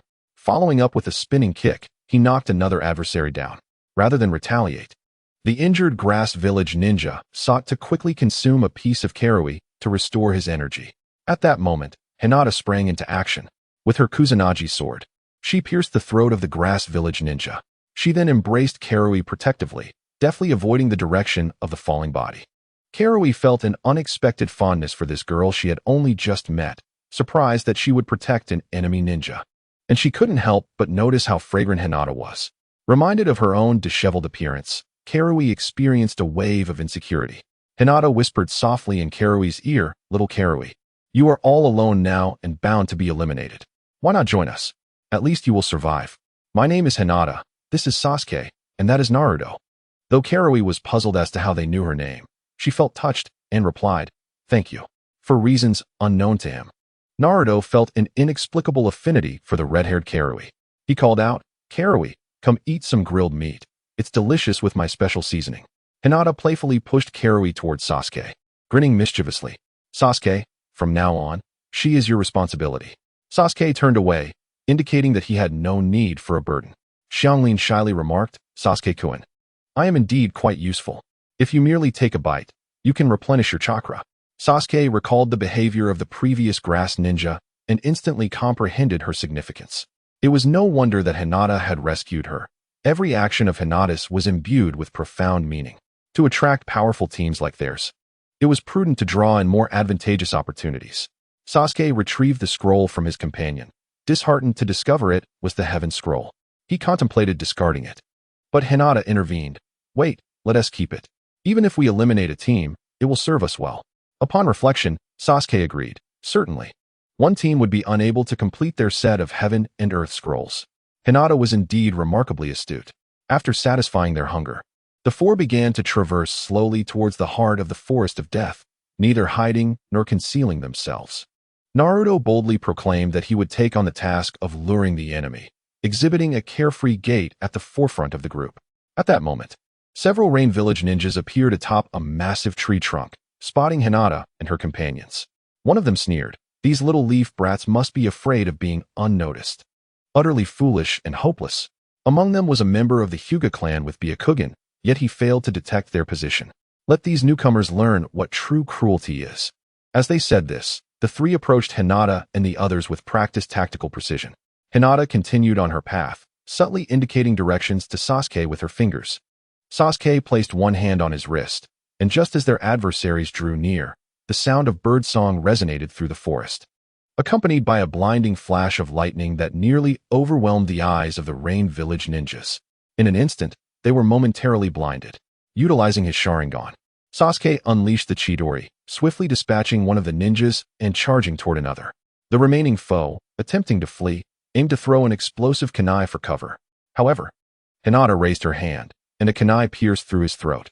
Naruto scratched his head in exasperation. What the heck? I didn't even get to make a move before they were all gone. Can you leave one for me next time? Hinata sheathed her long sword, stating, These ninjas from small nations are hardly worth mentioning. When we encounter formidable foes, you shall have your chance. Sasuke continued his search, again uncovering the Heaven Scroll. Is this probability reasonable? The reason he dared to unleash the Chidori so recklessly was that he had just sampled Xianglin's abilities, which had proven exhilarating. Fatigue had vanished completely. From that moment on, he, Sasuke, would not lack for chakra, having envied Hinata and Naruto for quite some time. Xianglin was truly addictive, and he even contemplated imprisoning her in the Uchiha clan's dungeon. Of course, if she obeyed, such measures would be unnecessary. Suddenly, a fierce wind swept through. Hinata immediately released her chakra to form a protective shield, safeguarding everyone within. Orochimaru descended before them, accompanied by two subordinates. He gestured for his subordinates to attend to other matters, leaving him alone. Sasuke observed the deep trench carved into the ground by the wind technique, his vigilance heightened. Had a true master finally appeared? Orochimaru, with a serpentine tongue licking his lips, smirked and remarked, Quite formidable, isn't she? The young lady from the Hyuga clan. Alas, she has crossed paths with me. Hinata regarded Orochimaru's feminine appearance, noting a certain allure, likely a result of the reincarnation technique seizing a female form. In a sense, she bore some resemblance to her. Chapter 57. Orochimaru Naruto felt a sense of discomfort in the presence of this long-tongued woman. Karui discreetly retreated behind the others. Yet, Orochimaru soon spotted her. Ah, a member of the Uzumaki clan, little sister, why not join me? Naruto was taken aback, realizing Karui hailed from the Uzumaki lineage. No wonder she had previously inquired about him. This revelation meant they were of the same kin. He promptly positioned himself in front of Karui, exclaiming, Wretched woman, you shall not harm my Uzumaki kin. You will have to step over my corpse first. Karui's eyes widened as she sensed a warm chakra emanating from Naruto. Hee. Orochimaru chuckled. You should focus on your own self-preservation. With that, she summoned a colossal python that lunged toward Naruto. Sensing the terrifying aura, Naruto wasted no time in forming a Rasengan. However, the massive serpent swiftly ensnared him, swallowing him whole before retreating from the battlefield. Suddenly, Orochimaru produced a scroll, revealing it to be the Earth Scroll. She proclaimed with pride, You possess the Heaven Scroll. Do you desire it? With a sudden motion, she opened her mouth wide and swallowed the entire scroll. Abruptly, her eyes widened in shock. Sasuke momentarily envisioned Naruto and Hinata being swiftly annihilated, plunging into a state of dread. Hinata, placing a hand firmly on Sasuke's shoulder, infused him with chakra, bringing him back to reality. It's an illusion born of killing intent. Sasuke, be cautious. An illusion? Sasuke activated his Sharingan, filled with trepidation. Who exactly is this individual? Hinata offered a slight smile, teasingly remarking, an old hag selling tricks. Her tone brought a measure of reassurance to the already anxious Sasuke. Orochimaru mocked, are you already too frightened to move? Nonetheless, your eyes are truly exquisite. I shall claim them all. Sasuke shouted defiantly, do not underestimate us. Do you think we are mere lambs for slaughter? He immediately unleashed a flurry of shuriken imbued with explosive tags. Orochimaru, with a crooked smile, effortlessly evaded them with a flicker, reappearing in front of Karui. You little girl. Intrigue me as well. Come, join me. Karui, overwhelmed with panic, trembled in fear from the malevolent aura that Orochimaru exuded, her legs weakening. The proximity to such a murderous chakra caused her to faint. You ought to consult with me first. Hinata swiftly appeared before Orochimaru, her Kusanagi blade poised for attack. Orochimaru drew a kunai to defend herself. Originally, it was thought that Hinata would easily be pushed aside. Unexpectedly, she feigned a move, swiftly drew her sword, and was already pressing towards Orochimaru's neck. Orochimaru was notably taken aback and had no choice but to set aside his playful demeanor and treat the situation with utmost seriousness. Meanwhile, Naruto unleashed the technique of multiple shadow clones, which directly ruptured the belly of the gigantic serpent, allowing him to escape. The lingering sensation of the serpent's venom made him feel nauseous, and it took him quite some time to cleanse himself thoroughly. Realizing the situation, Sasuke dashed behind Orochimaru, swiftly forming hand seals, fire style, Phoenix fire technique. Orochimaru quickly dodged. The fiery projectiles surged towards Hinata, who countered with a water sphere, allowing her to continue her pursuit of Orochimaru. In response, Orochimaru summoned another massive serpent to confront Sasuke, who unhesitatingly unleashed Chidori, severing its head with precision. This unexpected turn of events left Orochimaru astonished. As one of the legendary Sannin, he could not believe he was being outmaneuvered by these two young children. Just as Sasuke relaxed his guard, the serpent's body unexpectedly split open, revealing another Orochimaru within. With a long serpent tail, she coiled around the trunk and lunged at Sasuke. Hinata was momentarily taken aback. Was this a serpent clone? She swiftly severed the Orochimaru in front of her in two. Thus, which one was the true body? Sasuke, I come to assist you, Naruto exclaimed as he hurled several shurikens to thwart Orochimaru's advance. Orochimaru, visibly displeased, thought these Konoha brats were quite surprising. At that moment, she felt as though she was encircled. Coldly, Orochimaru remarked, you actually defeated the giant serpent. Impressive, Naruto. Naruto, bewildered, found it astonishing that this snake-like woman recognized him. He arrogantly declared, 3 against 1, we hold the advantage. Just wait until the illustrious Naruto Uzumaki teaches you a lesson. With that, Naruto summoned his shadow clones and swiftly formed a Rasengan. Orochimaru gritted her teeth and evaded rapidly. Boom. The colossal trees were obliterated by the Rasengan. Sasuke completed his hand seals and targeted Orochimaru's trajectory in the air, fire style, great fireball technique. The enormous fireball engulfed Orochimaru's figure. Naruto questioned, did we kill her? However, it was not the case. With a sinister laugh, Orochimaru reappeared elsewhere, summoning a serpent that was several times larger than the previous one. Hinata was speechless. Was this serpent from the Dragon Cave, or one that Orochimaru had raised, treated merely as a disposable asset? The massive serpent tail struck down, shattering the giant trees. Just as Naruto landed, he was sent flying by the sweeping tail. The impact was undeniably severe, causing him to spit out a mouthful of blood. He immediately released the chakra of the 9 tails, swiftly regaining his composure and stabilizing his stance. Orochimaru expressed her astonishment. Could this brat be? He had broken the 5-element seal placed upon him when he left Konoha. Furthermore, this Rasengan was undoubtedly a gift from Jiraiya to aid Naruto. At this moment, is Jiraiya also nearby Konoha? Humph. Orochimaru no longer held back, delivering a powerful punch that sent Naruto flying. Just as he intended to pursue, a Chidori spear shot toward him, forcing Orochimaru to evade. At this juncture, Hinata had already closed the distance, executing the 8 trigrams, 128 palms. With remarkable speed, Hinata unleashed a flurry of strikes at Orochimaru. The first strike made him acutely aware of her unparalleled strength. The subsequent attacks nearly shattered his bones. And by the third strike, he felt as if his last meal might resurface. Doubt began to creep into her mind. Could she truly not handle these troublesome children today? Hinata's 8 trigrams palms continued relentlessly, effectively pinning Orochimaru down. He could neither escape nor evade. He could only rely on his formidable snake body to withstand the onslaught. Ultimately, Orochimaru fell like a drifting leaf, spitting out a mouthful of blood. Initially, he had hoped to entice Sasuke with his absolute power. But now he wondered if he himself was the fool. Should he reveal himself here, his subsequent plans would surely falter. A small sacrifice could disrupt the grand scheme. Shadow clone technique.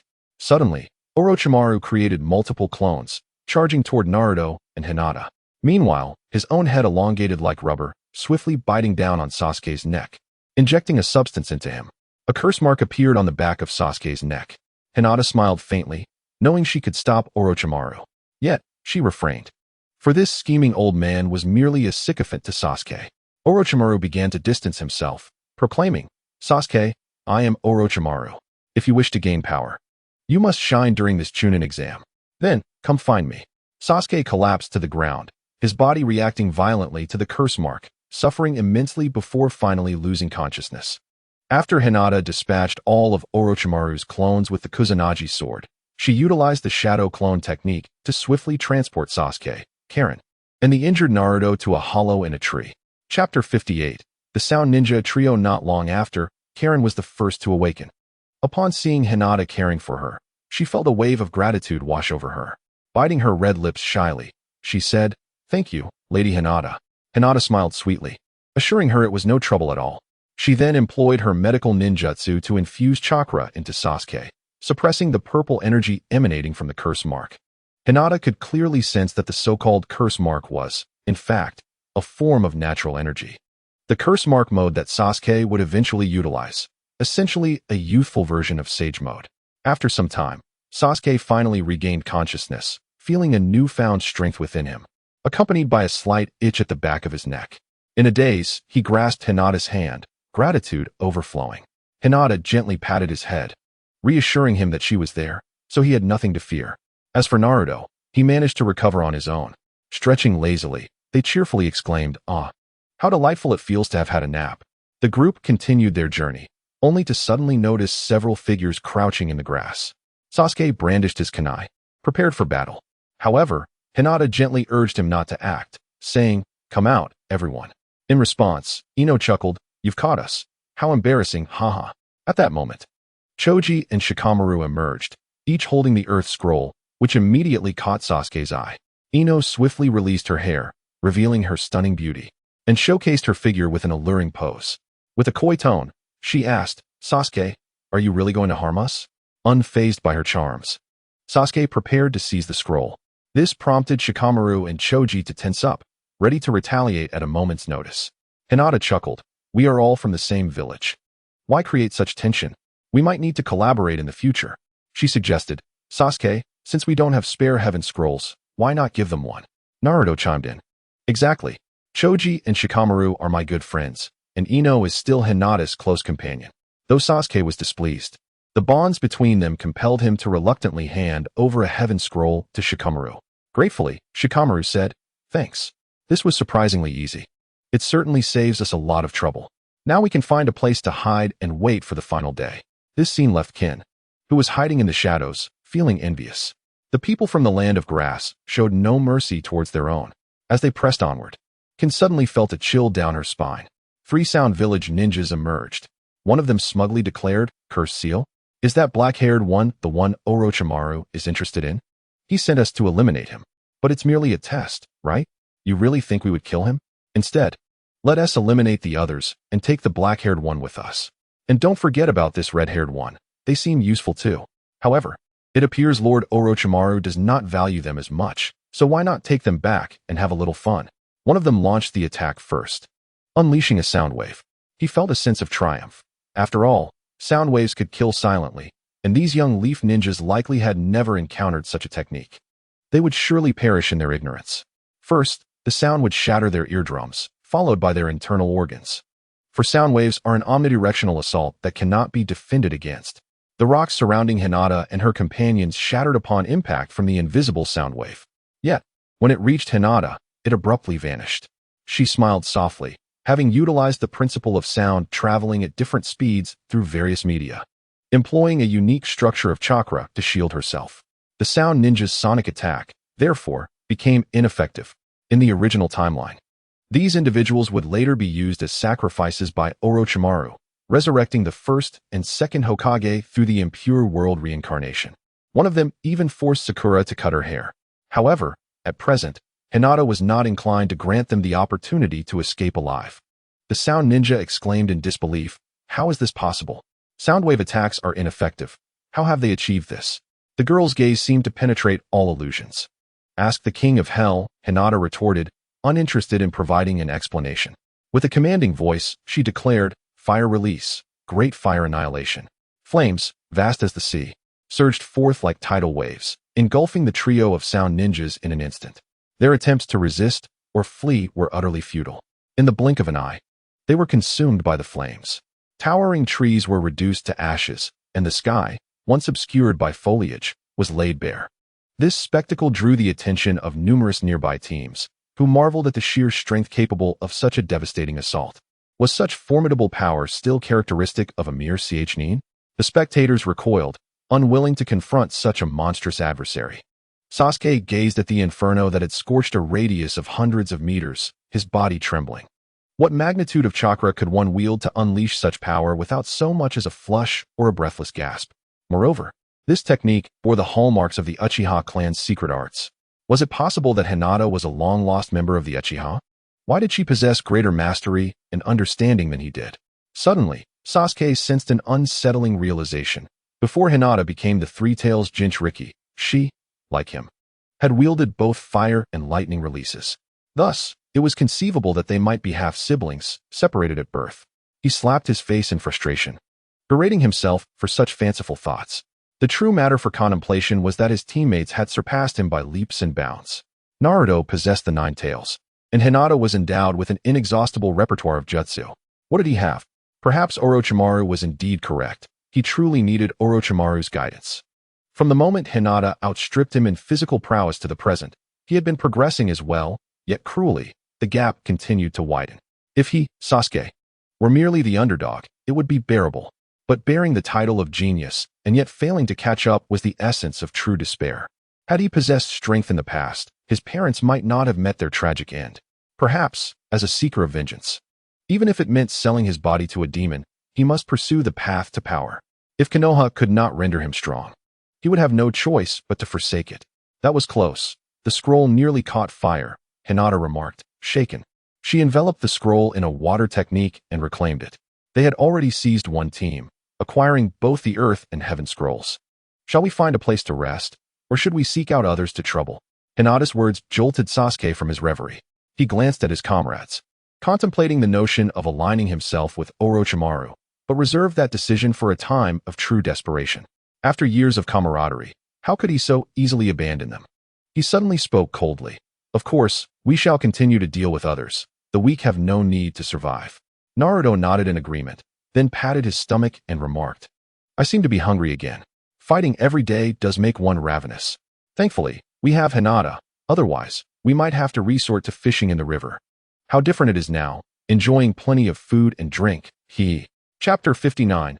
Arrival at the Tower of Death Forest. Hinata smiled sweetly. Speaking of fishing, why not eat fish instead? She then retrieved some sea fish from the water country that she had sealed in a scroll. Xianlin's eyes sparkled with excitement. Being with Hinata every day was turning her into a little foodie. Growing up in the grass ninja village, she had never enjoyed a single day of happiness. Now, with someone to protect her and delicious food at hand, she felt blissfully fortunate. Even if it meant being dragged behind a tree by Sasuke to share a bite. Being with such a handsome figure was a delight. The group sat together, feasting on grilled squid. Naruto suddenly grew curious. "By the way, what exactly is in that scroll?" Sasuke replied sternly, "Naruto, do you want us to be eliminated? Sneaking a peek is against the rules." Naruto shrugged nonchalantly. "There's no one around. What's the harm in taking a quick look? If you don't say anything, I won't either. Who would know?" Xianlin expressed concern. "But what if the scroll contains a trap technique specifically designed for peepers?" Naruto pondered this, acknowledging the possibility, yet still yearned to open it. A sudden idea struck him. "I can use my shadow clone to open it. Perfect. Besides, we have so many scrolls. If one gets damaged, we can simply discard it. I truly am a little genius. Hinata interjected, no, that's not a good idea. There's really nothing in there, just a hypnosis technique. Once you open it, everyone around will be hypnotized and will sleep until the assessment is over, thus ensuring failure. Naruto exclaimed in disbelief, Hinata, how do you know this? Hinata froze for a moment, realizing she had let something slip. She couldn't admit to having seen the script, so she awkwardly smiled and said, actually, I heard it from someone who participated before. Understanding dawned on Naruto, and he immediately lost interest, feeling satiated. Hinata stood up and announced, next, we must enter the finals. There may already be many waiting to snatch our scrolls, or those without scrolls may have set ambushes around the tower. Suddenly, Sasuke had a thought. Perhaps the surplus scrolls could be used to exchange for useful information. Hinata shook her head. With me around, what more information do we need? As night fell, the tower bathed in moonlight loomed before them. Naruto boasted, now that we are here, other teams must be cautiously sneaking past. Whereas strong individuals like us will, of course, approach boldly. Sasuke began to scan the surroundings with vigilance. Leading the way, Hinata guided the group slowly towards the tower. However, the towering structure loomed ever closer, yet no matter how hard they tried, they could not reach it. Sasuke marked a point of reference. The group continued their circuit, only to find themselves back at their original position. Their efforts yielded no different results, and exhaustion soon gripped them, their breaths coming in labored gasps. Sasuke activated his Sharingan. Yet it proved futile. What an extraordinary illusion this was. Hinata spoke softly, this phenomenon is known as a ghost wall. It may not be an illusion at all. It utilizes the labyrinthine terrain and certain visual cues to keep us circling. We have lost our sense of direction. And as long as we persist in our pursuit of the tower, we shall be misled into a continuous loop. Naruto scratched his head in confusion. What should we do then? Hinata pondered for a moment. Perhaps the proctor does not wish for us to reach the vicinity of the tower just yet. Or maybe someone is intent on exhausting our stamina. We should consider altering our course. Suddenly, the surface of the trees and the ground transformed. A multitude of dark shadows morphing from transparency into human forms. It turned out to be the ninja from the village hidden in the rain. These masked figures surrounded Hinata and her companions like the living dead, numbering in the hundreds. One of the rain ninjas boasted, this is too easy. Akin to catching fish in a barrel. Hinata surveyed the area with her Byakugan. All of them are water clones. Sasuke grinned. Then we shall employ fire techniques. Fire style, Phoenix fire technique. Countless fireballs erupted from Sasuke's mouth, instantly incinerating a significant portion of the surrounding water clones. However, the damaged clones swiftly reformed. Emitting a chilling chant, hand over the scroll. Hand it over. Quickly, surrender the scroll. Naruto attempted to stab with his kunai, but even when he pierced through one, it remained unaffected, healing effortlessly. Fear gripped him. What on earth is this? Normally, clones vanish upon taking damage. Hinata was taken aback. It appears to be a form of semi-real illusion. We cannot eliminate them, only deplete our chakra. The true enemy lurked in the shadows. Yet, isn't the Rain Village adept at water techniques? If so, let us compete in water ninjutsu. Hinata formed a hand sign with 2 fingers and proclaimed, Water style, Water Dragon Tornado. Instantly, countless water tornadoes materialized, sweeping away numerous water clones and clearing the area of towering trees. At that moment, 3 ninjas from the Rain Village, clad in biohazard suits and wearing breathing masks, appeared. Have they been discovered? It was unexpected for ninjas of such caliber to participate in the Chunin exams. Hinata smiled gently. This is what we call brute force overcoming skill.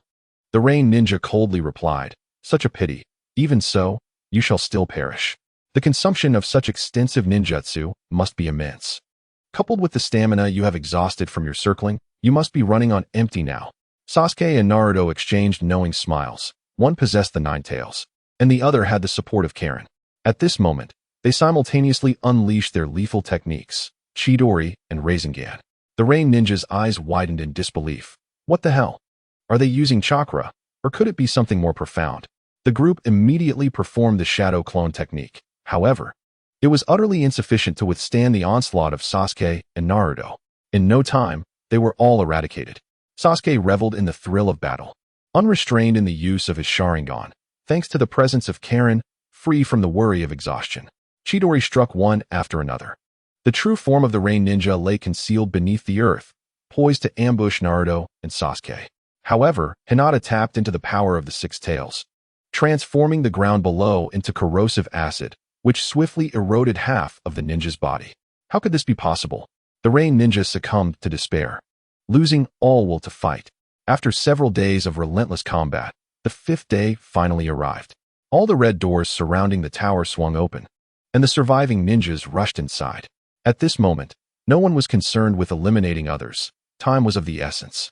Those who had been eliminated but remained alive would be escorted away by the relevant personnel.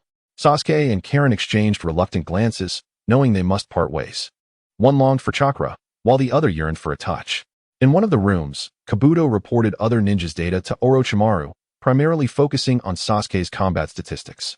Orochimaru licked his lips, expressing satisfaction with Kabuto's cleverness. With that, he vanished in a puff of smoke.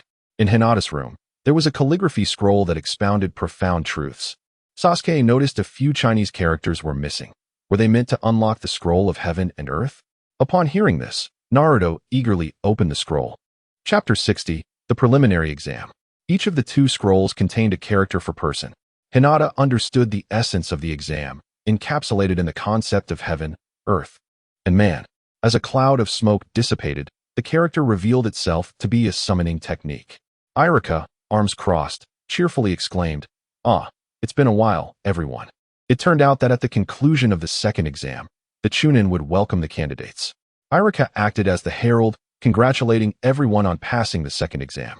He continued to explain that the calligraphy on the wall conveyed the Hokage's insights on becoming a Chunin. Heaven represents the mind, earth signifies the body, and a ninja must harmonize intelligence and physical prowess to complete their missions. Lacking either one necessitates finding a way to compensate. The third exam would no longer assess teamwork, but rather individual combat. While disqualification was unlikely, Irika urged his students to exercise extreme caution, as personal battles meant facing life and death without the support of teammates. Under Irika's guidance, Hinata and the others arrived in the plaza, where Hinata noticed that over 20 individuals had successfully passed. Among the 12 elite of Konoha, they constitute half, while the entirety of Konoha's ninja represents a significant majority. It is evident which of the 5 great nations reigns supreme. The third Hokage and several esteemed instructors are present at the scene. Guy, standing beside Kakashi, mockingly declares, "Your class has reached its limit, for the next challenge demands genuine skill. As long as my team is in the fray, you need not entertain any thoughts of victory. Under my rigorous tutelage and clandestine training regimen, my students are nothing short of exceptional." Kakashi, unfazed, retorts, "Is that so? I eagerly anticipate the outcome." His words seem to respond to Guy yet also reflect his own musings. Guy, dissatisfied, responds, "What a tone. You hardly seem to be looking forward to it. Could it be that you recognize your class's weakness and are already resigned to defeat?" Kakashi counters, "Times have changed. I have surpassed you, and my disciples will undoubtedly outshine yours." Ignoring the taunt, Kakashi suddenly turns, puzzled. What was that you just said?" Guy, taken aback and clutching his head, realizes that despite his earlier declarations, Kakashi had not heard a word. To repeat himself would be exceedingly awkward. "Well done, my rival, Kakashi. You possess a certain flair that is rather infuriating." He glances towards Kakashi, pondering, is that the lifelong rival of Teacher Guy? It seems that the recent exchange has resulted in Guy's utter defeat. The third Hokage elaborates on the origins of the Nin exams, tracing them back to the wars among nations. To mitigate losses, it gradually became customary for the victories of young ninjas to symbolize the triumphs of their respective nations, akin to the Olympics. Thus, the third phase of the exam will attract the attention of feudal lords and significant figures from various nations. Everyone is encouraged to present their finest spirit, showcasing the grandeur of their nations, as this competition bears implications for each individual's future. Stronger nations will secure abundant monetary rewards, while weaker ones will see their commissions dwindle. To demonstrate a ninja's prowess, it must be exhibited in life and death confrontations. In this match, Moonlight Gale is designated as the referee. Hinata muses, could this fellow truly be the protagonist of the Wind of Change, given such a striking name? Kishimoto has also arranged for the stunning beauty, Waiga. Moonlight Gale announces that, due to the simplicity of the first written test and the second phase of wilderness survival, the remaining participants are numerous. Consequently, a preliminary elimination round will be held before the public duel to further reduce the number of competitors by half. At this moment, Sasuke feels a twinge of pain from his cursed seal, realizing that as long as he utilizes his chakra, the seal stirs restlessly. If this continues, should the seal take control of him, he may be mistaken for an agent of Orochimaru. Observing this, Hinata promptly infuses Sasuke with chakra to suppress the seal. Thank you, Sasuke expresses, feeling an inexplicable sense of gratitude. In the original timeline, Sakura had urged Sasuke to withdraw for this very reason, a request that undoubtedly struck a nerve. In fact, she had even cried and begged him to abandon the endeavor out of fear. The situation escalated quickly, leaving Sasuke in a state of confusion. In the end, Sakura even contemplated reporting him to their teacher out of concern. Unfortunately, she failed to comprehend Sasuke's unwavering determination to grow stronger. The third Hokage observed Sasuke, noticing Hinata's intervention. Sasuke soon regained his composure, and the third held no objections. On stage, the fellow bearer of the cursed seal, Anko, proposed to the third that Sasuke withdraw, citing the possibility of his seal going out of control, but was met with Kakashi's stern refusal. Suddenly, Kabuto raised his hand to forfeit, capturing everyone's attention. Hinata harbored grave suspicions that he was conspiring with Orochimaru to orchestrate the destruction of Konoha, an elite jonin consistently participating in the Chunin exams to gather intelligence and crush the competition, truly a master of deception. Before long, several more ninjas withdrew. The preliminary rounds commenced, and in the first match, Sasuke faced another ninja from Konoha. This ninja, like Kabuto, was an undercover agent of Orochimaru. The latter, under his new guise as a member of the Sound Village, watched the spectacle unfold. After an exchange of shuriken, Sasuke sensed the suppression of Hinata's chakra and concluded that the cursed seal would not spiral out of control. He decisively unleashed Chidori, ending the battle before his opponent could utilize their unique ability to absorb chakra. Guy's eyes widened in astonishment. Kakashi actually taught his student such a formidable technique. Gaara was convinced that Sasuke was indeed extraordinary. This development left Orochimaru disheartened, as he had anticipated Sasuke being overwhelmed after having his chakra absorbed, leading to a manifestation of the cursed seal. Regrettably, it seemed that all of this was influenced by that girl, Hinata. Orochimaru's gaze shifted to her. Her body was impressive, though the Byakugan lacked the evolutionary potential of the Sharingan. Sakura exclaimed, "Sasuke, you were amazing."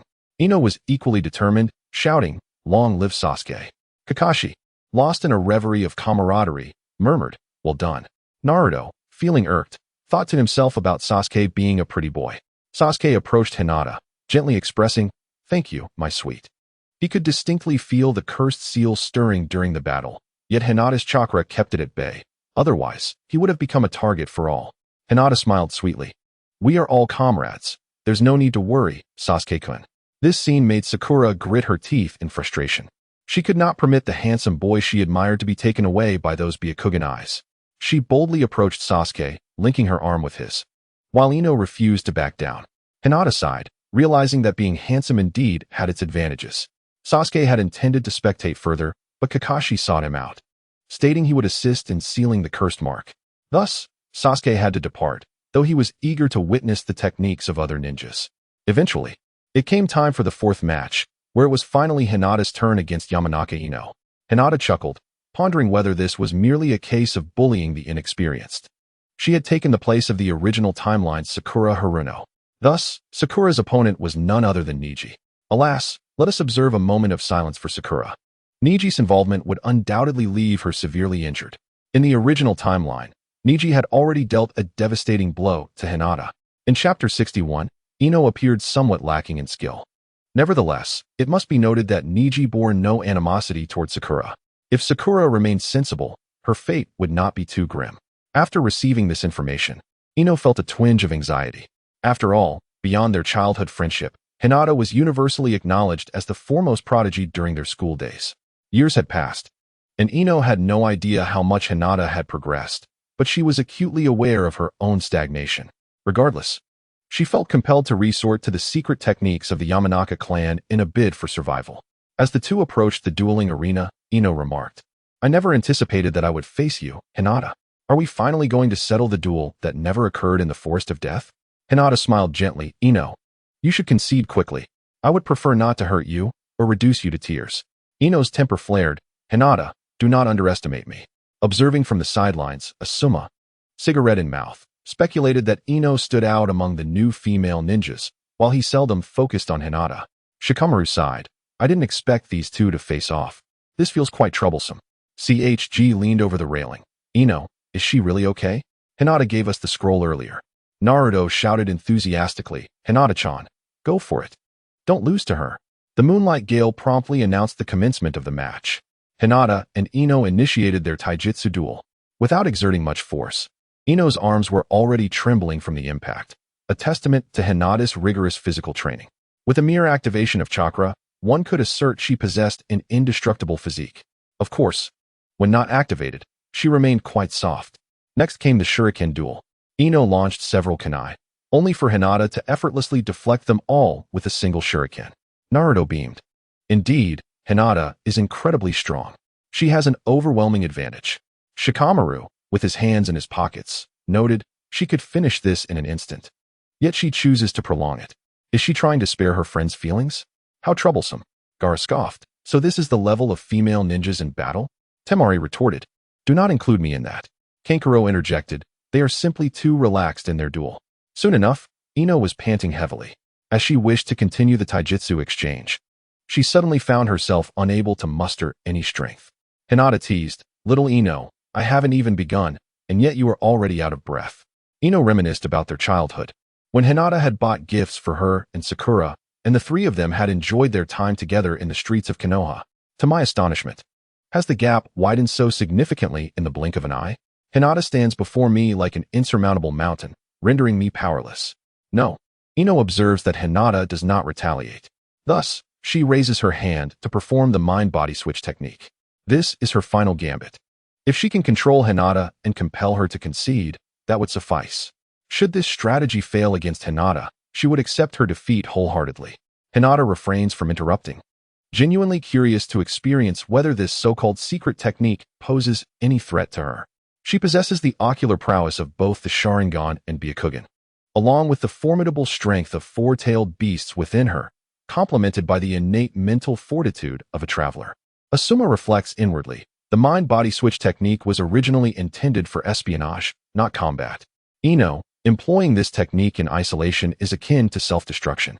Once the opponent moves, it becomes exceedingly difficult to land a hit. Thus, it is typically used in conjunction with shadow binding techniques. A single miscalculation will render her immobile, leaving her vulnerable. Aiming towards Hinata, Ino shouts, mind-body switch technique. Channeling her spirit, she focuses her mental energy to surge towards Hinata in an instant.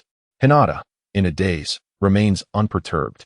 As Ino's essence brushes against Hinata's spirit, she is suddenly overwhelmed by the sensation of an ant gazing upon a colossal elephant.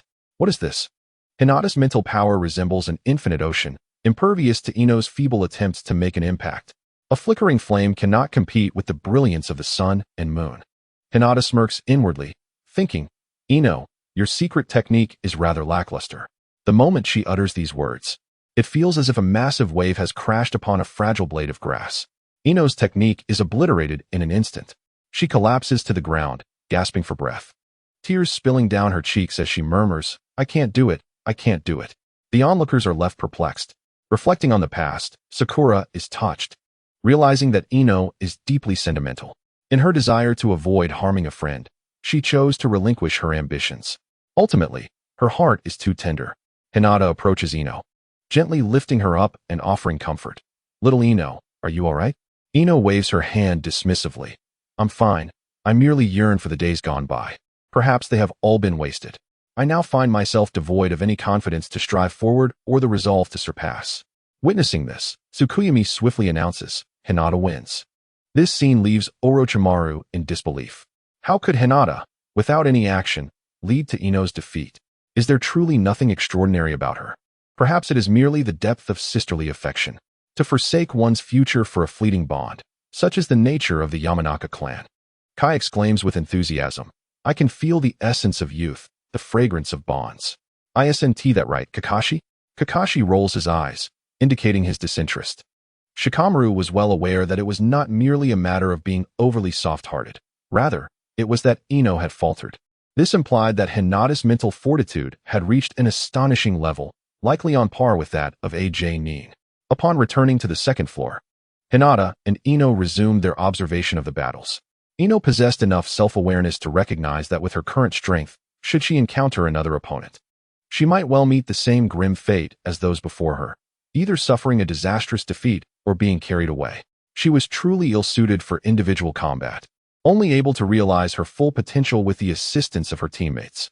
Sakura approached to comfort Ino, and the bond between the two sisters evidently deepened. The subsequent match saw a dismal defeat for the contestant, thoroughly outclassed by Temari's fan techniques. Following that, Shikamaru easily secured victory using his shadow binding technique. Naruto faced off against Inuzuka Kiba. Initially presumed to be an evenly matched encounter, it culminated in Naruto, with a single fart, injuring Kiba, whose sense of smell was exponentially superior to that of ordinary individuals, to a significant degree. Remarkably, Naruto did not even have to resort to the Rasengan, causing the audience to erupt in laughter. This incident would likely haunt Kiba for the rest of his life. With great enthusiasm, Naruto approached the trio of beauties, Hinata, Sakura, and Ino, proclaiming, "See, I'm incredibly strong. The entire Team 7 has advanced." Ino retorted with disdain, "What a repulsive guy." Sakura leaped forward, delivering a swift blow to Naruto's head, exclaiming, "Stay away from me. Hinata is far better, sweet and gentle." Hinata gently patted Naruto on the shoulder, giving him a thumbs up. "Well done, Naruto-kun." "Haha, little Hinata. I haven't even shown a fraction of my strength yet," Naruto replied. Sakura expressed her discontent. "Little Hinata?" Ino echoed her dissatisfaction. "You scoundrel. Is that how you refer to her?" "Only we, her close friends, can call her that." Chapter 62, Haruno Sakura. Naruto protested. "I've been calling her that for years. Team 7 is an iron triangle." Sakura was poised to retaliate against Naruto when suddenly, her name appeared on the announcement board. Haruno Sakura versus Hyuga Neji. Hinata, with gentle concern, said, "Sakura-chan, if you can't defeat my brother, it might be wise to concede early." Sakura clenched her fists, affirming, "I can do this." In the arena, Neji coldly remarked, "Haruno Sakura, as a commoner without any secret techniques or innate talents, your understanding of Genjutsu is utterly meaningless before my Byakugan. Engaging me will only lead to your own humiliation." Sakura gritted her teeth. Naruto shouted, "Sakura, beat him." Sakura tightened her forehead protector, striking a determined pose. "Please, don't hold back. After all, I am a ninja." Neji laughed. "People are judged based on their appearance, intellect, abilities, physique, and character. These attributes are immutable. Thus, even before we engage, your destiny of failure has already been sealed. If you can so easily concede, why risk your life? For so many years, have you truly believed that this moment could alter your fate? How naive. Destiny is immutable." Hinata shook her head. Indeed, her elder brother remained unchanged. Over the years, he had certainly endured many of her strikes. Although his demeanor towards her was gentle and humble, he remained as arrogant and ruthless as ever towards others. The primary reason for this was that Neji, born later than his father, was destined to live a life of separation from the main family. Unable to rebel against this fate, he had consequently embraced fatalism. Of course, within the original timeline, during the Great Ninja War, Neji ultimately could not escape his destiny. A child of the Hokage remains a child of the Hokage. As a branch family member, he still perished to protect the main family. Upon reflecting on these matters, Hinata sighed, realizing that she no longer required Neji as sacrifice for her protection, did she? Sakura shouted, "I refuse to believe it." Hinata was no longer that fragile version of herself. Why should she be unable to change? Neji chuckled derisively. "How laughable. My Byakugan has long seen through everything. No matter how resolute you are, your weakness cannot be altered by mere will." With that, Neji formed hand seals and declared, "Byakugan, activate." In an instant, he discerned Sakura's bodily structure and the flow of her chakra. Hinata, watching from the sidelines, inhaled deeply. To be honest, she felt quite inclined to strike her elder brother. He had exposed all of Sakura's vulnerabilities.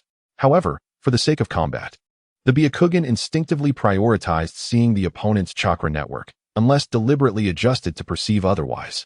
Neji taunted, "I see it. Your chakra is trembling. You're feeling guilty. You want to flee."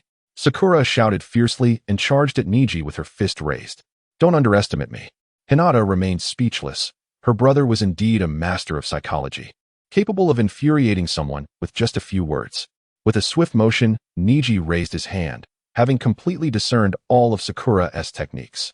Gathering an immense amount of chakra in his palm, He struck, sending Sakura flying. She landed hard on the ground. Ino yelled, "Sakura, get up. Beat this arrogant fool." Holding her abdomen, Sakura felt dazed. She had completely underestimated the power of the Hyuga clan's gentle fist. Earlier, she had been playfully teasing Hinata, but now she truly felt the vast disparity in strength.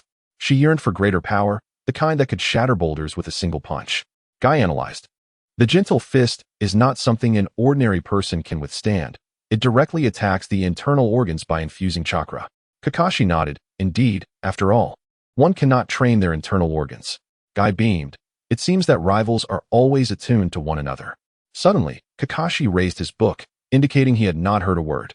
At that moment, Hinata's heart swelled with pride, who said she could not enhance every cell in her body. Even a strike from Neji of that caliber would not harm her internal organs. Sakura and Neji clashed once more, with her shuriken easily discerned and evaded by Neji. She had no choice but to engage in close combat, resulting in a severe beating. A strike from Neji landed on her shoulder, leaving Sakura feeling as though her shoulder had collapsed. After enduring several blows to her arm, she felt it was nearly impossible to lift. Gradually, she realized that her chakra was becoming increasingly difficult to mobilize. Naruto and Ino, perplexed, continued to cheer her on, urging her to fight back. However, Hinata discerned the underlying issue. Goodness, Sakura's chakra pathways had been devastated. Had she not been present, Sakura would likely have spent a considerable time in the hospital after this battle. Regardless, Sakura was adamant about not conceding defeat.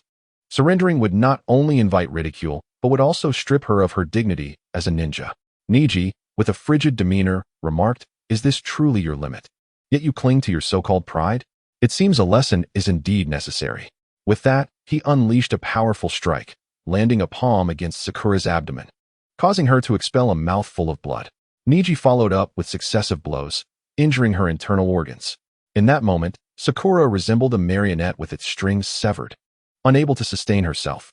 Just as she was about to collapse, Neji delivered a kick, sending her flying. This scene left Naruto and Ino in stunned silence. Why was Neji so merciless? Naruto clenched his fists, vowing that if he encountered Neji in the forthcoming matches, he would ensure Neji suffered a grievous defeat. It was utterly despicable to have so severely injured his beloved Sakura. As Sakura teetered on the brink of falling, and with Yugao still frowning in disbelief, Hinata leapt forward to catch her. At that moment, Sakura was unable to move, her spirit waning. The swift moonlight breeze declared, "Neji wins." Neji arrogantly proclaimed, "This is merely the conclusion of fate." Sakura shot a glance of disdain at Neji, while Hinata swiftly channeled a substantial amount of chakra into Sakura, mending her damaged chakra system and internal cells. With a sense of defeat, Sakura murmured, "Am I truly so ordinary? Hinata, do you think I still have a chance in this life?" Hinata comforted her, "It's all right, Sakura-chan. Tsunade, one of the legendary Sannin of Konoha, is incredibly strong. You could train under her and become even stronger than Neji." A melancholic smile graced Sakura's face. "Really? Can your Hyuga clan truly see fate?" Hinata gently replied, "What fate? This is called reasoning. Do you think Neji is so arrogant simply by chance? It is because he has gathered enough information about you to exploit your weaknesses. Just look at him now. Would he dare speak to me in such a manner?" With that, Hinata suddenly turned to Neji and softly urged, "Neji and I, come over and apologize to Sakura." Neji's icy expression instantly transformed, and he approached with a bow, saying, "I am sorry, Miss Sakura." "Hinata, my dear, I merely wish for Sakura to grasp the harsh realities of being a ninja. After all, a life-and-death duel is not akin to a mere banquet." With a gentle smile, Hinata reassured herself that Naruto would avenge Sakura in due time. Thanks to the abundant chakra utilized in her healing, Sakura swiftly regained her mobility, shaking off her fatigue and resuming her activities. This remarkable recovery left the onlooking instructors in stunned silence. Could it be that Hinata is a prodigious medical ninja as well? Chapter 63. Lee's desire to confess. Naruto, Ino, and Kurenai encircled Sakura. Ino teased, "Recovering so quickly, it seems you weren't gravely injured after all." A moment of realization dawned upon Sakura. She concluded that she must learn more medical ninjutsu. After all, Hinata had demonstrated that such skills could significantly enhance a comrade's combat prowess. Once severely injured, she now found herself capable of fighting once more in a remarkably brief time. Had this been the battlefield, she could have continued to battle Neji. Regrettably, this was merely a competition. Neji, noticing Naruto's piercing gaze, could not resist mocking him. The tail end will always remain the tail end. That will never change. I have a vivid memory of your graduation exam from the Ninja Academy. After all these years with Hinata, you must have made little progress. Fuming, Naruto retorted, care to test that theory? Without hesitation, he charged at Neji. Neji smirked. Ah, the hot-headed youth. Anger written all over his face. At that moment, Lee stepped in front of Naruto. I fully understand your feelings, Naruto. However, victories and defeats should be determined in a formal match. Wouldn't it be more thrilling to see whether the underdog can overcome the genius through sheer effort? Hearing this, Naruto clenched his teeth and relented. He declared, Neji, you had better pray we do not meet. Hinata stifled a laugh, remembering that in the original timeline, little Hinata had been sent to the infirmary after a beating. Back then, Naruto had not held much affection for Hinata. Now, however, Neji was targeting Sakura, someone Naruto cherished dearly. What a twist of fate. The next match featured the Rain Country's Hanahazuki against another ninja from the same land. Hinata found herself quite curious about this lowly-voiced girl. Unfortunately, as the battle commenced, the opposing ninja promptly forfeited, allowing Hanahazuki to advance into the formal competition without a fight. This was hardly the spectacle one hoped for.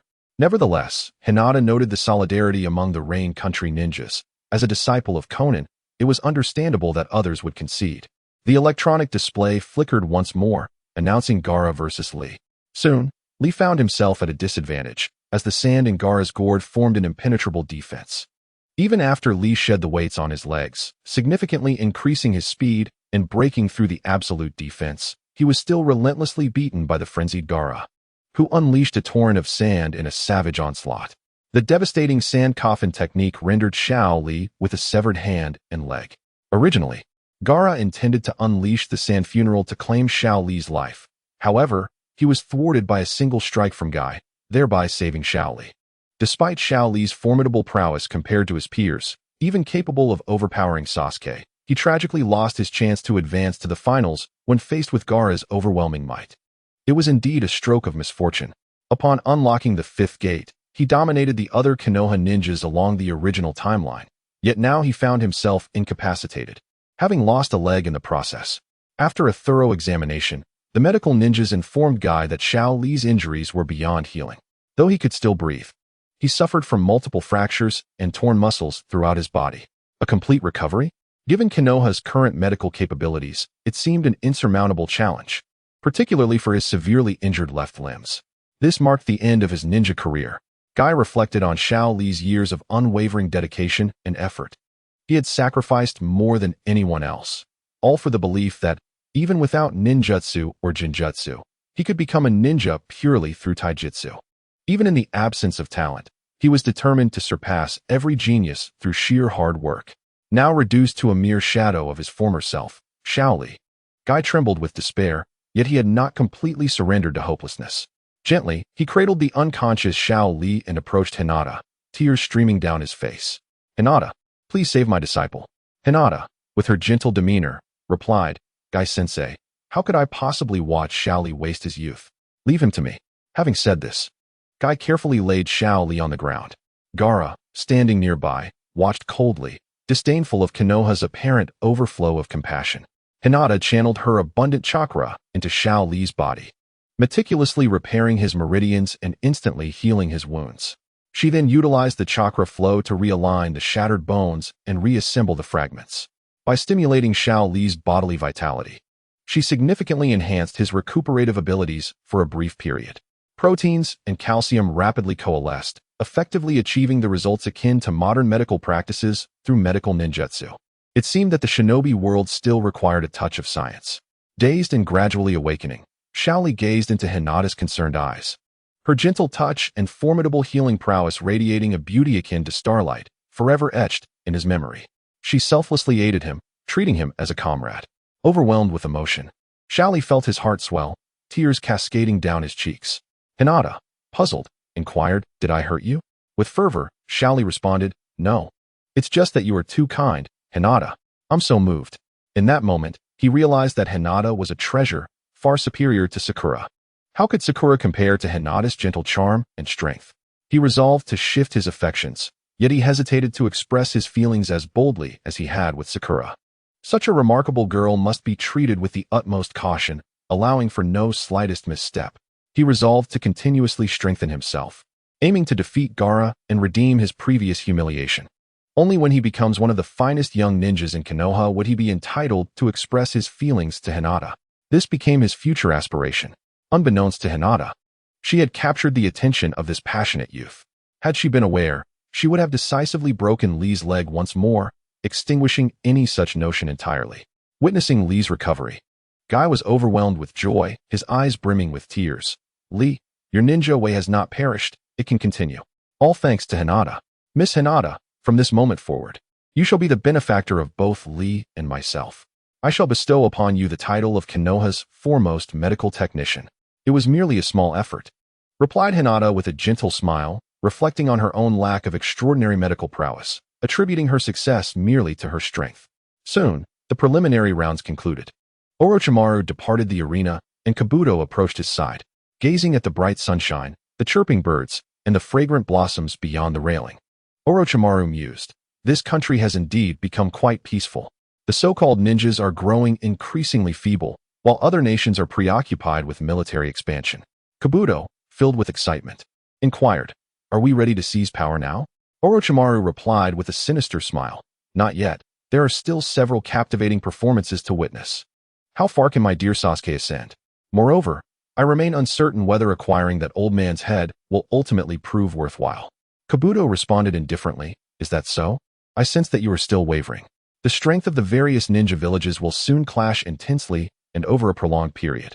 Sound Village is among them, serving as the proverbial spark. Orochimaru scoffed, your cleverness is rather irksome. Kabuto calmly replied, not at all.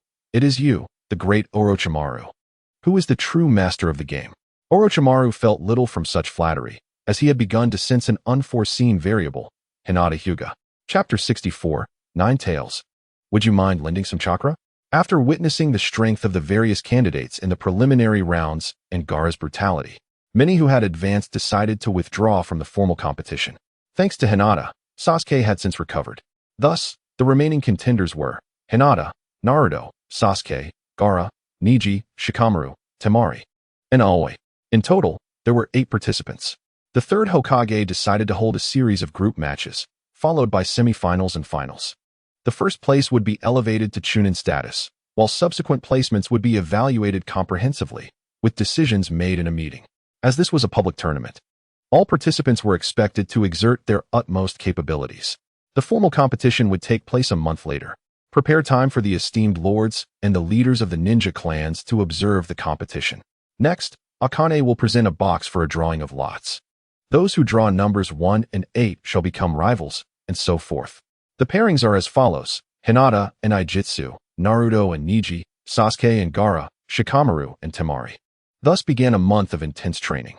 Kakashi initially intended to seek out Ebisu for guidance for Naruto, but was decisively rebuffed by Naruto, who deemed Ebisu a reclusive lecher.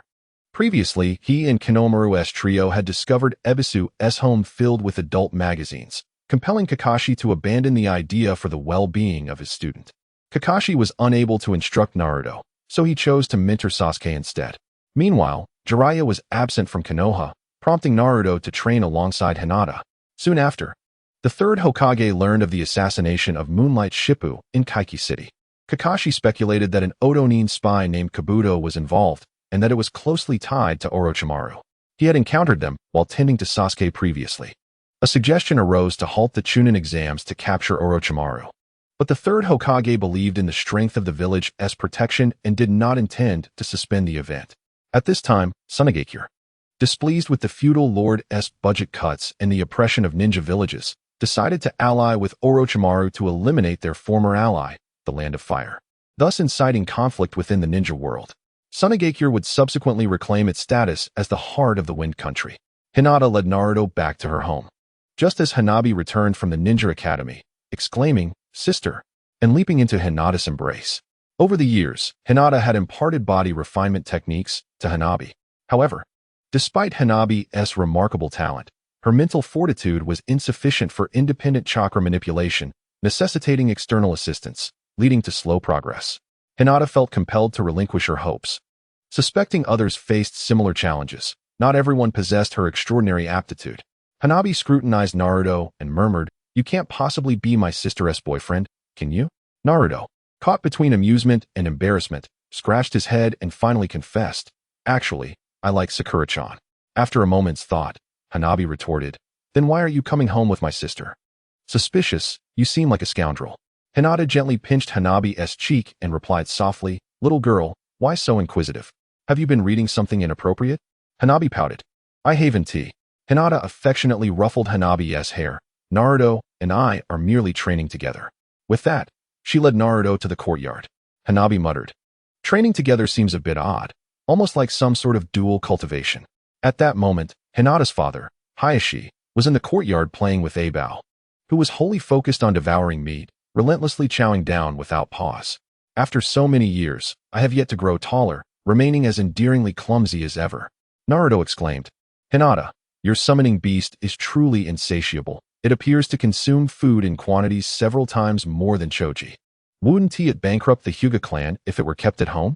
The toads I summon reside in Miyaboku Mountain, where their food is substantial, requiring ample sustenance." Hinata shrugged. A few years prior, she too had harbored such concerns. However, the Hyuga clan is now exceedingly affluent, rivaling nations in wealth. The exact extent of their riches eluded Hinata. Nonetheless, according to Hiashi Hyuga, with Hinata's creative ideas and control over the land of water along with several smaller nations as production bases, the Hyuga's commercial empire now boasts an inexhaustible fortune. Thus, Hinata smiled, "We are wealthy enough to sustain it. Though, I must admit, Abao is rather useless, a true gourmand. Were it not for its status as a national treasure and its constant effort to be adorable, I would have long since reprimanded it." Through the courtyard, Hinata led Naruto into the basement. Here, she had invested a considerable sum to construct a training room using various sturdy materials combined with multiple arrays. Naruto's eyes widened. "Are these all ninja tool scrolls? There are so many boxes." Additionally, there were soldier pills filling an entire room. "This is astonishingly wealthy." Hinata waved her hand dismissively. "It's merely a matter of financial capability." Finally, they arrived at the training room. Naruto reflected on how he could only trust Hinata completely. Had a typical person brought him to such a dim and eerie locale, he would have suspected foul play. Hinata sat cross-legged during the upcoming period. "I shall assist you in refining your body. Do not worry. We can create any commotion we desire, as it will not be heard outside." Naruto, puzzled, asked, "What should I do?" Hinata replied calmly, "Do not move. I will handle it. I merely need to borrow a bit of chakra from the nine tails within you." Naruto recalled the formidable fox within him, its crimson chakra unmistakably its own. The last time he had collected rent, he had borrowed some chakra to summon the chief toad. As he settled into a cross-legged position, Hinata's Byakugan suddenly manifested 3 tomo. Naruto was taken aback. "Hinata, this looks somewhat reminiscent of Sasuke's eyes. Yet, Sasuke has only 2 tomo, while you possess 3. Making a shushing gesture, Hinata explained, "The Byakugan and Sharingan share a common lineage. The evolution into Sharingan is not particularly extraordinary. However, you must remember, this is a secret that must never be disclosed, lest others covet my abilities and seek to harm me. Likewise, your connection to the Nine Tails should remain confidential." Naruto nodded earnestly. Hinata's kindness had been etched into his very being over the years. Not only had she arranged for a caretaker for him, but she had also selflessly supported all his training resources. What was even more commendable was that Hinata had always treated him, a commoner without a background, as an equal. Even the maid's sister addressed him as Master Naruto. Hinata's ocular technique activated instantaneously. Naruto felt a wave of dizziness wash over him. In the next moment, their figures materialized within the peculiar realm of the mind. They traversed a lengthy corridor and arrived before the sealed prison of the Nine Tails. The Nine Tails sensed the presence of strangers and exclaimed in astonishment, "The Otsutsuki clan? The Hygie clan? No, it is the malevolent Uchiha. Naruto, you are being controlled. Are you not? This wicked little girl seeks to usurp your body? You require my strength, do you not? Come now, as long as you break the seal. I can assist you in repelling any adversary." Naruto, in his naivety, replied, "No, Hinata is here to aid my training. Perhaps, I might need a smidgen of your power." Chapter 65. Absorbing Kurama, the crimson chakra of the Nine Tails overflowed from its prison, coalescing into a massive bubble-like visage of a fox's head. Each of its sharp fangs stood as tall as a human. It loomed before Hinata and Naruto, as if scrutinizing them like mere insects. Naruto felt a considerable fear, apprehensive that this creature might devour him with a mere snap of its jaws. Kurama, cease your pretense. If you could escape, you would have done so by now. Hinata remarked with a cold smile. The Ninetales' enormous pupils fixated on Hinata. To know my name, you must be an ancient being who has lived through the ages. As for those peculiar eyes, you must have slain members of the Uchiha clan and transplanted their Sharingan, have you not? Upon hearing this, although Naruto firmly believed in Hinata, he could not dismiss the semblance of truth in the Ninetales' words. Otherwise, Hinata's myriad of actions would be utterly inexplicable. Unfazed, Hinata smiled faintly. You are mistaken. I am merely an unremarkable teenage girl. I have read extensively. As for these eyes, the Sharingan indeed originated from the Kagaya clan. A slight mutation in the Byakugan is not particularly rare. Naruto nodded, finding Hinata's explanation increasingly plausible. The Ninetales continued to scrutinize, contemplating that such a possibility could indeed exist. Who would have thought that the mediocre High-GA clan could birth a talent such as you, reaching such heights? This forbidden Sharingan is the power of a cursed lineage. It sneered. Hinata taunted. Are you afraid? After all, you have been controlled by these eyes several times. The Ninetales growled vehemently. Though your chakra feels ominous and reminiscent of the detestable Uchiha Madara, you are still unworthy. Hinata jested. Fear not, Kurama. I am far more benevolent than Madara. Will you cooperate willingly, or shall I compel you by force? The Ninetales narrowed its eyes, seemingly eager for a contest.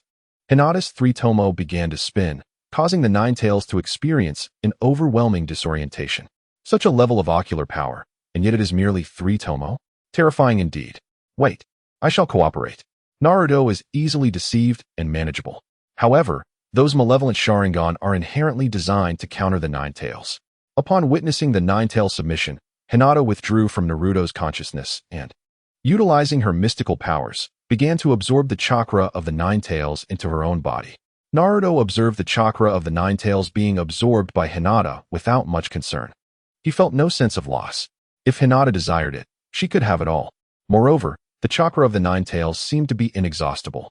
In the following days, Hinata continuously absorbed the chakra of the Ninetales, using half of what she gathered to enhance Naruto's physical form. Naruto's meridians and cells were being refined incessantly. The chakra from the Ninetales had ceased to belong to it. Instead, it transformed into Naruto's own chakra, compressed into every cell of his being, albeit still a minuscule fraction compared to the overall chakra of the Ninetales. After half a month, Naruto felt a significant increase in his physical strength. With chakra at his disposal exceeding tenfold compared to before, he no longer needed to borrow chakra from the Ninetales. Meanwhile, the Ninetales was left in despair as it watched its chakra dwindle day by day. A few days later, the chakra of the Ninetales within Hinata had coalesced into a beastly form. 10 days later, this chakra developed consciousness, marking the emergence of a fragment of the Ninetales. At this moment, the tailed beasts within Hinata could no longer contain themselves. To their astonishment, they realized that even the formidable Ninetales had been ensnared. The Ninetales pointed incredulously at its brothers, exclaiming, 2 tails, 3 tails, 4 tails, 6 tails, how could you all be captured by this little girl? The 2 tails shrugged nonchalantly. As long as I follow the strong, I am satisfied. The 3 tails stretched lazily. I feel great. There is no discomfort. The 4 tails sighed. Since I can't win anyway, I might as well accept it. The 6 tails replied indifferently. Actually, I volunteered. Do you believe me? Seeing his brothers in such a state, the Ninetales resigned itself to fate. After all, with the Sharingan in play, there was little it could do. With so many tailed beasts gathered, Hinata managed to create a semblance of camaraderie. Although they might have competed fiercely outside, they now found harmony under one roof. The Ninetales sensed Hinata's profound sage power and began to recognize that she might one day surpass even the Sage of 6 Paths. As the official competition approached, Hinata imparted techniques to Naruto for controlling his newfound powers. The two then made their way to the streets of Konoha. Naruto was elated, aware of his newfound strength yet uncertain of its true extent. Regardless, the competition would serve as a test, and there was no rush. As they approached a gathering crowd, they discovered that it was the procession of the daimyo of the Land of Fire. Indeed, a formidable lord, with 4 oxen drawing a grand carriage. Surrounded by numerous attendants and servants, Hinata suddenly felt a surge of inspiration. This is how a true man should be. He can be replaced. These words echo the sentiments expressed by Liu Bang and Xiang Yu regarding the chariot of Qin Shi Huang in bygone years. Naruto's heart skipped a beat. Was this a motivation directed towards him? A reminder to aspire to become a leader of great renown? He would strive earnestly for that. At the Konoha Coliseum, competitors and judges gathered in the center of the arena, with the audience swelling in number. Not only were there prominent figures from various ninja villages, but also feudal lords and affluent merchants. Additionally, numerous ninjas and ticket-holding civilians from different nations filled the stands. For the common folk, witnessing a clash of life and death in a secure environment was incredibly exhilarating. Many who had previously been eliminated from the competition were also present, eager to discern who the ultimate victor would be and to gauge the disparity among them. As Hinata and Naruto entered the arena at a leisurely pace, the crowd was fully assembled, and the spectators in the high seats erupted into a cacophony of voices. Shikamaru lamented, "You all are slower than I am." Upon checking the time, he realized they had arrived just on schedule. TCH. Naruto spotted Sasuke, who appeared rather cool and composed, likely indicating recent training success. He approached and clapped Sasuke on the shoulder, saying, "Hey, bro, I'm practically invincible now." Sasuke scoffed, "Then let us meet in the finals." Naruto shrugged, "Unfortunately, the finals will only feature Hinata and me." This brash demeanor irked Sasuke, as he felt belittled. With the departure of Tsukuyomi, the referee now was the toothpick-chewing Kakashi. He announced that the first match would be Hinata against Aster. The fight between the two young girls did not capture the ordinary audience's attention. However, the feudal lord of the Land of Fire showed exceptional interest, as he had secretly received a substantial sum from the Hyuga clan. He considered the daughter of such a wealthy patroness, thinking, if Hinata proves herself worthy, he would seek to court her as a prospective daughter-in-law. Such a union would fortify his position, for the funding of the ninja villages relies heavily on the wealth of the feudal lords. In the arena, Hinata scrutinized Aster meticulously. The girl appeared rather unremarkable compared to her. With her light purple hair, delicate features, and modest attire, Aster exuded a unique charm. Aster spoke, her voice youthful and sweet. "Please guide me, my name is Aster." This young girl, in terms of appearance, could only be deemed passably attractive. However, the delightful lowly voice emanating from this character is truly enchanting. She undoubtedly embodies the future essence of Pain's lowly persona. "My name is Hinata Hyuga. I humbly seek your guidance." Although she assumes a combat stance, Hinata harbors no intention of ruthlessly eliminating her opponent at this moment. In the original timeline, this girl forged a friendship with Tenten. Upon noticing her acknowledgement of the great nations, Conan deemed her no longer pure and assigned her, as a chunin, to participate in high-level missions. Following her demise, she was transformed into a beast path for Pain. Having previously witnessed Hinata's duel with Ino, Aijan perceived her as a pampered young lady, privileged and delicate in appearance, perhaps appealing to certain men. Yet, as a ninja, her prowess seemed rather lacking. This contemplation led Aijan to ponder the reality that only ninjas from formidable nations like the Land of Fire and the Land of Wind could prevail, while she alone hails from a lesser nation. Undoubtedly, there must be deceit and manipulation at play, a despicable tactic employed by the great nations. Was she merely a survivor? Or was she deliberately left behind to serve as a stepping stone for the opposing lady? Regardless, she resolved to seize this opportunity to utterly vanquish her adversary. For she represented the honor of the Land of Rain. She could not betray the kindness of her mentor, Conan, and must showcase to the world that the Land of Rain is not inferior to any great nation. Gathering her thoughts, Aijan fully immersed herself in battle. Even when facing an opponent who achieved her rank through defeating illusion-type ninjas, she exerted her utmost effort. Producing a sealing card, Aijan proclaimed, "Release technique, paper blizzards." A torrent of paper surged forth, akin to an avalanche, aggressively rushing towards Hinata. Hinata formed a hand seal with 2 fingers, fire release, great fireball technique. This spectacle caused Sasuke in the audience to furrow his brow. Hinata's great fireball encompassed an extensive area, instantly engulfing Aijan's paper blizzards, incinerating them entirely. The Hyuga clan is renowned for its ocular techniques, and their chakra levels are not significantly inferior to those of the Uchiha clan. Could this be the advantage of possessing a tailed beast within? After all, that Naruto fellow is similarly endowed. Aijan discerned that her opponent was a fire-release ninja, undoubtedly a counter to her paper techniques. Cleverly shifting her strategy, she declared, "Release technique, shuriken." With her seemingly harmless voice, dozens of shurikens were unleashed from the card. darting towards Hinata from all directions.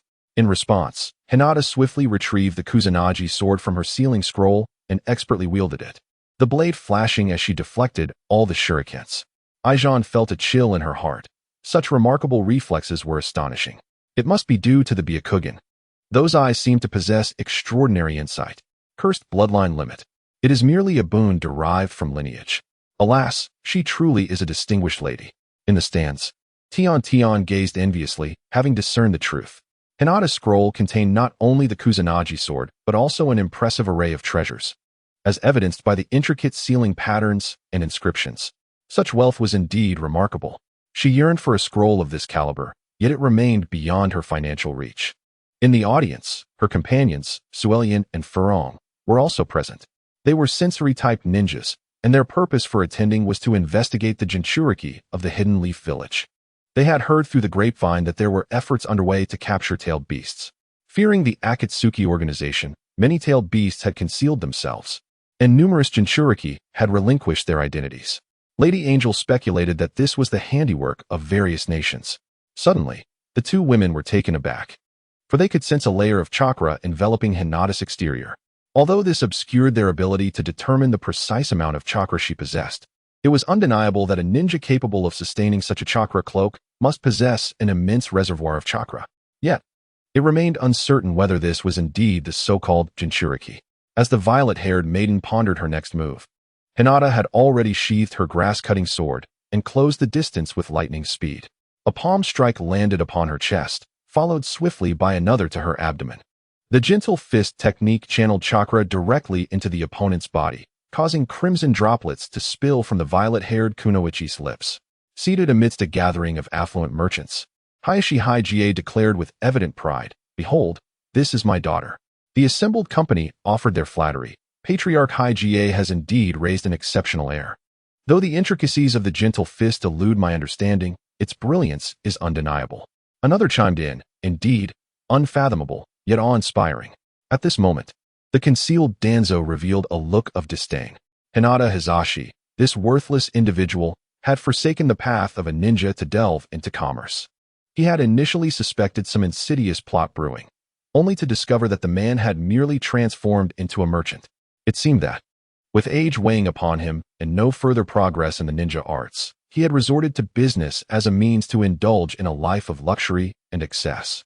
It was rumored that he had married numerous daughters of wealthy merchants and maintained several stunning mistresses. Yet, what value does an abundance of wealth hold when, in the presence of formidable figures within the ninja realm, it can be taken away in the blink of an eye? Danzo concluded that since Hizashi posed no threat to his status and could potentially contribute financially to Konoha, he might as well be regarded as a useful asset. Thus, he decided to let events unfold naturally. As the wisteria flower collapsed to the ground, Hinata stepped back, just as Narashikaku intended to declare Hinata the victor. To his astonishment, the wisteria flower rose once more. In a childlike voice, she proclaimed, "You shall not easily defeat me, you detestable shinobi of the great nations. Every time war erupts, we, the smaller nations, become the battleground. Once you finish your conflicts, all the suffering is left for us to silently endure. Why should this be our fate?" Hinata gazed at her earnest sister, who was resolutely opposing her, and sighed, "There is no other reason. It is simply because you are weak." The hydrangea smiled. Weak and fragile? Surely, the opponent was unaware of her hidden strength. Simultaneously, she keenly sensed the arrogance of her adversary, recognizing it as an opportune moment for a surprise attack. With a sudden force, she struck the ground. The art of spiritual communication. As the white smoke dissipated, a colossal panda, towering at 10 meters, swung its fist towards Hinata. Gasps erupted from the audience. What sort of summoning beast was this? It seemed they had never encountered such a creature before. This ticket was truly worth its price. Rather than engaging in a direct confrontation, Hinata adeptly evaded the attack. She recalled the name of the hydrangea inscribed on the contract scroll of the Panda clan. Utilizing the shadow clone technique, Hinata directed one of her clones to captivate the enormous panda. With a slight smile gracing her lips, she proclaimed loudly, "Come forth, Abayo." Boom. As the white smoke dissipated, Xianghua initially believed it was confronting a formidable spirit beast. To her surprise, it turned out to be a plump little panda. Its clumsy stature barely reached 2 meters when standing. Xianghua mocked, What have you done to your panda to make it look like this? Haha. Do you great nation ninjas think spirit beasts are mere objects to exploit? Neglecting their care, yet expecting them to fight for you? Hinata remained speechless, pondering how Abeo, despite consuming so much food daily, had failed to grow taller. It was no wonder that its father had chosen to abandon it. Chapter 67. Hellhound. The giant panda had already dispatched Hinata's shadow clone. It swiftly turned and leaped, delivering a powerful blow akin to the weight of Mount Tai. Hinata, feeling helpless, realized that Abeo had no intention of fighting. She was left with no choice but to lift Abeo and confront the panda's iron fist. Xianghua sneered, indeed.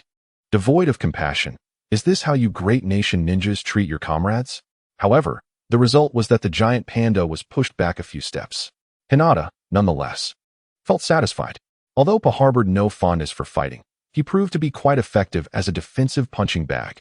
It appeared that all his skill points had been allocated to defense.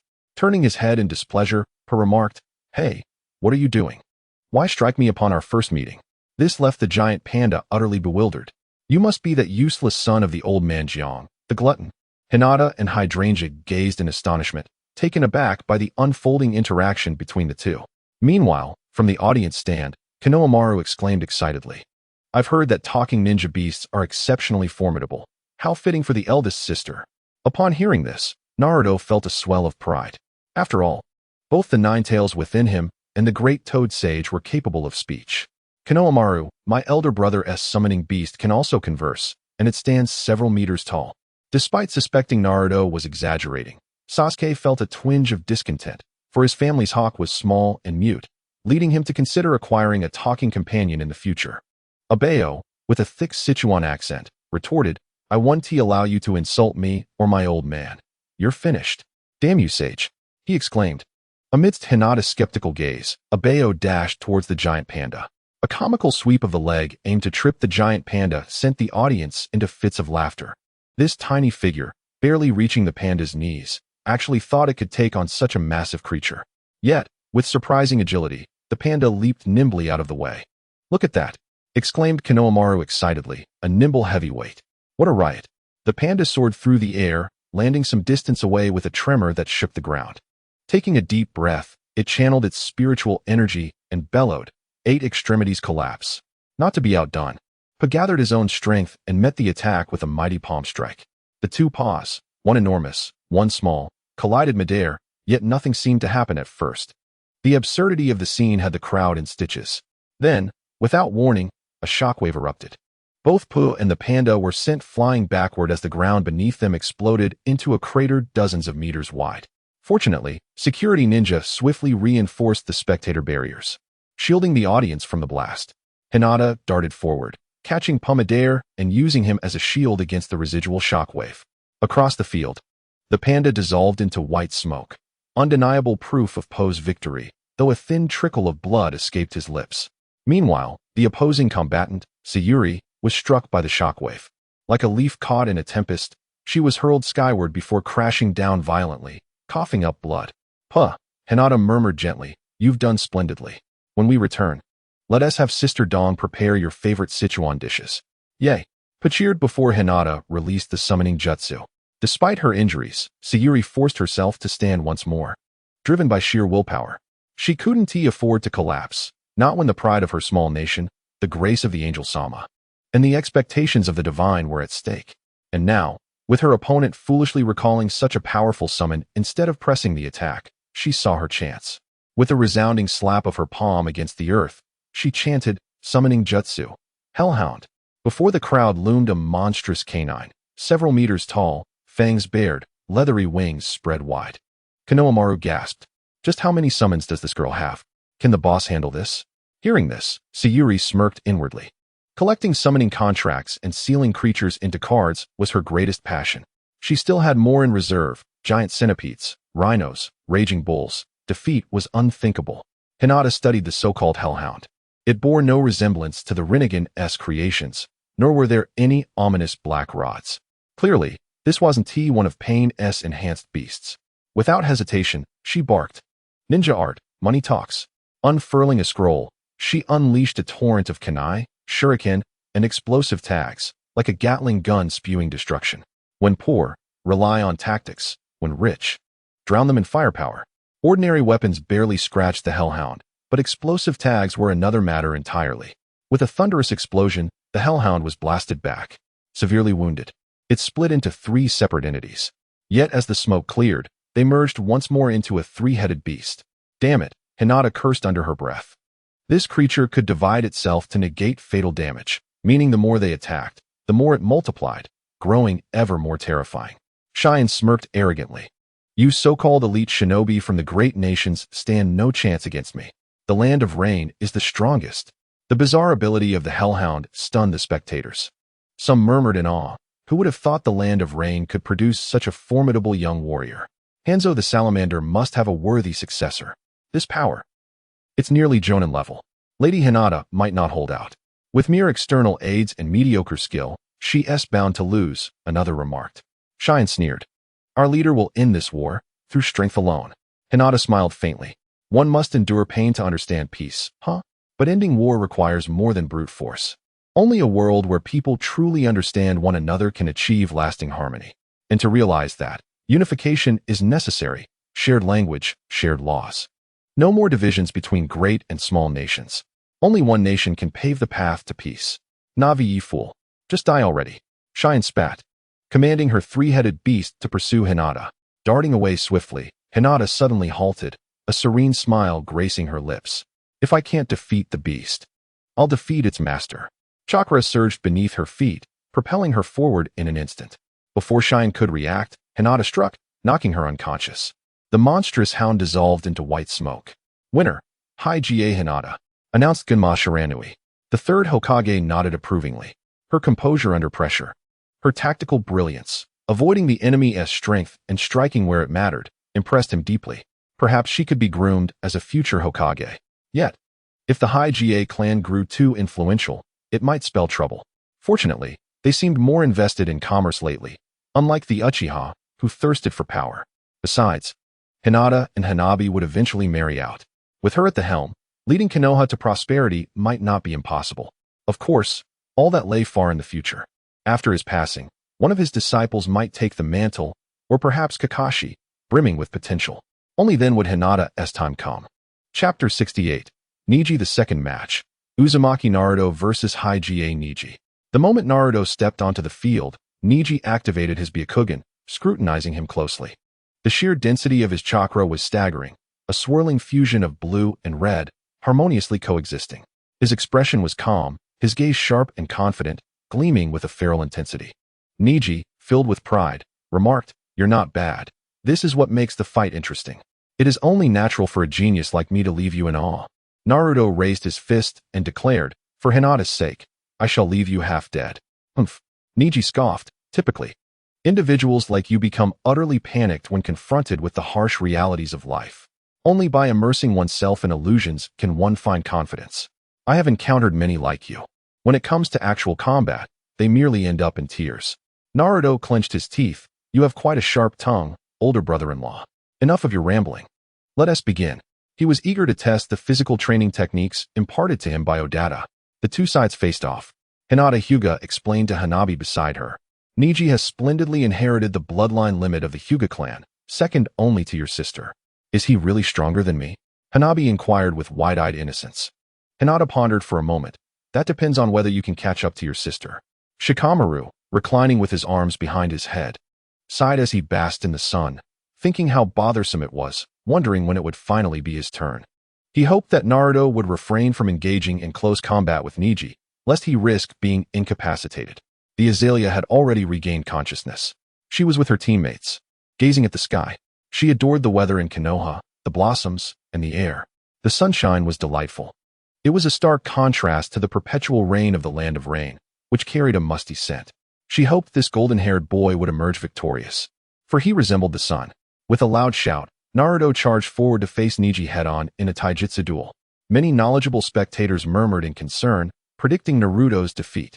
Sakura could not help but shout, "Naruto, this won't do. You can't engage in close combat." She understood that Naruto's reckless behavior stemmed from his eagerness to avenge her. In no time, Neji struck Naruto in the abdomen with a swift palm. Naruto staggered back in pain, but was unharmed. He mocked, "Older brother-in-law, have you not eaten?" Your strikes lack power. Neji's expression turned icy as he charged at Naruto once more. The two engaged in another round of taijutsu. Utilizing his keen sense of hearing, Naruto quickly grasped Neji's movements, responding adeptly. This was due to his previous observations of Neji in action and Hinata having demonstrated the gentle fist techniques to him. Although he could not execute them himself, he was adept at countering. Before long, Neji realized that his palm strikes against Naruto yielded little effect. He could not channel chakra into Naruto's body, nor seal his chakra points. Naruto seemed well aware of this, playfully taunting Neji. Unable to restrain himself, Neji asked, "What is this?" Seizing the opportunity to boast, Naruto replied, "Older brother-in-law, this is what Odata taught me. What do you think? Am I completely immune to your gentle fist techniques? The principle is not complicated. It merely involves forming a chakra cloak around the body. However, such a trick, even if revealed to you, remains beyond your grasp. Your pitiful chakra reserves are remarkably meager. Ha ha ha." Neji fell silent. How could Hinata be so disloyal?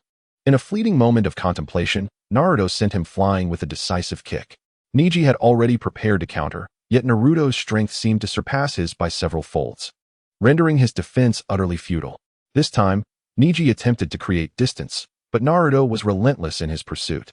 In no time, Neji found himself on the ground, overwhelmed. As Naruto stepped upon him, he remarked, "With such feeble skills, I need not resort to ninjutsu.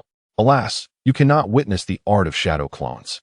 With a loud bang, a cloud of white smoke dispersed, revealing Neji's substitute. At that moment, Neji appeared behind Naruto, exclaiming, "Bagua, 128 palms." The gentle fist technique struck continuously upon Naruto, each blow landing with precision. Naruto was sent soaring, and the final palm propelled him further away. Neji believed his victory was assured, but to his astonishment, Naruto executed a miraculous leap, brushing away a trickle of blood from the corner of his mouth. With a grin, Naruto taunted, "Is that all you've got, Neji? By little Tintin's standards, you're nothing but a novice. I was merely testing your strength. Now, I shall get serious." Multiple shadow clone technique. In an instant, dozens of Narutos appeared before Neji. Neji's Byakugan swept across them, and he sighed inwardly, realizing that as long as chakra was evenly distributed among the clones, even with my Byakugan, I cannot discern the true body. Nevertheless, there is only one true body. Come what may, countless Narutos brandished various ninja tools and charged at Neji. Reversal. Neji immediately activated his absolute defense. Soon, he dispatched most of Naruto's shadow clones. Hyuga Hizashi's expression shifted. Could it be the 8 trigrams reversal? This boy Neji possesses astonishing talent. The reversal was originally a high-level taijutsu secret passed down within the main family, capable of releasing vast amounts of chakra from the body's chakra points and rebounding all physical attacks through rapid rotation. It was unexpected that Neji had mastered such an absolute defense without formal instruction, a testament to his self-taught prowess. Has he surpassed the main family? Yet, as Neji gasped for breath, he was taken aback. In the next wave, 4 or 5 Narutos surged forward, each wielding a dangerously potent chakra sphere. Rasengan. Boom. Boom. Neji was launched into the air, blood gushing from his mouth, collapsing to the ground. The third Hokage nearly leaped from his seat. Could it be that technique? And Naruto has mastered it at such a young age. The third Hokage seemed to see the shadow of Minato Namikaze from years past. Naruto strode forward, disdain evident in his voice as he declared, "Brother-in-law, a mere character like you cannot impede my path to becoming Hokage." Neji, filled with a sense of reflection, remarked, "I never imagined you could reach such heights with my sister's assistance. But I have not yet conceded defeat. From the moment of birth, everything is predetermined. I was superior to you before, which signifies that you will never surpass me." With these words, Neji rose once more. Naruto retorted coldly, "Why do you persist in making such arbitrary conclusions? Is the effort of the present not significant? It seems that unless I reveal my true power, I cannot convince you." This obstinate individual. Lee shouted, "Go for it, Naruto. Defeat the arrogant Neji for me."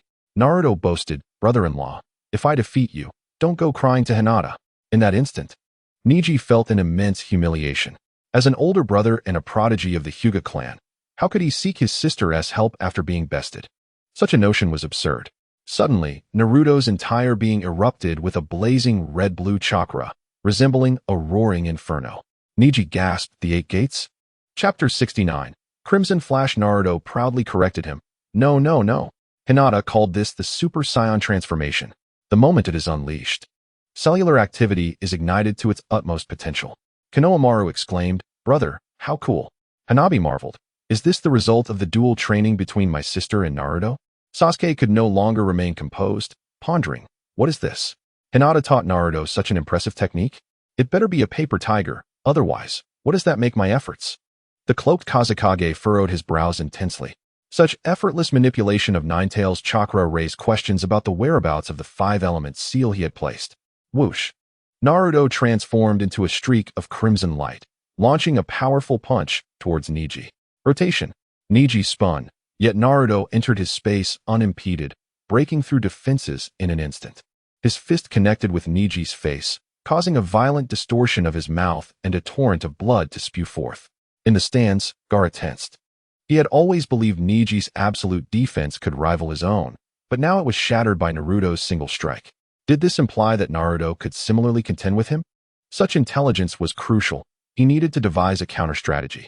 Hinata's father gasped, "How is this possible? Neji's rotation has been defeated. What technique is Naruto employing? And why does he possess red chakra? Could it be the power of the demon fox? Moreover, according to my knowledge, it was Hinata who trained him. Has Hinata surpassed me, her own father?" Neji was brought to the ground by Naruto's relentless punches. Naruto sneered, "What's the matter, brother-in-law? Are you feeling quite unwilling to accept this? Unfortunately for you, you can only kneel before a power that you cannot alter."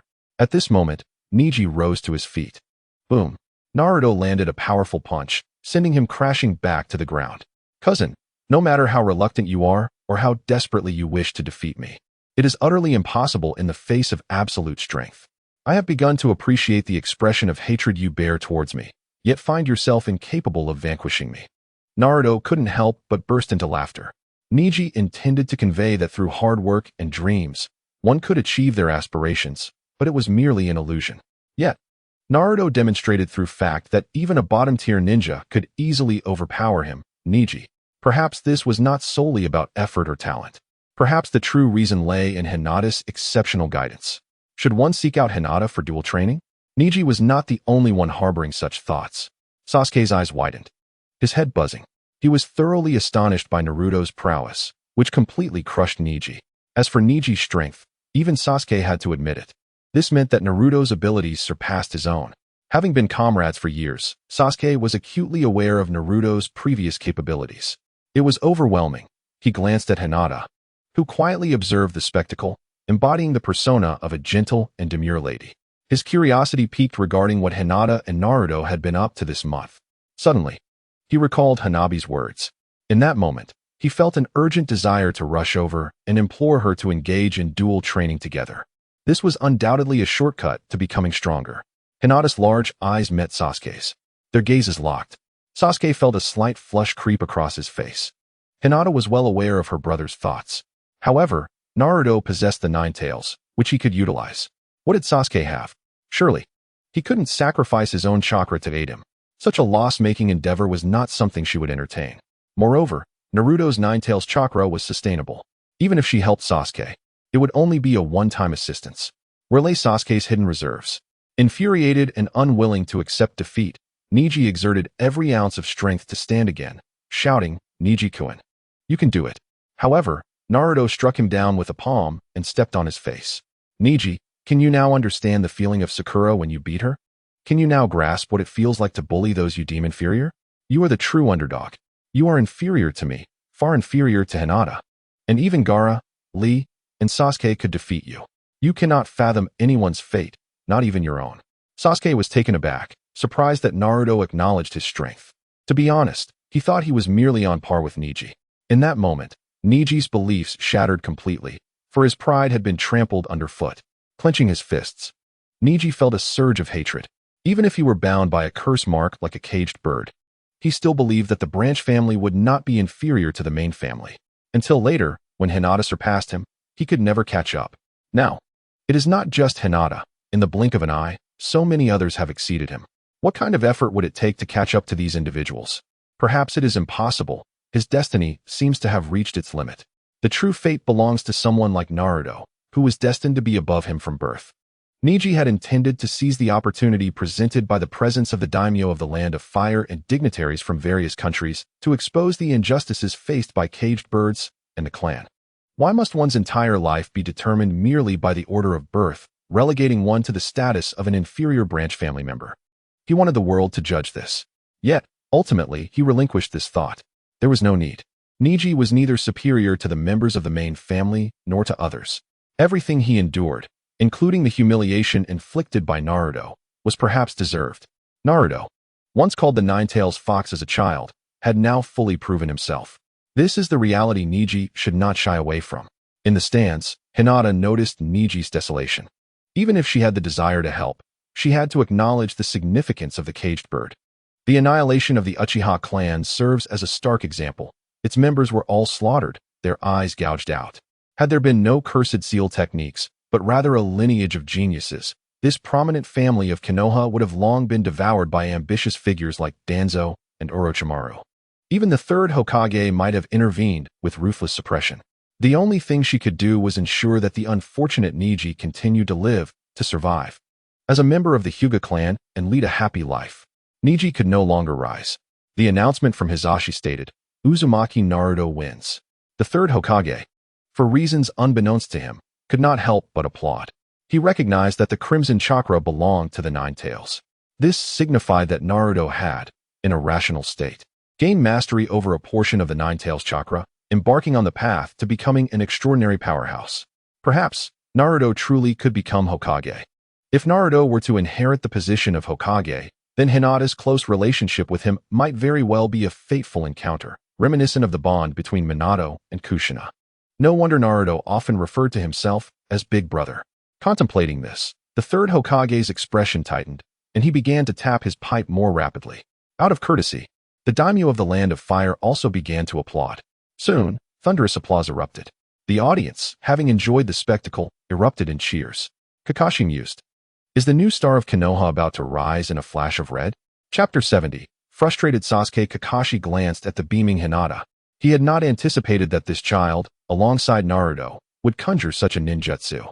A true prodigy, indeed. Sakura exclaimed with excitement. He won. I never imagined Naruto had become this strong. Shikamaru clutched the railing in disbelief. That guy won? Is that for real? I had thought that he, like me, belonged to the unappreciated class.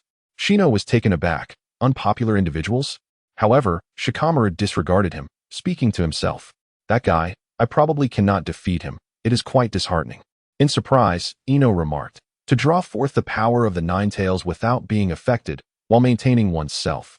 Naruto did not run around the arena as he had envisioned, filled with exuberance. Although immersed in joy at that moment, he remained remarkably composed. Hinata had already informed her of this outcome. That girl was indeed the greatest contributor and the wisest among them. Alas, I inadvertently exhausted too much chakra. How shall I manage in the subsequent matches?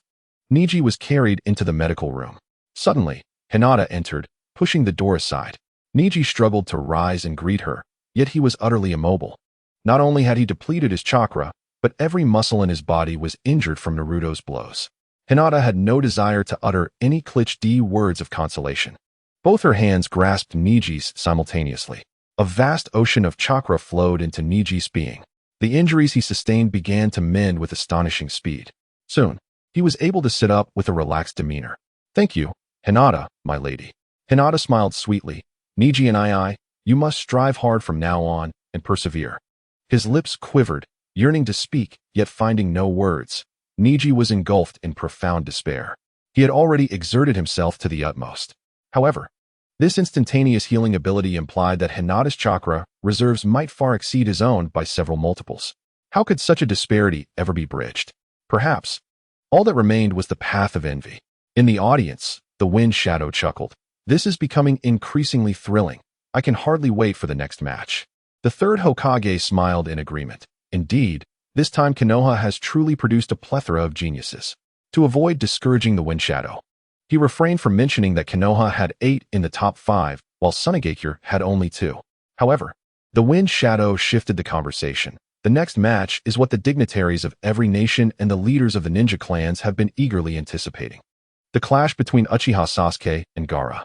Upon uttering Sasuke's name, the Wind Shadow's eyes ignited with fervor. streams of sand converged, forming Gaara's silhouette in the center of the arena. Sasuke scoffed, leaping down from the high platform. The foreign dignitaries present erupted in excitement. After all, this was the last of the Uchiha clan, a descendant of Uchiha Madara, who had once quelled an era alongside Senju Hashirama. Sakura, Ino, and the other girls shouted with enthusiasm. Sasuke. Remaining in the arena, Naruto fist-bumped Sasuke. I've already won. You cannot lose. I am anticipating our meeting at the pinnacle. Though Sasuke felt uncertain within, he still managed a cool smile. You better keep your eyes wide open. Humph. I intend to battle you again. There is no way I will be defeated here. Me too. With that, Naruto leaped back to the audience. Konoha's excitement surged as it became apparent that a multitude of spectators had gathered solely to witness Sasuke's match. With a casual twist of his neck, Sasuke made his way directly toward Gaara, seemingly unfazed, yet silently provoking him. At that moment, Gaara's lips tightened, his eyes bloodshot, and his expression began to contort with rage. The indifference of the crowd irked him deeply. Those who dared to provoke him, like Sasuke, had met their demise at his hands before, and this time would be no different. Shikaku sensed Gaara's fury and became agitated as well. However, Gaara restrained himself, indicating that the time to strike had not yet arrived. He addressed the sand behind him, whispering, "Mother, soon there will be fresh blood to offer you. You shall be pleased." Temari gasped in horror, realizing that a dialogue had commenced between them, foreboding trouble ahead. Sasuke swiftly regained his composure, entering a battle-ready stance.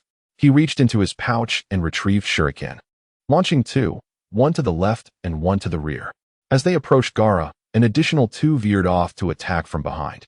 The first pair of shuriken embedded themselves into the sand, while the latter were thwarted by a sand shield.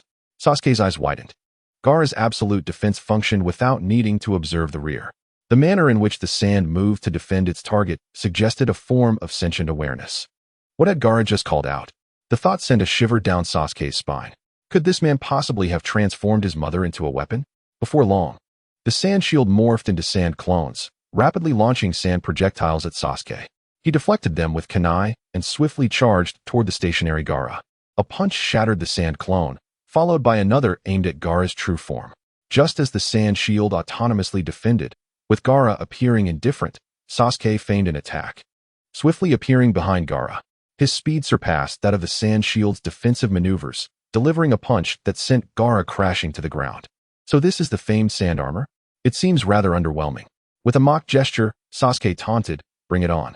Gaara attempted to retaliate with a long-range sand attack.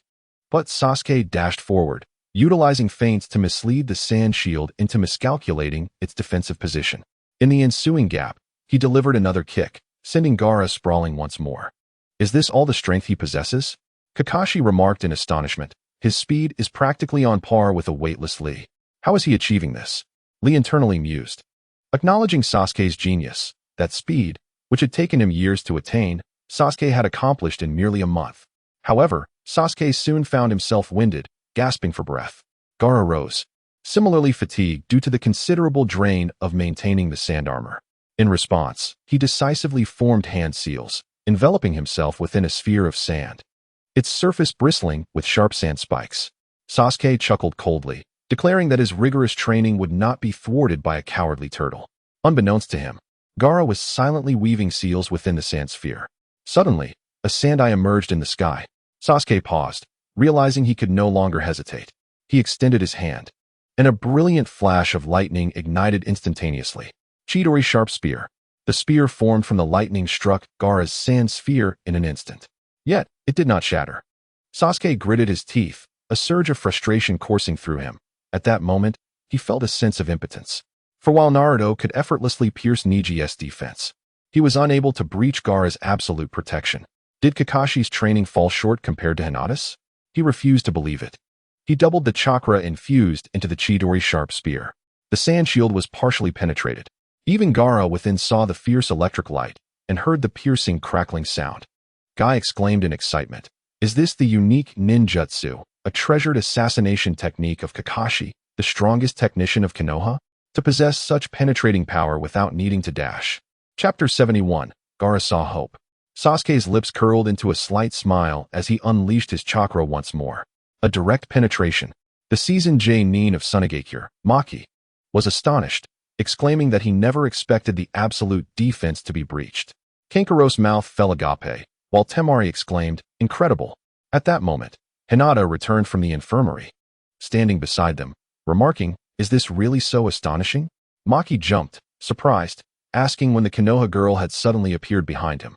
Hinata shot him a glance, exuding confidence. How could she be considered small? "Do not worry, we are allies and will not harm you. Unless, of course, some individuals wish to betray Konoha." Maki pondered this. Indeed, these Konoha ninjas naively believed themselves to be allies, completely oblivious to the fact that he had previously slain the Moonlight Gale. He had no need to fear any so-called ambush. Hinata returned to her seat. Orochimaru remarked with satisfaction, "You truly possess talent." The third Hokage expressed his surprise, stating he had not anticipated Sasuke's progress. Although a descendant of the Uchiha, he could very well be considered a candidate for Hokage. What a pity for Itachi. Inside the sand sphere, Gaara's body was pierced, blood gushing forth as he cried out in agony. "Blood, my blood, mother, it hurts." Shikaku's hand burst forth from the sand sphere, reaching for Sasuke. What manner of creature is this? Sasuke flipped back, throwing several shuriken. The shuriken were entwined with threads that ensnared Shikaku's arm. Sasuke pulled forcefully, attempting to sever the strange limb with the threads. However, contrary to his intentions, Shikaku's arm instantly thickened like a tree trunk. The threads snapped immediately, revealing it was no ordinary flesh and blood. Immediately, the arm retracted. Gazing into the pitch-black entrance of the sandball, strange forms moved within. Sasuke trembled all over, gripped by an inexplicable dread, accompanied by a nauseating sensation. A terrifying eye flashed momentarily from within the abyss. The Sharingan perceived it with clarity. Was it another manifestation of tailed beast transformation? Was defeat inevitable? Indeed. He found himself unable to compare with Naruto. A pang of envy washed over him for that boy. Without Hinata's assistance, Sasuke felt that battling Naruto was exceedingly arduous, fraught with difficulty. Perhaps that girl was the true mentor. However, a child raised without a mother would inevitably be like him. Suddenly, the sandball shattered, revealing Gaara's true form. Not a tailed beast. He clutched the wound on his shoulder, eyes gleaming with murderous intent, and initiated an offensive. With a wave of his hand, he unleashed dozens of sand shurikens. Sasuke swiftly dodged, narrowly evading the onslaught. Gaara extended a hand, invoking the sand-binding coffin technique. A stream of quicksand surged towards Sasuke like a venomous serpent, intent on ensnaring and extinguishing him. In response, Sasuke hastily executed the Chidori, electricity coursing through him, scattering the sand. Yet, in doing so, he sensed his chakra dwindling perilously low. Gaara pressed his palms together, denying Sasuke even a moment's respite. The dueling arena rapidly transformed into a vast sea of sand. Nara Shikamaru leaped away, astonished by the magnitude of Gaara's chakra. Sasuke was compelled to scale the vertical wall, utilizing the chakra in his feet to escape. The torrent of sand surged towards him like crashing waves, violently slamming against the wall. The tremors startled the spectators in the stands. In that instant, Sasuke reminisced about the days when Karen was by his side, even contemplating the use of cursed seals. Ultimately, he restrained himself and launched a long-range attack with the Chidori sharp spear at Gaara. Gaara grinned savagely, forming hand seals. Sand lightning rod. The sand coalesced into a lightning rod, diverting the electrical current of Sasuke's attack into the ground, absorbing and dissipating it. Hinata was left speechless. Gaara truly understood the principles of science. Despair enveloped Sasuke. His fire techniques could not reach such distances, and the sand shield effortlessly defended against his flames, which lacked penetrating power. Should he step into the sand, he would likely be crushed by Gaara in an instant. He could not afford to perish. Gaara shouted, "Sand rain." Countless grains of sand rained down upon Sasuke. In a hurry, he summoned a falcon to soar into the air. The once solid wall was instantly reduced to a pockmarked ruin. At this moment, Gaara had succumbed to madness, his hands clasped together. Sand waterfall funeral. A multitude of sand streams coiled around Sasuke in the sky like tendrils. Upon witnessing this scene, Sasuke felt an overwhelming urge to curse. Is this what one would consider a normal individual? You call this a genin? Fleeing is permissible, but only out of the arena. An attack is utterly out of the question. His meager chakra reserves simply do not allow for it. He couldn't help but glance at Hinata, who was calmly observing the unfolding drama. If it were her, she would undoubtedly have devised a strategy. Yet Sasuke found himself at a loss. I concede. he shouted. He firmly believed that his performance had reached the level of a chunin, unless those old geezers were blind to his prowess. As for Gaara, claiming him to be a chunin was nothing short of a deception. Nara Shikaku promptly announced. Gaara is the victor. The Kazekage, in disbelief, remarked, how could Sasuke possibly lose? The third Hokage questioned, isn't it a cause for celebration that your village's Gaara emerged victorious? The Kazekage remained silent, disinterested in further discussion. At that moment, Kabuto, disguised as a member of the ANBU, gestured towards him, inquiring whether to initiate the Konoha collapse plan. Sasuke's match signaled the commencement of the prearranged strategy. The Kazekage did not respond but instead proclaimed loudly, what an exhilarating spectacle! Since Sasuke has proven inadequate, perhaps there are other dark horses yet to reveal themselves. Let us watch a few more matches. Upon hearing this, Kabuto felt speechless but resigned. Those who had been prepared to take action, such as Kankuro and Temari, were left with no choice but to continue waiting after the Kazekage's remark. At the outskirts of Konoha, the forces of Tsunegekure and Otogekure had arrived, lying in wait for the command to attack. In the arena, Gaara, upon realizing his victory, smiled with triumph and released his sand technique. He cast a scornful glance at Sasuke, as if to say, you are nothing but refuse. Sasuke landed beside Hinata. Noticing that his sweet companion had not rushed to heal him, he turned his head away in frustration. Hinata, perplexed, responded, brother, you aren't even injured. What is with this tsundere demeanor? With the conclusion of one match, Temari eagerly leaped down from the arena, exclaiming, it's my turn. Nara Shikaku teased. You certainly possess a strong desire to fight. But why isn't the other one hurrying down? Hey, I'm talking about you, Shikamaru. Shikamaru was unwilling, as he had been hoping for Gaara to demolish the arena, leading to an unforeseen incident that would relieve him from competing. Who would have thought that Sasuke, who appeared so formidable, would voluntarily concede? Hey, this woman, why is she so enthusiastic? If this continues, she might as well forfeit. Just then, Naruto leaped out, shouting, awesome. Shikamaru, give it your all. He inadvertently pushed the reluctant Shikamaru off the platform, sending him sprawling to the ground. Chapter 72. Shikamaru lying on the ground. Shikamaru wore a calm expression, resignedly thinking to himself, Naruto, you fool. Ha ha ha, Naruto, you are too cruel. Upon witnessing this comical scene, Hinata could not suppress her laughter. Noticing her cheerful demeanor, Shikamaru resolved to adopt a more serious stance. However, he found himself reluctant to rise from his position. Before long, discontent and protests erupted from the audience, as various items such as banana peels, paper balls, and soda cans were hurled, demanding the commencement of the match. Seeing Shikamaru lying motionless, Temari taunted, what is the matter? Are you conceding? Shikamaru responded, it becomes particularly troublesome when the opponent is a beautiful woman. With no reply from him, Temari, clad in a dress, could no longer contain herself. She dashed towards the still prone Shikamaru, shouting as she leaped into the air. Wielding a gigantic fan, with a thunderous crash, smoke billowed forth. Shikamaru had already evaded, leaning against the wall with nonchalance, stating, whether I become a nin or not is of little consequence. However, I know that a woman as tempestuous as you will not let me off easily. Thus, I must engage. Temari, incensed by being labeled as volatile, exhibited a glint of menace in her eyes. She unleashed a powerful gust from her 3-star fan, sending forth a colossal wind blade. Dust filled the air, yet when the haze cleared, Shikamaru had once again evaded. Choji approached Hinata, Sasuke, and Naruto, offering a bag of chips to Naruto, who declined, captivated by the unfolding battle. He then bypassed Sasuke and inquired of Hinata, would you like some? Without hesitation, Hinata reached out to indulge.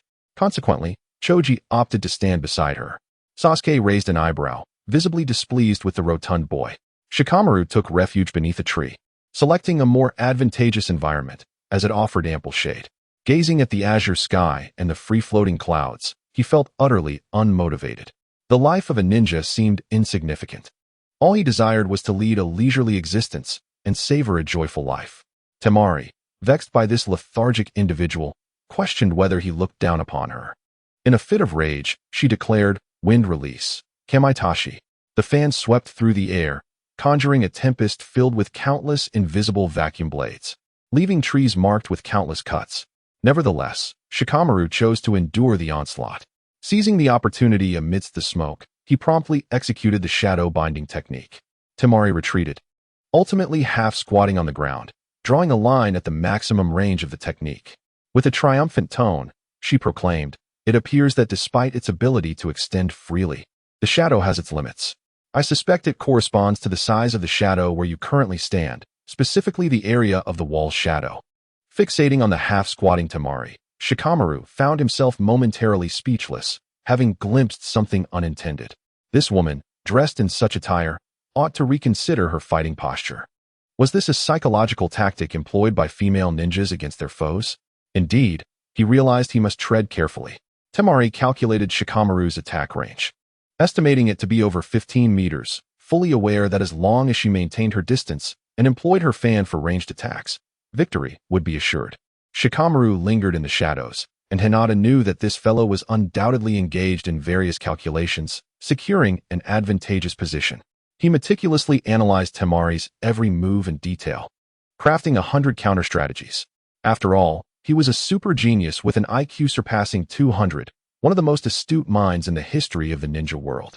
Contemplating this, Hinata instinctively reached into Choji's bag of chips, extracting the final piece. In an instant, Ino, Sakura, and the others grew tense. It was well known that Choji would never permit anyone to consume the last chip. That was his moment of indulgence. Even Naruto couldn't help but step back, fearing that Choji might suddenly lash out, implicating him in the chaos. "Hinata, I have another bag," Choji remarked, his expression betraying no displeasure. Instead, he naturally produced a fresh bag of chips, tore it open, and offered it to Hinata. She cast a glance at Choji's original seat, where dozens of bags remained, a veritable mobile snack shop. The chips were far from exhausted. Sakura suddenly expressed envy. "I wish I could have some too." Ino, feeling exasperated, chimed in, "That chubby guy is a teammate, yet once when I wanted some, he nearly punched me. He's so stingy." In the arena, as Shikamaru launched another attack, his reach remained limited, yet the length of his shadow increased. Thus, Temari discerned Shikamaru's delaying tactics. The lower the sun sank in the west, the larger the area of shadow he commanded. This implied that the range of his shadow possession technique expanded. If he could merely stall until the end, victory would be his. However, Shikamaru's true strategy was only just beginning. Soon, Temari noticed an additional balloon suspended in the air. The shadow cast by this balloon instantaneously extended the reach of the shadow possession technique. She hastily retreated. Yet, this retreat led her straight into Shikamaru's trap, as their earlier skirmish had left numerous deep craters in the ground, each containing shadows of its own. The shadow possession technique took a detour, connecting with the shadows in one of these craters. Emerging from another pit, it swiftly ensnared Temari just as she landed. Unbeknownst to her, while she had intended to counterattack, she suddenly felt her body no longer obeying her commands. She had witnessed Shikamaru in battle before. Once this technique succeeded, it meant he could manipulate her at will. Yet, given the terrain, the length of the shadow should have been insufficient. Shikamaru, with a sense of triumph, declared, "The shadow imitation technique has finally succeeded." Temari struggled to turn around, only to discover the surrounding craters, damage left by Gaara. She was momentarily at a loss for words. Her brother had inadvertently caused her downfall. Shikamaru, patiently awaiting the angle of sunlight and leveraging the prior balloon, had orchestrated everything to maneuver her into this very position. Such cunning strategy. Shikamaru compelled Temari to approach him, and despite her reluctance, she found herself irresistibly bound, unable to resist his control. As the crowd indulged in potato chips, Hinata quipped, "Is this what they call an involuntary mutual pursuit? Is the next step a swift hand-holding?" Naruto shouted, "Go for it, Shikamaru." Ino excitedly chimed in, "Come on, Shikamaru." Shikamaru, with a sigh, lifted Temari's hand. Yet, Temari, unwilling to concede defeat, trembled fiercely, aware that she was indeed superior to this man. "Why then?" However, Shikamaru resignedly declared, "I concede, I give up." The spectators were taken aback, for Shikamaru had evidently triumphed. He merely needed to make Temari surrender. Shikamaru explained, "I apologize, but my chakra is running low. In 10 seconds, I shall be unable to continue. Although I devised hundreds of strategies to subdue you, time is against me." Temari was left in a daze. Shikamaru added, "The situation has grown too complicated. I have done my utmost, and I trust no one will complain." Was this truly the reason? Temari, in disbelief, found herself intrigued by this man. Nara Shikaku announced, "Temari wins." The wind shadow remarked, Your Leaf Village certainly harbors a plethora of peculiar individuals.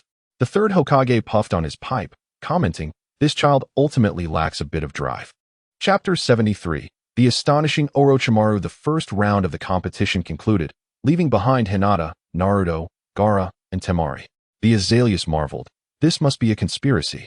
Despite the greater numbers from the Leaf, why has it come to be Fire Country against Wind Country? Particularly, that fellow named Shikamaru was clearly an actor in this play. With so many spectators present, it was likely arranged for the amusement of the notable figures. Perhaps external gambling operations were at play. Truly, the machinations of the great nations run deep. The second round commenced with the drawing of lots. Naruto boastfully addressed Gaara, Kid, don't think that defeating Sasuke means you can best me. Prepare to witness the strength of my fists. However, when the semi-final draw was revealed, it pitted Naruto against Temari and Hinata against Gaara. Naruto found himself at a loss, having to implore Hinata to fiercely strike Gaara in revenge for Sasuke. Yet, would the final match not devolve into an internal conflict within Team 7? It felt rather unseemly to strike at a friend like Hinata. In the battle between Temari and Shikamaru, she had barely expended any chakra. Meanwhile, Naruto had almost depleted the chakra of the Nine Tails within him, which was currently quite irate and refused to lend him any chakra. Nevertheless, reassured by the thought that Temari was merely a woman, Naruto relaxed. Though his chakra was comparatively weak, it was abundant. Moreover, after his body refinement, he felt strong as iron. Once he closed the distance, victory over Temari and advancement to the finals would be assured. Meanwhile, Temari began her analysis. From the previous encounters between Naruto and Neji, it appeared that she was hardly a match for him. However, having reached the semifinals, it was imperative to give her utmost effort and strive diligently. Thus, even in defeat, she could harbor no regrets. As the battle commenced with the announcement from Shiranui Gunma, Naruto propelled herself forward, directly targeting Temari. Yet, Temari immediately began to retreat frantically to create distance. She shouted, "Wind Release, Great Scythe." This was one of Temari's signature moves, its power exponentially surpassing that of a standard scythe. A tempest instantly lifted Naruto into the air, and countless blades of wind tore through her clothing, exposing her skin. However, to the astonishment of both Temari and Sasuke, Naruto's exterior resembled that of iron armor, impervious to the slicing winds. Temari exclaimed in terror, "How is this possible?" Sasuke was struck with awe, pondering whether this was a result of her dual training. Soon, Naruto sensed something amiss. She felt the air being gradually siphoned away within the reach of the great scythe, creating a vacuum that made breathing increasingly difficult. Nevertheless, the scope and duration of this attack seemed to far exceed that of the previous wind scythe technique. A flash of insight struck Naruto. Was it not merely a contest of endurance? Shadow clone technique. Boom. Hundreds of Narutos appeared, only to be swiftly obliterated by the wind blades. However, the tactic had indeed borne fruit. The great scythe ceased its assault. Naruto plummeted to the ground, rising to point at Temari's chest. "Woman, I acknowledge your strength. But now I must get serious." Was she about to enter Super Saiyan mode? Temari, frightened, quickly increased the distance between them. Since the extensive, ordinary wind blades had failed to harm Naruto, she called out, "Wind Release, Wind Cutter." With her command, a razor-thin blade of air, created by a fierce gale, surged towards Naruto, cleaving through the dust and air along its path.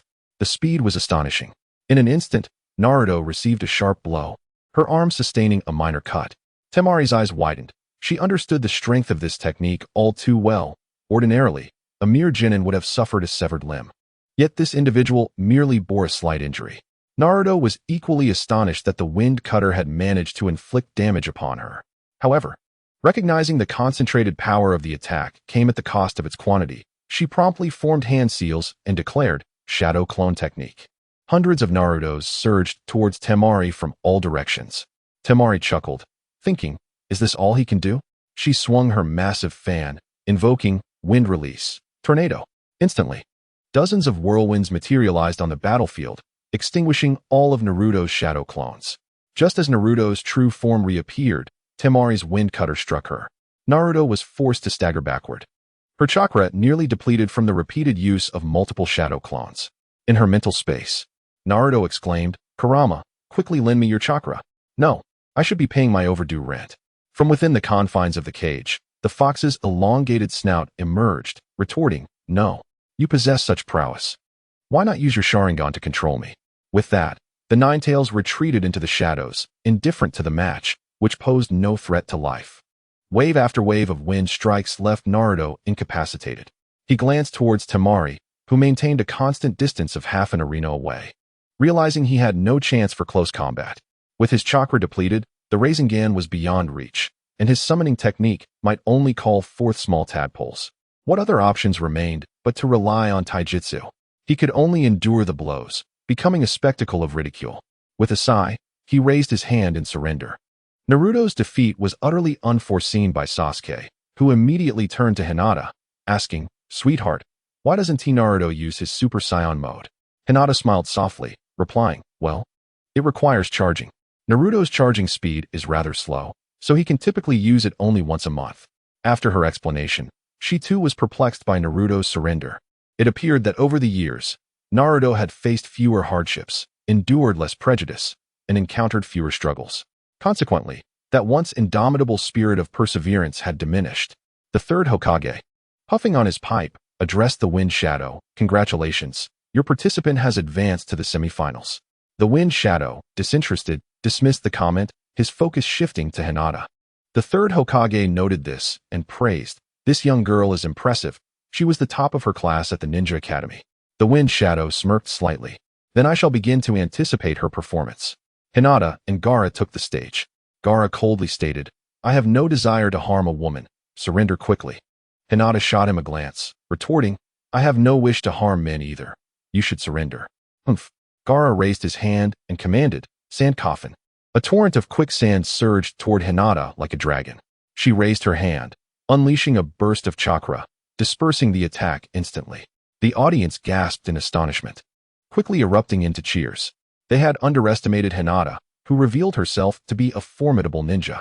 The Wind Shadow became intrigued, acknowledging that technique requires considerable chakra intensity. She undoubtedly possesses strength surpassing that of a Chunin. Gaara was momentarily taken aback, astonished by Hinata's commanding presence, reminiscent of Might Guy saving Lee in the past. He could not afford to underestimate her. Decisively, he employed the desert wave technique, encasing himself completely in a sphere of sand. Would he be able to escape again? Hinata was determined not to grant Gaara the chance to execute some ultimate technique while hiding. Her crimson chakra enveloped her entire being, igniting in fierce flames. Sasuke, astonished, felt compelled to leap over the railing for a closer look.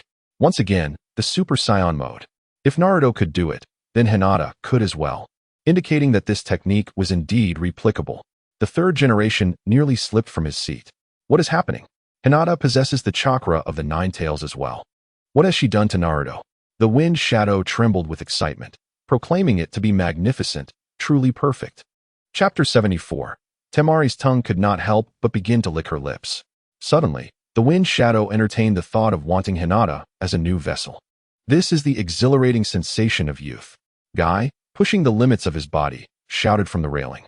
Kakashi, speechless, wondered if this man needed to be so animated. Guy turned to Kakashi, giving him a thumbs up. "Kakashi, truly worthy of being my lifelong rival. You must be envious of the 8 gates. Hence you devised this Super Saiyan mode." Kakashi shrugged, too lazy to explain. This had nothing to do with him. Sasuke's eyes were filled with longing. The daimyo of the Land of Fire was thrilled. He was quite fond of this girl. If not for his old age, he would not allow his precious son to miss out. Once Hinata becomes a jonin, he would propose. With his status, he believed rejection was out of the question. The more he observed, the more satisfied he became. Undoubtedly, Hinata was the prime candidate to be the princess consort. Meanwhile, Danzo, who had been covertly observing, began to formulate his own plans. Shikamaru was too clever, Naruto too reckless, and he dared not touch Sasuke. Hinata was just right. Among the Chunin, she was both powerful and composed. If absorbed into the root, she could surely consolidate the Hyuga clan's influence. In the arena, Hinata transformed into a streak of light, charging directly at Gaara's impenetrable sand sphere. Instantly, countless spikes erupted from the surface of the sand. However, Hinata showed no fear. The red chakra morphed into a sharp spike, plunging fiercely into the sand wall. The barrier shattered. Gaara was sent flying by Hinata's kick, crashing against the wall. The immense cloud of sand stirred excitement among the spectators. The sand armor around Gaara gradually peeled away.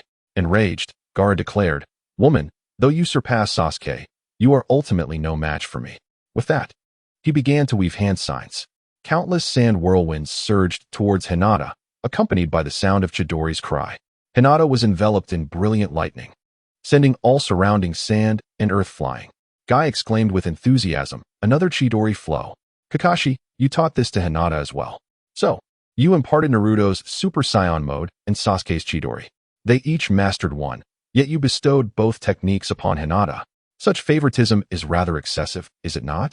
Could it be that Hinata is your most cherished disciple? Kakashi dismissed the remark, choosing to ignore Guy entirely. Gaara scoffed, a technique similar to Sasuke's? Too bad I am neither Neji nor Sasuke. Countless sand needles were arranged throughout the arena, and he sensed the electric energy being drained from him. Hinata remained utterly indifferent. Chakra was abundant. She declared, Chidori sharp spear. A searing beam of light instantaneously pierced through Gaara's body. He had intended to use his sand shield for defense, but it crumbled like brittle skin, unable to withstand even a fraction of the force. Sasuke grasped his own face in disbelief. How could this be?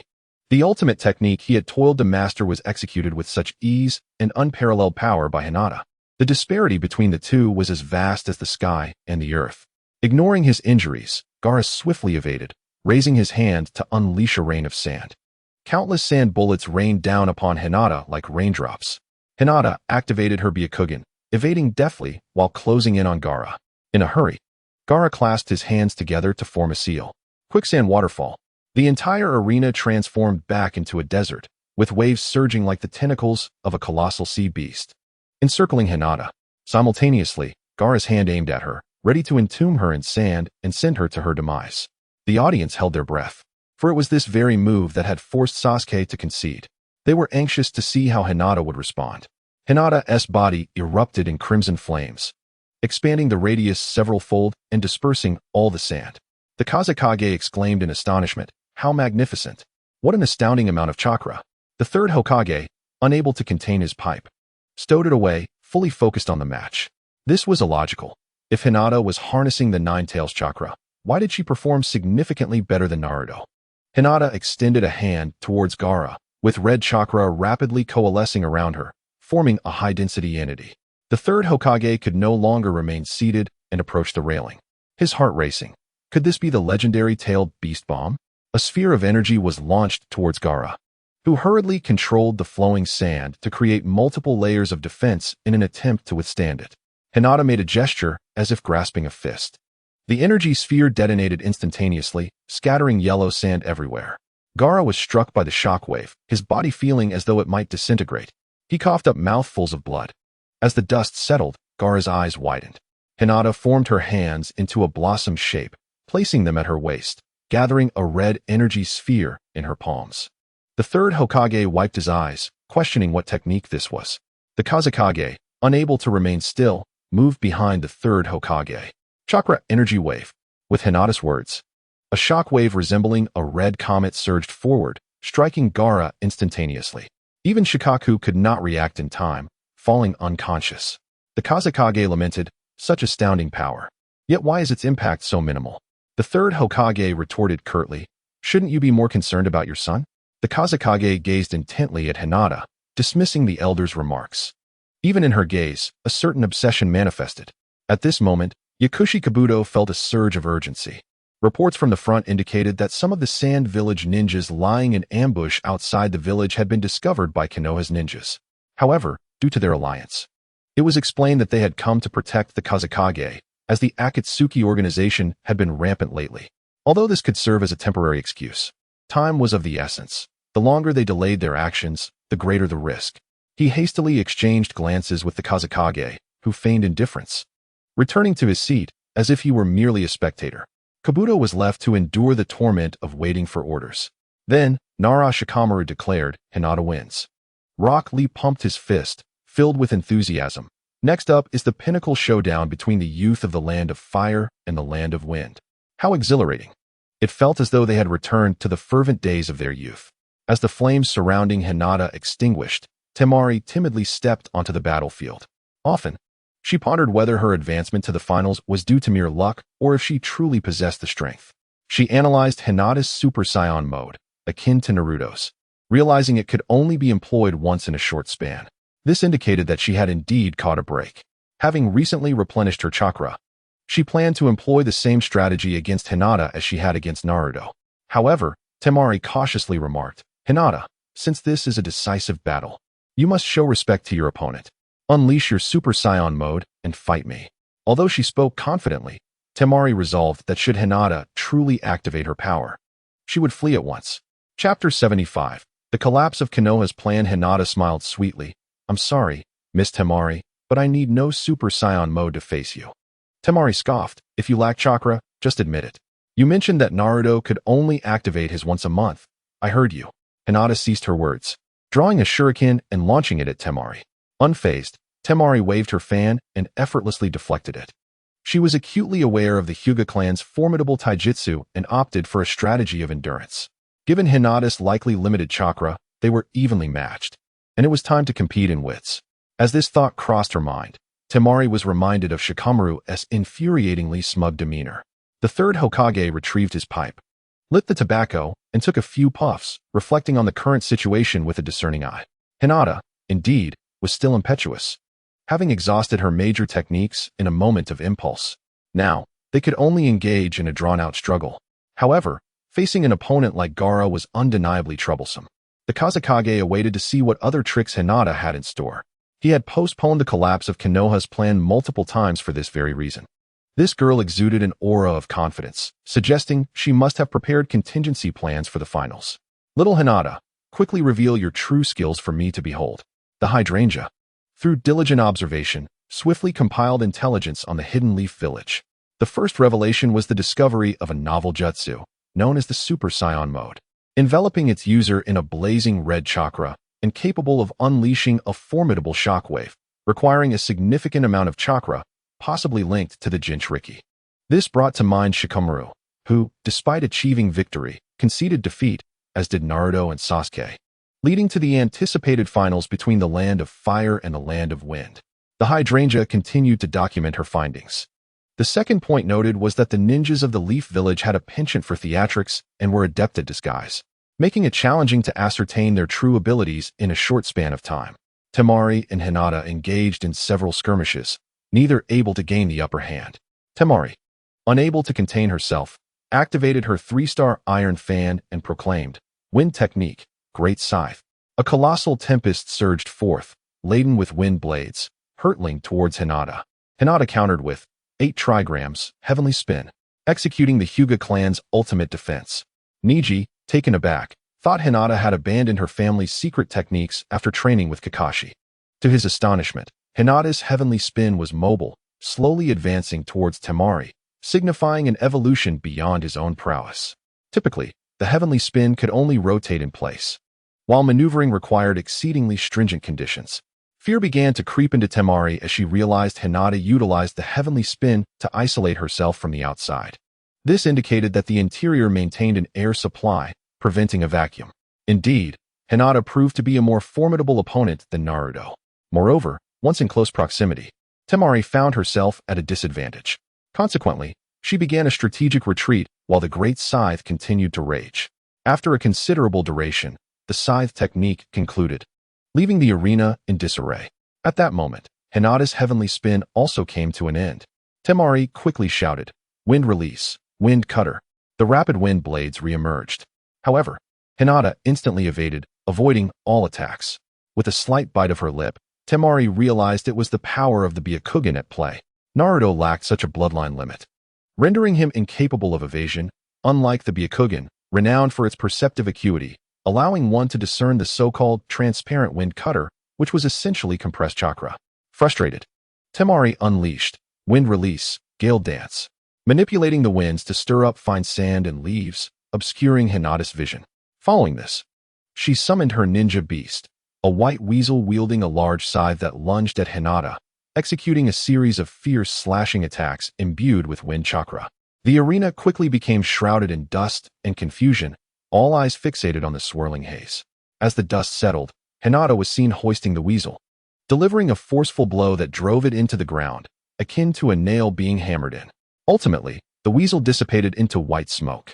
Hinata, seizing the moment, hurled the weasel towards Temari, who gazed at the amusingly expressive creature with a blend of humor and affection, just as she contemplated swatting it away. However, before the fan could be raised, it was knocked to the ground by Abayo. Soft and fluffy. In a flurry of confusion, Shumaru realized that Abayo was not attacking her. Instead, it was nuzzling against her chest with practiced ease, as if this sensation was entirely familiar to it. Shumaru chuckled silently, suddenly recalling that this was not the time for petting a cat, but rather a competition for the top position in the Chunin exams. For the glory of the land of wind. She clenched her fists, summoning all her strength, and struck Abayo on the head. Abayo tilted its head, seemingly approving of the gentle force. More of this.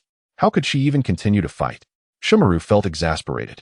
Hinata smiled slightly. Miss Shumaru, Abayo seems to like you quite a bit. Why not take care of it for a few days? Dream on, Shumaru retorted angrily. Immediately, right now? Get your summoning beast away from me. Seeing that Hinata remained unresponsive, Shumaru reluctantly conceded. Fine, I give up. Noera Ginma promptly announced. The Chunin exams have concluded. The first place goes to Hyuga Hinata. In that instant, the audience erupted into thunderous applause. Teachers and the 12 ninja guardians rushed down to congratulate Hinata.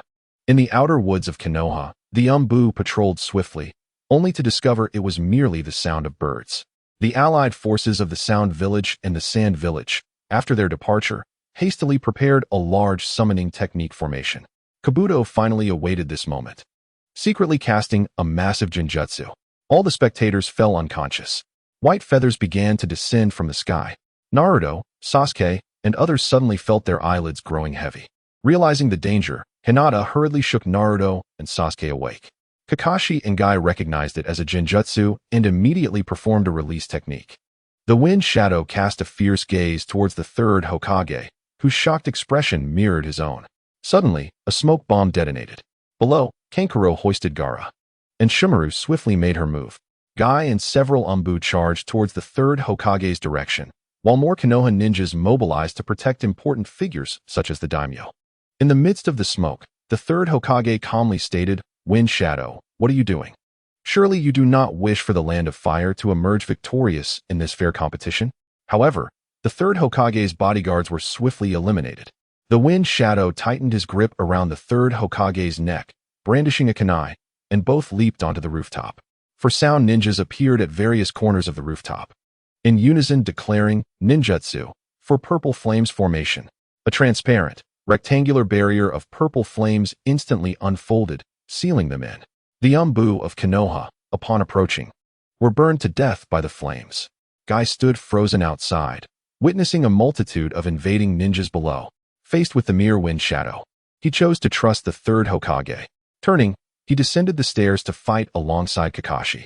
The third Hokage lamented, Kazekage, I never anticipated that Tsunagakure would betray Konoha.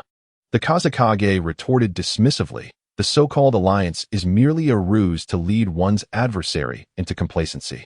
History shall irrevocably transform from this day forth. Chapter 76. The Serpent of Ain. Even when cornered by threats, the third remained composed, inquiring once more, do you wish to instigate war? The Kazekage replied nonchalantly, indeed. The third's tone bore an edge of menace. We ought to refrain from resorting to violence and instead seek resolution through diplomacy. There is still time for change, Kazekage. The Kazekage scoffed, in your old age, you have become muddled by the notion of peace, Sarutobi-sensei. You seem to be regressing, becoming increasingly feeble. At the Konoha city walls, the allied forces summoned a colossal multi-headed serpent, which instantly demolished the fortifications. The explosive tags deployed by the Konoha guards had little effect on the beast. Attempts to intercept were akin to a mere insect attempting to halt a speeding train. Hundreds of allied forces rapidly infiltrated Konoha, trampling over the ordinary defenders. On the rooftops, the third Hokage finally grasped the truth. It is you, Orochimaru. I knew you would return one day. Orochimaru laughed mockingly. It seems you are not entirely senile yet. I had planned to use the chaos to have Gaara take Sasuke away, but the current developments have certainly exceeded my expectations. Konoha truly possesses an abundance of talent. With that, Orochimaru tore away his human disguise, revealing his true form. The third cast a sidelong glance at his former disciple, threateningly stating, however, it will not be so simple to kill me. With a glint of coldness in his eyes, the third declared, Orochimaru, your intentions are likely far from straightforward, merely driven by the desire for Sasuke or some so-called hatred. Orochimaru surveyed his surroundings, My dear teacher, you are now trapped like a turtle in a jar. This 4 purple flames formation has been tailored to enhance your abilities. You shall not escape.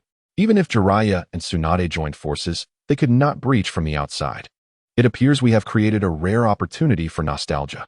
It has been a long time since we have had a proper chat. With that, Orochimaru released the third.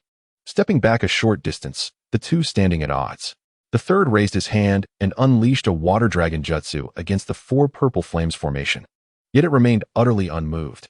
He surmised that even with all his might, he could not break through, and a chill gripped his heart. Orochimaru chuckled. This formation can only be dismantled from within at my command.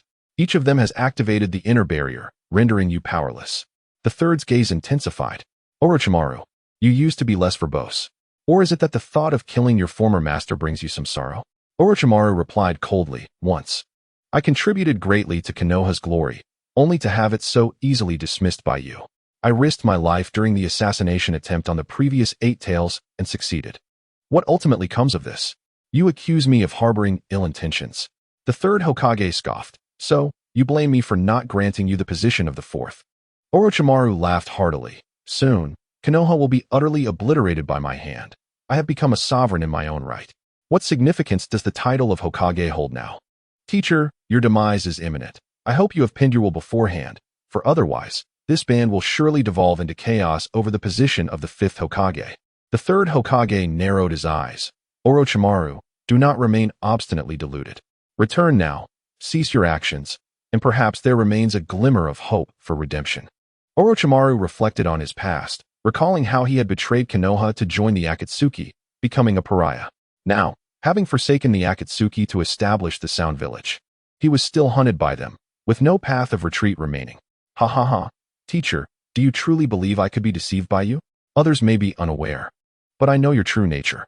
You compelled the Sannin to undertake perilous missions solely to exploit our worth. The esteemed Konoha White Fang succumbed to despair amidst scorn. The Uchiha clan was annihilated in silence. You merely wished to cling to your power, you cunning old fox. Beneath your affable exterior lies a heart that seeks to eliminate opposition. In my naivety, I once thought you favored me. I now realize I was merely a tool for your use.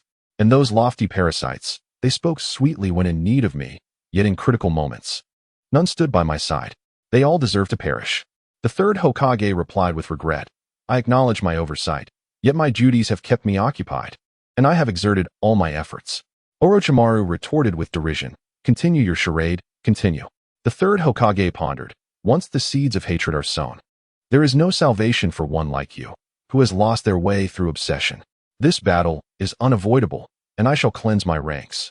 Since you masquerade as the Kazekage, I fear the true Kazekage has already fallen victim to your treachery. It is a pity that Tsunade now seeks to wage war against Konoha for the sake of an enemy. Orochimaru's serpentine tongue flicked across his lips. Alas, even with this knowledge, you are powerless to alter the course. You can only watch as the village you painstakingly built crumbles and the ninjas you nurtured perish in vain. It seems you do care for Konoha. The 3rd Hokage sensed something. Otherwise, why would you travel such a distance to wreak havoc? Do you desire Konoha to rise anew from the flames? Orochimaru mocked. You are mistaken.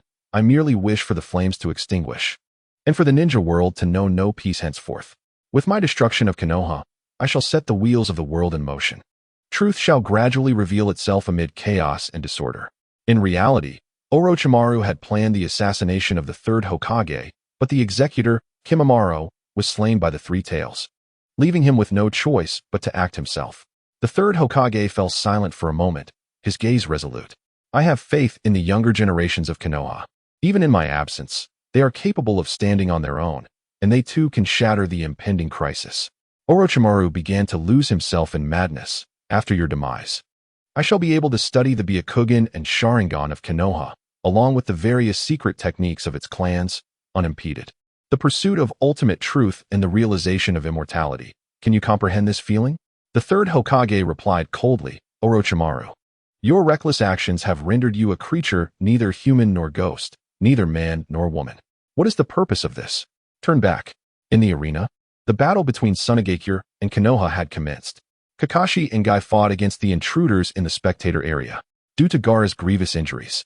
Kankuro and Temari had taken him away, seeking a place to heal. Maki faced off against Shiranui Genma. Sasuke shouted, "Naruto, Hinata, we cannot allow the intruders to escape. We must pursue Gaara." On the rooftop, Orochimaru suddenly pierced his own arm with a kunai. As blood flowed freely, he felt a sense of relief. Having just been slightly drowsy, he now felt considerably more alert. In that case, let us engage. The third Hokage ceased his chatter and charged at Orochimaru, forming hand seals. He declared, "Ninjutsu, Earth Release, Earth Shuriken." A multitude of roof tiles soared into the air, hurtling towards Orochimaru. In response, Orochimaru unleashed his Shadow Snake Hand. Chapter 77. Pursuing Gaara, Orochimaru expelled a long snake that latched onto the third's neck. The third transformed into a puddle of mud, merely a substitution. Meanwhile, the third had successfully completed his hand seals. Earth Release, Earth Flow River. The ground beneath Orochimaru's feet transformed into a mire, sweeping him away.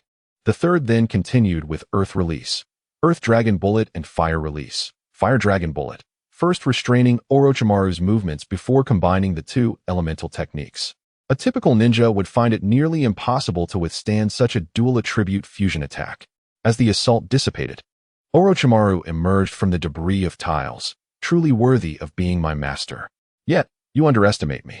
The third Hokage replied with disdain, "You remain as unlikable as ever." Orochimaru, intrigued, responded, "Do not be so harsh. Is it not said that the most troublesome students are the most endearing?" Teacher Sarutobi. However, the warm-up ends here. Both combatants shed their cloaks, preparing for a serious confrontation. Their chakra surged, causing the surrounding tiles to crack.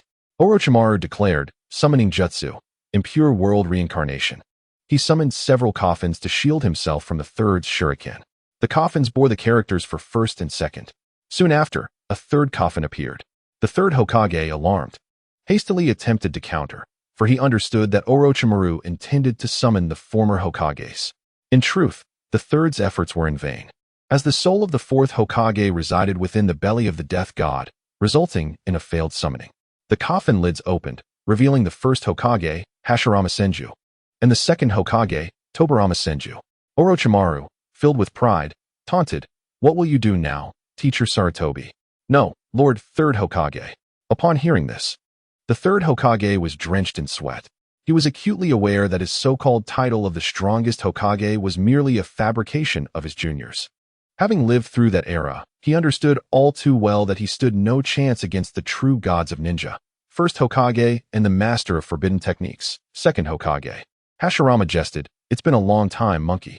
Tobirama tilted his head and replied, "Ah, Sarutobi, I didn't expect you to age as well. The youthful version of you now exists only in my memories." For a fleeting moment, he felt as if he had been transported back several decades. His eyes grew moist as the third Hokage apologized, "I am sorry, both of you. I didn't anticipate that you would be drawn into this." Tobirama turned to Orochimaru and said, "It must be the impure world reincarnation. This young man must have summoned us using forbidden techniques. The younger generation is indeed formidable." Hashirama sighed, "In that case, little monkey, we have no choice but to engage in battle with you." He inserted enhanced control talismans into the two corpses. Orochimaru expressed his disappointment, noting that the impure world reincarnation was not yet perfected and could perhaps only unleash a fraction of the power of the god of shinobi. However, with the addition of the second Hokage and the element of surprise, it should suffice to deal with the third Hokage. Orochimaru teased, "Sensei Sarutobi, soon you too will experience the sense of accomplishment and joy from being defeated by someone you once called a teacher." Upon seeing the second Hokage, "Did you weep for joy? Enjoy the spectacle I have meticulously prepared." In the Colosseum, Maki and Nara Shikamaru were embroiled in fierce combat. Suddenly, he felt a chill in his chest, realizing that Hinata had appeared behind him and pierced his heart with the Kusanagi sword. Sasuke's eyes widened in astonishment. So fast. In the original timeline, Maki did not perish here. After eliminating Moonlight Breeze, he roamed freely. Yet, Hinata could not let such an excellent opportunity slip away to weaken the Wind Country. Without further explanation, she disregarded the shocked Shikamaru and others. Activating her Byakugan, Hinata called upon Naruto and Sasuke to pursue Gaara. As for Orochimaru's invasion of Konoha, Jiraiya would soon arrive to confront him, or by then, there would be enough casualties for Danzo to take action. Just as they exited the village, a ninja dog caught up, decisively leaping onto Hinata's shoulder. She exclaimed with joy, "It's Pakin." Pakin explained, Kakashi was worried about you all, so he sent me, the ace of tracking. Then, sniffing Hinata's scent, he remarked, "It smells delightful." Hinata's heart sank a little, fearing he might say something akin to the original timeline, where he mentioned that Sakura used the same brand of shampoo, causing her distress for an entire year. Pakken continued, "Next time, I want to buy this brand of perfume." It seemed she could not escape it. Hinata quickly reassured him. "Pakken, this is actually a body fragrance that can't be bought. It is uniquely mine." Pakken looked puzzled. "Is that so?" Under the harmonious collaboration of Hinata's keen vision and Pakken's acute sense of smell, the group swiftly caught up with Gaara and his siblings. Temari, determined to protect her younger brother, resolved to remain behind and confront them. As soon as Hinata and the others appeared, she unhesitatingly unleashed the great scythe technique. The wind blades severed large swathes of trees, and a tempest rapidly swept through the area. Unexpectedly, Hinata's vast chakra surged forth, forming a protective shield, effortlessly propelling her and her companions to Temari's side. Sasuke delivered a powerful punch, sending Temari flying. Without hesitation, Hinata swiftly embraced Temari's body, executing a brutal slam to the ground. Struggling to rise, Temari gasped, trembling. "How is this possible? I thought you had nearly exhausted your chakra." Hinata smiled faintly. "Did I not tell you? There is no need for me to amplify my efforts against you." Temari, unable to accept this, exclaimed in frustration. Meanwhile, Naruto's body began to envelop in a crimson aura, pummeling Temari into unconsciousness. Seizing the opportunity, Pakken stepped on her, testing her resilience. With a triumphant tone, he urged the others, "Stay focused, continue the pursuit." Kankuro, burdened with his puppet and his brother, was drenched in sweat, ultimately caught up by Hinata and the others. He pondered that Gaara would need time to recover. Resolved, Kankuro set his brother down and executed the puppet technique, sending his puppet towards Hinata. With no other choice, he hoped to swiftly eliminate Hinata before dealing with the more troublesome adversaries. Naruto and Sasuke flanked from either side. Hinata's lips curled into a slight smile as chakra surged into the Kusanagi sword. Her Byakugan clearly discerned Kankuro's chakra threads, allowing her to evade the puppet crow's venomous shuriken attack. Just as the puppet prepared to unleash a smoke bomb, Hinata swung her sword, severing all chakra threads. Kankuro momentarily lost control over his puppet, momentarily dazed, and hastily shot out another chakra thread. Yet, this remedial action was thwarted by Hinata's chakra shield. In a state of desperation, Kankuro found himself at a loss, as the multitude of mechanisms hidden within the puppet could not be deployed. His focus on the puppet caused him to neglect his surroundings. Sasuke's Chidori and Naruto's Rasengan executed a combined attack. Boom. Blood splattered. Kankuro was severely wounded and lost consciousness. At that moment, Gaara awakened, unable to suppress the power of the tailed beast within him. Half of his body began to transform, becoming tailed beast-like, his surface indescribably grotesque. Sasuke recognized the eyes reminiscent of those in the sandball from before, his body trembling. Chapter 78. The crushing blow having finally overcome his fear, Sasuke unleashed several shuriken, unexpectedly finding them all embedded within Shikaka's body. Gaara mockingly retorted, "Here, have them back." The shuriken shot forth once more from Shikaka's form. Amidst the flurry of shurikens, Sasuke found himself in a state of disarray. Hinata raised her hand and, with a surge of chakra, sent them all spiraling away. Gaara, partially transformed into a tailed beast, screamed in madness as he charged toward Hinata. A piercing cry of Chidori echoed through the air. Sasuke activated his Sharingan, and the lightning in his hand erupted in a dazzling brilliance. In an instant, Chidori severed Gaara's tailed beast arm. This splendid act of heroism swelled Sasuke's heart with pride. Ha! Wounded, Gaara lay against a tree, laughing. Why was he exhilarated? Yes, it was the sensation of pain. Defeating those who could harm him and stripping them of everything allowed him to feel more intensely alive. This longing for existence thrummed within him. Naruto, observing this individual who bore some resemblance to himself, hesitated momentarily. At that moment, Gaara began to undergo a large-scale tailed beast transformation. Gasping for breath, Sasuke attempted to unleash Chidori again, only to realize his chakra had been depleted. He could not strike once more. Hinata gently patted his shoulder, "Leave the rest to me." With that, she focused her will, and her form swiftly transformed into the three tails. Naruto, momentarily entranced, pondered if he could one day reach Hinata's level and transform into a mighty nine-tails fox. Determined not to fall behind, he called upon the nine-tails chakra, shouting, "Summoning jutsu." A dense white smoke enveloped the area. The great toad boss, pipe in mouth and a massive sword at his waist, materialized. What? Sasuke stood frozen in place. It turned out Naruto's frequent boasts about summoning a legendary creature were true. In that instant, Sasuke felt diminutive, weak, and overwhelmed with a mix of inferiority, jealousy, frustration, and anxiety. Loneliness, defeat, anger. They had all promised to participate together as Genin in the Chunin exams. Perhaps he was the only true Genin among them. Was his so-called performance and progress merely the jest of others? His hands trembled uncontrollably. Sasuke quietly withdrew from the center of the battlefield, opting for reason over the need to prove himself through cursed seals. Pakken leaped beside Sasuke, revealing his white fangs in a comforting grin. It's all right, little brother. Though you are as useless as I am, you can learn from me. The most important thing in being a dog is to be happy. I may not outrun or outfight other dogs, or even lick them better, but I possess an exceptionally keen nose with a remarkable tracking ability, which is why I am the leader among the 8 ninja dogs. Gazing into the earnest eyes of the dog, Sasuke felt an urge to strike him.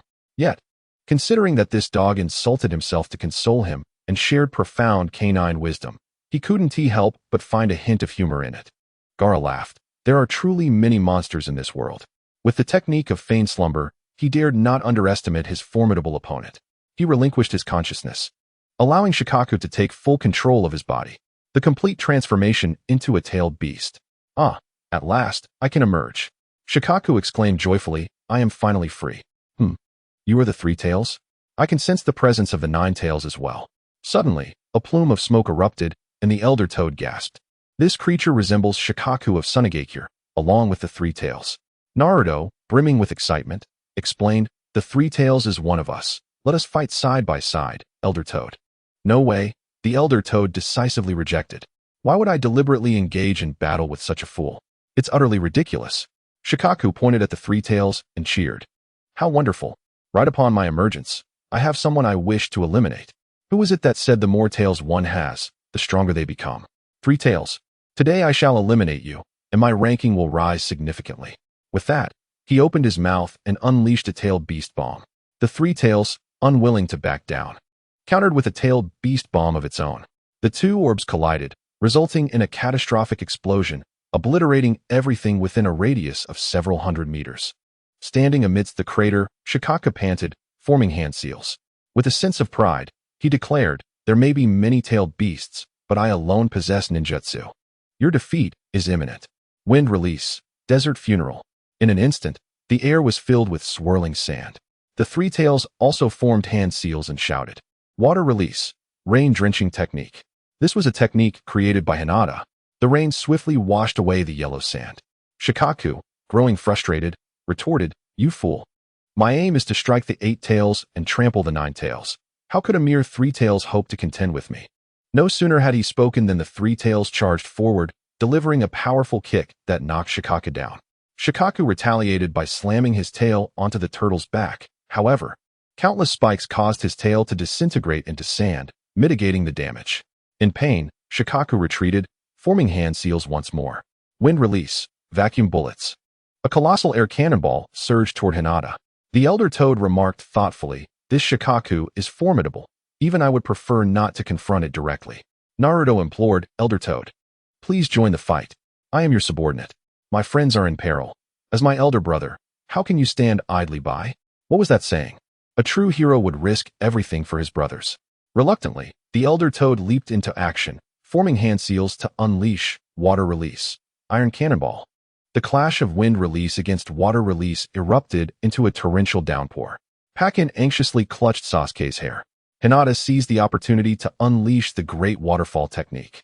The forest was instantly transformed into an expansive ocean. Beneath Shikaku, the ground began to soften rapidly, as it was fundamentally composed of sand. This was the moment. The elder toad seized the chance while Shikaku was immobilized, leaping to grasp it. Simultaneously, he informed Naruto, if you awaken Gaara and dispel the sleep technique, Shikaku will be significantly weakened. However, Shikaku struggled fiercely, shaking off the elder toad, who lacked sharp teeth and claws. Hinata arrived just in time. Utilizing the 3 tails to subdue Shikaku, the great toad leader hurled Naruto toward Gaara, who received a punch to the head that left him bruised. As Gaara regained consciousness, He contemplated attacking Naruto. At that moment, Hinata transformed into her original form and seized Gaara by the neck. Gaara murmured, "Why are you all so powerful and yet so united?" Hinata remained silent, swiftly rendering him unconscious. The tailed beast transformation was instantly undone, dissolving into fragile sand. Sasuke, in disbelief, questioned, "Did we win?" Meanwhile, Pakken proudly remarked, "Truly, she is the woman I admire. Her actions are remarkably decisive." The great toad leader could not help but exclaim, "The Jinchuriki of the Three Tails is, in fact, a beautiful young girl, albeit with a rather fierce temperament. Naruto, you ought to keep your distance from such individuals, lest you find yourself bullied for a lifetime." Hinata turned to the great toad leader and sweetly smiled. "I am not violent." With that, the great toad leader vanished in a puff of white smoke, leaving no opportunity for Hinata to display her adorable side. Hinata instructed Naruto to use the shadow clone technique to carry Gaara, Temari, and Kankuro. With these individuals as hostages, the Wind Country would likely withdraw their forces. Chapter 79. Enchanting Snake and on the Rooftop of the Colosseum. The third Hokage and the first and second Hokages maintained their distance to avoid being marked by the Flying Thunder God technique. Tobirama unleashed the Water Collision Wave technique, prompting the third Hokage to immediately erect a stone wall for defense. Seizing the opportunity, Hashirama combined water and earth to effortlessly execute a large-scale would-release attack aimed at the third Hokage. Trees extended continuously, even reaching the edges of the four purple flames formation, which were instantly incinerated. Observing this, the third Hokage shouted, "Fire style, fire dragon flame bullet." Taking a deep breath, he channeled his chakra, and flames erupted forth, engulfing a significant amount of wood. The inferno enveloped both Hashirama and Tobirama. Orochimaru, watching from a distance, chuckled at the unfolding scene. Tobirama formed hand seals, water style, water barrier. A massive wall of water swiftly suppressed the flames of the third Hokage. The Umbu outside gasped in astonishment, creating such an impressive water release technique in a dry area. Truly, he is the second Hokage. Before the third Hokage could react, Hashirama closed in, delivering a flurry of punches and kicks that sent the third Hokage sprawling to the ground. Trembling, the third Hokage managed to rise, affirming, "The divine strength of the first Hokage remains as formidable as ever." Tobirama seized the moment to pull the third Hokage underwater, attempting to suffocate him. The third Hokage felt the weight of the situation. Facing these two was already challenging enough, not to mention Orochimaru lurking nearby. He forced himself to break the surface. The water dragon bullet immediately followed, leaving him no chance to breathe. Finally landing, the aged Hokage winced from the pain in his back. Hashirama commanded, "Would release secret technique, birth of the trees." Countless trees sprouted anew, resembling a multitude of eerie arms. They lashed out at the third Hokage, who could only helplessly maneuver within the gaps, striving for a fleeting chance of survival. Ultimately, the branches ensnared all of his limbs. The hidden members outside gasped in astonishment, noting how Chakra had become the life force of the forest. Indeed, this was the legendary wood release technique of the first Hokage, who had established peace in a chaotic world. With a pained hand, the third Hokage exclaimed, "Ninja art, summoning technique. Arise, king of monkeys, Enma." Adorned with the Leaf Village headband, draped in a tiger skin garment and chainmail, Enma's keen gaze surveyed the surroundings. Orochimaru reminisced, "A troublesome entity has appeared." Enma lamented, "Orochimaru, it seems as though that is indeed the case. It is truly tragic, Sarutobi. You should have eliminated him back then. Otherwise, we would not be mired in this predicament." The third Hokage gritted his teeth and implored, "Please, Enma, the adamantine staff." Both Hashirama and Tobirama moved simultaneously to thwart Enma's transformation. Repelled by Enma, he subsequently morphed into a thick, dark staff, instantly demolishing the surrounding branches and trunks, rescuing the third Hokage. Clutching the staff, the third Hokage felt a surge of confidence. Observing the third Hokage wielding a divine artifact, Orochimaru, unwilling to be outdone, promptly spat forth the Kusanagi sword. The two sides clashed, steel ringing against steel. Orochimaru parried the staff's tip with his sword. Just as they were locked in their struggle, Hashirama executed a sliding tackle, causing the third Hokage to lose his balance. In quick succession, Tobirama delivered a slap to the third Hokage, having already planted the Flying Thunder God technique. Orochimaru mocked, "Foolish, to charge in without utilizing the Shadow Clone technique." At the Leaf Village walls, Hinata and others had returned. finding the Allied forces engaged in battle with the Leaf Ninja Army. Countless innocent civilians had perished. Seek death, Hinata shouted in fury, unleashing the multiple shadow clone technique. A multitude of her surged to the front lines, mercilessly striking down the shinobi from Sunagakure and Otogakure without hesitation. Naruto was taken aback.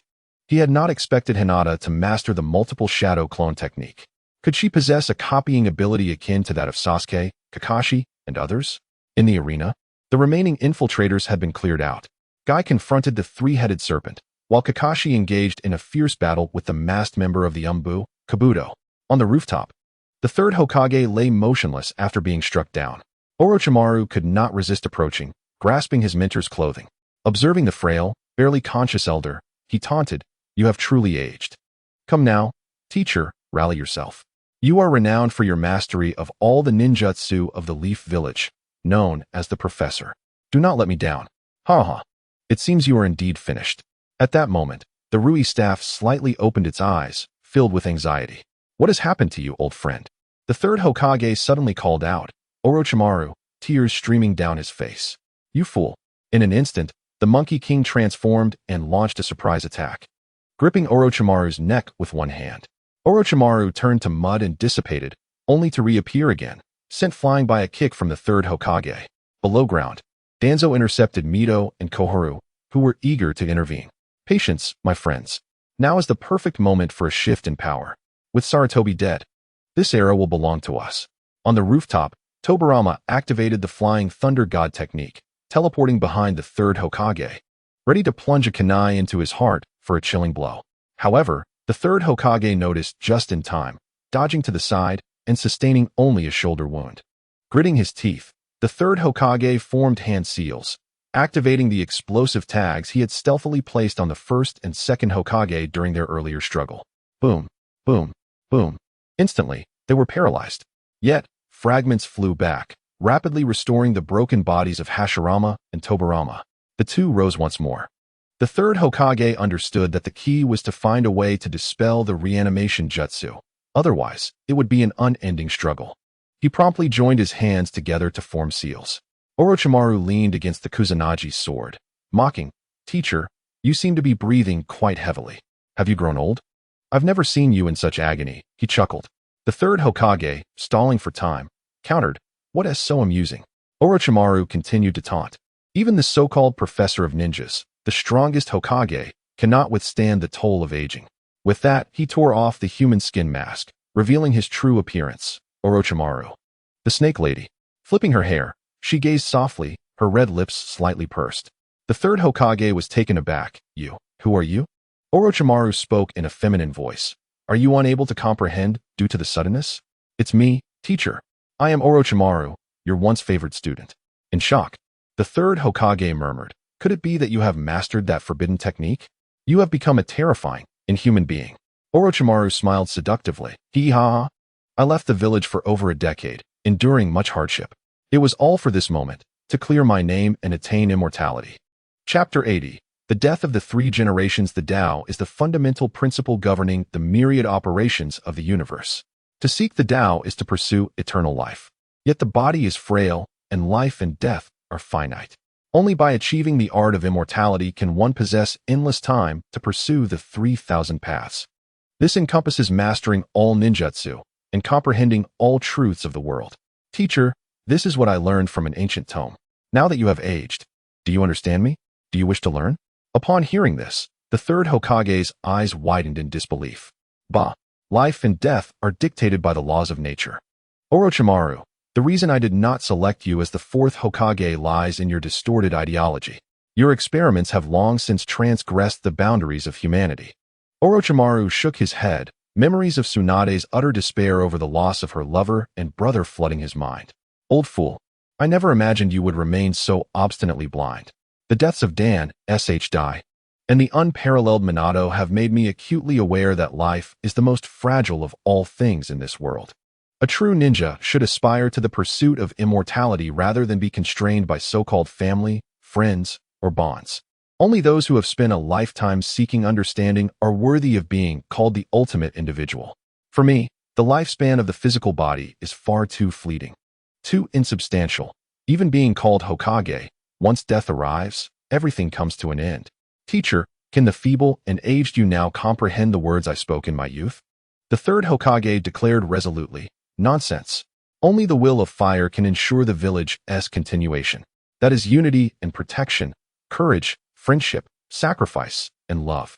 Those devoid of responsibility and morality ultimately descend into self-doubt and madness. Orochimaru continued to seduce. This technique of immortality is a means to ensure one's spirit endures eternally. Sarutobi. Should you master it, you could witness your great-grandchildren and their descendants, rather than face the ruthless obliteration I shall bring. Surrender. Relinquish your stubbornness. Abandon your meaningless adherence. Allow me to find you a youthful vessel. Once your spirit occupies that body, you shall live a second life.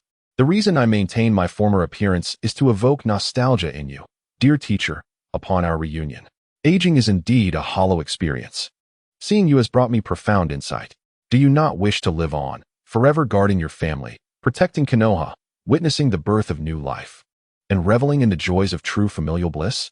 The wrinkles of the third Hokage twitched violently as he enunciated every word. Absolutely not. Orochimaru, in his narcissism, proclaimed, thus, you shall perish here, while I shall become even more youthful and beautiful, or acquire a stronger, more enduring body. Konoha truly provides me with endless amusement. The third Hokage gritted his teeth, seizing another's body to achieve immortality of the soul through reincarnation techniques. No matter how grandly you present it, it is utterly wicked sorcery. Whose face and body is this? How many innocent lives have you sacrificed for your experiments? Finally, Orochimaru could endure no longer. He controlled Hashirama's form, performing hand seals, and the trees instantly filled the entire four purple flames formation. Countless branches surged forth, nearly piercing the third Hokage's heart. Fortunately, he utilized the enchanted staff to create a diamond cage, enveloping himself within. Orochimaru mocked, do not let your guard down, sensei. You are ever so naive. The third Hokage swiftly adjusted his breath and met Orochimaru's gaze, as if he had resolved to make a critical decision. That brazen look, brimming with malice and ambition, must be extinguished. In the past, he had indulged Orochimaru's rampant growth, recognizing him as a rare genius in decades, particularly during a time of turmoil. He had exploited Orochimaru's unique traits for many dark deeds benefiting Konoha. Yet, when Orochimaru broke free from Konoha, his heart wavered, leading to Orochimaru becoming the greatest threat to peace in the ninja world. This must be halted. The third Hokage's voice grew resolute. I shall bury you, to atone for my past errors. Orochimaru scoffed, missed your chance back then. Who is truly killing whom now? The first and second Hokages emerged. The third Hokage could only utilize his dwindling chakra to create shadow clones to impede them. Orochimaru taunted, Sensei, you have indeed grown old, hastening your own demise. However, as the third Hokage completed his hand seals, the void began to stir. A bizarre apparition clad in white robes, clutching prayer beads and a dagger in its mouth, with horns atop its head, materialized. It was the Shinigami. Yet, only the third Hokage could perceive it. To Orochimaru and others, nothing had transpired. Orochimaru, brimming with confidence, declared, what is this nonsense? Victory is assured. Tobirama immediately formed seals, casting an illusion technique, enveloping the third Hokage in darkness, stripping him of his sensory awareness. In this moment, Orochimaru unleashed his fury upon the third Hokage with relentless blows, voicing his disdain. Sensei, in the annals of Konoha, you are but a fleeting leader.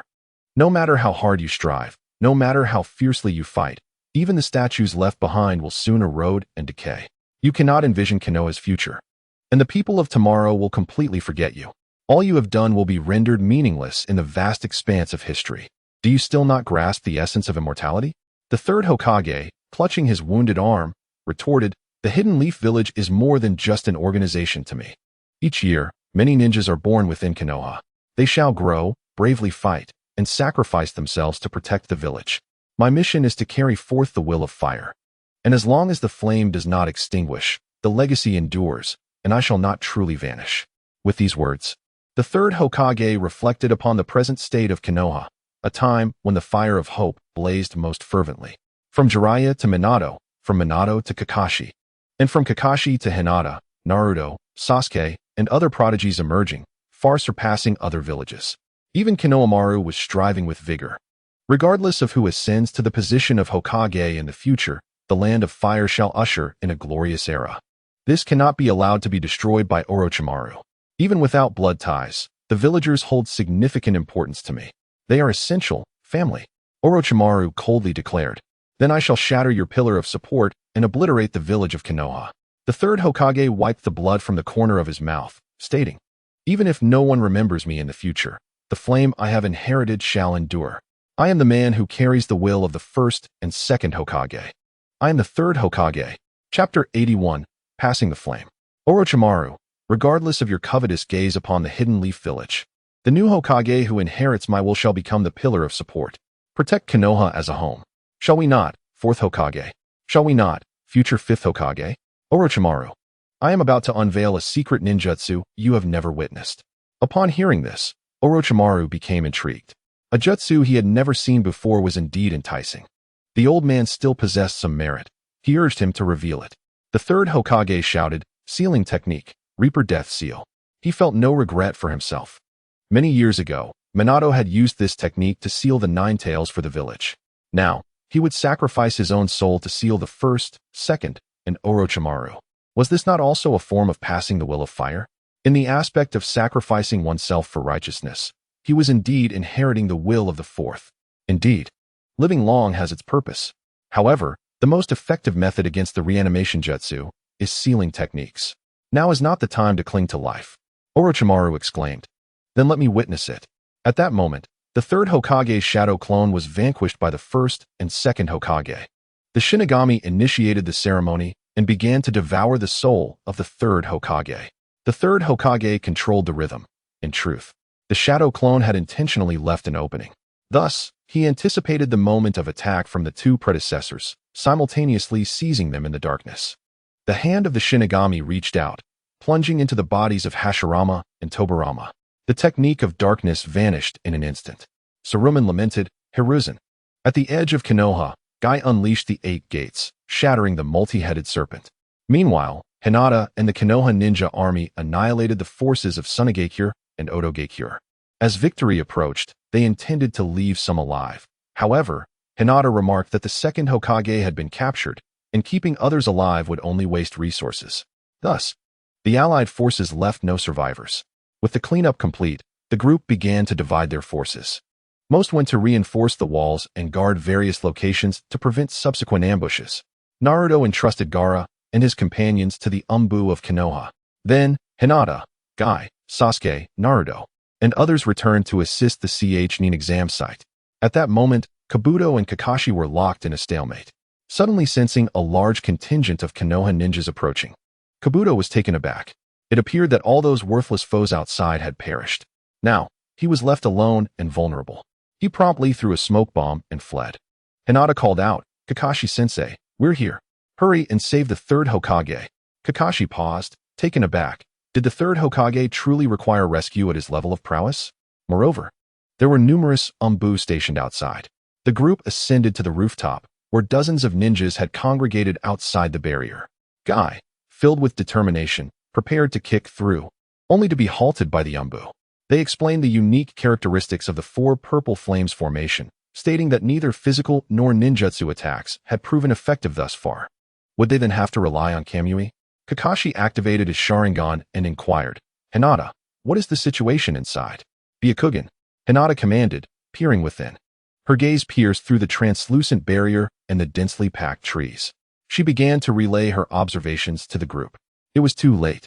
The third Hokage was beyond salvation. Guy exclaimed in disbelief, how could this be? The mere Kazekage cannot possibly be a match for the third. Hinata clarified, it is not the Kazekage. The true Kazekage has likely perished. It is Orochimaru, who has summoned the first Hokage, Hashirama Senju, and the second Hokage, Tobirama Senju. Using the reanimation jutsu, the hearts of those who had just arrived, along with the original Umbu, sank. With Orochimaru's exceptional talents, how could the third Hokage possibly prevail against such formidable foes? Within the barrier, as the Shinigami extracted his soul, Hashirama regained a fragment of consciousness. I'm sorry, little monkey. Tobirama, both comforted and pained, remarked, my disciple, I have caused you trouble. As the sealing concluded, the bodies of the first and second Hokage transformed into impure earth, revealing the corpses of two sound ninjas within. In that instant, tears welled in the third Hokage's eyes as memories flooded back of standing behind the first and second Hokage, gazing down upon Konoha from a cliff. They had imparted the true will of fire to him. Little monkey, protect the village that admires you, believe in your people, and nurture them. Choose those worthy to entrust with the next generation. Pass on the flame. Where the leaves dance, the fire shall endure. No longer clinging to his own life or seeking fleeting survival, the third Hokage summoned the Enma staff into his hands and charged towards Orochimaru. Orochimaru raised his sword to defend himself. In a mere moment of clash, the third Hokage sent Orochimaru's Kusanagi flying. The Enma staff elongated and thrust towards Orochimaru. However, Orochimaru unleashed his serpent's hand technique, wrapping several serpents around the staff. Yet, this was merely a feint by the third Hokage. His true self had already teleported before Orochimaru. Seizing him, it is over. The hand of the Shinigami swiftly grasped Orochimaru's soul. A look of excruciating agony crossed Orochimaru's face. What is this sensation? He desperately endured the pain and summoned his sword. The Kusanagi blazed with light. Both master and disciple shouted in unison, "Die!" The Monkey King transformed into his true form, attempting to intervene, but it was too late. The third Hokage was pierced through the heart by the sword. Orochimaru taunted, "Teacher, have you truly reached such a twilight in your years? Can you not evade this, or do you wish to perish alongside me?" Blood continuously erupted from the corners of the third Hokage's mouth, staining his chest crimson. Orochimaru, you fail to comprehend. Once this forbidden technique is unleashed, my soul shall be sacrificed to the Shinigami alongside the ceiling. This is a death sentence. Whether I evade the heart-piercing sword matters not. This is the very jutsu employed by the fourth Hokage, a hero who once safeguarded the village. You too shall meet your demise beneath this ninjutsu. Orochimaru's pupils dilated in realization. It was the same technique that had sealed the Nine Tails. He had not anticipated it to be the very same jutsu. He had assumed it was a secret of the Uzumaki clan, yet here was the third Hokage having mastered it. Indeed, his learning had been insufficient. As the Shinigami's hand grasped his soul, Orochimaru felt his body grow heavy and immobile. The third Hokage exhibited a flicker of triumph. You feel it, do you not? Your soul is already half extracted. Those whose souls are sealed by this jutsu can never ascend to the heavens, doomed to languish in the belly of the Shinigami. In that fleeting moment, Orochimaru beheld the grotesque visage of the Shinigami, with its sharp teeth and elongated tongue, and panic seized him. The Shinigami wielded a short sword, severing a portion of Orochimaru's soul and devouring it. Orochimaru bellowed, "What madness is this, you ancient wretch? I shall not grant you your desires." He wielded the Kusanagi sword, stirring it to hasten the third Hokage's life force's demise. The third Hokage, filled with urgency, questioned, "Why? At such a crucial juncture, why can I not act?" Orochimaru was drenched in sweat. Had the third Hokage been a mere decade younger, he would undoubtedly have perished today. The entwined monkey, Enma, urged desperately, "Third Hokage, if you do not eliminate Orochimaru, our village will face annihilation." Yet, the third Hokage was ultimately spent, his resolve extinguished.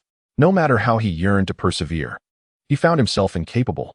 Orochimaru forcefully yanked his soul back into his body, exclaiming with arrogance, "You, ancient relic, the coalition of Sunigakure and Otogakure has undoubtedly overrun Konoha. All of your leaf ninjas are dead. Soon, every man, woman, and child shall be slaughtered without exception." Chapter 82, Itachi Uchiha and Kisame Hashigaki. The plan to obliterate Konoha is on the verge of success. Ha. As Orochimaru reveled in his delusions of victory, the third Hokage, blood pooling in his mouth, retorted, "You do not understand, Orochimaru. Do not underestimate the ninjas of this village. I believe they have achieved victory, though I lack the strength to extract your soul completely. Your ambition ends here. Since you have indulged in ninjutsu, squandering its potential, I shall bestow upon you the most fitting punishment, the stripping away of all your jutsu." The third Hokage, in a final burst of clarity, expended the last vestiges of his life force. Orochimaru's soul was forcibly extracted from his hands. The Grim Reaper descended with a single, decisive strike. The third Hokage cried out in anguish, uttering two words, "Sealing." The technique was complete. "My hands," Orochimaru exclaimed, as they visibly decayed at an alarming rate. This frail old man, whose life was but a flickering candle in the wind, had sacrificed his very existence to thwart him. The third Hokage spoke calmly, It is regrettable that I cannot accompany you, but my successors shall carry forth my will. The flames of Konoha will illuminate the village, and from the ashes, new life shall take root." With that, the third Hokage closed his eyes forever, collapsing to the ground. A faint smile etched upon his lips. Orochimaru, lost and despondent, declared, "The battle concludes here. The barrier is no longer necessary. We shall return." Sensing the shift outside, the four-sound ninja promptly abandoned the barrier, collectively supporting Orochimaru as they leapt into the sky. Outside the barrier, the onlookers finally discerned the situation. Kakashi prepared to activate his Sharingan, intending to obliterate Orochimaru with Kamui. Meanwhile, an enraged Guy was poised to unleash the eighth gate, ready to make the intruder experience the wrath of Konoha's Azure Beast. Numerous Umbu and ninjas readied themselves for action. Yet, at that moment, a commanding voice resounded, "Cease. Do not pursue a desperate foe." Dans, leaning on his cane, along with two advisors from the Hokage, approached the gathered crowd. Kakashi, resigned, lowered his forehead protector. With the third Hokage deceased, these three now held the highest authority in Konoha. As Orochimaru made his escape, Guy, despite his reluctance, understood that as a ninja, he must obey his superior's orders. Dans, having stabilized the situation, coldly remarked, "With the third Hokage gone, Konoha's strength has significantly waned. Reckless pursuit will only lead you into the enemy's trap. Young ones, heed my words. Impulsiveness will bring you harm." Hinata shrugged. "So, this old man is still looking out for everyone, I suppose." Shortly thereafter, Jiraiya, having received the news, hurried back to Konoha, but it was too late. On the way, he had believed that the third Hokage had surely subdued Orochimaru. After all, his master was a seasoned warrior, renowned as the professor of ninjutsu. However, he arrived only to witness the aftermath. Contrary to his expectations, the hero had fallen into twilight. Upon learning that Orochimaru had resurrected the first and second Hokage using the impure world reincarnation, Jiraiya fell silent.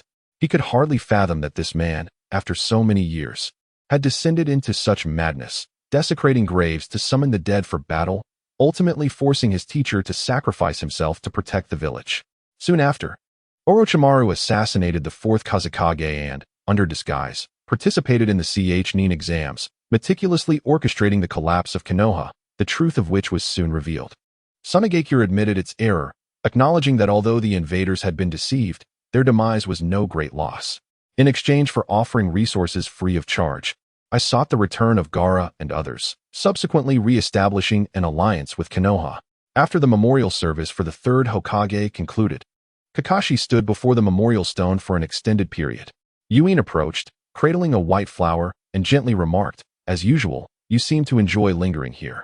Jiraiya observed from a distance, feeling a pang of nostalgia as memories of his childhood with Sarutobi-sensei surfaced. Orochimaru and Tsunade. Who would have imagined that Orochimaru would become a criminal while Tsunade wandered afar? Ultimately, Kakashi sensed a slight calmness within himself, bid farewell to Yuin, and sought out his three disciples. Naruto complained, "Kakashi-sensei, you're late again. We've been waiting for you to help us grow stronger and avenge Grandpa Third." Kakashi awkwardly chuckled, "My apologies, I seem to have lost my way on the road of life today." Hinata teased, "You've used that excuse before, Kakashi-sensei." Kakashi added, I misspoke.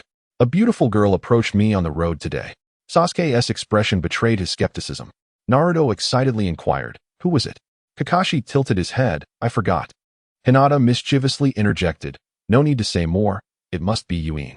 Sister Yuin adored Kakashi-sensei when she was younger." Kakashi's face flushed slightly. "Who told you such nonsense? Or did you just make that up on the spot?" "Everyone. Remember, rumors cease with the wise." He then turned serious, addressing them. "You have all excelled in the war against the Wind Country's invasion. My gaze primarily rests on you, Hinata. However, with the Hokage gone, no one is here to honor you, nor to bestow any accolades. Even Hinata, who is already qualified as a Chunin according to the rules, must await the ascension of the new Hokage to receive her promotion documents." Yet, Hinata remained unconcerned, for the strongest in Konoha were merely two long-standing genin. The foreign ninja, who had been reluctantly stranded in the war due to participating in the Chunin exams, abandoned their hopes of taking advantage of the chaos after witnessing Konoha's swift victory. They promptly departed. Just after the Azalea left the gates of Konoha, she dispatched intelligence via messenger pigeon. "Dear Angel, Konoha possesses formidable strength. capable of effortlessly defeating the combined forces of the Wind and Rice countries. Although the Hokage has perished, there are still 3 equally aged elders managing affairs, all presumed to be at the level of a Kage. I recommend that any plans be approached with caution. Days later, following Pain's orders, the duo of Uchiha Itachi and Kisame Hashigaki arrived at the outskirts of Konoha, though clad in the iconic red cloud cloaks. They wore hats that obscured their faces with curtains and masks. Kisame was merely following orders, poised to capture the Nine-Tails Jinchuriki Naruto or the Three-Tails Jinchuriki Hinata. Meanwhile, Uchiha Itachi's intent stemmed from his fear that, following the third's demise, the higher-ups might target Sasuke, prompting him to come and issue a warning. Once the adversaries disregard everything and persecute Sasuke or exploit him, he will unveil the truth from that year to the public, causing a rift in the hearts of the people of Konoha. Moreover, as a double agent, he will relay certain intelligence from the Akatsuki organization to Konoha. At the small gate of Konoha, a dense fog suddenly enveloped the area. The guarding ninja felt dizzy and succumbed to slumber. Standing atop the city wall, Kisame Hashigaki gazed at Konoha village, reflecting, although it has narrowly escaped destruction, the damage is indeed severe. Itachi Uchiha remarked with indifference, the once thriving village is now truly pitiful. Kisame expressed surprise. This is rather uncharacteristic of you. Do you truly harbor nostalgia for your homeland? Even you know? Itachi stubbornly retorted, his demeanor cold. Not in the slightest. The two initially believed they would infiltrate easily, yet upon entering the village, they encountered Asuma and Kurenai. In the wake of the previous war, Konoha's elite shinobi had diminished, and their tasks now primarily consisted of patrolling the village outskirts to prevent any further assaults from Orochimaru. Chapter 83. The heir of Hokage Itachi spoke gently. It has been a long time, Mr. Asuma, Miss Kurenai. Asuma, with a cigarette in his mouth, calmly assessed, if you recognize us, it implies you were once a ninja of this village. Itachi kindly lifted his hat slightly. Upon seeing the Sharingan, Asuma and Kurenai's pupils abruptly constricted. Why you are? Noticing that they still hadn't fully recognized him, Itachi removed his hat and adjusted his collar. Only then did Asuma confirm. There's no doubt, it's Itachi Uchiha. Kisame jested. Are you acquaintances of Mr. Itachi? Allow me to introduce myself as well. He too removed his hat. Kisame Hashigaki. I look forward to working with you. Observing the small-eyed, sharp-patterned individual, Asuma coldly declared, there's no future collaboration. I will eliminate you right now. Kisame sighed. It appears the villagers hold a strong disdain for you, Mr. Itachi. Kurenai interjected. You are both listed as high-level criminals on the wanted list. With a scoff, Kisame launched an attack, clashing his sword, Semihata, against Asuma's chakra blade, instantly inflicting a wound on Asuma's shoulder. Kurenai initiated a genjutsu against the duo, attempting to bind Itachi with branches from nearby trees. Just as Kurenai believed she had succeeded, she found herself ensnared instead. Itachi disdainfully remarked, such a level of genjutsu is ineffective against me. You are far too weak. Kurenai bit her lip to dispel the illusion, brandishing kunai to counterattack. Itachi nonchalantly kicked her into the river. Just as he was about to take further action against the drenched Kurenai, Kakashi arrived, appearing behind Itachi. Kisame immediately unleashed the Water Dragon Jutsu to protect Itachi, only for Kakashi to respond with his own Water Dragon Jutsu. The same ninjutsu. Kisame exclaimed, it's the copy ninja. Itachi swiftly disengaged from the battlefield, focusing on Kakashi's Sharingan. How is your Sharingan holding up, Kakashi-senpai? With a vigilant gaze, Kakashi coldly remarked, the clan exterminator, Uchiha Itachi, and the rogue ninja, Kisame Hashigaki, the wielder of the great blade Samihata, one of the 7 ninja swordsmen. Kisame, grinning, replied, I am honored that you even know my name and weapon. I have heard that Zabuza's little apprentice has crossed swords with you. He is someone worth my time to cut down. Itachi hastily urged Kisame to cease, explaining that engaging Kakashi in a serious battle would undoubtedly attract other ninjas, complicating matters further. He then taunted, though your Sharingan is skillfully utilized, you are not of the Uchiha bloodline. The burden must be immense. Kakashi, aware of his dwindling chakra, slowly closed his eyes. Itachi continued, the Uchiha clan is feared as the strongest. It is time for you to witness the true power of the Sharingan, a bloodline limit. Realizing the impending danger, Kakashi urgently instructed everyone to close their eyes while he opened just one of his Sharingan. Itachi mocked, even if you possess the Sharingan, it does not guarantee you can wield it. Tsukuyomi. One of the most formidable genjutsu was instantaneously unleashed. Kakashi could not activate his Manjiki in time. Within the realm of the Blood Moon's illusion, he found himself bound to a cross, pierced repeatedly by a long blade for 3 days and nights. Although only mere seconds passed in reality, Kakashi emerged from the genjutsu utterly exhausted, gasping for breath, unable to stand, and collapsing into the river. Confusion enveloped him as he pondered why Itachi had the capacity to easily kill him yet refrained from doing so. Did it have something to do with Sasuke? Kisame jested. To withstand that attack without breaking mentally is impressive. However, Itachi, overusing those eyes is perilous for you as well. Itachi coldly commanded, Kisame, eliminate these two besides Kakashi. Obeying the order, Kisame brandished Samahata and charged forth. In a critical moment, Guy arrived just in time, delivering a spinning kick that sent Kisame reeling. Surprised by the immense power, Kisame exclaimed, "Who are you?" Guy proudly declared, "The proud azure beast of Konoha, Might Guy?" He then lifted the injured Kakashi. Noticing Guy's erratic gaze, which did not meet his own, Itachi deduced that Guy must have undergone specialized training to counter the Sharingan. Guy had shared his experiences with Asuma and Kurenai on how to combat the Sharingan, to avert one's gaze from the eyes and focus on the opponent's feet. After handing Kakashi over to Kurenai, Guy assumed a fighting stance, stating, "Before the Umbu reinforcements arrive, I shall entertain you." Recognizing the futility of their situation, Itachi called out, "Kisame, we retreat. This individual is not to be trifled with. Engaging with this group is meaningless. We did not come to wage war. And even if we were to fight, we must first locate the Nine Tails." Kisame, initially eager for battle, relinquished Samahata upon hearing this. The two vanished from sight. Although Danzo fervently recommended himself for the position of Hokage. However, the two advisors of the Hokage, considering their own interests, resolved to find someone to counterbalance Danzo. They came across Jiraiya, who was peering through a telescope to catch a glimpse of beautiful women bathing. They hoped he would assume the role of Hokage to address the looming threats from various nations, which could erupt into conflict at any moment. Jiraiya, however, was utterly disinterested. His sole focus was on gathering materials for his writings. Becoming Hokage would hinder his pursuit of a harem filled with enchanting women. His lecherous nature disqualified him from such an esteemed position. The advisors proposed that if one of the legendary Sannin could not take on the role, who else could? Reluctantly, Jiraiya suggested Tsunade, another of the Sannin, although she was currently untraceable. He vowed to locate her and persuade her to succeed the Hokage. Considering the potential threat that Akatsuki might pose to Naruto, who remained in the village after the third Hokage's demise, Jiraiya resolved to take him along, both for protection and to continue imparting skills. At that moment, Naruto was at Ichiraku Ramen with Hinata. Upon hearing that Jiraiya sought him for training, he proposed bringing Hinata along as well. Dressed in a beautiful kimono, Hinata appeared delicate and graceful.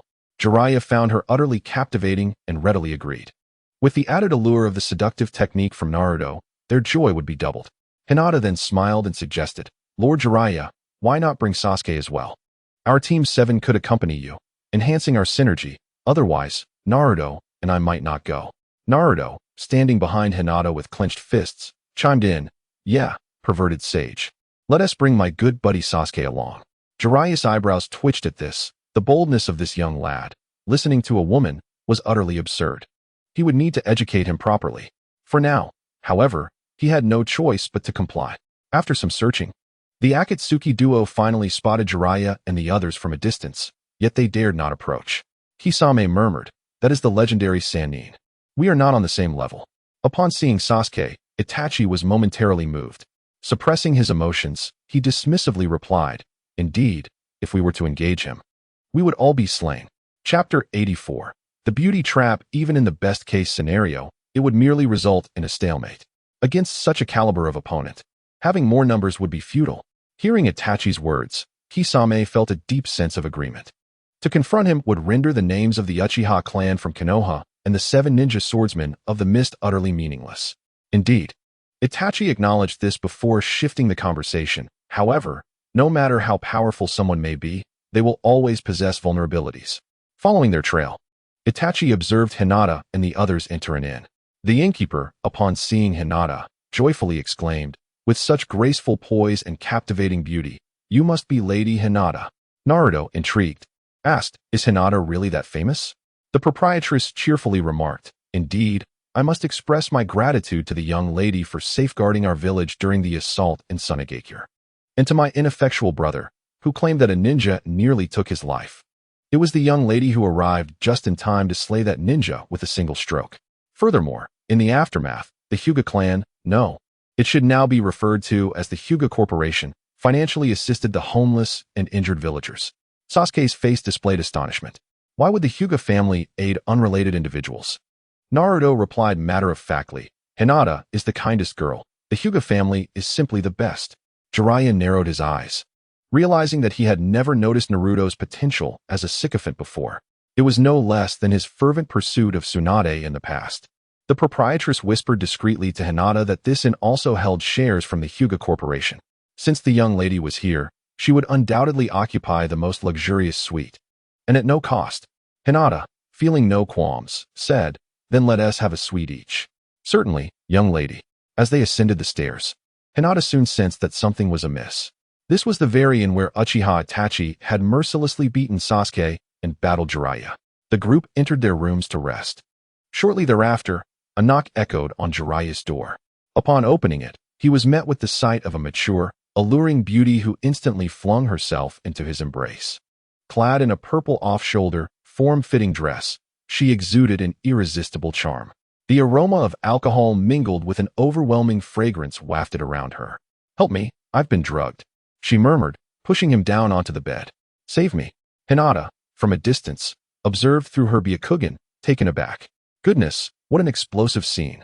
Itachi's taste was indeed extraordinary, as the woman he chose for Jiraiya was a top-tier temptress. At that moment, a knock sounded at Naruto's door as well. When he opened it, he was met by a piercing gaze from a man clad in black. The oppressive presence of the Sharingan made Naruto break into a sweat. Kisame approached Itachi, surprised. "I didn't expect the Nine Tails to be within this little brat." He had heard from Deidara that the Three Tails resided in the body of a young girl. Itachi spoke gently. "Naruto, come with us." At that instant, Sasuke opened his door, intending to seek Hinata to discuss their dual cultivation. Instead, he encountered a figure he knew all too well. The intertwining of past love and hatred flooded his mind. A gentle brother who had ultimately callously slaughtered their entire clan. It seemed he had come to capture Naruto and Hinata. Once, he would scream and lay on the ground drooling. Now, he would never do so again. At Itachi's invitation, Naruto obediently stepped into the corridor. Kisame cautioned, "Mr. Itachi, if he runs amok, it could lead to complications. It would be better to sever one of his legs first." With that, he reached for his blade, causing Naruto to break out in a cold sweat. Sasuke shouted, "Stop." His tone turned somber. "It has been a long time, Itachi Uchiha." Kisame jested, "Mr. Itachi, this young man bears a striking resemblance to you. Could he possibly be your illegitimate son?" Itachi replied calmly, "Yes, I am his brother." Kisame, intrigued, remarked, "Mr. Itachi, I have heard that you annihilated the Uchiha clan. I did not expect this. I will kill you." Sasuke, unable to contain himself any longer, declared. Naruto suddenly realized that the person Sasuke intended to kill was, in fact, his brother. Activating his Sharingan, Sasuke coldly stated, "As you have said, I harbor resentment towards you. I loathe you. I have trained diligently each day to kill you. This day has long been anticipated. I am no longer the weakling I once was." With that, the brilliant lightning of Chidori surged in his hand. Itachi regarded him with indifference, remaining silent. Sasuke charged forth, and Chidori carved a deep groove into the inn's wall. "Die," he yelled. But Itachi merely raised his hand and deflected Sasuke's attack. Boom. Chidori obliterated a room. Itachi, impassively, grasped Sasuke's wrist, and the lightning gradually extinguished. Crack. With a scream of agony from Sasuke, his arm was dislocated. Such a commotion did not stir Jiraiya, who was likely out gathering materials. Naruto, fully aware of his disadvantage, prepared to summon the Nine-Tails Chakra to perform a summoning technique, only to have it instantly drained by Kisame's Samahata. Kisame smugly explained, "My Samahata can devour chakra. If you recklessly employ ninjutsu, it will lead to trouble. Rather than severing a leg, I have opted to sever your hand." Just as Naruto found himself unable to utilize chakra, Samahata fell mercilessly once more. "Naruto, if you cannot use chakra, can you not fight with your fists?" Hinata's gentle voice emerged as she deftly blocked Samahata with her Kusanagi sword. She calmly said, "Kisame, And you too, Deidara. Do you dare to bully the younger brother without consulting me first? Upon turning to look, Itachi beheld a girl clad in an adorable Lolita dress, without even a forehead protector, lacking any semblance of a ninja's appearance. Kisame, surely you cannot be so inept as to be thwarted by a little sister. Hearing this, Kisame exerted himself, swiftly clashing Samahata against Hinata's blade. To his astonishment, the strength of the young girl matched his own. Naruto drew kunai and joined the fray.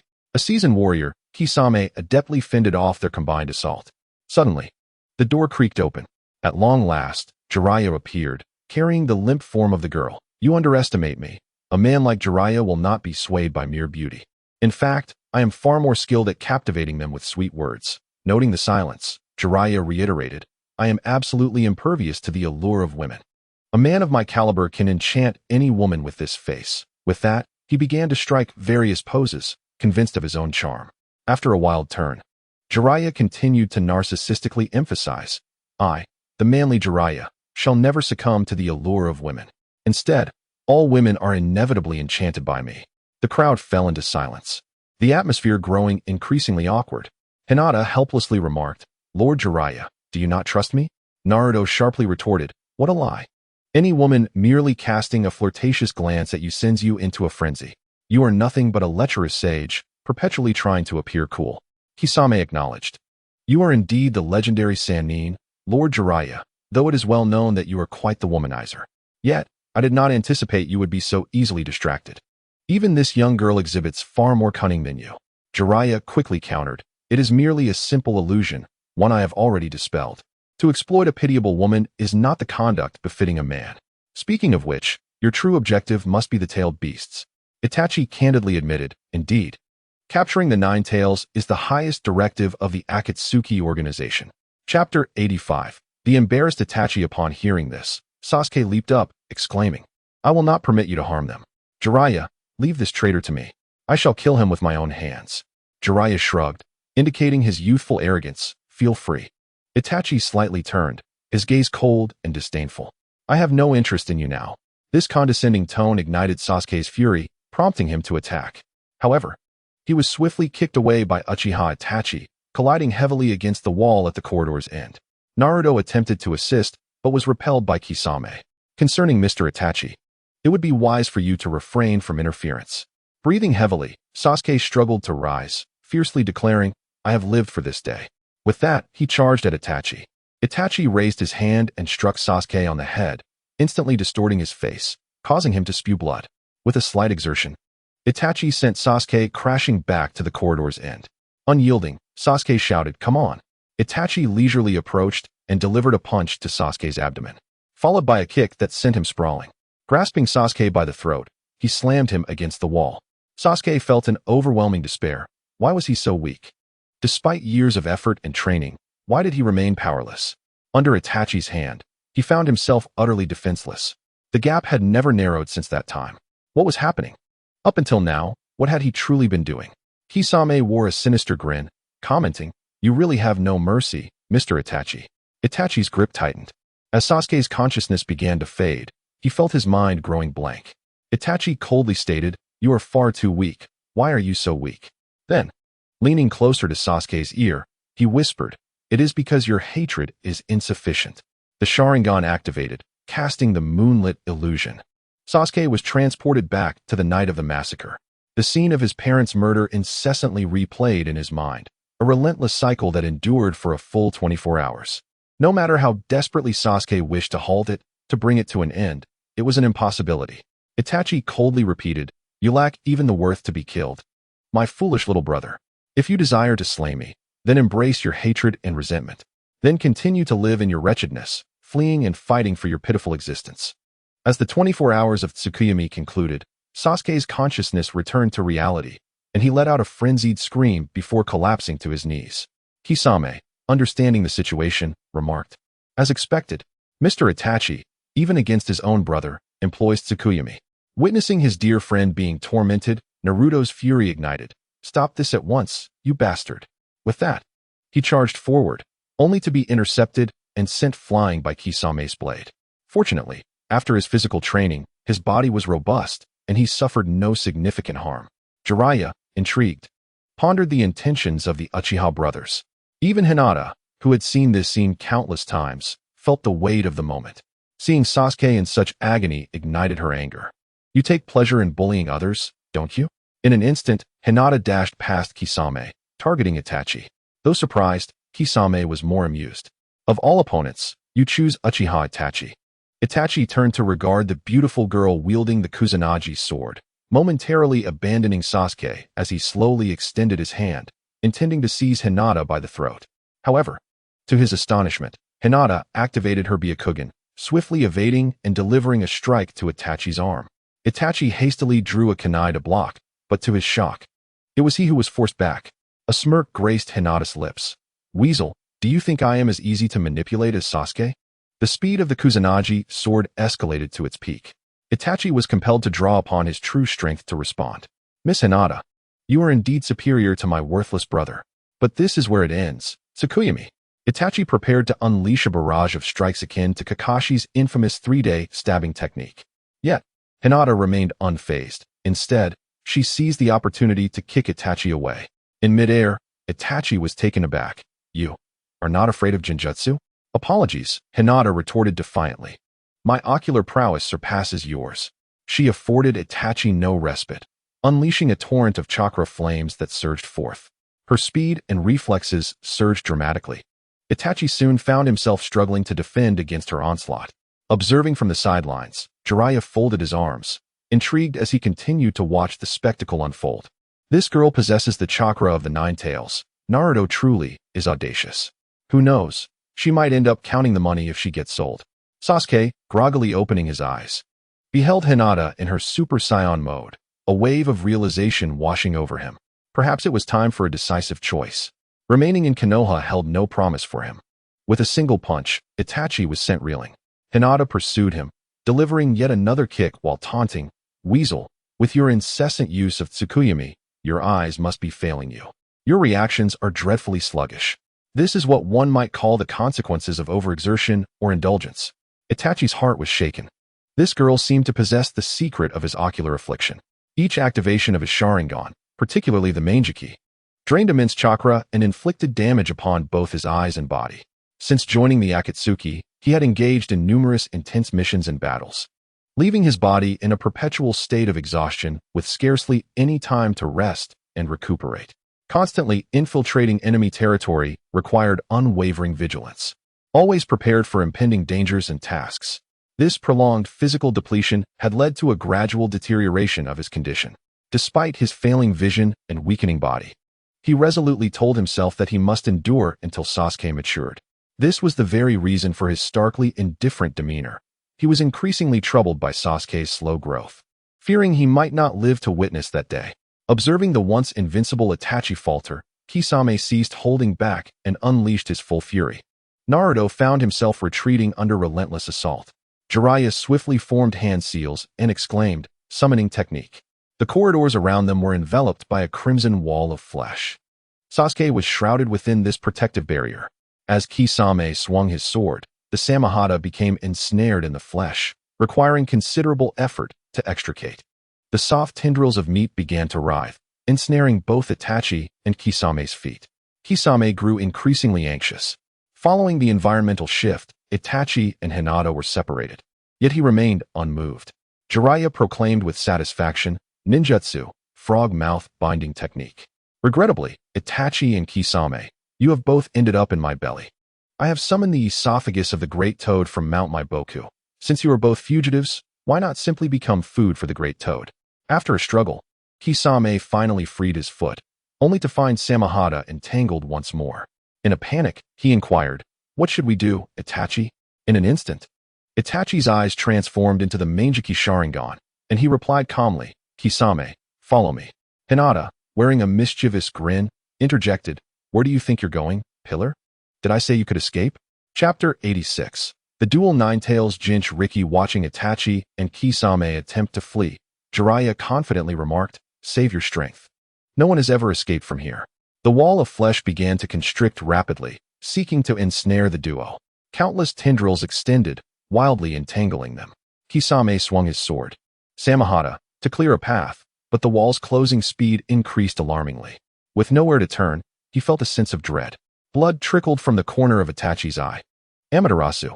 The black flames of ultimate destruction swiftly incinerated the toad's stomach, and then it began to burn continuously. Alas, a gastric ulcer. Hinata infused chakra into the Kusanagi sword, sharpening the two streams of chakra to an exquisite point of friction. She deftly excised the charred area and leaped forth to continue her pursuit. After Amaterasu had thoroughly incinerated the gastric wall and chakra, it gradually extinguished. Jiraiya couldn't help but marvel at the breach in the flesh barrier. Furthermore, it seemed Hinata possessed the capability to penetrate this flesh wall as well. Naruto, disregarding all else, charged forward. Reluctant to pursue, Jiraiya had no choice but to follow. Having witnessed the terrifying power of Itachi's enigmatic black flames, reckless pursuit would undoubtedly be perilous. The fire-breathing great toad had its inner wall instantaneously seared through, underscoring the immense strength of Amaterasu. With the summoning technique dispelled, the toad's flesh barrier vanished, and Sasuke lay quietly in the passage. Soon, drawing upon his indomitable will, he stood up. After witnessing Amaterasu, the fleeing Kisame questioned, Itachi-san, why must we flee? With your strength, there is no need to fear the so-called Sannin or the Jinchuriki. Itachi calmly explained, there is no hurry to take the current Jinchuriki, and I must find a place to rest properly. With that, he felt a chill within. Not only was he using Tsukuyami, but also Amaterasu. Continuing like this would strain his body. We must leave swiftly. Upon hearing this, Kisame scoffed, those Konoha ninjas, upon witnessing Itachi-san's Amaterasu, are surely terrified and would not dare pursue us. It is an ultimate flame that does not cease until its target is completely consumed. Barely had he finished speaking when Hinata appeared before the riverbank, a slight smile gracing her lips. Where do you think you're going, gentlemen? Itachi replied gently, Miss Hinata, I wish to avoid conflict with you. Please step aside. Hinata tilted her neck slightly. I'm afraid Konoha is not a place one can come and go as they please. Her objective was to establish a certain level of deterrence for Konoha. She could not allow other nations to perceive Konoha as weakened after being attacked by the Alliance. It was essential to create conditions for the Hyuga clan to continue thriving in a peaceful environment. Defeating the notorious Akatsuki organization, renowned throughout the ninja world, would serve as an excellent means of propaganda. Meanwhile, although Itachi had resorted to heavy-handed tactics to educate his brother, Hinata could not overlook this and was equally determined to confront Itachi. After all, since his arrival in the village, he had been utilizing Tsukuyami and Amaterasu, leaving him in a severely weakened state. Taking advantage of his affliction to strike a fatal blow. Kisame stepped forward. Itachi-san, you rest. I shall deal with this ignorant little girl. From their previous battle, he knew that engaging in close combat would yield no advantage. He immediately invoked the summoning technique, calling forth a multitude of sharks. Utilizing the water's surface, they surged rapidly towards Hinata. At the moment he summoned, Hinata nearly simultaneously called forth a Bayo. Whether a Bayo fought her was inconsequential. What mattered was that these sharks would undoubtedly prioritize attacking it. Hinata swiftly maneuvered through the swarm of sharks, making her way directly towards Itachi. Once again, Kisame obstructed her path, swiftly forming hand seals and proclaiming, Water style, great shark bullet technique. A colossal water shark surged towards Hinata. She understood that this was no ordinary water technique. It possessed the ability to devour chakra. Kisame's appetite was insatiable, and even the chakra of a typical tailed beast might not suffice to satiate him, earning him the moniker of a tailless beast. The conclusion was clear. Direct ninjutsu attacks were futile and would only aid the enemy. Should the water shark absorb enough chakra, it would only grow more formidable. With a rapid flourish of the Kusanagi sword, Hinata unleashed several waves of sword energy. The principle behind this sword energy strike involved compressing air to its utmost limits at an extraordinary speed, thus rendering it a chakra-less air slash. The surface of the water shark bore numerous wounds, yet it remained unshattered. Water style, water dragon bullet. Utilizing the river's water, Hinata activated her water ninjutsu. The chakra had transformed into material water, rendering it impervious to Kisame's unique ability to absorb chakra. Witnessing his shark ensnared, Kisame exclaimed in astonishment. I didn't expect you to be a water-style ninja as well. Meanwhile, his summoned beast was receiving a thorough thrashing from a Bayo, nearly devoured in the process. Dissipating into a cloud of white smoke, a Bayo held little affection for creatures that attacked upon arrival. Xiao Tiantian, I come to your aid. This hulking brute is mine to handle. Naruto arrived on the scene. Jiraiya analyzed. Against a ninja capable of absorbing chakra, physical attacks are the most effective approach. Come forth. Iron Arm Frog. Additionally, Fukasaku, bearing a shield and wielding a long fork, charged at Kisame without hesitation. The sheer force of his attack sent Kisame staggering back. Fukasaku nonchalantly remarked, though I may not be of much use, summoned only when the enemy I send too strong, and rather clumsy as well. I shall not disgrace my mission. Kisame seethed with irritation. Was this giant frog mocking him? Such words were utterly infuriating. Simultaneously, the Iron Arm Frog made its move, its armored arms effectively resisting the ravenous bites of Kisame's shark skin. Kisame faced off against Jiraiya while Hinata approached Itachi, who sat cross-legged, diligently refining his chakra. Abruptly compelled to halt, Itachi rose impassively. He immediately launched several spinning shuriken, targeting various positions around Hinata.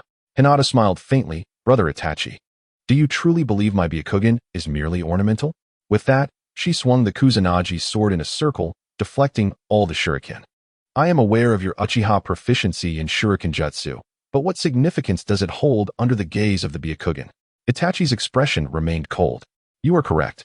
He employed the body flicker technique, appearing behind Hinata, a kunai aimed at her neck. Boom. As the smoke cleared, it revealed nothing but Hinata's shadow clone. Hinata emerged from the edge of the forest. He mocked. Doesn't Itachi feel constrained? With such meticulous calculation, he hesitates to expend a bit more chakra. Is he perhaps envious of my chakra reserves? Indeed, Uchiha Itachi, much like Kakashi, possessed a limited amount of chakra, often opting for precise control over every fragment to elicit the most advantageous effects. Itachi squinted, feeling from their very first encounter that this woman possessed an uncanny understanding of him, while he himself remained oblivious to Hinata. She rarely utilized the Hyuga clan's taijutsu. What is the matter, Itachi? Are you troubled by the lack of intelligence on my part? Hinata teased. If it's due to your inadequacies or shortcomings, relying solely on those minor ninjutsu would surely lead to your defeat. Her words seemed to serve as both a reminder and a veiled threat, laced with an undercurrent of anticipation. Itachi found it perplexing. Did she truly know his trump card? Moreover, as Hinata asserted, a prolonged war of attrition would only worsen the plight of the chakra deficient. A swift victory was essential. Flames enveloped Itachi's entire being, and simultaneously, a skeletal structure began to materialize. Hinata was taken aback. With just a few casual jabs, her opponent unleashed his ultimate technique. She promptly opted for her full manifestation as the Nine Tails. Remarkably, the Nine Tails within Naruto resonated and began to manifest as well. Chapter 87. The Nine Tails battle Susanoo. The towering skeletal Susanoo behind Itachi was excessively grand and conspicuous, astonishing Kisame. He hurriedly led Jiraiya and the others to a safe distance to avoid collateral damage. Truly, Itachi-san, I had previously shown you insufficient respect. Such a high-caliber ninjutsu would undoubtedly vex even a leader. From this moment on, he should be referred to as Itachi-sama. Observing Hinata and Naruto initiating their Nine Tails transformation, Itachi was initially incredulous. How had Konoha managed to divide the tailed beasts? 2 Jinchuriki? Then he recalled the ambiguous mention by Obito regarding the 3 tails Jinchuriki, who surely wasn't Hinata. The 9 tails manifested by Hinata and Naruto were not in their complete form, but rather 2 slightly smaller versions than Susanoo. Hinata chose to materialize to avoid having her chakra absorbed by Kisame. The reason Naruto could also materialize was twofold. First, due to chakra resonance, and second, because the 9 tails feared retribution from Hinata. After all, she was the possessor of the malevolent Sharingan. Furthermore, Naruto's body had significantly strengthened post-training, enabling him to endure such a caliber of 9 tails chakra. However, without Hinata by his side, Naruto alone could not achieve this effect. Jiraiya was left speechless. Goodness. Hinata is astonishing. She transforms into the tailed beast with such ease. Moreover, it seems she is the perfect Jinchuriki. Ultimately, Naruto, being somewhat naive, was thoroughly outmaneuvered by Hinata, who had managed to siphon away a portion of the tailed beast. Even more perplexing is how Hinata, a mere girl, exudes an air of profound mystery. The Hyuga clan is not known for such capabilities, is it? Could it be that Master Sarutobi has left a contingency plan for Konoha? It must be so. Only that old man could achieve such a feat even in death. His legacy endures. No wonder Naruto feels such an affinity for Hinata. It turns out they are both Jinchuriki of the Nine Tails. After piecing together the circumstances, Jiraiya still felt uneasy. Hinata's decision to pursue so recklessly, exposing her trump card to the enemy, was exceedingly perilous. Fortunately, he was there to hold the line, so the situation was manageable. However, to draw out the formidable rogue ninja, Itachi Uchiha, was not without merit. Jiraiya resolved to teach these two children well. Regardless of their prowess as ninjas, they must learn the art of concealing their strength. Sasuke arrived, trembling, only to witness a fierce clash between two Ninetales and a fiery skeletal figure. The cacophony of their confrontation was deafening. To his horror, he realized that the figure within the skeleton was none other than Itachi. Faced with the overwhelming truth of his brother's power, despair enveloped Sasuke, plunging him into an abyss of hopelessness. An all-consuming sense of powerlessness washed over him, compelling him to kneel in anguish, tears streaming uncontrollably down his face. Itachi Susanoo, besieged by the two Ninetales, was forced to retreat despite his valiant efforts. Blood streamed from Itachi's eyes as he struggled against the debilitating fatigue.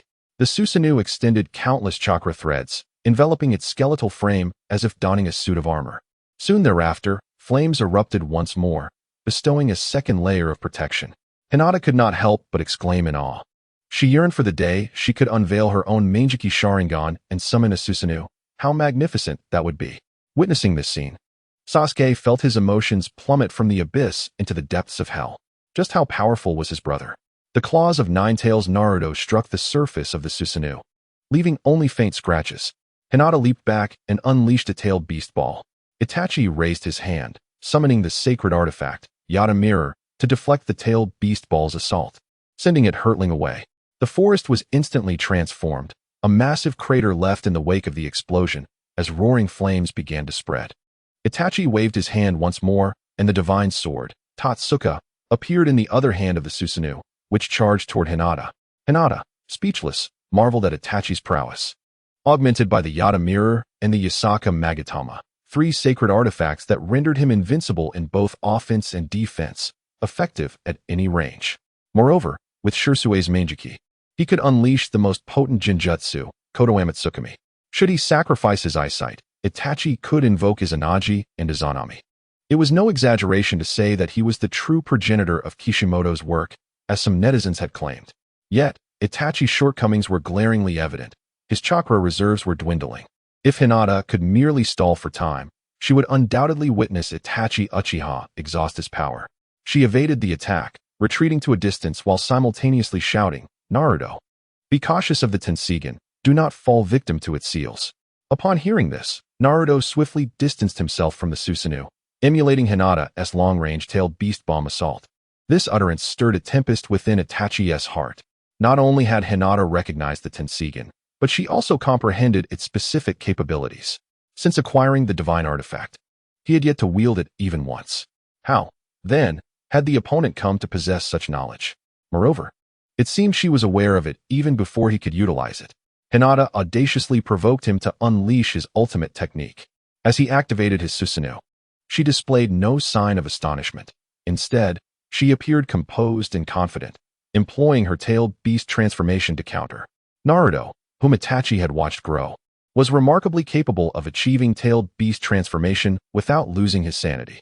Upon reflection, it was utterly terrifying. The unilateral transparency was undoubtedly a significant taboo in ninja combat. Hinata must have possessed a strategy to contend with him, prompting her audacious taunting. With victory now a distant hope, Itachi resolved to withdraw before his chakra depleted. Maneuvering the Susanoo, he swiftly charged towards Naruto. The Yata Mirror knocked Naruto to the ground, while the Tenseigan sliced through several of his tails. Yet, Itachi did not linger. With another swift strike, he obliterated Jiraiya's summoning beasts. Kisame retreat. Upon witnessing Itachi's decision to withdraw, Kisame followed suit without hesitation, employing the mist technique as cover. Hinata refrained from pursuing. The battlefield had already been sufficiently brutal. Henceforth, it was merely necessary to let the media amplify their narrative. One of the legendary three, Jiraiya, had valiantly repelled the clan exterminator Uchiha Itachi and the 7 ninja swordsmen, including the shark-like Kisame. The impact would be profound. From that moment on, not only would the Akatsuki refrain from reckless actions, but other nations would also be deterred. The resounding victories of Konohagakure would undoubtedly bolster their prestige. Upon reverting her transformation, Hinata assisted Sasuke to his feet, instantly infusing him with abundant chakra. However, even restored, Sasuke remained despondent and reluctant to speak. In a certain location within the ninja world, in a corridor, Tsunade carried a box, followed closely by a small pig. She pushed open the door and slammed the box onto the table before Shizune. Opening it revealed an abundance of money. What? Shizune gasped, her eyes wide with disbelief. Where did this fortune come from? Tsunade replied enthusiastically. Now we can not only recover our losses, but also make a significant profit. The two then ventured outside the casino town, filled with zeal. Meanwhile, Jiraiya and Naruto walked ahead, with Hinata and Sasuke trailing behind. Jiraiya began to explain their purpose: to seek out the golden-haired princess with a penchant for gambling, Princess Tsunade, who was returning to Konohagakure to inherit the title of Hokage. She was also one of the legendary three, utterly captivated by the allure of gambling. Wandering from one casino to another across the globe, Hinata commented, "What a trio of legendary ninjas. They are clearly a group involved in vice and corruption." Naruto, with a twinkle of wit, responded, "I see it now. The lecherous sage, the gambling princess, and the venomous ant." Sasuke merely scoffed.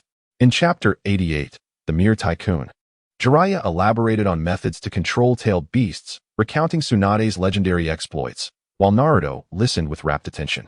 Hinata remained indifferent, and Sasuke's frustration grew, his expression darkening, primarily due to his own shortcomings. After some time, the group arrived at a bustling town, vibrant with a crowded commercial street and numerous casinos. Perhaps a place to gather information about Tsunade. Seizing the opportunity, Jiraiya slipped away to indulge in the local entertainment. Observing Naruto's tattered, filthy attire and Sasuke's blood-stained clothing, Hinata suggested they should acquire new outfits. As the saying goes, when in Rome, do as the Romans do. Blending in would facilitate their inquiries. Sasuke dismissed the notion, asserting he had no need for new clothes. Naruto, however, was the first to enter a clothing shop. In a place dominated by gambling, the merchandise was primarily luxurious, with even a simple bowl of noodles priced several times higher than usual. The establishment thrived on high consumption and entertainment, ensuring that winners spent lavishly, leaving with nothing but debts. Hinata sighed, recognizing that Tsunade, as one of the legendary Sannin, had completed numerous high-level missions. Otherwise, how could an ordinary person afford to lose so much? Hey, don't touch that. Do you have money to buy anything? The shop assistant looked at Naruto with disdain, perceiving him as a wandering ninja, likely inexperienced and lacking skill. Naruto quickly withdrew his hand, becoming cautious. While he had been reckless in Konoha, he understood the need for subtlety in unfamiliar territory. Hearing the exchange, Sasuke entered, primarily to witness Naruto's embarrassment. The shop assistant, upon seeing Sasuke with his hands in his pockets, found him somewhat charming yet assumed he was just another broke young man, perhaps even someone who had recently been beaten. With a teasing tone, she remarked, "If you're out of money, I can take care of you." In such establishments, as long as one refrained from gambling or spending, the wages were remarkably high. Even a shop assistant felt she could afford to support a pretty boy like Sasuke. Sasuke's gaze turned icy as he retorted, "Get lost." Hinata smiled gently, "Sasuke-kun, it's merely a foolish woman with a narrow view. Do not stoop to her level." Just as the shop assistant was about to retort, Hinata appeared, adorned in a beautifully tailored qipao. The fabric was as smooth as silk, with a gentle hue reminiscent of the first rays of sunlight at dawn, warm yet subtle. The lines of the qipao flowed elegantly, hugging her graceful figure and accentuating enchanting curves that invited imagination. Her countenance was exquisite and ethereal, with a subtle smile gracing her features, reminiscent of a flower delicately blossoming in the spring, both bashful and brimming with anticipation. Her previous Lolita dress had been torn to shreds by a weasel, compelling Hinata to don a new outfit. The salesgirl, emboldened by a wager, declared with an ingratiating tone, "May I inquire how to address you, young lady? I wonder from which esteemed family you hail." Hinata gently patted the salesgirl's shoulder, urging her to crouch down.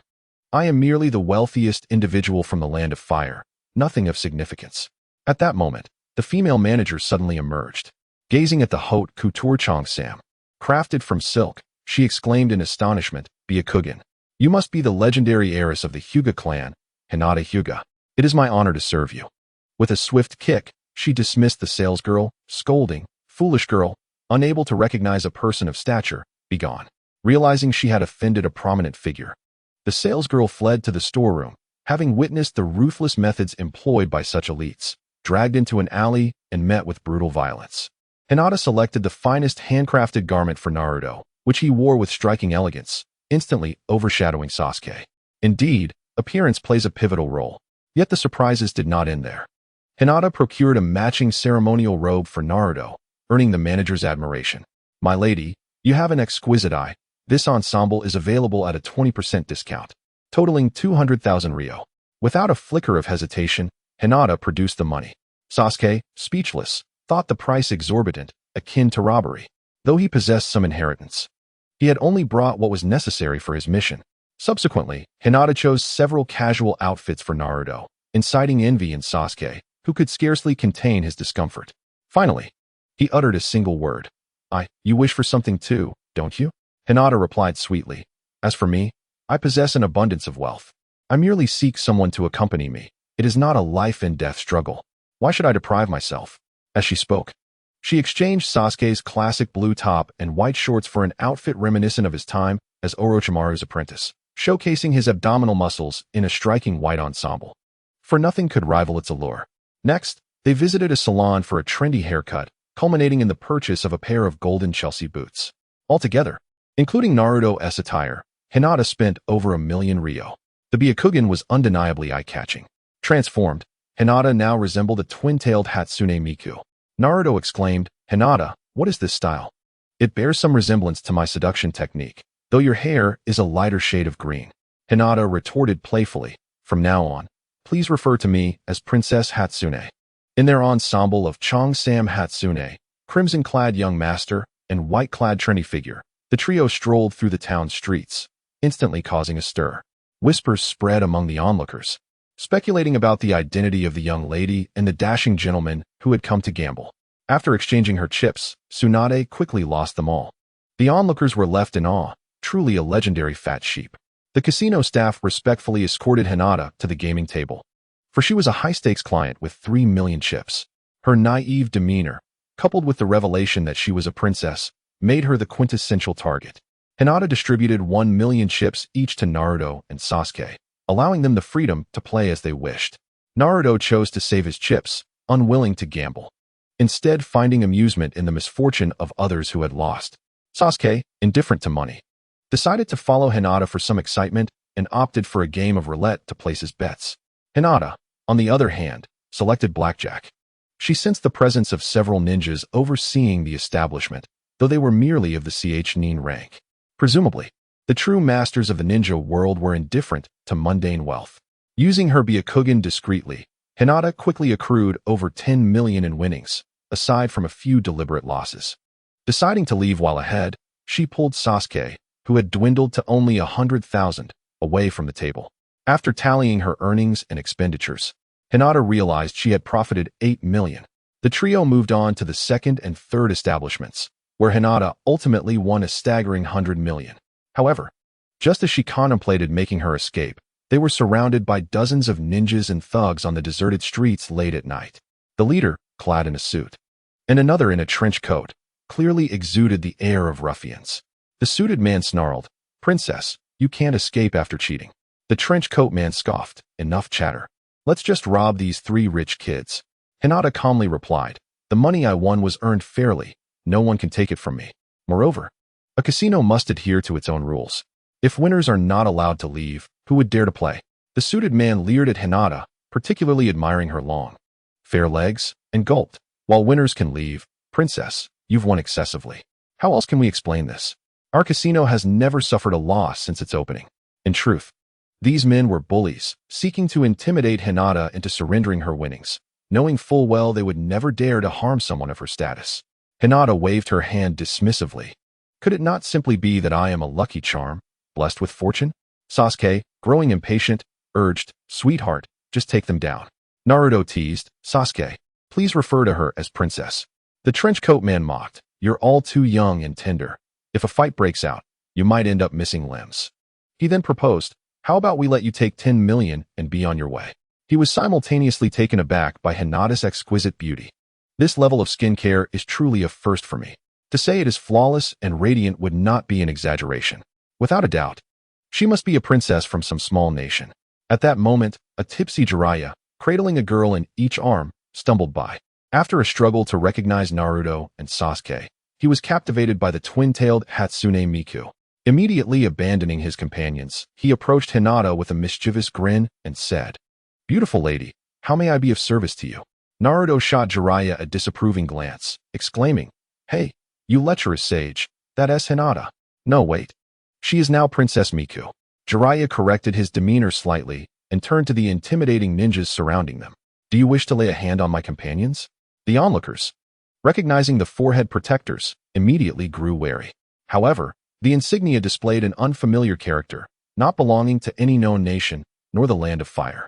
The man in white speculated that they must belong to some remote clan or family. Unknown bodyguards daring to act arrogantly in our town? The term bodyguard incensed Jiraiya. "I am a renowned Sannin." Raising his hand, he began to concentrate his chakra. With a simultaneous release of Rasengan, he sent the two leading ninjas flying. Witnessing this, the remaining crowd scattered like frightened birds. After all, in the world of ninjas, power commands respect. Provoking a formidable ninja could lead to certain doom. "How do you find my dashing presence, princess?" Jiraiya teased, tousling his white hair with unabashed pride. Naruto burst into laughter. "You shameless old man." Sasuke also wore a smile. Hinata then queried, "Lord Jiraiya, that brings us to an important question. Have you uncovered any useful information?" Jiraiya replied nonchalantly, "There has been some progress, albeit minimal. I have exerted all my efforts today, engaging with numerous individuals for in-depth discussions." Hinata was left speechless, but it mattered little. She promptly led everyone to a restaurant for a lavish feast, followed by settling into a luxurious villa hotel complete with several swimming pools. After a restful night, they set forth to the next gambling town the following day. Unable to contain his admiration, Jiraiya remarked, "Thanks to the esteemed Hinata, I too have enjoyed the spoils." Spotting a roadside vendor, he purchased a plethora of ice pops to share with the group. This novel experience of savoring ice pops lifted Sasuke's spirits considerably. Though his mouth was chilled, his heart felt warm. Yet, an unsettling alarm rang in his mind, and he understood the gravity of the situation. The ancient saying that prosperity breeds complacency was indeed relevant now. The desire for vengeance was waning, a dangerous sign. Perhaps he could no longer remain by Hinata's side. "What a delightful feast," Naruto declared, reveling in the joy of this moment, which he deemed the happiest of his life. "There exists a lecherous sage, a rather unconventional elder, alongside a dependable companion like Hinata. Engaging in playful banter and friendly squabbles with Sasuke, they revel in shared merriment, dining together and embarking on missions as one. Life is immensely fulfilling now, contrasting sharply with the past when one faced disdain, ridicule, and solitude.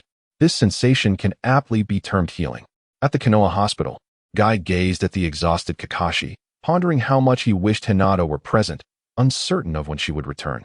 Meanwhile, at the Sound Ninja base, Orochimaru, in a frenzied state, violently dispatched a physician from his sickbed. Given the current predicament, he realized that seeking Tsunade might be his only hope for recovery. The memory of the Nin exams sparked a thought in Orochimaru's mind. Perhaps Hinata could be the finest healer. It would be prudent to capture both her and the other, forming a medical team to attend to his injuries. As Kabuto entered, he observed the tormented Orochimaru and expressed concern, stating, "You've just returned and already need to tidy up. You must take your medication." The pain felt like a relentless fire. Staring at his bandaged hands, Orochimaru retorted angrily, "I refuse to consume these useless medicines." "Sarutobi, you have a cruel heart." "Kabuto, have you located that woman yet?" Kabuto replied, "It is said she is in a place known as Short Book Street." A sinister smile crept across Orochimaru's face. "Excellent. Let us seek her out." At a crossroads, Jiraiya unfurled a map, marking numerous locations with a highlighter, all of which were known for their gambling establishments. He grumbled, "Princess Tsunade frequently disguises herself as a teenager, a woman in her 20s, or even as an elderly person to evade her creditors. She truly is difficult to find." Hinata smiled gently, pointing to a location marked as Short Book. "Why don't we start our search here?" Jiraiya, perplexed, questioned, "What makes this place special?" "I feel that this should be the most direct route. Searching this way? It could take ages," he complained. Hinata resolutely replied, "Lord Jiraiya, please trust me. I have always had good fortune. Or perhaps it's merely a woman's intuition." Naruto chimed in, "Exactly. Hinata is incredible. She always wins at the gambling tables. Sasuke couldn't help but tease, a lucky charm, or perhaps the embodiment of fortune. Jiraiya grew intrigued. While Tsunade consistently loses, Hinata keeps winning. They are indeed exceptional. Dismissing the remarks of the aging man, Hinata led the group towards Short Book Street.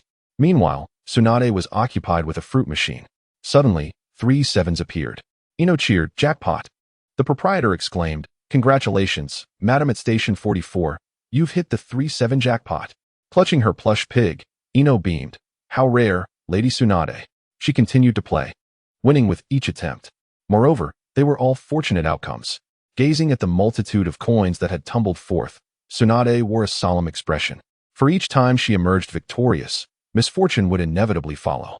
Conversely, it was during her losses that she felt a peculiar sense of joy and moral justification. Chapter 90. A meeting of fates in a days from her winnings, Tsunade departed the casino, convinced that it was an ominous sign. She felt an urgent need to vacate the Short Book Street. Suddenly, with a resounding explosion, the building before her erupted. Amidst the swirling clouds of dust, Orochimaru stood atop a colossal serpent, grinning enigmatically. "Ah, I have found you." Tsunade retorted coldly, "What do you want with me?" Kabuto recounted the matter concerning the healing of Tsunade's hands. Her expression remained impassive. "I no longer heal others. Leave at once." Orochimaru responded ominously. "Then it seems we are at odds." Kabuto immediately readied himself for confrontation, but Shizen's scalpel was already poised against his throat, threatening. "Dare to lay a hand on Lady Tsunade, and you shall see." Tsunade's demeanor turned fierce. "Orochimaru, you know me well. It would be wise not to provoke my wrath." With that, she struck the surrounding wall with a powerful fist, causing it to collapse with a thunderous crash. At that moment, Hinata suddenly halted. "Everyone. I see Tsunade and Orochimaru as well." Jiraiya grew anxious. "That scoundrel." Hinata took the lead as they quickened their pace. In the tense standoff, Orochimaru casually spoke. "What if I told you that I could resurrect your brother? And your man, too, using my forbidden techniques? If you assist me in healing your hands." Recalling the cherished moments of the past, Tsunade felt a surge of emotion, for she was aware of Orochimaru's extensive human experiments. And there was a chance he could deliver on his promise. Kabuto added, "However, this technique requires live sacrifices. You must prepare 2 living individuals." Shizune hurriedly intervened. "Lady Tsunade, please, stay grounded. We cannot engage in such heinous acts against the innocent. Together, we can surely defeat them." Tsunade remained silent. Orochimaru deliberately bit into his fingertip, blood gushing forth. With a fear of blood, Tsunade's eyes widened in shock as she clutched her crystal necklace, trembling uncontrollably. Satisfied with his manipulation, Orochimaru declared, "Kabuto, let us depart. Tsunade, I await your response. I shall be waiting outside for a day." When Hinata and the others arrived, they stumbled upon the dazed Tsunade. Jiraiya exclaimed, "Tsunade, I finally found you." Upon seeing the familiar face, Tsunade felt a flicker of vitality return. Jiraiya, brimming with excitement, responded, "I've searched high and low for you." Following a brief exchange, the group decided to go for a drink. Tsunade glanced at Hinata, clad in a cheongsam, Naruto in a traditional garb, and Sasuke with his unique hairstyle. As ninjas, their appearance was indeed curious. She inquired with intrigue, "Are all of these your disciples?" Jiraiya replied with pride, "You could say that." Sasuke spoke up, "In truth, we are subordinates of Kakashi from Team 7. I am Uchiha Sasuke, this is Hinata Hyuga, and this is Naruto Uzumaki." Shizune smiled and said, "I am Shizune, a disciple of Lady Tsunade. It is a pleasure to meet you all." Tsunade paused, momentarily forgetting who Kakashi was. "What brings you to me?" Jiraiya then recounted the village's hopes for her to assume the position of the 5th Hokage, revealing the shocking news that the 3rd Hokage had been slain by Orochimaru. Shizune was utterly stunned. Tsunade took several swigs of alcohol, her face flushed, remaining silent. Suddenly, she expressed her thoughts. The 3rd sacrificed himself for the village, as did the 4th and the 2nd. Only a fool would readily give up their life. "Are you suggesting I go to my death?" Naruto retorted, "I will not allow you to speak ill of the heroes of Konoha. They all devoted themselves to the village, toiling until their last breath. If you do not wish to take the mantle, then perhaps it should fall to Hinata, or to Sasuke and me." Sasuke, with his characteristic coolness, interjected, "Please do not include me. I have no interest, only a desire for revenge." Hinata smiled gently, "It's all right, Sister Tsunade will surely accept. Everyone, rest assured. Tsunade regarded the girl who had called her sister with renewed attention. She was quite a lovely girl, unlike herself, who was over 50. Feeling the relentless passage of time. Were it not for the healing jutsu, she would have already succumbed to the ravages of age. The Navi youth still dreamed of becoming Hokage. Tsunade, who had little sense of responsibility and mocked the fallen heroes, earned Naruto's disdain. He leaped onto the table, pointing at her and shouted, "What's the matter? If you're not convinced, let us settle this one-on-one. Whoever wins becomes Hokage." Hinata quickly pulled him down. "This is the legendary Sannin. One blow could obliterate you." Naruto, taken aback, was skeptical of others' words, but he believed Hinata completely. He promptly deflated and awkwardly returned to his seat. Jiraiya asked again, "So, Tsunade, will you return to take the position?" Tsunade replied lazily, "I'll think about it. After all, once I become Hokage, those seeking repayment will come after me in Konoha. Besides, I have another matter to attend to." Hinata stated plainly. "It concerns the deal with Orochimaru, who said he would resurrect your brother." Tsunade was taken aback. "How do you know this?" "Because I have Byakugan, which allows me to see from a great distance," Hinata boasted, having even learned a bit of lip reading. "Lady Tsunade, I must advise you, the dead cannot be revived. Even if Orochimaru brings him back, he would be nothing more than a living corpse, entirely under Orochimaru's control. You must have heard of the reanimation jutsu, developed by the second Hokage." At her words, both Tsunade and Jiraiya were alarmed. This was a forbidden technique. Why did this young girl know so much? Tsunade's expression turned wary. Hinata hurriedly explained, "This is actually the sealing book that Naruto stole. I accidentally came across it." "Indeed," Naruto chimed in, "I took it, but unfortunately, I only learned the technique for the shadow clone jutsu. You need not worry. Later, the third Hokage reclaimed it." Sasuke then experienced a moment of enlightenment. Realizing that both Hinata and Orochimaru derived their formidable skills from this source, Tsunade pondered that the resurrection Orochimaru spoke of was likely not the brother she once knew, but rather a mere animated corpse, perhaps even one whose consciousness was merely simulated by Orochimaru. Yet, she shook her head, stating, "Orochimaru is currently stationed outside the village. We cannot leave. He has requested that I treat his hand." Hinata replied calmly, "With so many of us, we need not fear confronting him alone. Orochimaru is but a trivial adversary. Jiraiya could dispatch him effortlessly." Seizing the opportunity to boast, Jiraiya exclaimed, "Ah, yes, yes. Tsunade, you know I am invincible." Tsunade's complexion reddened. "You, as always, enjoy boasting. Back in the day, you were the weakest among us." "Ah, those are just old tales," Jiraiya insisted, eager to divert the conversation, not wanting any of his past misdeeds to resurface. Hinata proposed, "Tsunade-sama, since you have lost a considerable sum, let me help you win it back. That way, you will have no worries." Tsunade scrutinized the beautiful young woman, sensing there was more to her than met the eye. "But what about the principal?" she inquired. Hinata replied proudly, "I will cover it. I am the heiress of the Hyuga conglomerate, the wealthiest in the land of fire." Naruto also boasted, "Hinata, in the last town, won a fortune of 100 million ryo." "What?" Tsunade and Shizune gasped simultaneously. Chapter 91. Soaking in the hot springs with Tsunade began to envision the scene of returning home with a mountain of riches. Shizune reflected on how Tsunade once possessed assets in the millions, yet now found herself deeply in debt, having lost not only the Senju family's fortune but also the earnings from her missions. "Comparisons can be disheartening," Tsunade declared, pounding her fist on the table. However, Hinata mischievously suggested, "Since this is a joint investment, Tsunade-sama, why not exchange something of value for cash?" Tsunade, perplexed, followed Hinata's gaze to her necklace. This was a priceless heirloom from the first Hokage. Yet, in her desperation to recoup her losses, she dismissed her hesitation. "Hinata, how much will you offer?" Raising a single finger, Hinata sweetly smiled, 10 million. Tsunade was thoroughly tempted. "It's a deal. As long as you provide the money, this necklace is yours." Hinata promptly summoned a large box containing 10 million ryo from her scroll. Without hesitation, Tsunade removed the necklace from her neck and handed it to Hinata. Jiraiya was left dumbfounded.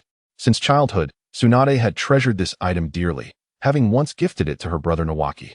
The young boy perished on the battlefield merely a day after enlisting. Who could have foreseen he'd now be callously traded to Hinata?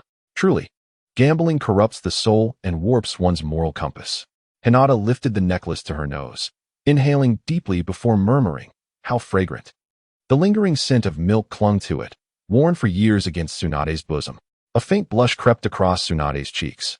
This Hinata, something was undeniably amiss. Having roamed the martial world for decades, she was no stranger to eccentricities. Could it be a sapphic inclination? The group arrived at the Supreme Casino in Tanzaka Quarter, the largest and most luxurious gambling paradise in the Land of Fire. The welcoming attendant's eyes lit up upon spotting Hinata and Tsunade carrying an enormous suitcase. His heart swelled with delight. The legendary super big spender Tsunade had arrived. And with another guest no less. Clearly, the second must be some naive young noblewoman Tsunade had roped in. Both were prized customers. With practiced enthusiasm, the attendant guided the high rollers to exchange 20 million in chips, then discreetly advised that the Byakugan user couldn't participate in games involving transparency, such as blackjack or other card-based games. Only randomized options like slot machines, pachinko, or roulette were permitted. Hinata suddenly realized she hadn't transformed. But even if she had, it wouldn't matter. The casino was fortified with chakra-suppressing barriers, truly befitting a top-tier establishment. Sasuke smirked, recalling how Hinata had once exploited her Byakugan to cheat. Now, she'd likely suffer the same humiliating losses he had. The thought of her impending misfortune filled him with a perverse satisfaction. Naruto, however, remained convinced Hinata was destined to win. Sasuke suggested, how about roulette? The very game that had nearly bankrupted him before. The elegant dealer explained the rules. The wheel bore 37 numbers, and players could bet on single digits or combinations. The winning number was determined by where the ball landed. Matching the bet yielded victory, with the house offering a 35-1 payout. Tsunade counted on her fingers. A 1 in 37 chance, but a 10 million bet could balloon into 350 million. The ultimate high-risk, high-reward gamble. I'll take number 18. All in, 10 million. Tsunade declared, electrified. The dealer suppressed a smile. The legendary whale indeed. Single-number bets were practically designed for loss, given the wheel's magnetic mechanisms. Hinata smiled sweetly. How bold, Lady Tsunade. Though we're pooling funds, I'll stake 10 million on number 1. Fortune favors the daring. Why not gamble big? Turn a bicycle into a Ferrari. The crowd was utterly bewildered. The dealer was overjoyed. Today he would make these two fat sheep lose everything in one go. The roulette wheel spun rapidly. A drunken Tsunade began giggling foolishly, while Shizen held her breath. Naruto and Jiraiya eagerly anticipated a huge windfall, while Sasuke thought of Hinata's vast fortune and resolved to lose this round decisively. Otherwise, she would truly become the favored child of fortune. Hinata gazed with a serene smile, her fingers already weaving the intricate dance of spellcasting. While conventional ninjutsu remained unusable, the sacred arts of the sages were at her disposal. One could hardly fault the casino proprietor for his lack of foresight. After all, true sages were as rare as phoenix feathers, and those of such exalted stature who still indulged in gambling were fewer still. Yet even among practitioners of the sage arts, none could manipulate microscopic energy particles with spiritual precision as Hinata did. With elegant calculation, she mapped the steel ball's trajectory, accounting for the dealer's magnetic interference. The manipulation had to be flawlessly subtle, no abrupt deviations, only seamless redirections of force. The tiny sphere came to rest in slot number 1. The dealer's eyes widened in disbelief. Impossible, he gasped. Victory. Tsunade roared with delight. Fortune smiles upon us. Naruto erupted in joyous frenzy, while Sasuke merely sighed at the 37-2 odds. Only Jiraiya sensed something familiar in the air, a whisper of recognition stirring within him. Could it be? He murmured. Understood. Hinata Mimi remarked gracefully. Lady Tsunade, each of us shall receive 170 million. The dealer contemplated silently. Even if they miraculously prevailed this round, it mattered not. Fear not their victories, but rather their reluctance to continue. No matter how fortuitous their luck, mathematical probability and electromagnetism remain the immutable truths. Should they persist, inevitable ruin awaits. Without exception, Lady Tsunade raised her thumb with admiration. Miss Hinata, truly the goddess of gambling. Which bet shall we place next? I shall follow your lead. If we win again, this casino might go bankrupt. They'd probably hire the Akatsuki to hunt us to the ends of the earth. Hinata shook her head gently. Ah, Lady Tsunade, let's not get carried away. Winning once was already a stroke of incredible luck. The real victory is walking out with the money. Though Tsunade still burned with reluctance. Hinata and Shizen firmly supported her, exchanged the chips, and escorted her out of the Grand Casino, leaving only the bewildered owner staring blankly at the surveillance screens. Never in his wildest dreams had he imagined that Tsunade, the legendary super cash cow, would ever have a lucky day. All he could do was hope for her next visit. Tsunade, meanwhile, was already calculating, with 170 million in hand. She could clear her debts and still have over 100 million left. A contented smile graced her lips. That would fund her gambling for quite some time. All that tension had me sweating, she declared cheerfully. Tonight, my treat, let's hit the hot springs. Jiraiya sprang up, rubbing his hands eagerly. Yes, mixed bathing it is. Tsunade shot him a warning glare. In your dreams, you lecherous toad. I'm soaking with my dear Hinata. You can scrub down with Naruto and Sasuke. Hinata licked her lips hesitantly. Is this really appropriate? Lady Tsunade declared with unrefined candor. Perfect, absolutely perfect. Thus, Hinata, Tsunade, and Shizune entered the women's bathhouse, while the disgruntled trio of Jiraiya, Naruto, and Sasuke proceeded to the men's quarters. Jiraiya, ever the instigator, prodded with mischievous intent. Naruto, don't you know that seduction technique of yours? Naruto retorted with palpable irritation. Get lost. Contemplating the use of transformation jutsu to infiltrate the women's bath.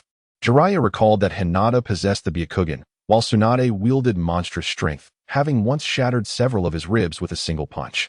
Thus, his research endeavors had to be temporarily abandoned. Tsunade and Shizune were the first to descend into the steaming waters. Hinata hesitated at the edge until Tsunade called out boisterously. Hinata, hurry up. I'll scrub your back for you. You're my little lucky charm. Overwhelmed, Hinata employed a water release technique to conjure cooling mist around her forehead, nape, and nose bridge, barely suppressing the surging heat in her veins. As she stepped slowly into the pool, her eyes widened at the breathtaking sight before her. Chapter 92. The legendary Sanin's battle. Shizune discreetly compared Tsunade and Hinata's proportions before retreating to a corner of the spring in self-conscious defeat, submerging herself beneath the water. Tsunade marveled. To think someone so young could already be so impressive. Hinata's gaze traced the plush, firm contours barely concealed beneath the towel. Another wave of dizziness threatened to overtake her. Stay composed, she reminded herself. With a sweet smile, she inquired, Lady Tsunade, how do you maintain such perfection? Flushed with pride, Tsunade smirked. Innate talent, I'm afraid. Her fingertips glided teasingly along her curves before she reached for a sake cup at the pool's edge. Amber droplets spilled from her lips, cascading downward in a tantalizing trail. Hinata's mind buzzed. She sank onto the steps, closing her eyes to savor the warmth, until a delicate fragrance startled her. Tsunade now loomed inches away, their bodies nearly touching. Impossible, Tsunade breathed, studying Hinata's complexion. Even with my creation, rebirth, and eternal youth, I've never seen skin like this, luminous as snow, as if not of this world. And these chakra particles shimmering around you. Your hair, too, each strand like spun crystal. Hinata opened her mouth to reply but collided abruptly with soft, yielding peaks. I die, she stammered. Then, disaster struck, the towel slipped. So white, so vast. Alarmed by the sudden nosebleed, Tsunade fretted. Hinata, are you hurt? It's just the steam, too hot. Hinata squeaked, flustered. Tsunade chuckled, healing her with a gentle glow of medical ninjutsu. Yet in that fleeting contact, she sensed it, an ocean of chakra, boundless and profound. Really now? Tsunade teased, we're both women. What is there to be shy about? As they indulged in the bath, Tsunade suggested a candid meeting. With that, she swiftly removed Hinata's scarf, assisting her in a back scrub. In the meantime, Shizune felt a peculiar sense of reason, yet something seemed amiss. Soon, with her mind and body at ease, Hinata playfully pushed Tsunade into the water, igniting a lively water fight. Ultimately, Hinata gently proposed, let me treat you to a warm welcome, Sister Tsunade. With a cheerful smile, she raised her hands. Tsunade, not one to object, allowed Hinata to have her way. For this little sister might very well become the pillar of Konoha in the future. Later that night, as she gazed at the peacefully sleeping Hinata, Tsunade pondered whether to incapacitate her, seeking out Jiraiya under the pretense of drinking, and then perhaps drugging him. Would she gamble on Orochimaru achieving perfect resurrection? Could she use the village's destruction as leverage? Or would she barter her healing hands to ensure Orochimaru would spare Konoha? Was it possible to trust Orochimaru's integrity by confronting him alone? Or would she feign surrender and compliance, only to eliminate him? Her thoughts wavered, and suddenly she chuckled at the absurdity. How could she, a perpetual loser at gambling, ever outmaneuver the fated Hinata? The next day, Hinata and her companions met with Naruto and others, preparing to confront Orochimaru together. Jiraiya, with an unusual seriousness, addressed Tsunade. There is something I must clarify. Every Hokage has envisioned protecting the village and its people, quelling turmoil, and fostering prosperity, often wagering their very lives. Surely, you are not unaware of the ideals of our predecessors. Once Orochimaru is restored, he will undoubtedly pursue his plan to annihilate Konoha. Should you commit any act of betrayal against the village, his expression darkened, I will personally end you. In response to Jiraiya's grave threat, Tsunade remained unfazed. What does that have to do with me? She understood Jiraiya's fear that she might ally with Orochimaru for the sake of resurrecting her loved ones. However, if Jiraiya truly comprehended her, such thoughts would not arise. You care for the villagers more than anyone. So, will you kill me for the sake of the village? Jiraiya fell silent. Hinata gently reassured, Lord Jiraiya, do not worry. Sister Tsunade understands the gravity of the situation. Otherwise, she would not choose to act alongside us. The lecherous sage, Naruto chimed in, Grandma Tsunade, doesn't he seem like a bad person? Meanwhile, Sasuke felt a surge of excitement. He was about to meet Orochimaru and was eager to discover who among the legendary Sannin was the strongest and whether Orochimaru was worth abandoning everything for. In the wilderness, Orochimaru awaited with a fluctuating demeanor. The bad news was that Tsunade had allied with Jiraiya, complicating matters. The good news was that his medical team, comprising Tsunade, Hinata, and Kabuto, was now assembled. After healing her hands, he could resurrect Sasuke. Naruto might even offer him to the Akatsuki, persuading them to withdraw their assassination order. Everything is utterly perfect. This location was deliberately chosen by Tsunade, as the town's environment is conducive to her extraordinary strength, while the wilderness favors large-scale ninjutsu. Despite the precarious situation, Orochimaru inquired, Tsunade, what is your response? With a glance at Jiraiya, Tsunade jested, of course, I refuse, otherwise. There are those here who wish to eliminate me. Furthermore, upon witnessing Team 7 from Konoha, I firmly believe that there is no need for any compromises to safeguard Konoha. Orochimaru coldly remarked, very well, very well. Since you are of no use to me, then perish. Alas, Tsunade, I genuinely wish to revive them. For they were also my friends. Tsunade sorrowfully replied, Orochimaru, I am aware that your words are mere flattery. I long to see them, even just once. I yearn to embrace them, to witness their smiles. Yet, I cannot destroy the dreams of the children of Konoha for my own selfish desires. I shall inherit the name of Hokage and carry forth their legacy. The dreams that those two were willing to risk their lives to achieve, I will fulfill on their behalf. Hinata affirmed, material things will inevitably wither, but the will of fire shall never fade. Orochimaru sighed. It seems negotiations have broken down. There is no other choice. I must resort to force to compel your compliance. Jiraiya signaled for Hinata and the others to step aside. This is a battle between adults. Casting aside her gambling robe, Tsunade launched the first strike, her fist shattering the ground. Orochimaru and Kabuto swiftly evaded. This mighty woman would spell doom for anyone who faced her punch. Kabuto coldly remarked, is that all? It is my turn now. With that, he enveloped his hands in chakra, forming a blade-like hand. He executed a surprise attack on Tsunade from below. Just as she prepared to strike, he swiftly appeared behind her, accurately severing her tendons. Tsunade instantly felt her hand become immobile. With a sense of triumph, Kabuto declared, I have cut a portion of your biceps and leg muscles. Chapter 93, My apologies, Orochimaru-sensei. Now you cannot wield that terrifying strength. Enduring the pain, Tsunade questioned, Chakra scalpel, why not directly attack my arteries? Kabuto replied with a grin. Because time is insufficient, but severing your throat is still feasible. With that, he lunged at Tsunade, swiftly slicing through her pectoral muscles, causing her to collapse to the ground. Struggling to breathe, Jiraiya attempted to intervene, but Orochimaru blocked him. Kabuto adjusted his glasses and stated, Of course, I want to kill you. Lord Orochimaru still requires your talents. Since you cannot move, there is no need to slit your throat. However, suddenly, Tsunade rose and knocked Kabuto down. Surprised, Kabuto found himself eating dirt, astonished by her resilience. It seems necessary to let her endure more hardships, to completely subdue her. Just as Yakushi Kabuto attempted to rise, he found himself immobilized, as Tsunade had launched a chakra attack on his nervous system, causing a disruption in the signals from his brain to his body. Clever as he was, Yakushi Kabuto swiftly adjusted his strategy, For instance, when he intended to control his hands, he instead manipulated his feet, and when he aimed to move his shoulders, one of his arms would respond. Thus, he reversed the process effectively. Having grasped the situation, Yakushi Kabuto drew out a shuriken and charged at Tsunade. Just as she prepared to counterattack, he suddenly sliced open his palm, blood splattering onto Tsunade. Stricken by her hemophobia, she faltered, engulfed in terror. Following this, Yakushi Kabuto proclaimed with satisfaction, "Dealing with two legendary Sannin is indeed troublesome." He then delivered a powerful kick that sent Tsunade flying. At this moment, the outcome was already determined. Hinata intervened, cradling Tsunade in a princess carry. In that fleeting instant, Tsunade felt a flutter in her heart. Naruto and Sasuke, along with Shizen, swiftly positioned themselves beside Hinata, ready for battle. Yakushi Kabuto, now emboldened, sneered, "Even one of the legendary Sannin is no match for me. What can you insignificant fools possibly do?"